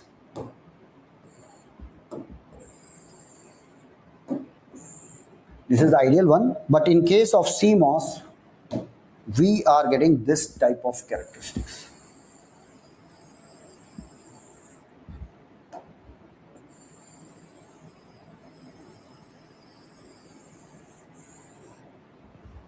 This is for CMOS, this is for NMOS. Which one is the near to perfect one? Which one is near to the perfect one, guys? CMOS or NMOS? Only NMOS. This is the CMOS. And that is called the characteristics of the inverter. And what is the perfect characteristics of the inverter? This one.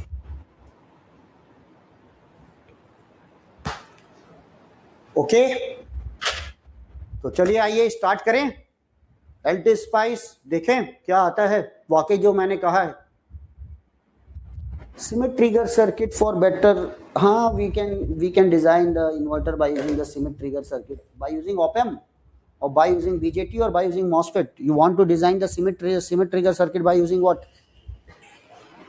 Symmetric trigger circuit. Actually, we are using the symmetric trigger circuit to convert any waveform into a square wave. Yes, that is the purpose of the symmetric trigger circuit. MOSFET, you want to design it by MOSFET. How we are designing all by MOSFET. Any doubt up to this point, guys, you can ask. Yes, please. Please wait for the next 1 or 2 minutes. I'm just going to start. And then, guys, start your LT Spice also. If it is possible, then otherwise watch it and note important points.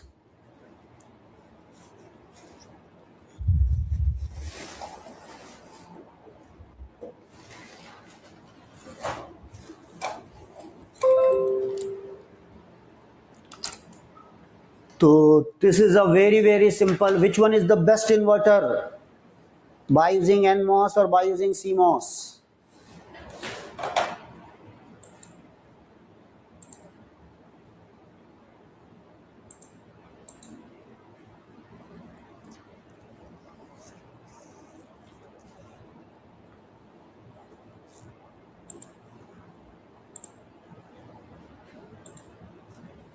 चलिए कल का question भी बनाएंगे.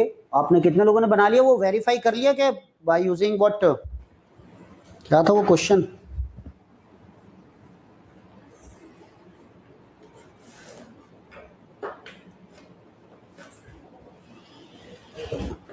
I will try my best to just upload the PDF, but today I am getting a technical issue, guys. Some technical issue is there.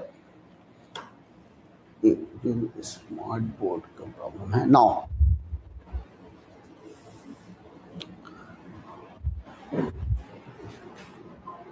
All are ready? Is it visible? This screen is visible? Yes. Now just first of all, inverter by using the NMOS simple, or then inverter by using the PMOS, and then that question MOSFET. So first of all, you can start with the new schematic. That is the new schematic. Then this is the component, guys. You can choose the component here. Let's just choose one NMOS. Place the NMOS here. Right, this is the NMOS. Then you can take one resistor here. Let's just connect the resistor here. Okay, then You can connect a battery here. Okay, and then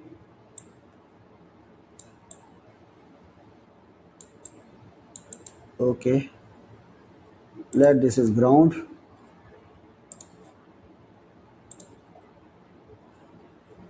No, ये हो गया. This is the case. This is ground is connected here.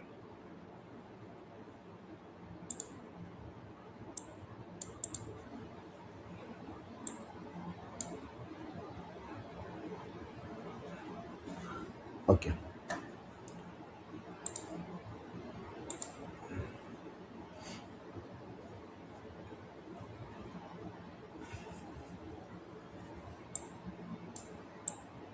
Okay, and we are getting output from this point.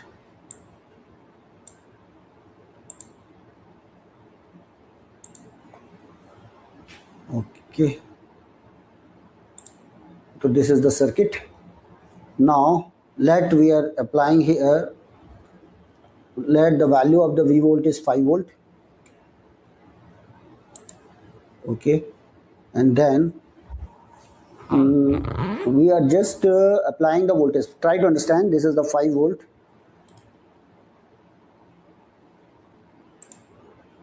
So I think that connection is over. Register value of the register, let the value of the register, you can put the 100 ohm. This is the 100 ohm value of the register is 100 ohm. This is the 5 volt and MOS. Now V2. This is ground.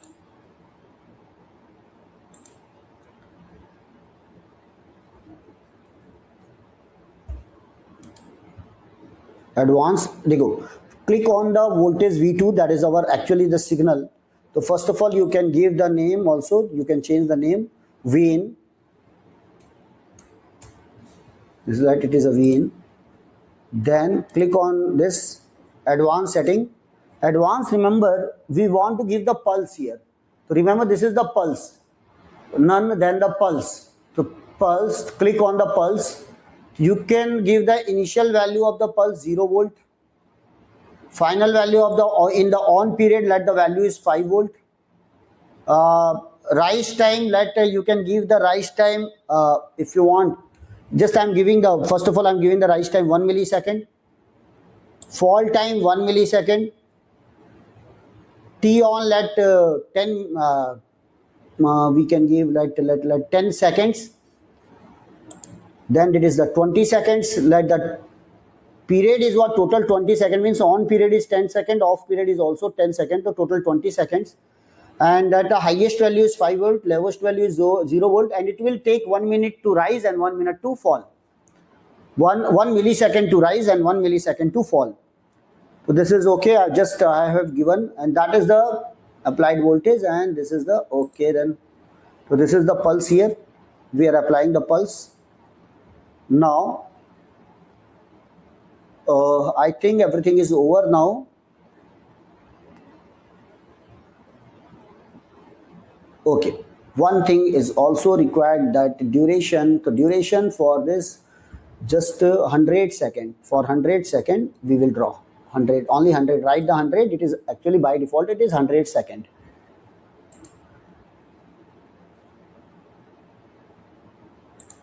Okay. So this is the MOSFET NMOS, and now you can choose NMOS also. Let I am choosing the NMOS. So in coming classes you will get more idea about that. You can also specify W by L and everything for according to your need, guys.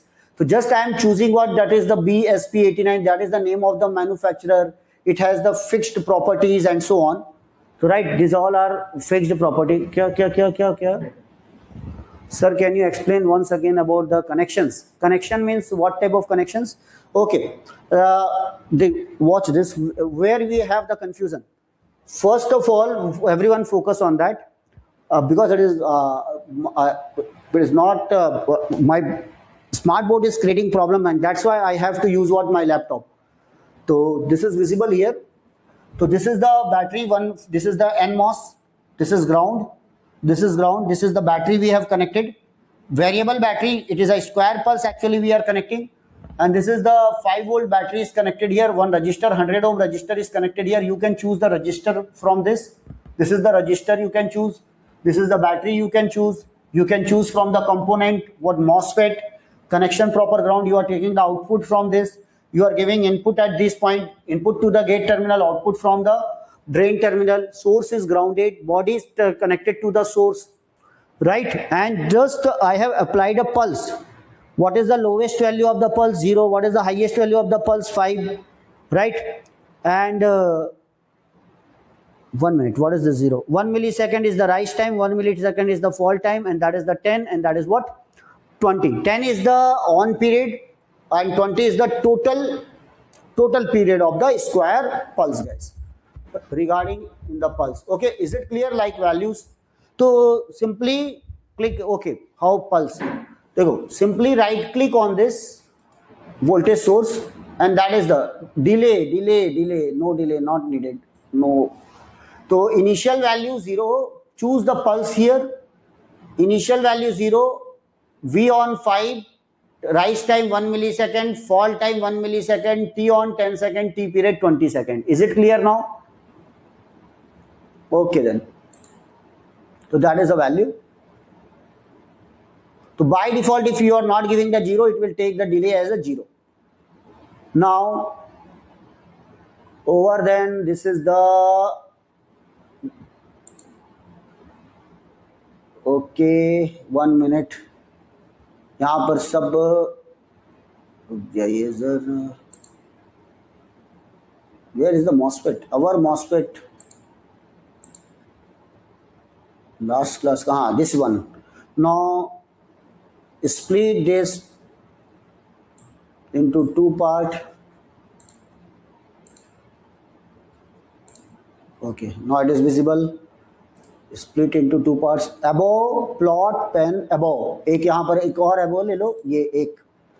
Then guys, here this is what in a x-axis it is up to 100 second. Now click here. Then this is the voltage, applied voltage. Yes, tell me. It is a square pulse. It is visible, everyone. It is a symmetrical square pulse. Highest value is 5 volt. Lowest value is 0 volt. And a symmetrical on and off period are equal 10 second, 10 second, 10 second, 10 second. This is the perfect square wave. Lowest value is 0, highest value is 5 volt, 10 second, 10 second, 20 second, it is up to 100 second. Okay, and we have given the sufficient time for charging and discharging of the capacitor in case of what NMOS, and that's why we will get, ideally we can get what? Perfect inverted output, right? Because we have given the sufficient time. 1 second is very high time. In case of electronics, 1 second is very high time, right? So we have given the sufficient time for charging and discharging of the capacitor. So चलिए देखते हैं what about the output. What about the output for this waveform? So we want the output here. To click here. Now this is the output. Is it perfect? Is it perfect? There is a very small issue, guys. What is the issue here? Highest value we are getting the 5 volt because it is in cutoff. But the lowest value we are not getting the 0, guys. Why we are not getting the 0 here? Lowest value is not 0 exactly. Not 0. Okay. We want when it is 5 volt, it should be 0. When it is a 0 volt, it should be what? 5 volt. Because when it is on, there is a current. Yes or no? There was some current, right? So just give me 1 minute. This is the pulse.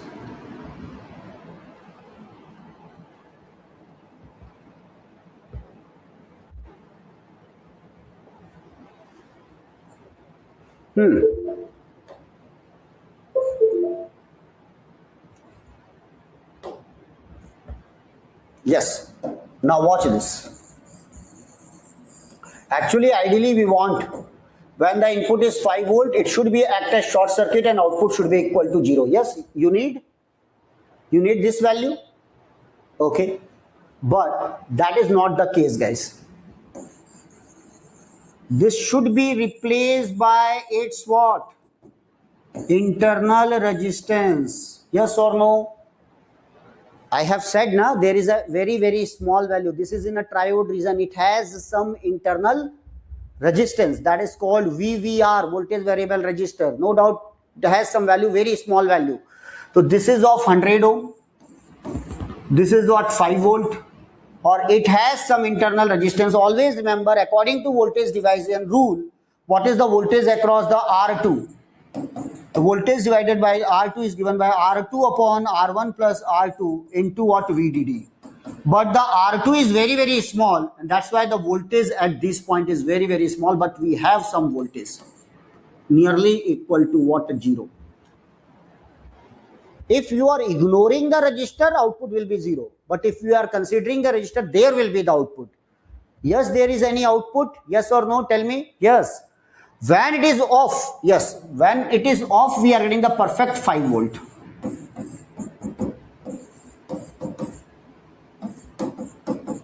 Perfect 5 volt when the input is 0. Okay, watch this. Sir, is that output wire is floating? Maybe there may be the wire because of the wire. This is the floating wire. What will be the current through the floating wire? That through the floating wire, the current will be 0. So what about the drop across that wire? Almost 0. But when we are connecting the voltmeter, there will be the current, and because of that, that reading may be changed. Reading may change, but internal resistance of the voltmeter is also very high. I think this concept is clear. First of all, when we need 0 output, we are getting very small output. This is clear because of the internal resistance of the NMOS, VVR. Yes.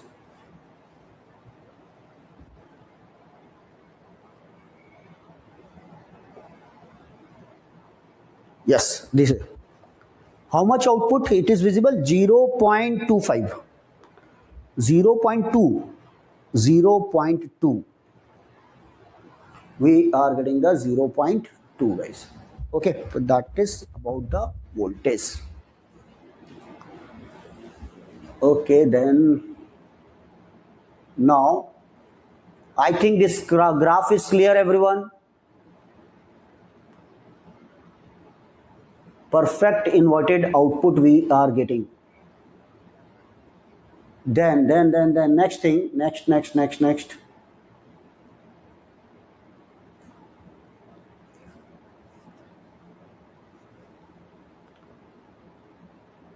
Suppose in this case, I'm going to change this one. In a place of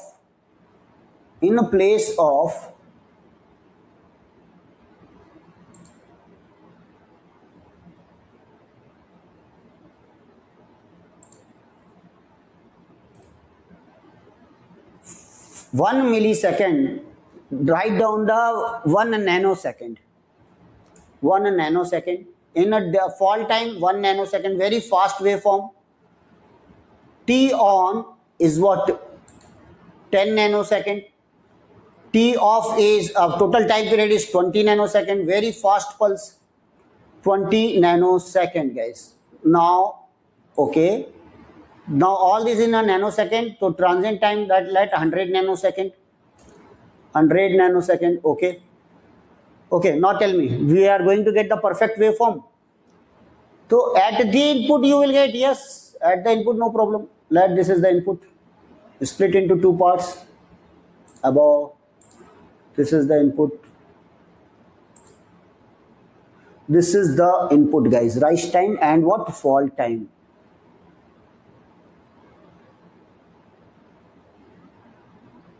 Yes, Vinit, I will explain. Give me 1 minute. This is the case. But this time, this duration is only 10 nanosecond.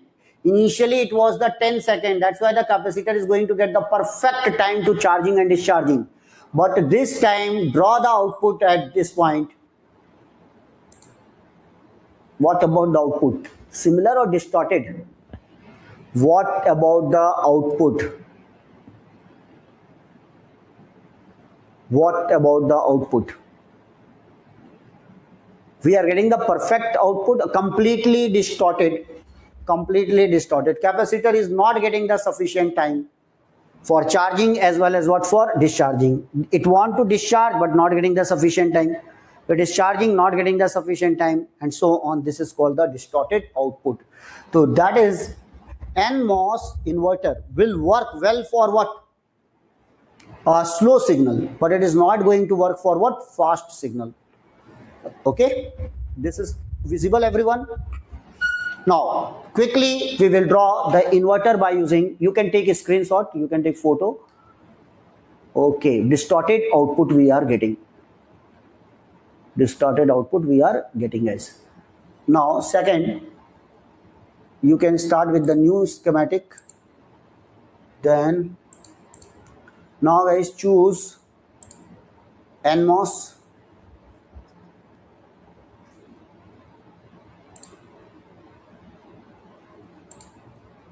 Then choose PMOS. This is the PMOS. Okay, and then guys, remember, don't connect here. Now we are getting the mistake because the source is above, not below. We have to connect the drain of the PMOS to the source of the NMOS, right? Drain of the PMOS to the drain of the NMOS. So that's why, remember, you have to rotate it. No, rotate, no, mirror. You have to mirror it. No, that is not mirror, no, rotate, sorry. 1 minute.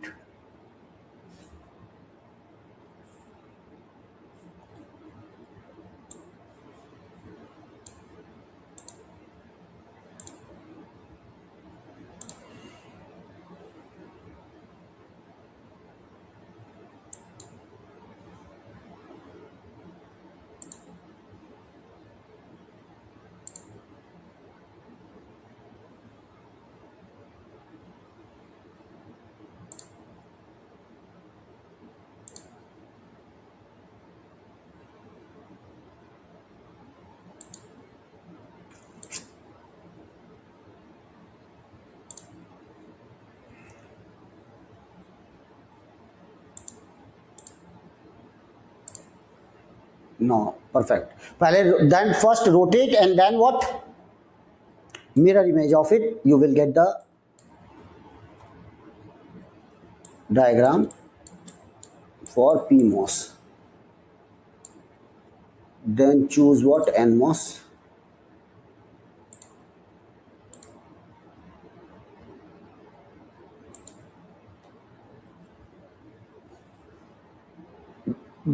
This is the source terminal.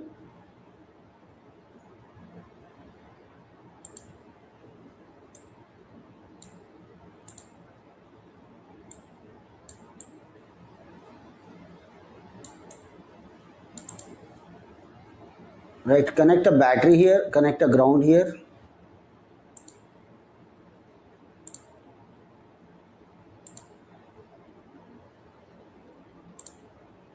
Connect a battery here.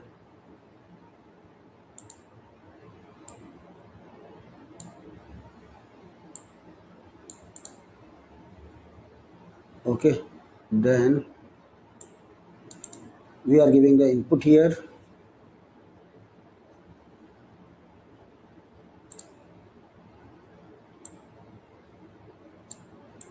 Output. You can also give the level here. V out. You can put the output level. Okay, this is the case. And then net, you can give the level V in.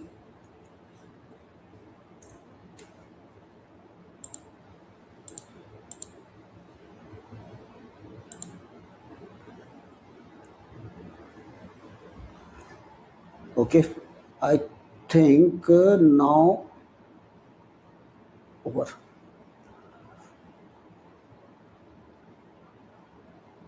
We have to connect the battery here actually.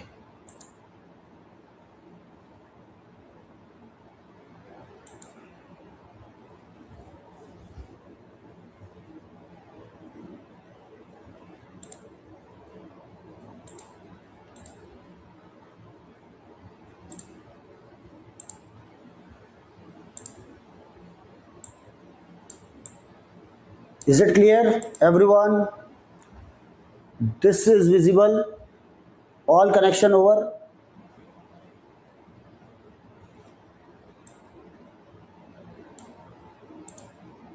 This is the MOSFET. Above it is a body. Outside means it is a PMOS. Body outside means it is NMOS and PMOS. Remember, inside means NMOS. Outside means PMOS. Always remember, battery is connected to the source terminal, not to the gate terminal.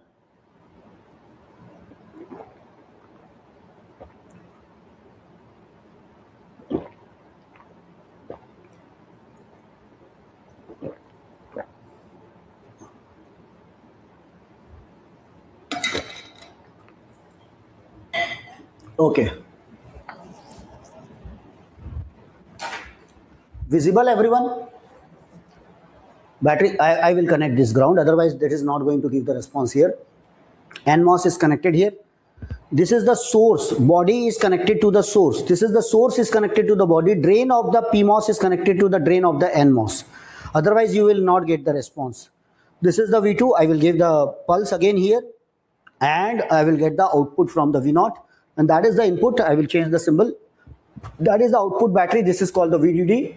And now we are going to get the output for this. V1, sir, V1 better negative. Why? Oh, that should be connected to the ground.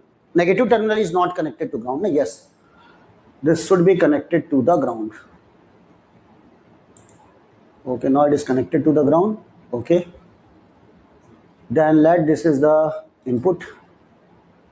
Change V in, right? Okay, then this is the pulse. So right click here, advanced setting. Again, this is the pulse. Remember, this is the pulse.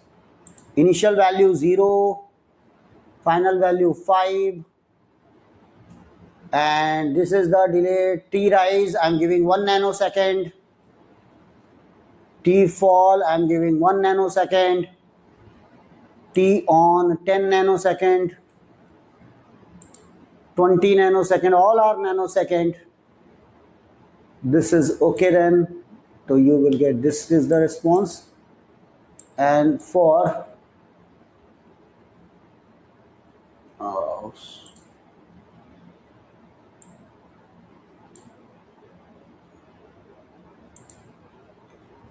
disconnected, yes. Now leave it. And then second, for before analysis, how much time? Stop time 100 nanosecond. 100 nanosecond. I think everything is okay. Oh, stop time 1 minute. This is okay. Okay then. Now, where is the problem? User, this is the unknown parameter V1. Okay, battery value of the battery is not given. 5 volt. Value of the battery is not given. This is the 5 volt. Okay then. I have given now 100 nanosecond. 100 nanosecond. Right. So this was the response. Initially, this was the response. That is the wrong response. Yes, it is visible, everyone. That was the response by the NMOS. Now, by using the PMOS. So first of all, split into 2. Then 1 minute. Zoom. Yes, now it is visible. Now at the input. Oh, what is the problem here? We have not put the period here. 20 only, 20 nanosecond it should be. 20 nanosecond. It should be 20 nanosecond. Correct it. 20 nanosecond. Nano. Okay then. Now again. Now it is perfect. Input is visible, everyone. Input is visible. Yes. Now what about the output?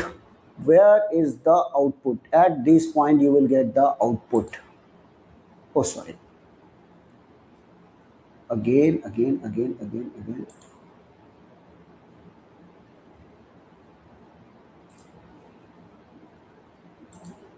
20 nano. Okay.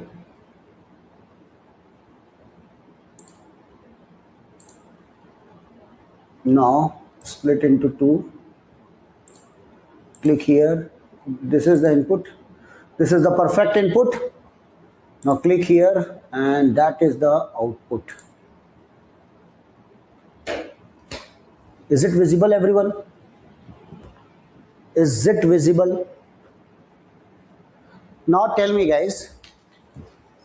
For this is the rise time actually. This is the for 5 volt we are getting what 0 volt, almost 0 volt, and for 0 volt we are getting the 5 volt. 5 volt we are getting the 0 volt. So tell me which one is the perfect inverter, by using simple NMOS or by using the CMOS? By using, it is visible here. Or we are given what about the pulse width? It is in the nanosecond. For second it is also give the response for the second, but it is give the best also give the response for what nanosecond. But what about the NMOS? It will give the perfect response when the pulse width is high. It will get the sufficient time for charging and discharging of the capacitor. But here it will charge as well as discharge the capacitor within nanoseconds. So that is the reason, guys. I think now it is clear to you, everyone. Is it visible? Now, are you giving me the 5 times so that I can show you the V0 versus Vi? Last. V0 versus Vi. Okay.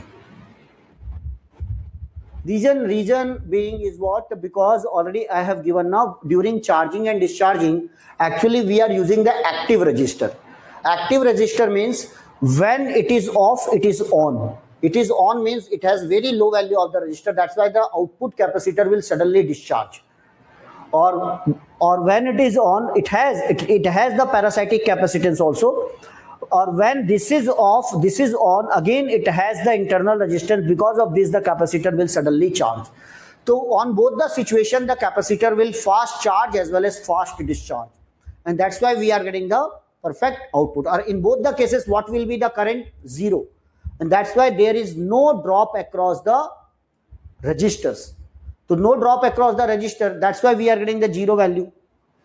When it is 5 volt, we are getting the perfect 0. When it is 0, we are getting the perfect 5 volt. Is it clear, everyone? Yes. Now last.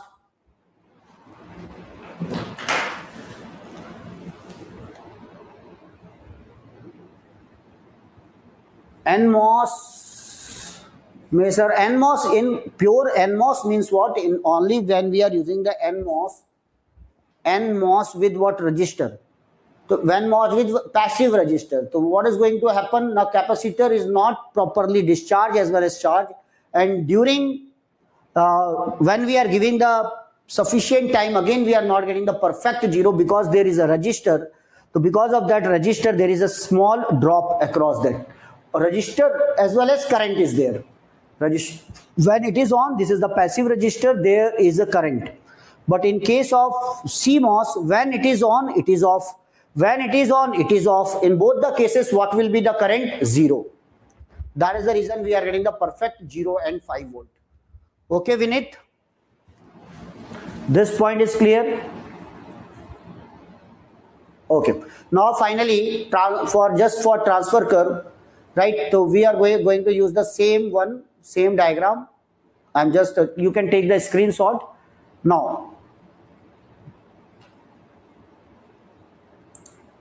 Now, if you want the transfer curve V0 versus Vi, then it is actually DC sweep. So DC sweep means here it is the DC sweep. We have to change the voltage. First source I'm going to change the input. So you can, for transfer curve, first of all click on the configure. This is the 1, 2, 3, 4, 5, 6. This is the configure. And DC sweep, name of the first source, which one is the DC sweep, what is the name of that? V in. Okay, type of the sweep, linear, start value 0, end value 5 volt, and then guys stop value increment 0.01, 0.01 lakh, this is the increment. Okay, so this is the value, we are going to change the value. Okay, first of all we have to remove this, pulse. This is a pure DC value, this is not the pulse. Now it is like it is 5 volt, it is simply 5 volt, and we are just changing the value from 0 to 5 and 0.01 to remove this. And now okay, everything is fine. Now the transfer curve. Okay, so it is in a x-axis, it is visible, everyone. Now I am going to vary the input. Just first keep the value 5 volt DC. It is a DC sweep, means we are changing the value in step way 0.01, 0.02 and so on. It is up to what 5 volt we are going to change. So always remember, from the AC analysis you can choose the DC sweep, and this is the first source, name of the first source is V in, type of the sweep linear, start value 0, stop value 5, increment 0.01, and click OK. Then this is the value. Now this is the input on the x-axis up to 5 volt. Now just we want to draw the curve at output.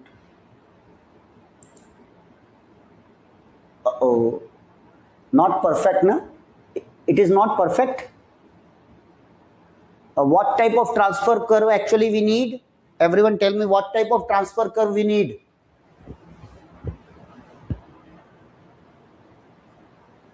Yes or no? Ideally, what you need, Narsimha? But it is not perfect, but it is near to ideal value. So just give me 1 minute. I am going to change the NMOS. I will change this NMOS. I will use the different NMOS from different manufacturer. I am going to keep BSP89. I am going to take. Square. No. Square wave nahi yaar. Square. Sakshi. No square wave. I want square means what? It is a transfer curve, V naught versus Vi. When it is up to 2.5, it should remain 5, and there should be the sharp fall when it is above the 2.5. Because in a digital up to 2.5, we are considering the Vi is 0, or 2.5 to 5, we are considering the Vi 1. Right?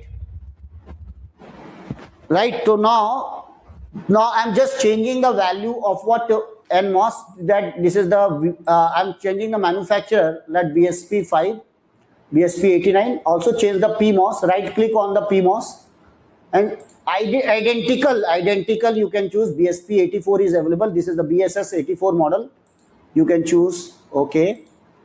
Now I have changed the value. Now almost symmetrical NMOS and PMOS are connected here. No. वापस आते हैं. अब बताइए which one is the better one, first one or second one? Which one is better? Second one. So that is called what? Designing, guys. That is called designing. If suppose you have the idea about the ideal condition, how many marks required in competitive exams? If it is of 100 marks, everyone tell me. If it is of 100 marks, maximum 100 marks, then what is the ideal marks? 100, yes or no? 100 is the ideal marks, but no one is going to get the 100. So what is the, for first rank, what is the mark required? 90 to 95. If suppose we are not getting 90 to 95, then we will change our system. So similarly, if you have the idea about the ideal characteristics, this is the ideal characteristics, right? Now, just for ideal characteristics, ideal one, you are not getting it. So just I have changed the manufacturer of the MOSFET. Actually, I am changing the property of the MOSFET. So in coming classes, you will get, you can also change the aspect ratio W by L of the MOSFET. You can customize the MOSFET on what LT Spice or in software. You can customize the values, right? You can design, but I am giving you the basic idea, and that's why just I have chosen the manufacturer VSS84 and VSP89, right? Almost symmetrical, and we are getting the sharp fall here. In inverter, we need sharp fall, right? So this is the value from 5 volt. Suddenly it will fall to what? 0 volt. So this is the case, and this is the perfect inverter. So I hope this is clear to you. Now, guys, how many students completed the homework for MOSFET? MOSFET. So can I give? Because it is my last class. Monday onwards, remember, the sir will take further classes. So everyone, that is my humble request. Try to join. You will get more practical idea, more practical exposure to the industry requirement, guys. Okay. So just give me the 5 minutes only, and just quickly we will draw and we will get the answer for that. So I think now it is also clear to you. We are getting the perfect transfer curve for the inverter here. In my class theory, with the theory, I am explaining each and everything. What is the slope of this line? What is the slope of this line? Right? And you need information about that. Then remember, if you need the information about anything, because it is my last class, so you can note the number and you can message me. Please don't call. First of all, message me, because normally I am in class morning to evening. I have number of classes, guys. So this is my number. You can message me on this number, guys. For any doubt, you can contact with our team. Otherwise, you can message me. We have started our courses for GATE exam, guys. So just if you want any detail, if you want to learn more detail, for example, EDC, analog, just you no need to prepare for the GATE exam, no need to enter into the post-graduation program. Just simply if you want to get the command over the subject, like what EDC, analog, network, signal and system, digital, control system, right? Highly affordable fees. You can contact our team for that. But for any other queries, any other detail, any other doubts regarding this course, regarding the last 5 lectures, you can message me on this number 98999. Sorry 98999 40096. अरे यार मेरा ही number मुझे याद नहीं है. 40096. 9. Everyone please correct it ना, otherwise वो false message चला जाएगा किसी को और वो आपको फिर परेशान करेंगे. This is Sanjay Rathi. 9899 40096. Okay. So now how we can get the idea about the MOSFET, and please get the command over. If you are in 3rd year, 2nd year, use the simulations, use the software, and get the idea how the waveform, we are getting perfect waveform, yes or no, what is the ideal condition, what we are getting, what is the reason behind that. Okay, everything. Now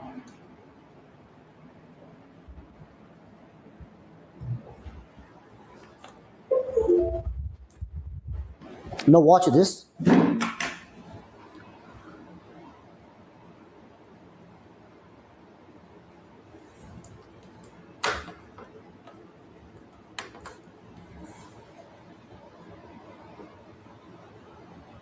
File, new schematic.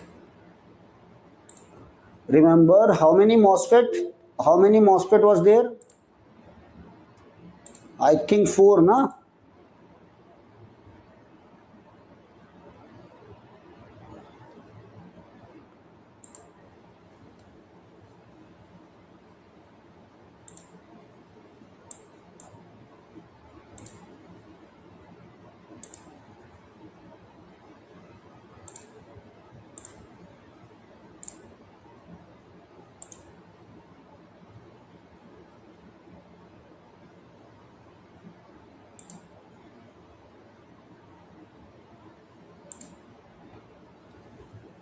Yes, there was the 4 MOSFET, one resistor was connected here.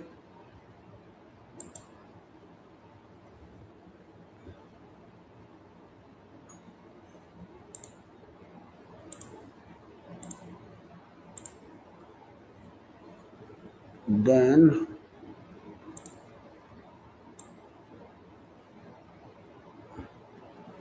I think there was a one current source.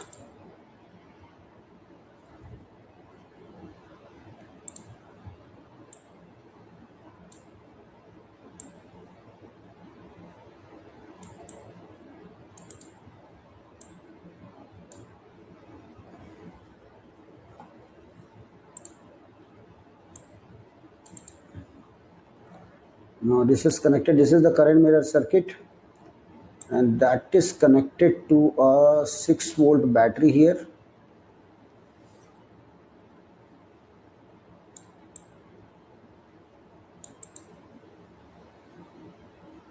And that is connected to drain.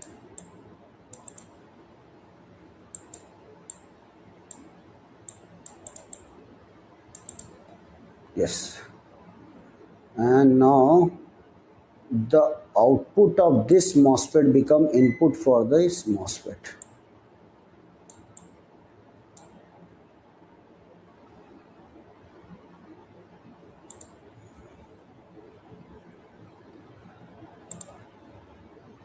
Okay, it is not visible. Okay. Sorry, it is not visible. 1 minute. Okay. So you can draw, or otherwise I will show you, na? 1 minute.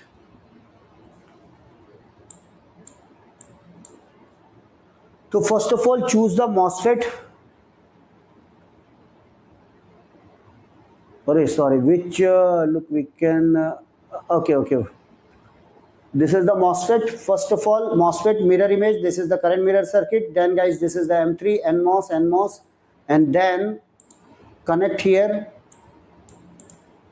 This is connected here. And the value of the R was, what was the value of the R?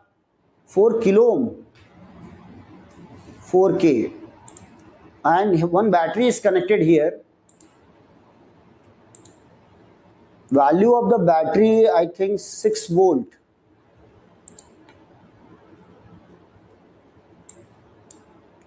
Value of the battery is what? 6 volt.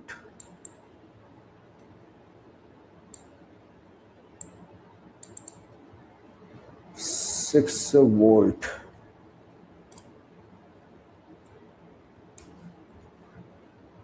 Okay, what was the answer? No, I think now this is the perfect diagram. Yes, 4K NMOS, and there is a one current source. In component, you can search for the current source. Current source we have. We can place the current source. That this is the ground.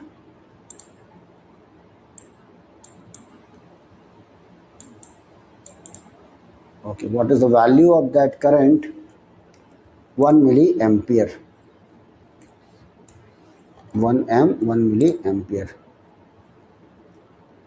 Now, this is a 6 volt. Okay. Right. This is the current mirror circuit, NMOS, and you can give the name also, that perfect company pick the MOSFET. All similar MOSFET guys, you can choose.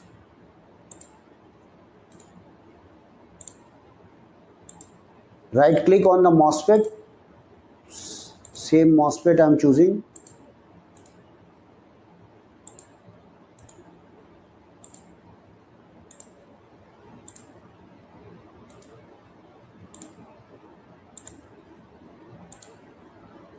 Okay, 1 milliampere current source. This is the 6 volt battery M3 that is connected here, and we need the output at this point. Okay, then stop time. Let 100 nanosecond.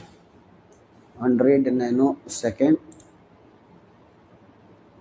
Okay, that was the inverter. Remain. Okay, then you need voltage at this point, guys. Here. What is the answer? What is the answer?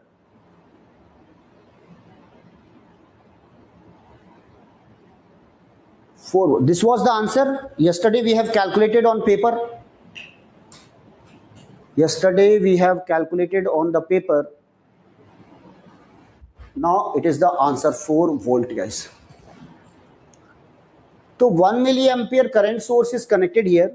When this is a perfect current mirror circuit, the same current will pass here. When the 4 kilo ohm current is passed here, this is the 6 volt battery. So 6 minus 4, the voltage at this point is 2 volt. So gate to source voltage for this MOSFET is 2 volt. They are connected in series. That's why it is also 2 volt. Now this 6 minus 2 volt, what is the output? 4 volt. Yesterday I have solved. Now it is visible here. Any doubt in this question, anyone? This is clear to you?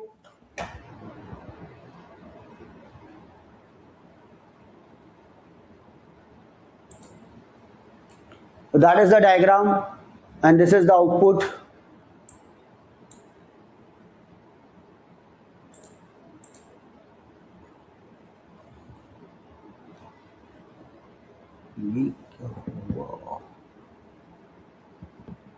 चलिए हो गया भाई.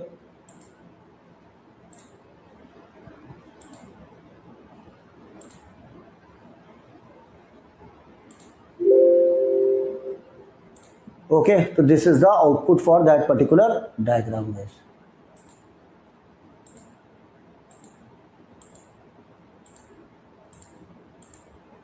So blank हो गया. Okay, हो गया भाई.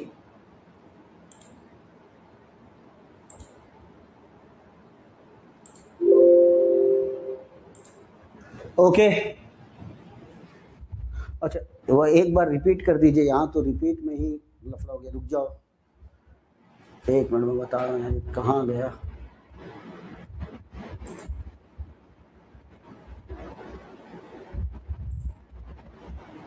One minute. No, this was not the case.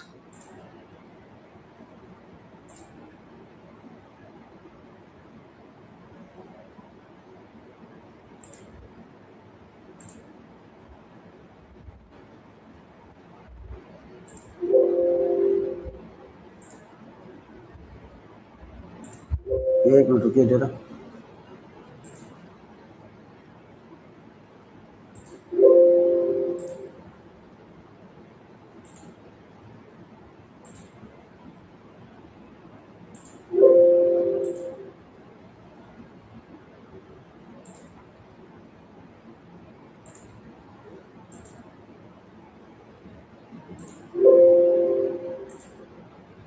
Sorry for that guys, ये तो गायब हो गया. कुछ टेक्निकल इश्यू आ गया इसमें.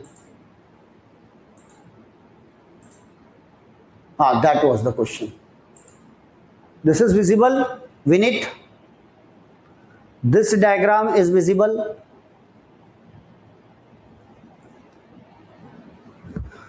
Right. So what was the current here? What was the current here? 1 milliampere. Same 1 milliampere will pass through the 4 kilo ohm resistor. So what is the drop across the 4 kilo ohm? 4 volt. So 6 minus 4 volt. What is the voltage at this point? 2 volt. So VGS is 2 volt for this. VGS is 2 volt for this. So 6 minus 2. What should be the output? V0. That is what? 4 volt. That already I have solved. But in LT spice, is it current mirror circuit is perfect? All the resistors connected are perfect because we have connected the current source here. Now, so we are getting the sufficient 2 volt here, and that's why. Now watch this. So this is the schematic now.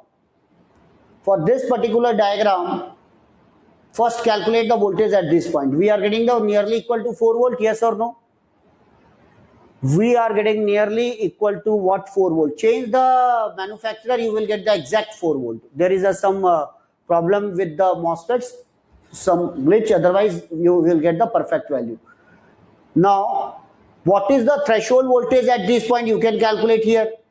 What is the voltage at this point? What is the voltage at this point?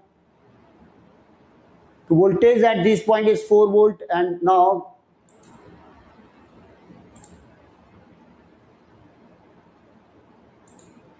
what is the voltage at this point? What is the value of the VGS? You can find the value of the VGS is what? 1.58 volt. Everyone, that is visible? Voltage at this point 1.58 volt, right? Voltage at this point is what? 2 volt for this particular MOSFET, okay, or the voltage. So you can find the every voltage, and then for saturation, always remember what is required here for saturation.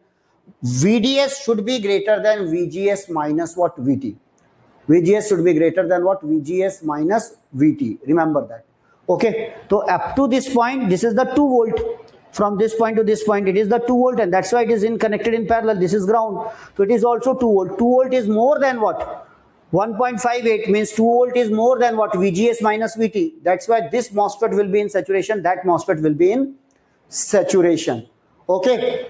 Can I change the value of the 4 kilo ohm resistor, or it is going to work with it? If suppose I am going to change the value of the resistor, or the circuit is going to work. For example, I am putting the value here, let 5 volt. If it is 5 volt, then 6 minus 5, that should be 1 volt, that should be 1 volt. So 6 minus 1, 6 minus 1, that should be the answer, should be the 5 volt. Is it so? So just I am changing the value of the resistor for this particular diagram. Let this, I am just changing the value of the resistor. Let it is 5 kilo ohm. 5K. Okay. Now everything will remain same. Just plot the value. We are getting 5 or less than 5 volt, or nearly equal to what? To 5 volt. Okay. Now again I am going to increase the value of this 5 kilo ohm. Again I am going to increase this value 5 kilo ohm, 5.5 kilo ohm. Okay, then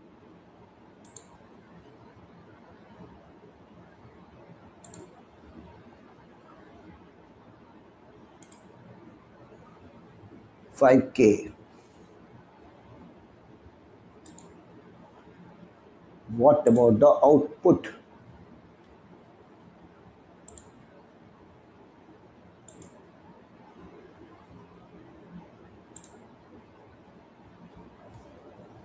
Is there any change in the output voltage, everyone? No.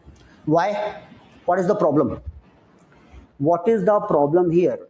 Yesterday I have said, when the value of the resistor will change, that MOSFET will not remain in what is saturation. When this MOSFET is not remain in saturation, the voltage across this, the current through this is not similar to the 1 milliampere. When it is not similar to the 1 milliampere, then definitely the drop across this will decrease, right? And therefore we are not going to get the perfect response here. Is it clear? Yesterday I have proved. So you can't use the value of randomly, you can't use any value of the resistor. Okay. So okay then, so this is all about the diagram, this is all about the session, guys. Hope you have